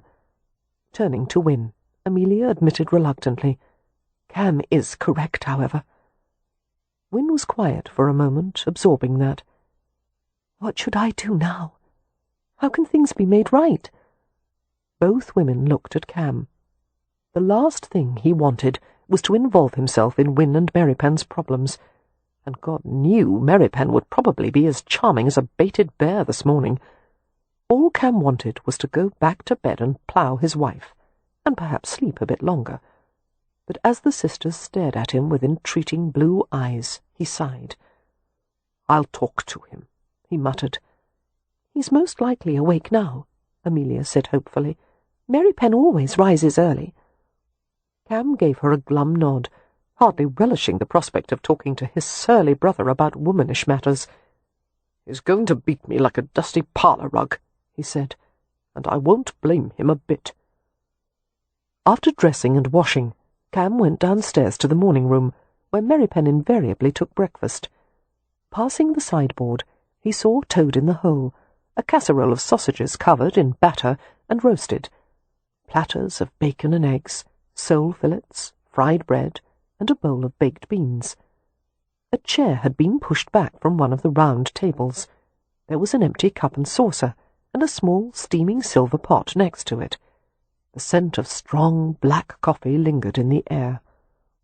Cam glanced at the glass doors that led to a back terrace, and saw Merripen's lean, dark form. Merripen appeared to be staring at the fruit orchard beyond the structured, formal garden. The set of his shoulders and head conveyed both irritability and moroseness. Hell! Cam had no idea what he was going to say to his brother. They had far to go before they approached a basic level of trust. Any advice Cam tried to give him would probably be tossed summarily back into his face. Picking up a slice of fried bread, Cam ladled a spoonful of orange marmalade on it and wandered out to the terrace. Merripen gave him a cursory glance and returned his attention to the landscape, the flourishing fields beyond the manor grounds, the heavy forests nourished by the thick artery of the river. A few gentle streams of smoke arose from the distant riverbank, one of the places where gypsies were wont to camp as they travelled through Hampshire. Cam had personally carved identifying marks on the trees to indicate that this was a friendly place to the roam, and every time a new tribe came, Cam went to visit them on the off chance that someone from his long-ago family might be there. "Another compagna passing through," he remarked casually, joining Merripen at the balcony. "Why don't you come with me to visit them this morning?" Merripen's tone was distant and unfriendly. "The workmen are casting new plasterwork mouldings for the east wing, and after the way they fouled it up last time, I have to be there." "Last time the screeds they nailed up weren't properly aligned," Cam said. "I know that," Merripen snapped. "Fine." Feeling sleepy and annoyed, Cam rubbed his face. "Look, I have no desire to stick my nose in your affairs, but then don't. It's not going to hurt you to hear an outside perspective. I don't give a damn about your perspective." "If you weren't so bloody self-absorbed," Cam said acidly, "it might occur to you that you're not the only one who's got something to worry about. Do you think I haven't given a thought to what might happen to Amelia now that she's conceived?" "Nothing will happen to Amelia," Merripen said dismissively. Cam scowled. "Everyone in this family chooses to think of Amelia as indestructible. Amelia herself thinks it. but she's subject to all the usual problems and frailties of any other woman in her condition. The truth is that it's always a risk." Merripen's dark eyes simmered with hostility. "More so for Win. Probably. But if she wants to assume that risk, it's her decision. That's where we differ, Rowan. Because you don't take risks on anyone, do you? It's too bad you've fallen in love with a woman who won't be kept on a shelf, Frau. If you call me that again," Merripen growled, "I'll take your bloody head off. Go ahead and try." Merripen would probably have launched at him then, if not for the glass doors opening and another figure stepping out on the terrace. Glancing in the direction of the intruder, Cam groaned inwardly. It was Harrow, looking controlled and capable. He approached Cam and ignored Merripen. "Good morning, Rowan. I've just come to tell you that I will be leaving Hampshire later in the day. If I can't persuade Miss Hathaway to come to her senses, that is." "Of course," Cam said, schooling his expression into pleasant blankness. "Please let me know if there's anything we can do to facilitate your departure." "I only want what is best for her," the doctor murmured, still not looking at Merripen. "I will continue to believe that going to France with me is the wisest choice for all concerned, but it is Miss Hathaway's decision." He paused, his grey eyes sombre. "I hope you will exert any influence you have to make certain all parties concerned understand what is at stake. I think we all have a reasonably good grasp of the situation," Cam said, with a gentleness that masked the sting of sarcasm. Harrow stared at him suspiciously and gave a short nod.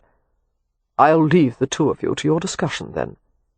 He placed a subtle, sceptical emphasis on the word discussion, as if he was aware that they'd been on the verge of an outright brawl. He left the terrace, closing the glass door behind him. "I hate that bastard," Merripen said beneath his breath. "He's not my favourite either," Cam admitted.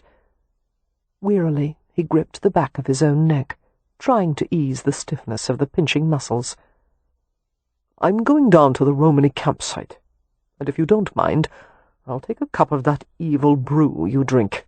I despise the stuff, but I need something to help me stay awake." "Have whatever's left in the pot," Merripen muttered. "I'm more awake than I care to be." Cam nodded and went to the French doors, but he paused at the threshold and smoothed the hair at the back of his neck and spoke quietly. "The worst part about loving someone, Merripen, is that there will always be things you can't protect her from, things beyond your control. You finally realize there is something worse than dying, and that is having something happen to her. You have to live with that fear always, but you have to take the bad part if you want the good part." Kev looked at him bleakly. "What's the good part?" A smile touched Cam's lips. "All the rest of it is the good part," he said, and went inside. "I've been warned on pain of death not to say anything," was Leo's first comment as he joined Merripen in one of the East Wing rooms. There were two plasterers in the corner, measuring and marking on the walls, and another was repairing scaffolding that would support a man close to the ceiling. "Good advice," Kev said. "You should take it." "I never take advice, good or bad. That would only encourage more of it." Despite Kev's brooding thoughts, he felt an unwilling smile tug at his lips. He gestured to a nearby bucket filled with light grey ooze. "Why don't you pick up a stick and stir the lumps out of that?" "What is it?" "A lime plaster and hairy clay mix." "Hairy clay? Lovely." But Leo obediently picked up a discarded stick and began to poke around in the bucket of plaster. "The women are gone for the morning," he remarked. "They went to Stonycross Manor to visit Lady Westcliff. Beatrix warned me to be on the lookout for her ferret, which seems to be missing, and Miss Marks stayed here." A reflective pause. "An odd little creature, wouldn't you say?" "The ferret or Miss Marks?" Kev carefully positioned a strip of wood on the wall and nailed it into place. "Marks? I've been wondering. Is she a misandrist, or does she hate everyone in general?" "What's a misandrist?" "A man-hater." "She doesn't hate men. She's always been pleasant to me and Rowan. Leo looked genuinely puzzled. Then she merely hates me. It would seem so, but she has no reason. What about being arrogant and dismissive? That's part of my aristocratic charm, Leo protested. It would appear your aristocratic charm is lost on Miss Marks. Kev arched a brow as he saw Leo's scowl. Why should it matter? You have no personal interest in her, do you? Of course not, Leo said indignantly. I'd sooner climb into bed with Bee's pet hedgehog. Imagine those pointy little elbows and knees, all those sharp angles. A man could do fatal harm to himself, tangling with Marks. He stirred the plaster with new vigour, evidently preoccupied with the myriad of dangers in bedding the governess. A bit too preoccupied, Kev thought. It was a shame, Cam mused as he walked through a green meadow with his hands tucked in his pockets, that being part of a close-knit family meant one could never enjoy his own good fortune when someone else was having problems. There was much for Cam to take pleasure in at the moment. The benediction of sunshine on the spring-roughened landscape, and all the waking, droning, vibrant activity of plants pushing from the damp earth. The promising tang of smoke from a Romany campfire floated on a breeze. Perhaps today he might finally find someone from his old tribe. On a day like this, anything seemed possible. He had a beautiful wife who was carrying his child. He loved her more than life, and he had so much to lose. But Cam wouldn't let fear cripple him, or prevent him from loving Amelia with all his soul. Fear. He slowed his pace, perplexed by the sudden, rapid escalation of his heartbeat, as if he'd been running for miles without stopping. Glancing across the field, he saw that the grass was unnaturally green. The thump of his heart became painful, as if someone were kicking him repeatedly. Bewildered, Cam tensed like a man held at knife point, putting a hand to his chest. Jesus, the sun was bright, boring through his eyes until they watered.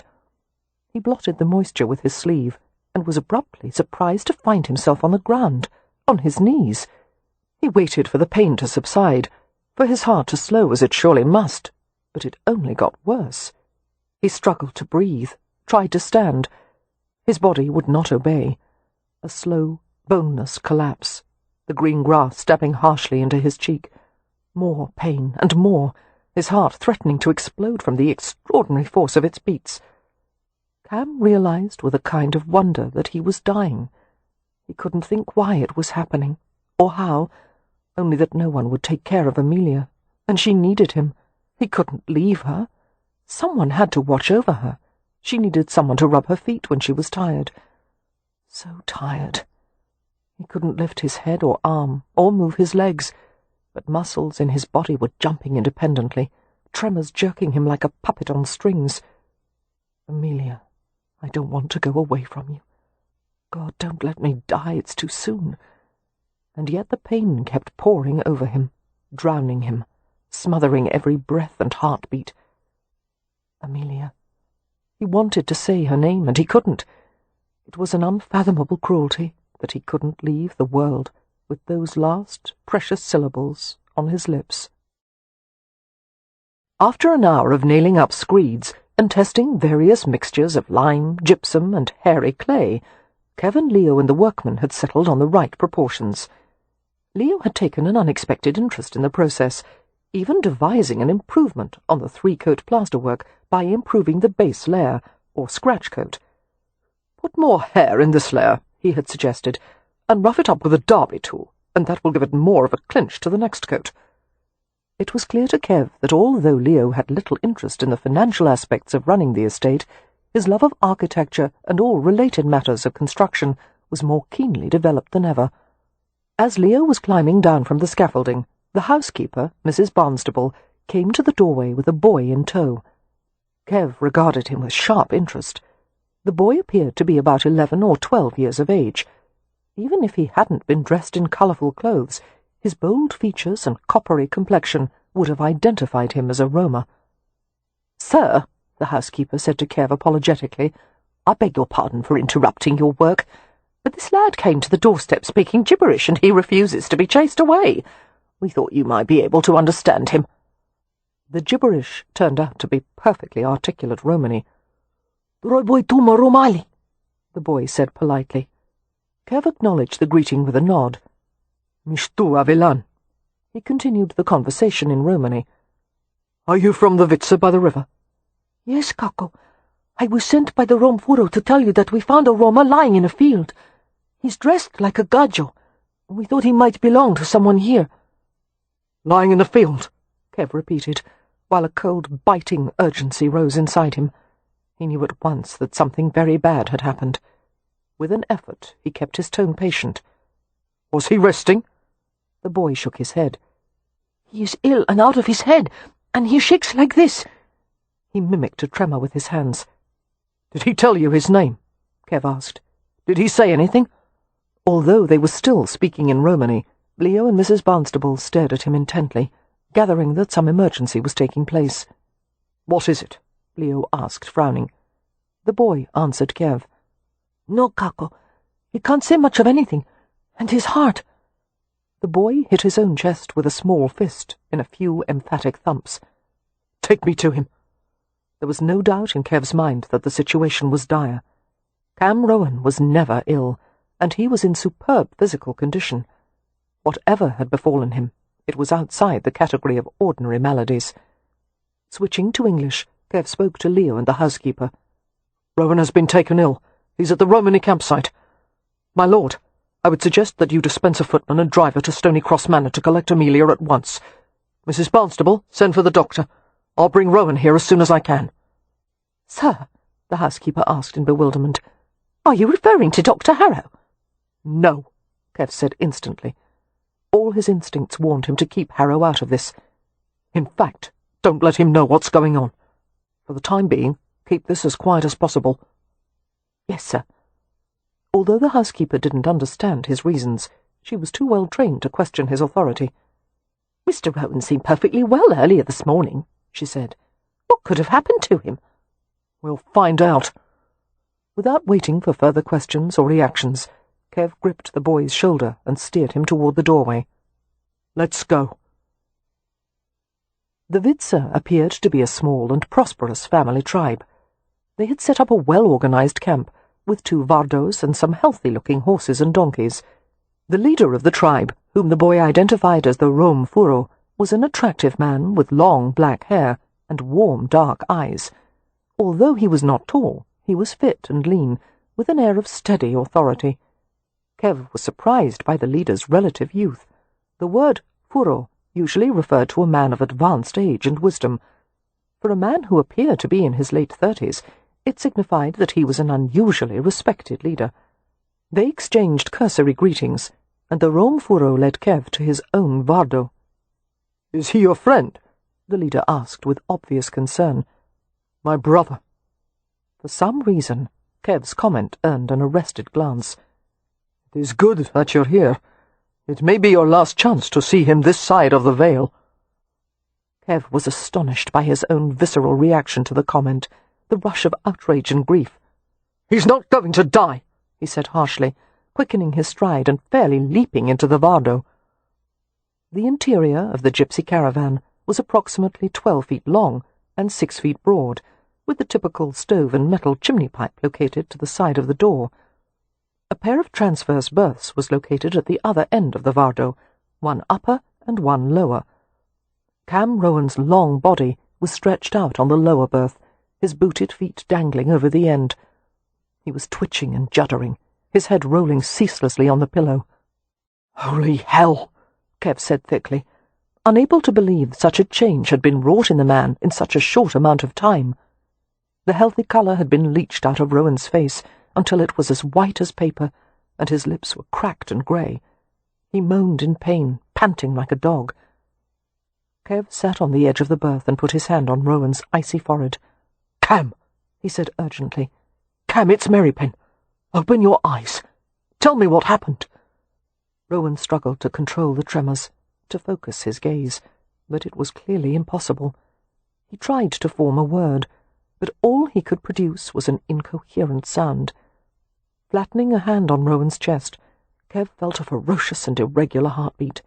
He swore, recognizing that no man's heart no matter how strong, could go on at that manic pace for long. "He must have eaten some herb without knowing it was harmful," the Rome Furo commented, looking troubled. Kev shook his head. "My brother is very familiar with medicinal plants. He would never make that kind of mistake." Staring down at Rowan's drawn face, Kev felt a mixture of fury and compassion. He wished his own heart could take over the work for his brothers. "Someone poisoned him." "Tell me what I can do," the tribe leader said quietly. "First, we need to get rid of as much of the poison as possible. His stomach emptied before we brought him into the Vardo." That was good, but for the reaction to be this bad, even after expelling the poison, meant it was a highly toxic substance. The heart beneath Kev's hand seemed ready to burst from his chest. Rowan would go into convulsions soon. "Something must be done to slow his pulse and ease the tremors," Kev said curtly. "Do you have laudanum?" "No, but we have raw opium." "Even better, bring it quickly." The Rome Furo gave orders to a pair of women who had come to the entrance of the Vardo. In less than a minute they had produced a tiny jar of thick, brown paste. It was the dried fluid of the unripened poppy pod. Scraping up some of the paste with the tip of a spoon, Kev tried to feed it to Rowan. Rowan's teeth clattered violently against the metal, his head jerking until the spoon was dislodged. Doggedly, Kev slid his arm beneath Rowan's neck and lifted him upward. "Cam, it's me. I've come to help you. Take this for me. Take it now." He shoved the spoon back into his mouth and held it there, while Rowan choked and shook in his grip. "That's it," Kev murmured, withdrawing the spoon after a moment. He laid a warm hand on his brother's throat, rubbing gently. "Swallow. Yes, Frau, that's it." The opium worked with miraculous speed. Soon the tremors began to subside, and the frantic gasping eased. Kev wasn't aware of holding his breath until he let it out in a relieved sigh. He put his palm over Rowan's heart, feeling the jerking rhythm slow. "Try giving him some water," the tribe leader suggested, handing a carved wooden cup to him. Kev pressed the edge of the cup against Rowan's lips and coaxed him to take a sip. The heavy lashes lifted, and Rowan focused on him with effort. "Kev, I'm here, little brother." Rowan stared and blinked. He reached up and clutched the placket of Kev's open-necked shirt like a drowning man. "Blue," he whispered raggedly. "Everything. Blue." Kev slid his arm around Rowan's back and gripped him firmly. He glanced at the Rome Furo and tried desperately to think. He'd heard of such a symptom before, a blue haze over the vision. It was caused by taking too much of a potent heart medicine. "It could be digitalis," he murmured, "but I don't know what that derives from." "Foxglove," the Rome Furo said. His tone was matter-of-fact, but his face was taut with anxiety. "Quite lethal. Kills livestock." "What's the antidote?" Kev asked sharply. The leader's reply was soft. "I don't know. I don't even know if there is one." Chapter 21. After dispatching a footman for the village doctor, Leo decided to go to the gypsy camp and see how Rowan was faring. He couldn't stand the inactivity or suspense of waiting, and he was deeply troubled by the thought of anything happening to Rowan, who seemed to have become the linchpin of the entire family. Rapidly navigating his way down the grand staircase, Leo had just reached the entrance hall when he was approached by Miss Marks. She had a housemaid in tow, holding the hapless girl by the wrist. The maid was pale and red-eyed. "My lord," Miss Marks said tersely, "I bid you to come with us to the parlour immediately. There is something you should—" "In your supposed knowledge of etiquette, Marks, you should know that no one bids the master of the house to do anything." The governess's stern mouth twisted impatiently. "Devil take etiquette. This is important." "Very well. Apparently you must be humoured. But tell me here and now, as I've no time for parlour chit-chat." "The parlour," she insisted.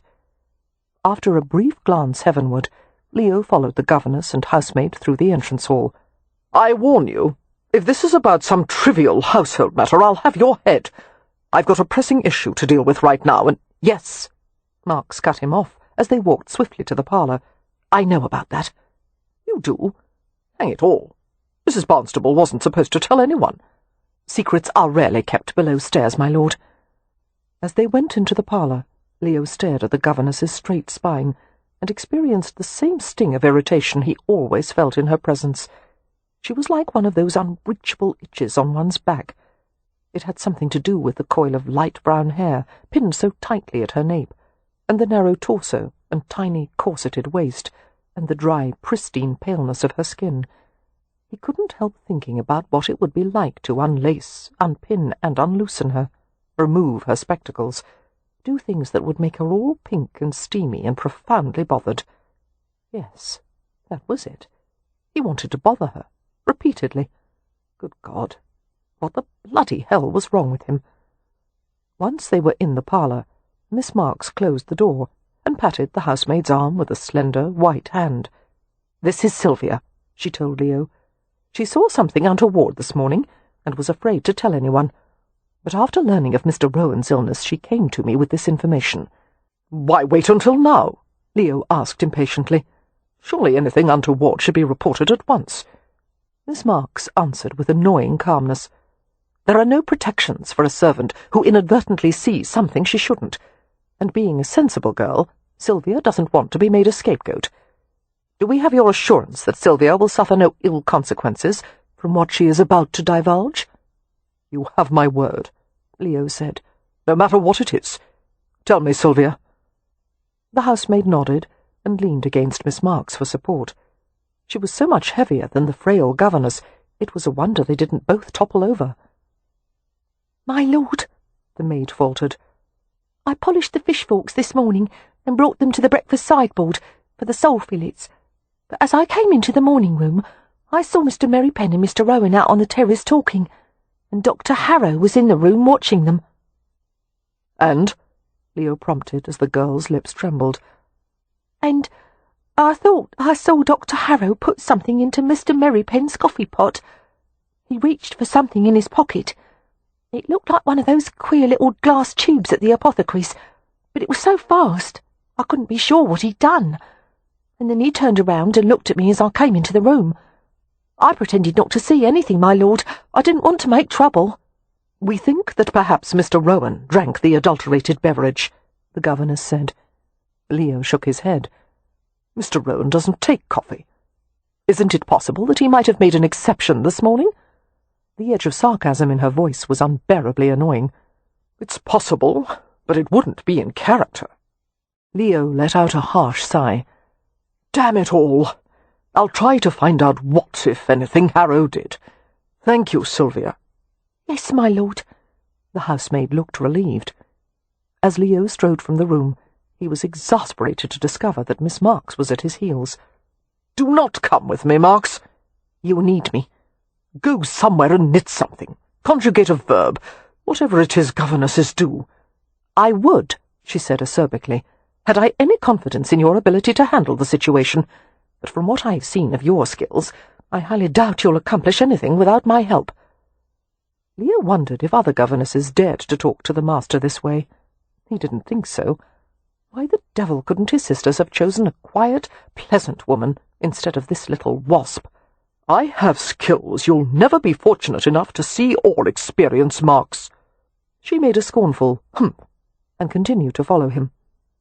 Reaching Harrow's room, Leo gave a perfunctory knock and went inside. The wardrobe was empty, and there was an open trunk by the bed. "Do excuse the intrusion, Harrow," Leo said with only the shallowest pretence of politeness, "but a situation has arisen." "Oh?" The doctor looked remarkably incurious. "Someone has been taken ill. That is unfortunate. I wish I could be of assistance, but if I am to reach London before midnight, I must leave shortly. You'll have to find another doctor." "Surely you have an ethical obligation to help someone who needs it," Miss Marks said incredulously. "What about the oath of Hippocrates?" "The oath is not obligatory, and in light of recent events I have every right to decline. You will have to find another doctor to treat him." Him. Leo didn't have to look at Miss Marks to know that she, too, had caught the slip. He decided to keep Harrow talking. "Merripen won my sister fairly, old fellow, and what brought them together was set in motion long before you entered the scene. It's not sporting to blame them. I do not blame them, Harrow said curtly. I blame you. Me? Leo was indignant. What for? I had nothing to do with this. You have so little regard for your sisters that you would allow not one, but two gypsies to be brought into your family. Out of the corner of his eye, Leo saw Dodger the ferret creeping across the carpeted floor. The inquisitive creature reached a chair, over which a dark coat had been draped. Standing on its hind legs, it rummaged in the coat pockets. Miss Marks was speaking crisply. "Mr. Merripen and Mr. Rowan are men of excellent character, Dr. Harrow. One may fault Lord Ramsay for many other things, but not for that." "They're gypsies," Harrow said scornfully. Leo began to speak, but he was cut off as Miss Marks continued her lecture. "A man must be judged by what he makes of himself, Dr. Harrow, by what he does when no one else is looking. And having lived in proximity to Mr. Merripen and Mr. Rowan, I can state with certainty that they are both fine, honourable men." Dodger extracted an object from the coat pocket and wriggled in triumph. He began to lope slowly around the edge of the room, watching Harrow warily. "Forgive me if I don't accept assurances of character from a woman such as you," Harrow said to Miss Marks, "but according to rumour, you've been in rather too much proximity with certain gentlemen in your past." The governess turned white with outrage. "How dare you?" "I find that remark entirely inappropriate," Leo said to Harrow. "It's obvious no sane man would ever attempt something scandalous with Marks." Seeing that Dodger had made it to the doorway, he reached for the governess's rigid arm. "Come, Marks, let's leave the doctor to his packing." At the same moment, Harrow caught sight of the ferret, who was carrying a slim glass vial in its mouth. Harrow's eyes bulged, and he went pale. "Give that to me!" he cried, and launched toward the ferret. "That's mine!" Leo leaped on the doctor and brought him to the floor. Harrow surprised him with a sharp right hook, but Leo's jaw had been hardened from many a tavern fight. He traded blow for blow, rolling across the floor with the doctor as they struggled for supremacy. "What the devil?" Leo grunted. "Did you put in that coffee?" "Nothing." The doctor's strong hands clamped on his throat. "Don't know what you're talking about."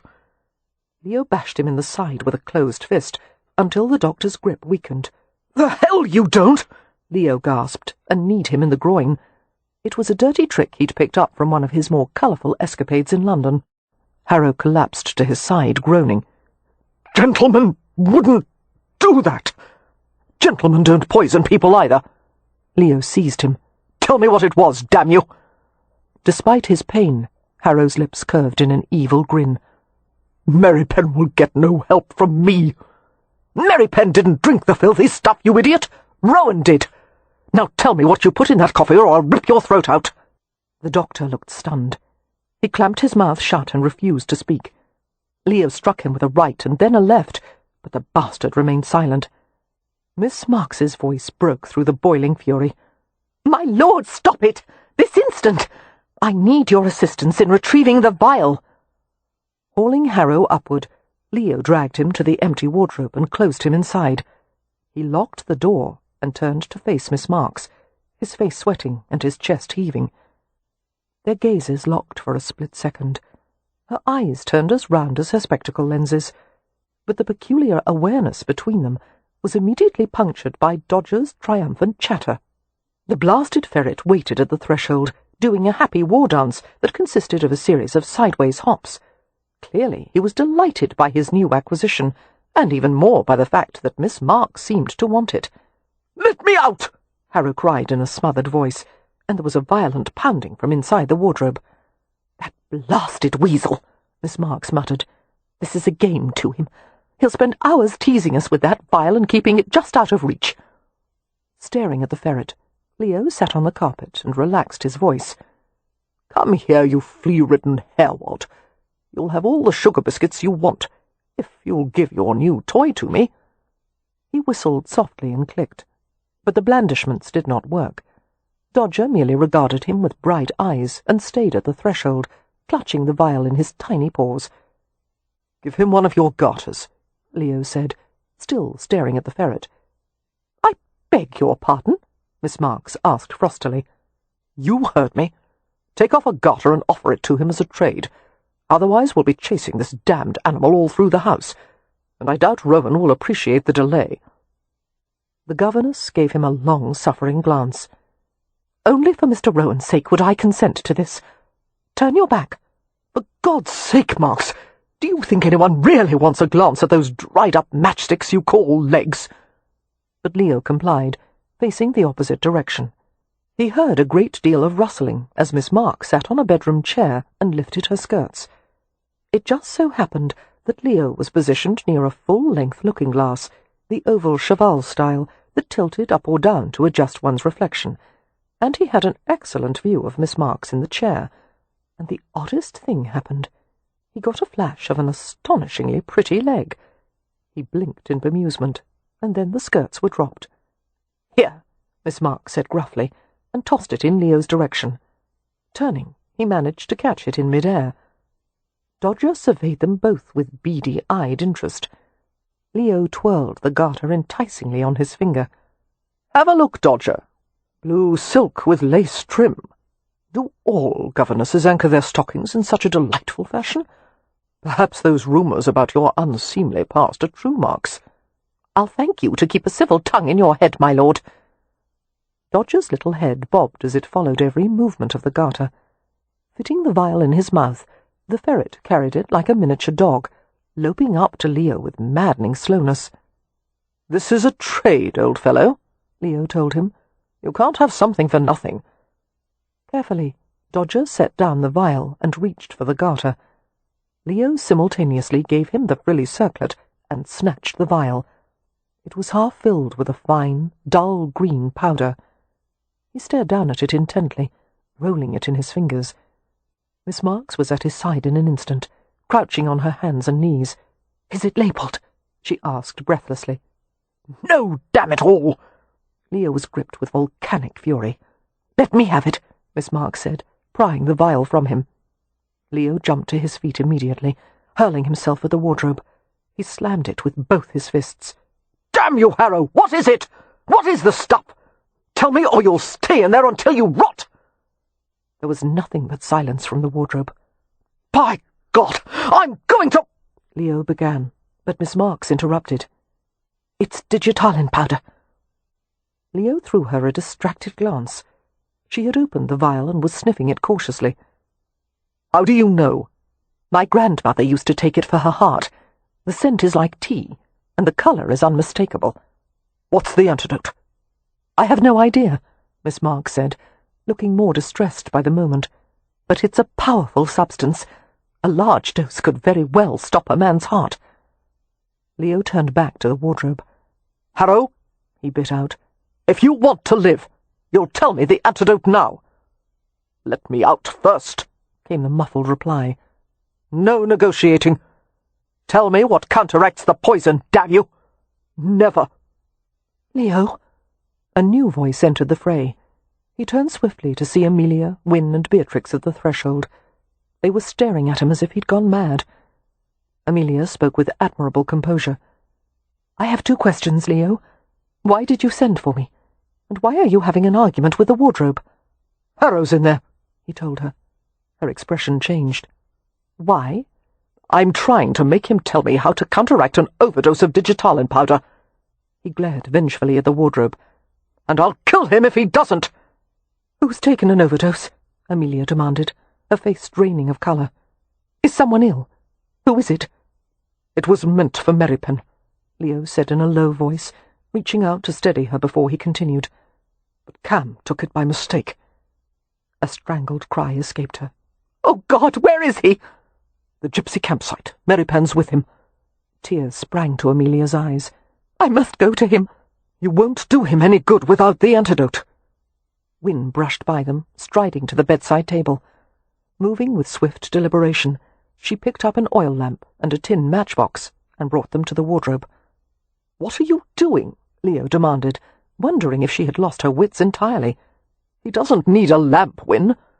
Ignoring him, Win removed the glass fount and tossed it to the bed. She did the same with a brass wick burner, exposing the oil reservoir.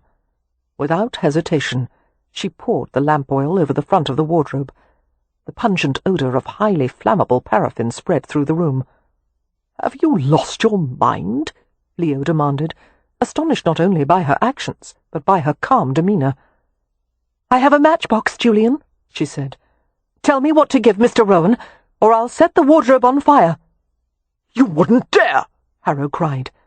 "Win," Leo said, "you'll burn the entire damned house down, just after it's been rebuilt. Give me the bloody matchbox." She shook her head resolutely. "Are we starting a new springtime ritual?" Leo demanded. "The annual burning of the manse? Come to your senses, Win." Win turned from him and glared at the wardrobe door. "I was told, Julian, that you killed your first wife, possibly by poison. And now, knowing what you have done to my brother-in-law, I believe it. And if you don't help us, I'm going to roast you like a piece of Welsh rabbit." She opened the matchbox. Realizing she couldn't possibly be serious, Leo decided to back her bluff. "I'm begging you, Win," he said theatrically. "Don't do this. There's no need to—" "Christ!" This last, as Win struck a match and set the wardrobe on fire. It wasn't a bluff, Leo thought dazedly. She actually intended to broil the bastard. At the first bright, curling blossom of flame, there was a terrified cry from inside the wardrobe. "All right, let me out! Let me out! It's tannic acid! Tannic acid! It's in my medical case! Let me out!" "Very well, Leo," Win said, a bit breathless. "You may extinguish the fire." In spite of the panic that raced through his veins, Leo couldn't suppress a choked laugh. She spoke as if she'd asked him to snuff a candle, not put out a large, flaming piece of furniture. Tearing off his coat, he rushed forward and beat wildly at the wardrobe door. "You're a mad woman," he told Win as he passed her.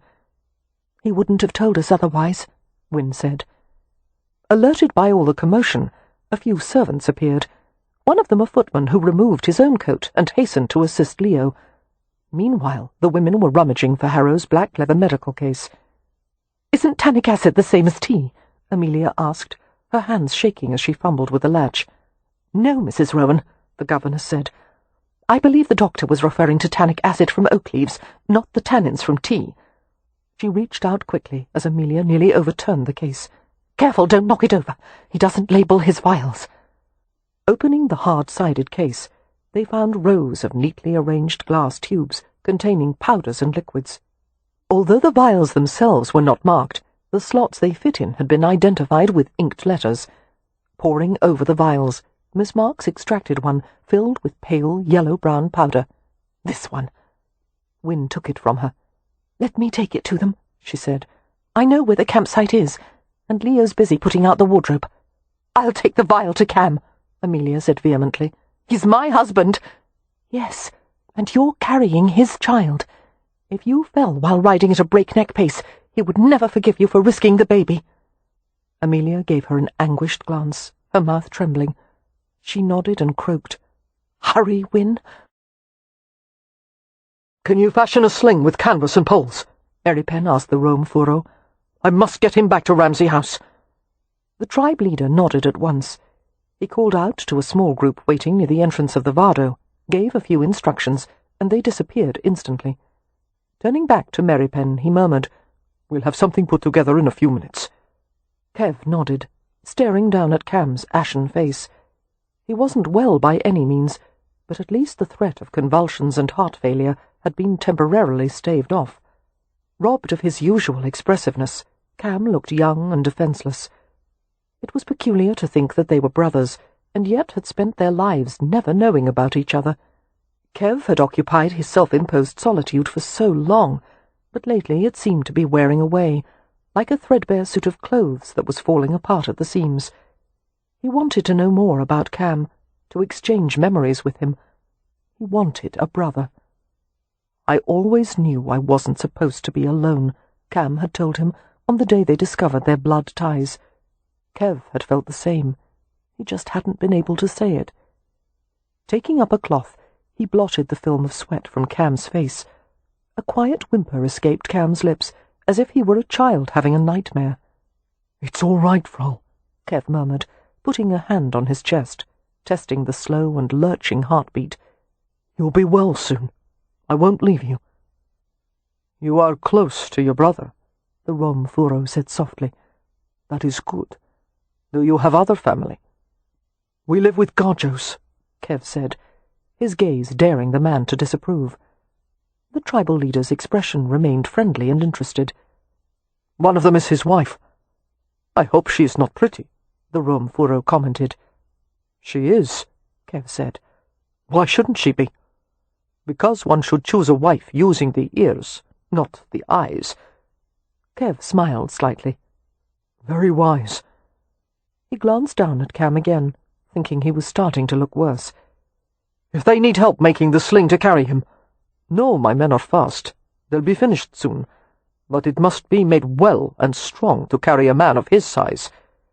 Cam's hands were twitching, his long fingers plucking fitfully at the blanket they had put over him. Kev took the cold hand and gripped it firmly, trying to warm and reassure him.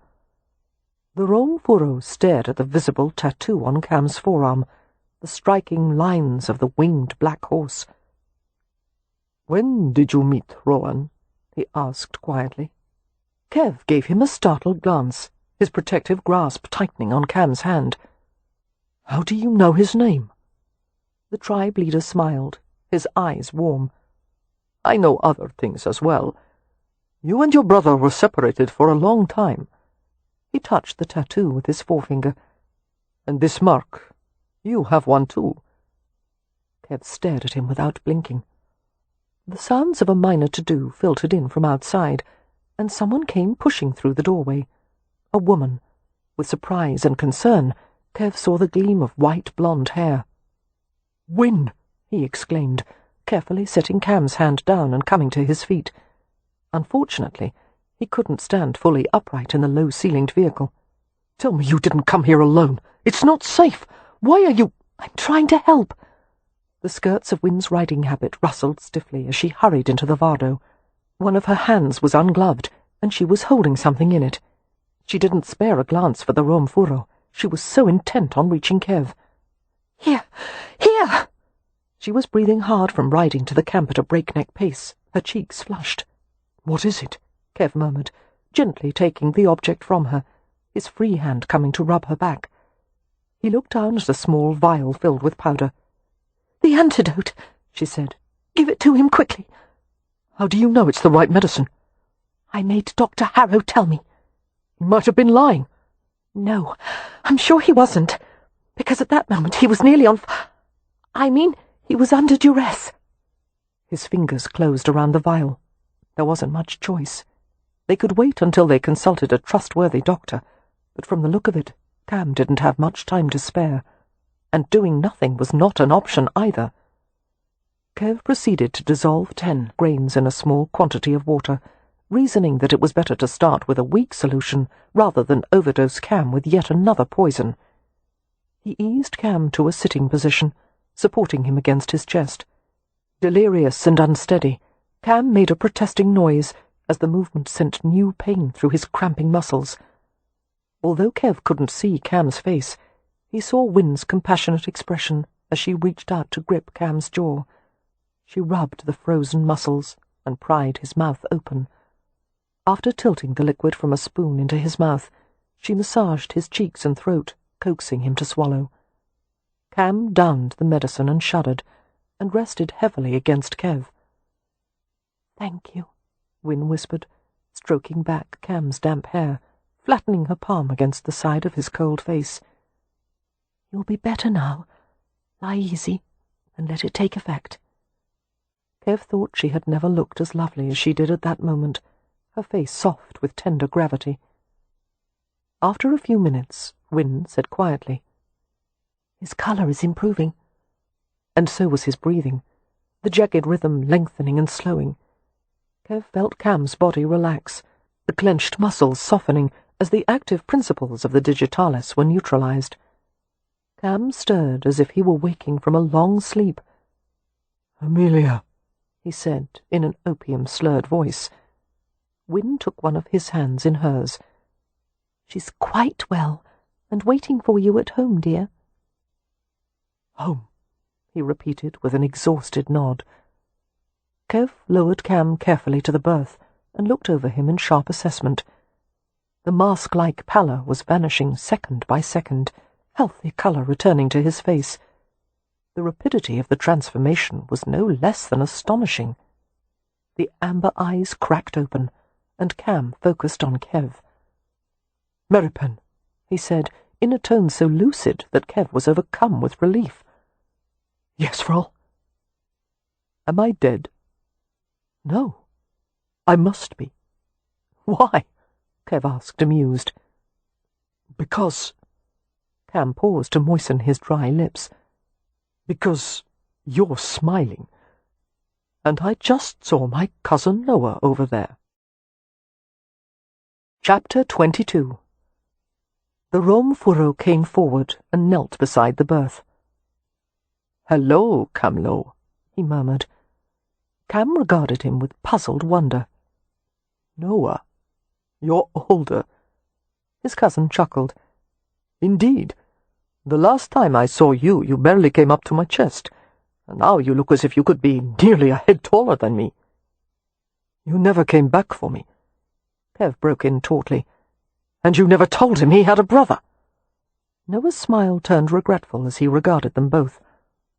"I couldn't do either of those things, for your own protection." His gaze swerved in Kev's direction. "We were told you were dead, Kev. I'm glad to find out we were wrong. How did you survive? Where have you been living?" Kev scowled at him. "Never mind about that.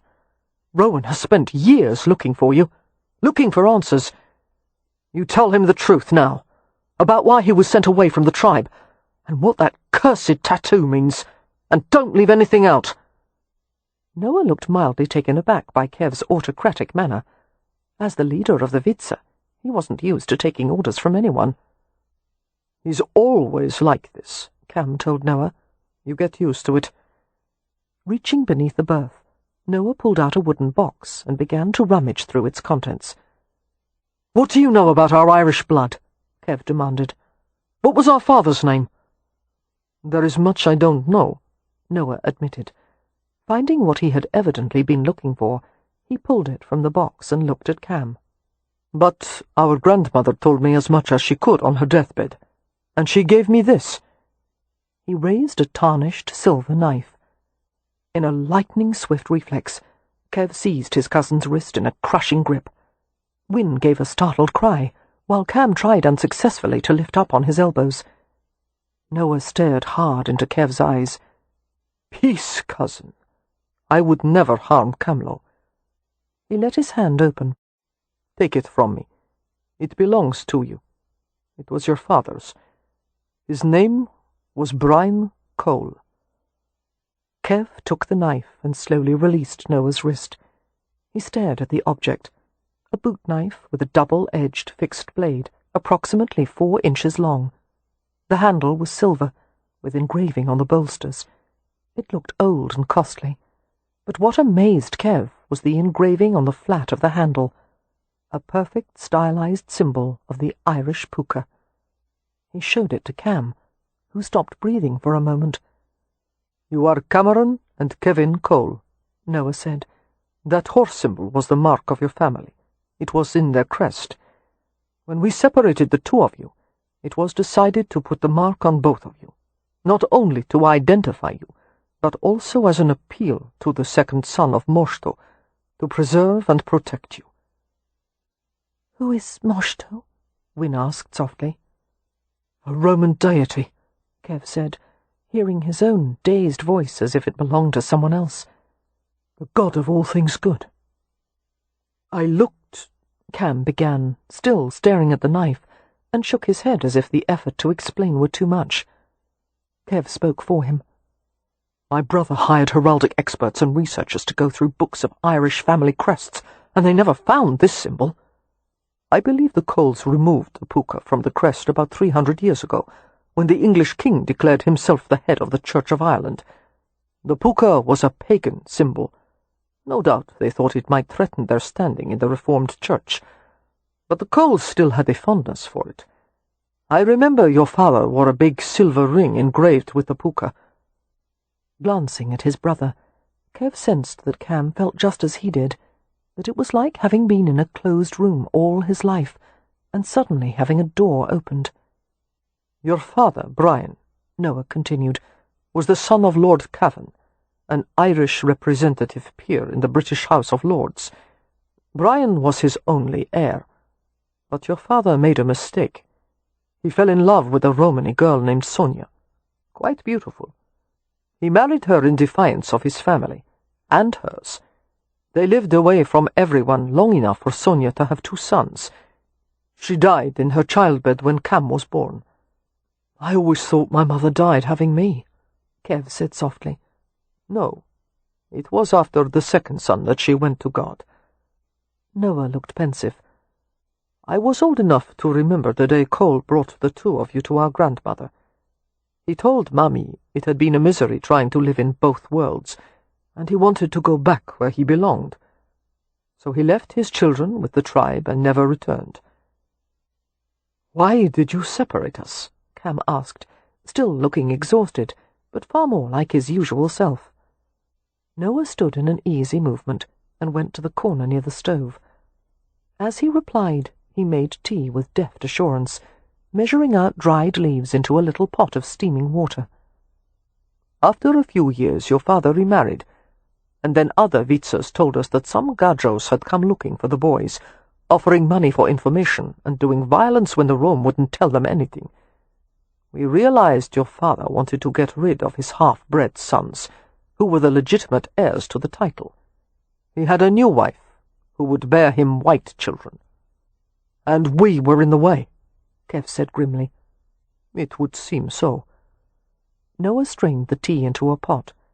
He poured a cup, added sugar, and brought it to Cam. "Have some, Camlo. You need to wash the poison out." Cam sat up and leaned his back against the wall. He took the cup in a wobbling grip and sipped the hot brew carefully. "So, to reduce the chances of both of us being found," he said, "you kept me and gave Kev to our uncle." "Yes, to Uncle Pov." Noah frowned and averted his gaze from Kev. "Sonia was his favorite sister. We thought he would be a good protector. No one expected that he would blame her children for her death." "He hated the Gachi," Kev said in a low voice. "That was something else he held against me." Noah made an effort to look at him. "After we heard that you had died, we thought it too dangerous to keep Cam. So I brought him to London and helped him find work." "In a gaming club," Cam said, a note of questioning skepticism in his voice. "Sometimes the best hiding places are in plain sight," came Noah's prosaic reply. Cam was shaking his head ruefully. "I'll bet half of London has seen my tattoo. It's a wonder Lord Cavan never caught wind of it." Noah frowned. "I told you to keep it covered." "No, you didn't." "I did," Noah insisted, and put his hand on his forehead. "Oh, Moshto, you were never good at listening." Win sat quietly beside Merripen. She listened as the men talked, but she was also busy taking in her surroundings. The Vardo was old, but scrupulously maintained, the interior clean and tidy. A faint, crisp scent of smoke seemed to emanate from the walls, the boards seasoned by thousands of meals that had been prepared in the vehicle. Children played outside, laughing and quarrelling. It was odd to think that this caravan was a family's only refuge from the outside world. The lack of sheltered space compelled the tribe to live mostly out of doors. As foreign as that idea was, there was a kind of freedom in it. It was possible to imagine Cam taking to this way of life, adapting to it, but not Kev. There would always be something in him that would drive him to control and master his surroundings, to build, to organize. Having lived with her kind for so long, he had come to understand them, and in understanding them, he had become more like them. She wondered how he felt at having his Romany past finally uncovered, the mysteries explained. He seemed perfectly calm and controlled, but it would be unsettling for anyone to experience this. "With all the time that has passed, Cam was saying.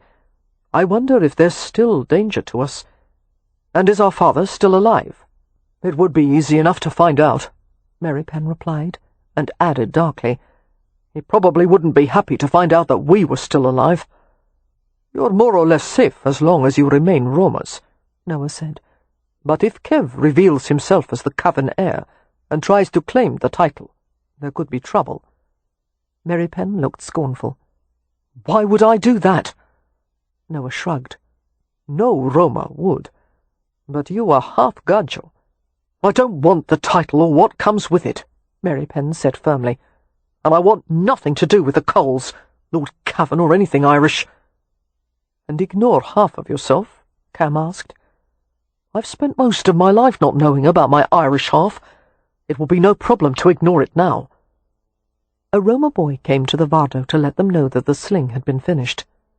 "Good," Merripen said decisively. "I'll help him outside and—" "Oh, no," Cam said, scowling. "There is no possible way I'm going to let myself be carried in a sling to Ramsay House." Merripen gave him a sardonic glance. "How are you planning to get there?" "I'll ride." Merripen's brows lowered. "You're in no condition to ride. You'll fall and break your neck." "I can do it," Cam insisted stubbornly. "It's not far." "You'll fall off the horse." "I'm not going in the bloody sling. It would frighten Amelia." "You're not worried about Amelia nearly so much as your own pride. You'll be carried, and that's final." "Bugger you!" Cam snapped. Win and Noah exchanged a worried glance. The brothers seemed ready to come to blows. "As the tribe leader, I may be able to help settle the dispute," Noah began diplomatically. Merripen and Cam answered at the same time. "No!" "Kev," Win murmured, "could he ride with me? He could sit behind me and hold on to me for balance." "All right," Cam said immediately. "We'll do that." Merripen scowled at them both. "I'll go as well," Noah said with a slight smile. "On my own horse. I'll tell my son to saddle him." He paused. "Can you stay a few minutes more? You have many Romany cousins to meet, and I have a wife and children I want to show to you. Later," Merripen said. "I need to take my brother to his wife without delay." "Very well." After Noah had gone outside, Cam stared absently into the dregs of his tea. "What are you thinking?" Merripen asked. "I'm wondering if our father had children by his second wife, and if so, how many? Are there half-brothers and half-sisters we don't know about?" Merripen's eyes narrowed. "What does it matter?" "They're our family." Merripen smacked his forehead with his hand in an uncharacteristically dramatic gesture. "We've got the Hathaways, and we've got more than a dozen roamers running around outside, who are all apparently cousins. How much more damned family do you want?" Cam only smiled. Not surprisingly, Ramsay House was in an uproar. The Hathaways, Miss Marks, the servants, the parish constable, and a doctor were crowded in the entrance hall. Since the short ride had depleted Cam's strength, he was forced to lean on Merripen as they went inside. They were immediately surrounded by the family, with Amelia pushing her way to Cam. She gave a sob of relief as she reached him, fighting tears as she ran frantic hands over his chest and face. Letting go of Merripen, Cam wrapped his arms around Amelia, his head lowering nearly to her shoulder. They were quiet amid the tumult, breathing in measured sighs. One of her hands crept up to his hair, fingers closing in the dark layers. Cam murmured something against her ear, some soft and private reassurance, and he swayed, causing Amelia to grip him more tightly, while Kev took his shoulders to steady him. Cam lifted his head and looked down at his wife. "I drank some coffee this morning," he told her. "It didn't sit well." "So I heard," Amelia said, smoothing her hand across his chest.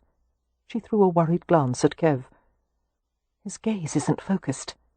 "He's higher than a jackdaw," Kev said. "We gave him raw opium to calm his heart before Win brought the antidote."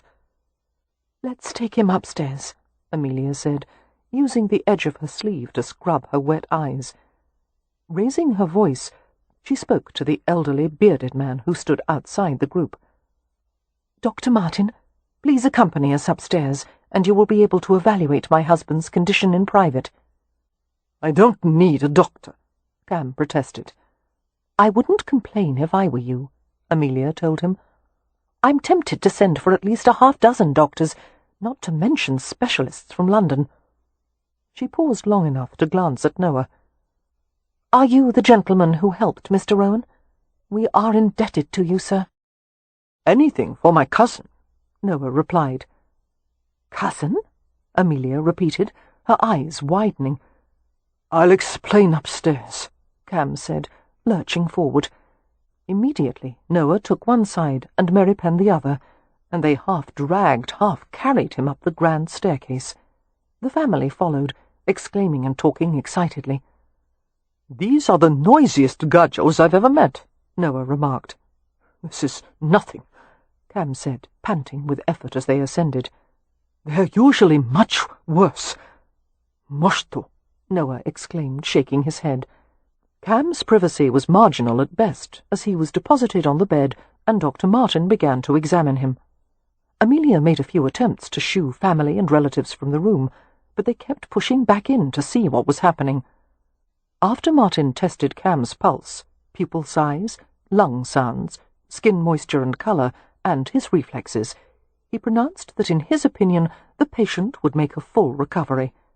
If there were any troublesome symptoms during the night, such as heart palpitations, they could be soothed by imbibing a drop of laudanum in a glass of water. The doctor also said that Cam should be given clear liquids and bland foods, and he should rest for the next 2 or 3 days. He would probably experience a loss of appetite, and almost certainly some headaches, but when he was fully rid of the last traces of digitalis, everything would be back to normal. Satisfied that his brother was in good condition, Kev went to Leo in the corner of the room and asked softly, "Where is Harrow?" "Out of your reach," Leo said. "They took him off to the jail just before you returned, and don't bother trying to get to him. I've already told the constable not to let you within 100 yards of the pinfold." "I should think you'd like to reach him first," Merripen said. "You despise him as much as I do." "True, but I believe in letting due process take its course, and I don't want Beatrix to be disappointed. She's hoping for a trial." "Why?" "She wants to present Dodger as a witness." Lifting his gaze heavenward, Kev went to the corner of the room and leaned his back against the wall. He listened as the Hathaways exchanged their versions of the day's events, and the constable asked questions, and even Noah became involved, which then led to the revelation of Kev and Cam's pasts and so forth. Information flew in animated volleys. It was never going to end. Cam, in the meantime, seemed more than content to lie on the bed, while Amelia fussed over him. She smoothed his hair, gave him water, straightened the covers, and caressed him repeatedly. He yawned and struggled to keep his eyes open, and turned his cheek into the pillow. Kev turned his attention to Win, who was sitting in a chair near the bed, her back straight as always. She looked serene and proper, except for the loose strands of hair that had slipped from their pins. One would never guess that she was capable of setting a wardrobe on fire, with Dr. Harrow in it. As Leo had put it, the deed may not have reflected well on her intelligence, but one had to give her points for ruthlessness, and it had gotten the job done. Kev had been rather sorry to hear that Leo had pulled Harrow out, smoky but unharmed. Eventually, Amelia announced that the visit must soon come to an end, as Cam needed to rest. The constable departed, as did Noah and the servants, until the only ones left were immediate family. "I think Dodger's under the bed." Beatrix dropped to the floor and peered under it. "I want my garter back," Miss Mark said darkly, lowering to the carpet beside her. Leo regarded her with covert interest. Meanwhile, Kev wondered what to do about Win. It seemed that love was working through him inexorably, more exotic and sweet and disorienting than raw opium, more pervasive than oxygen from air. He was so damn tired of trying to resist it. Cam had been right. You could never predict what would happen. All you could do was love her. Very well. He would give in to it, to her, without trying to qualify or control anything. He would surrender. He would come out of the shadows for good. He took a long, slow breath and let it out. I love you, he thought, looking at Win. I love every part of you, every thought and word, the entire complex, fascinating bundle of all the things you are. I want you with 10 different kinds of need at once. I love all the seasons of you, the way you are now, the thought of how much more beautiful you'll be in the decades to come. I love you for being the answer to every question my heart could ask. And it seemed so easy, once he capitulated. It seemed natural and right. Kev wasn't certain if he was surrendering to Win or to his own passion for her, only that there was no more holding back. He would take her, and he would give her everything he had, every part of his soul, even the broken pieces. He stared at her without blinking, half fearing that the slightest movement on his part might precipitate actions he wouldn't be able to control. He might simply launch toward her and drag her from the room. The anticipation was delicious, knowing he was going to have her soon. Drawn by his gaze, Win glanced at him. Whatever she saw in his face caused her to blink and colour. Her fingers fluttered to her throat as if to soothe her own racing pulse. That made it worse, his desperate need to hold her. He wanted to taste the blush on her skin, absorb the heat with his lips and tongue. His most primitive impulses began firing, and he stared intently at her, willing her to move. "Excuse me," Win murmured, standing in a graceful motion that impassioned him beyond sanity. Her fingers made that little flutter again, this time near her hip, as if her nerves were jumping, and he wanted to seize her hand and bring it to his mouth. "I will leave you to rest, dear Mr. Rowan," she said unsteadily. "Thank you," Cam mumbled from the bed. "Little sister, thank you for—" As he hesitated, Win said with a little grin, "I understand. Sleep well." The grin faded as she risked a glance at Kev. Seeming inspired by a healthy sense of self-preservation, she left the room hastily. Before another second had passed, Kev was at her heels. "Where are they going in such a hurry?" Beatrix asked from beneath the bed. "Backgammon," Miss Mark said hastily. "I'm sure I heard them planning to play a round or two of backgammon." "So did I," Leo commented. "It must be fun to play backgammon in bed," Beatrix said innocently, and snickered. It immediately became clear that it would not be an arbitration of words, but of something far more primal. Win went swiftly and silently toward her room, not daring to look back, though she had to be aware that he was following closely. The carpeted floor absorbed the sound of their footsteps. One set hurried, the other predatory. Still, without looking at him, Win stopped at her closed door, her fingers curling around the handle. "My terms," she said softly, "as I told them to you before." Kev understood. Nothing would happen between them now, unless Win had her way implicitly. And he loved her for her stubborn strength, while at the same time his Roma half bristled. She might have mastered him in some regards, but not all. He shouldered the door open, nudged her into the room, and closed them both inside. He turned the key in the lock. Before she could take another breath, he had secured her head in his hands, and he was kissing her, opening her mouth with his. The taste of her inflamed him, but he went slowly, letting the kiss become a deep, luscious gnawing, sucking to draw her tongue into his mouth. He felt her body mould against his, or at least as much as her heavy skirts would allow. "Don't lie to me again," he said gruffly. "I won't. I promise." Her blue eyes were brilliant with love. He wanted to touch the soft flesh beneath the layers of cloth and lace.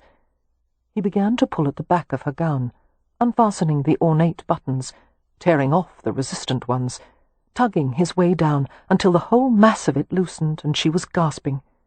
Crushing the billows with his feet, He stood with her in the deep pink folds of the ruined gown, as if they were at the heart of some gigantic flower. He reached for her undergarments, untying the ribbon at the neckline of her chemise and the tapes of her drawers. She moved to help him, her slender arms and legs emerging from the crumpled linen. Her pink and white nakedness was breathtaking.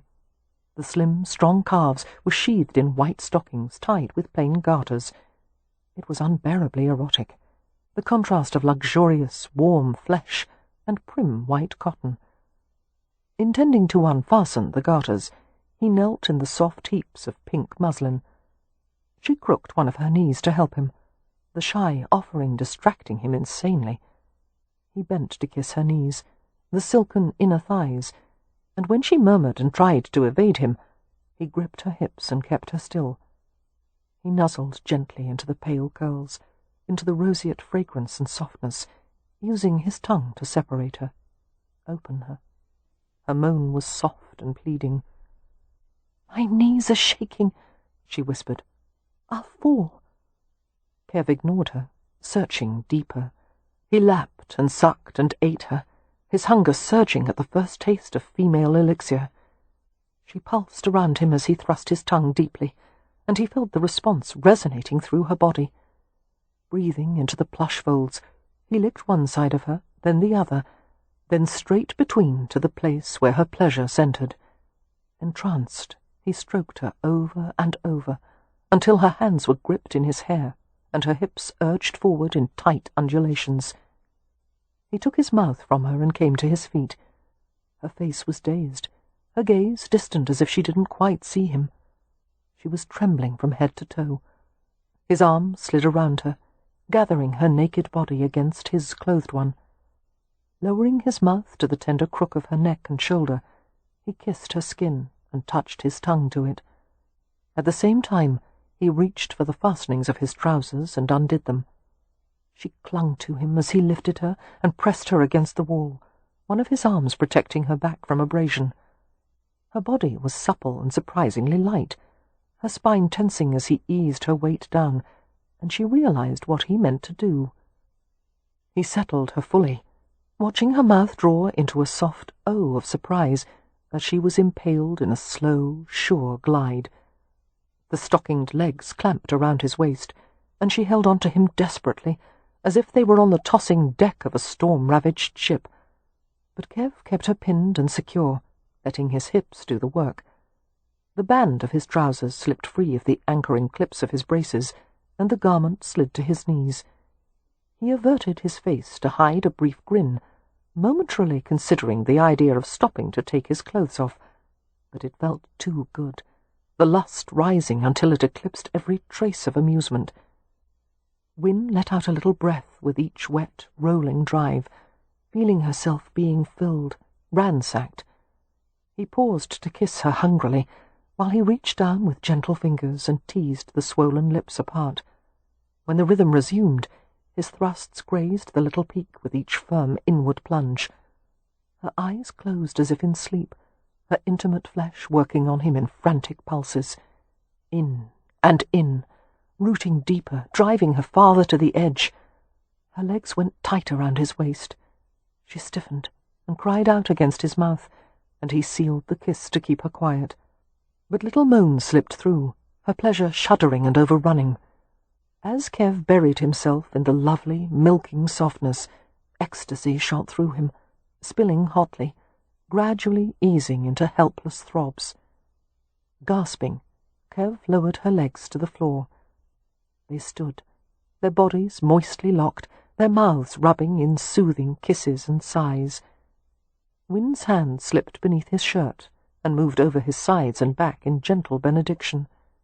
He withdrew from her carefully and stripped the clothes from his steaming body. Somehow they made it to the bed. Kev dragged them both into the cocoon of wool and linen and nestled Win against him. The scents of her, of both of them, rose in a light, saline perfume to his nose. He breathed it in, stirred by the mingled fragrance. "Mi volev tu," he whispered, and brushed her smiling lips with his. When a Roma tells his woman, "I love you," the meaning of the word is never chaste. It expresses desire, lust. That pleased Win. Me boliv too, she whispered back. Kev. Yes, love. How does one marry the Romany way? Join hands in front of witnesses and make a vow. But we'll do it the way of the Gaji, too, and every other way I can think of. He took off her garters and unrolled her stockings one by one, and wiggled her toes individually until she made a little purring sound. Reaching for him, she guided his head to her breasts, arching upward invitingly. He obliged her, taking a pink tip into his mouth and circling it with his tongue until it contracted into a tender hard bud. I don't know what to do now, Win said, her voice languid. Just lie there. I'll take care of the rest. She chuckled. No, what I meant was, what do people do when they finally reach their happy ever after? They make it a long one. He fondled her other breast, gently shaping the roundness with his fingers. Do you believe in happy ever after? She persisted, gasping a little as he gave her a playful nip. As in the children's tales? No. You don't? He shook his head. I believe in two people loving each other. A smile curved his lips. Finding pleasure in ordinary moments, walking together, arguing over things like the timing of an egg, or how to manage the servants, or the size of the butcher's bill, going to bed each night, and waking up together each morning. Lifting his head, he cradled the side of her face in his hand. I've always started every day by going to the window for a glimpse of the sky, but now I won't have to. Why not? She asked softly.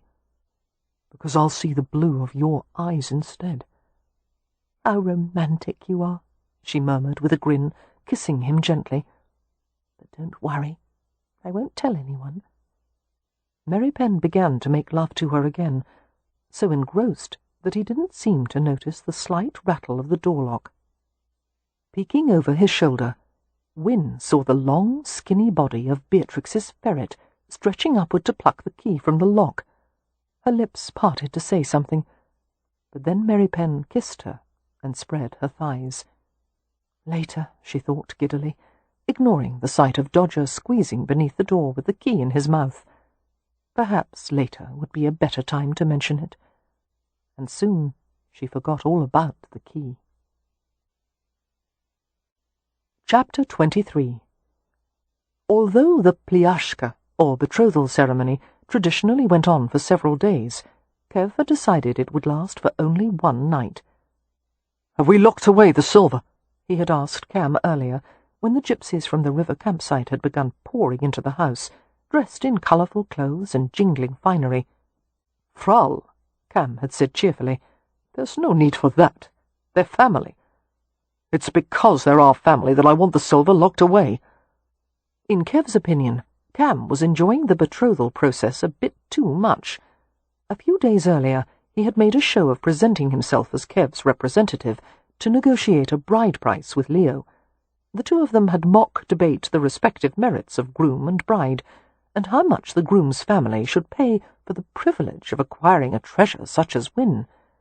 Both sides had concluded, with great hilarity, that it was worth a fortune to find a woman who would tolerate Merripen.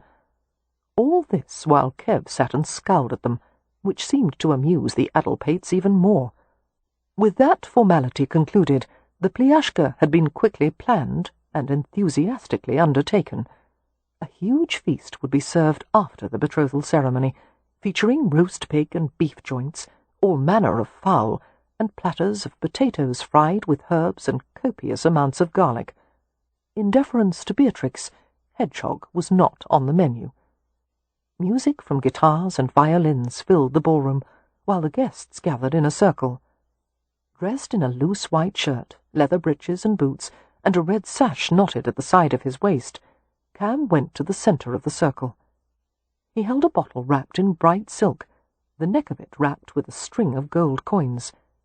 He gestured for everyone to be quiet, and the music obligingly settled into a vibrant lull. Enjoying the colourful tumult of the gathering, Win stood beside Merripen, and listened as Cam made several remarks in Romany. Unlike his brother, Merripen wore gajo attire, except that he had left off a cravat and collar. The glimpses of his smooth brown throat beguiled Win. She wanted to put her lips to the spot where a steady pulse lurked. Instead, she contented herself with the discreet brush of his fingers against hers. Merripen was rarely given to public demonstrations. In private, however, she felt his hand wrap slowly around hers, his thumb stroking the tender flesh just above her palm. Finishing the short speech, Cam came to Win. Deftly he removed the coins from the bottle and placed them around her neck. They were heavy and cool against her skin, settling in a jubilant clatter. The necklace advertised that she was now betrothed, and any man other than Merripen would now approach her at his own peril.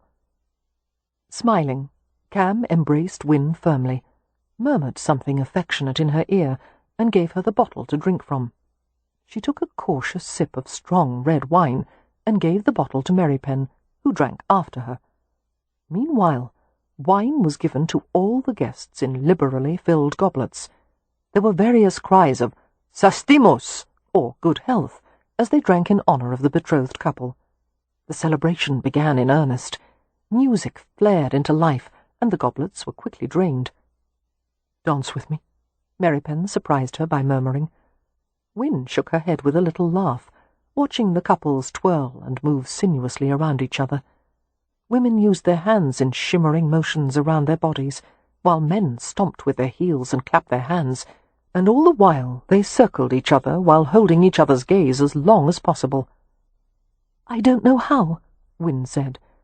Merripen stood behind her and crossed his arm around her front, drawing her back against him. Another surprise. She had never known him to touch her so openly, but amid the goings-on it seemed no one noticed or cared.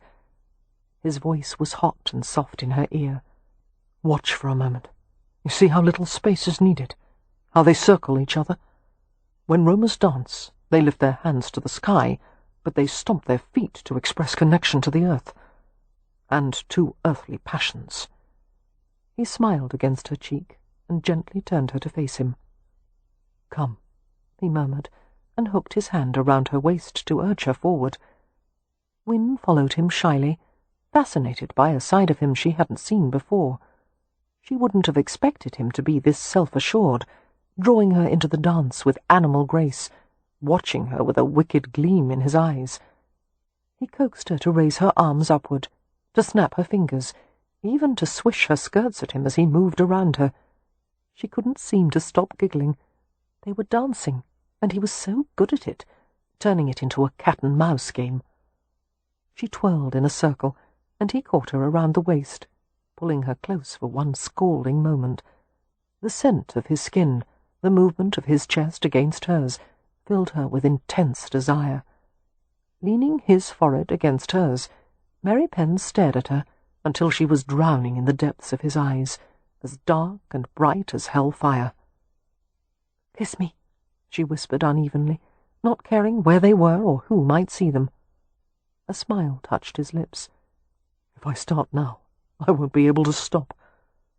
The spell was broken by an apologetic throat-clearing from nearby. Merripen glanced to the side, where Cam was standing. Cam's face was carefully blank. "My apologies for interrupting, but Mrs. Barnstable just came to me with the news that an unexpected guest has arrived." "More family?" "Yes, but not from the Romany side." Merripen shook his head, perplexed. "Who is it?" Cam swallowed visibly. "Lord Cavan, our grandfather." It was decided that Cam and Kev would meet Cavan with no other family members present.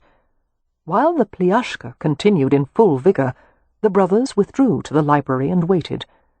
2 footmen dashed back and forth, bringing in objects from a carriage outside: cushions, a velvet-covered footstool, a lap blanket, a foot-warmer, a silver tray bearing a cup.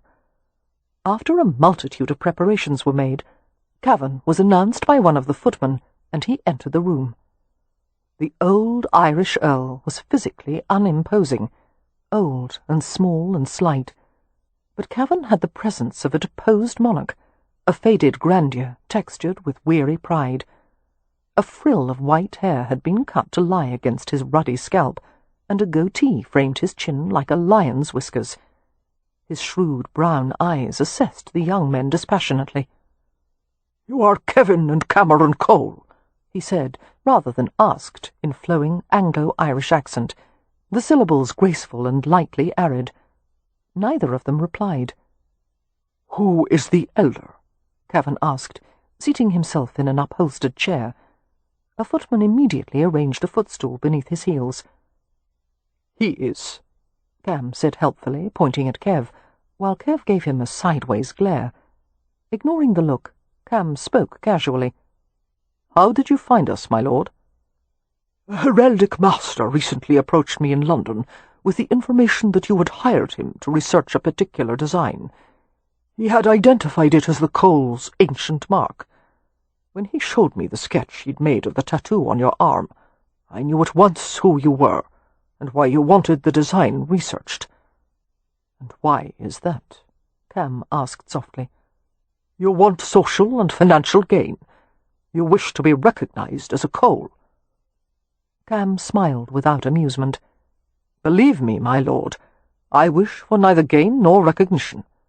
I merely wanted to know who I was." His eyes flashed with annoyance. "And I paid that bloody researcher to give the information to me, not to take it to you first. I'll take a strip out of his hide for that." "Why do you want to see us?" Kev asked brusquely. "We want nothing from you, and you'll get nothing from us. First, it may interest you to learn that your father is dead. He expired a matter of weeks ago as a result of a riding accident. He was always inept with horses. It eventually proved the death of him." "Our condolences," Cam said flatly. Kev merely shrugged. "This is how you receive the death of your sire?" Cavan demanded. "I'm afraid we didn't know our sire well enough to display a more satisfying reaction," Kev said sardonically. "Pardon the lack of tears. I want something other than tears from you." "Why am I alarmed?" Cam wondered aloud. "My son left behind a wife and 3 daughters. No sons, except for you." The Earl made a temple of his pale, knotty fingers. "The lands are entailed to male issue only, and there are none to be found in the Cole line, in any of its branches. As things stand at present, the Cavan title and all that is attached to it will become extinct upon my death." His jaw hardened. "I will not let the patrimony be lost forever, merely because of your father's inability to reproduce." Kevin arched a brow. "I'd hardly call 2 sons and 3 daughters an inability to reproduce. Daughters are of no consequence, and the 2 of you are half-breds. One can hardly claim that your father succeeded in furthering the family's interests. But no matter. The situation must be tolerated. You are, after all, legitimate issue." An acrid pause. "You are my only heirs." The vast cultural chasm between them was revealed in its entirety at that moment. Had Lord Cavan bestowed such bounty on any other kind of man, it would have been received with nothing short of ecstasy. But presenting a pair of roamers with the prospect of lofty social status and vast material riches did not get Cavan the reaction he had anticipated. Instead, they both appeared singularly, rather maddeningly, unimpressed. Cavan spoke irritably to Kev. "You are Viscount Mornington, inheritor of the Mornington estate in County Meath. Upon my death, you will also receive Knotford Castle in Hillsborough, the Fairwall estate in County Down, and Watford Park in Hertfordshire. Does that mean anything to you?" "Not really." "You are the last in line," Cavan persisted, his voice sharpening, "to a family that traces its origins to a thane created by Athelstan in the year 936. Moreover, you are the heir to an earldom of more distinguished lineage than 3/4 of all the peerages of the crown. Have you nothing to say? Do you even understand the remarkable good fortune that has befallen you?" Kev understood all of that. He also understood that an imperious old bastard who had once wanted him dead now expected him to fall over himself because of an unasked-for inheritance. "Weren't you once searching for us with the intention of dispatching us like a pair of unwanted pups?" Cavan scowled. "That question has no relevance to the matter at hand." "That means yes," Cam told Kev. "Circumstances have altered," Cavan said. "You have become more useful to me alive than dead, a fact for which you should be appreciative." Kev was about to tell Cavan where he could shove his estates and titles when Cam shouldered him roughly aside. "Excuse us," Cam said over his shoulder to Cavan, "while we have a brotherly chat." "I don't want to chat," Kev muttered. "For once, would you listen to me?" Cam asked, his tone mild, his eyes narrowed. "Just once?" Folding his arms over his chest, Kev inclined his head. "Before you toss him out on his withered old arse," Cam said softly, "you may want to consider a few points. First, he's not going to live long. Second, the tenants on the Cavan lands are probably in desperate need of decent management and help. There is much you could do for them, even if you choose to reside in England and oversee the Irish portion of the entailment from afar. Third, think about Win. She would have wealth and position. No one would dare slight a countess. Fourthly, we apparently have a stepmother and 3 half-sisters with no one to care for them after the old man turns up his toes. Fifthly, there's no need for fifthly," Kev said. "I'll do it." "What?" Cam raised his brows. "You agree with me?" "Yes." All the points had been well taken, but the mere mention of Win would have been enough. She would live better and be treated with far more respect as a countess than a gypsy's wife. The old man regarded Kev with a sour expression. "You seem to be under the misapprehension that I was giving you a choice. I wasn't asking you for anything. I was informing you of your good fortune and your duty. Furthermore—" "Well, it's all settled," Cam interrupted hastily. "Lord Cavan, you now have an heir and a spare. I propose that we all take leave of each other to contemplate our new circumstances. If it pleases you, my lord, we will meet again on the morrow to discuss the particulars." "Agreed." "May we offer you and your servants lodging for the night?" "I have already arranged to bestow my company on Lord and Lady Westcliff. No doubt you have heard of the Earl, a most distinguished gentleman. I was acquainted with his father." "Yes," Cam said gravely. "We've heard of Westcliff." Cavan's lips thinned. "I suppose it will fall to me to introduce you to him some day." He slid a disdainful glance over both of them. "If we can do something about your manner of dress and personal deportment, and your education, God help us all." He snapped his fingers, and the 2 footmen swiftly collected the items they had brought in. Rising from the chair, Cavan allowed his coat to be draped over his narrow shoulders. With a morose shake of his head, he looked at Kev and muttered, "As I frequently remind myself, you're better than nothing. Until tomorrow." The moment he left the parlour, Cam went to the sideboard and poured 2 generous brandies. Looking bemused, he gave one to Kev. "What are you thinking?" he asked. "He seems like the kind of grandfather we'd have," Kev said, and Cam nearly choked on his brandy as he laughed. Much later that evening, Win lay draped across Kev's chest, her hair streaming over him like trickles of moonlight. She was naked, except for the coin necklace. Gently disentangling it from her hair, Kev pulled the necklace off and set it on the nightstand. "Don't," she protested. "Why?" "I like wearing it. It reminds me that I'm betrothed." "I'll remind you," he murmured, rolling until she lay in the crook of his arm. "As often as you need." She smiled up at him, touching the edges of his lips with exploring fingertips. "Are you sorry that Lord Cavan found you, Kev?" He kissed the delicate pads of her fingers as he pondered the question. "No," he said eventually. He's a bitter old cretin, and I wouldn't care to spend a great deal of time in his company. But now I have the answers to things I wondered about for my entire life, and—" he hesitated before admitting sheepishly, "I wouldn't mind being the Earl of Cavan some day." "You wouldn't?" She regarded him with a quizzical grin. Kev nodded. "I think I might be good at it," he confessed. "So do I," Win said in a conspiratorial whisper. "In fact, I think a great many people will be surprised by your absolute brilliance at telling them what to do." Kev grinned and kissed her forehead. "Did I tell you the last thing Cavan said before he left this evening? He said he frequently reminds himself that I'm better than nothing." "What a silly old windbag," Win said, slipping her hand behind his neck. "And he's utterly wrong," she added, just before their lips met. "Because, my love, you're better than everything." For a long time afterward, there were no words. Epilogue. According to the doctor, it had been the first delivery during which he had more concerns for the expectant father than the mother and infant. Kev had conducted himself quite well during the majority of Win's confinement, though he had tended to overreact at times.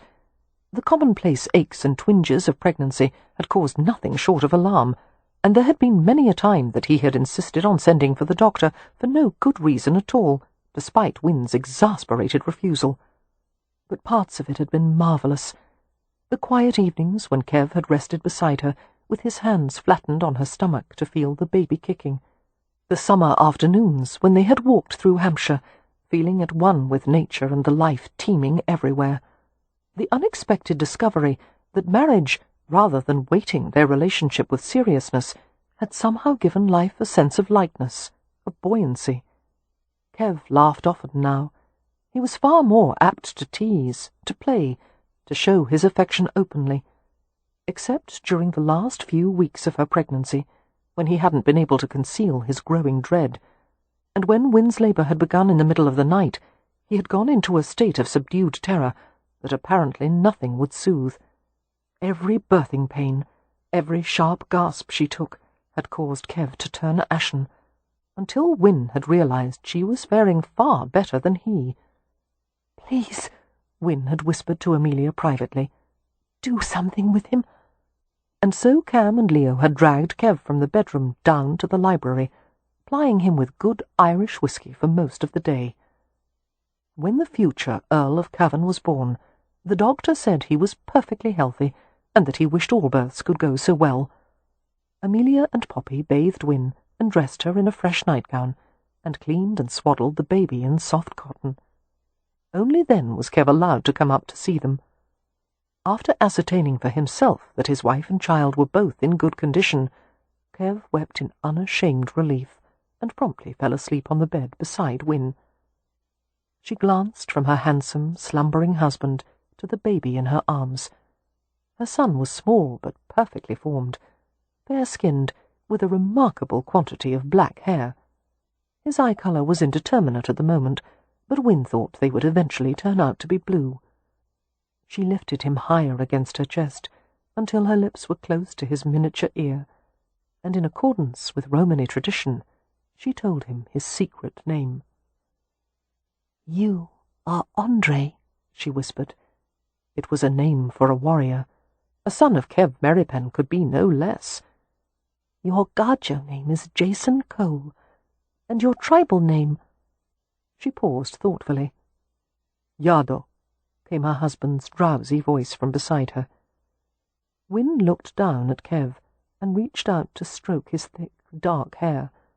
The lines on his face were gone, and he looked relaxed and content. "What does that mean?" she asked. "One who lives outside the Rome." "That's perfect."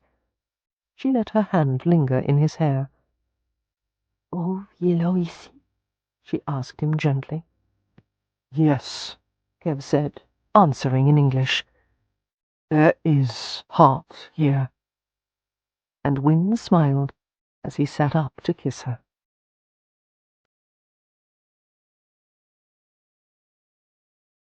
We hope you have enjoyed our presentation of Seduce Me at Sunrise by Lisa Kleypas. Copyright 2008 by Lisa Kleypas. Read by Rosalind Landor.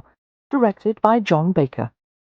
Performance copyright 2009 by Brilliance Audio. All rights reserved.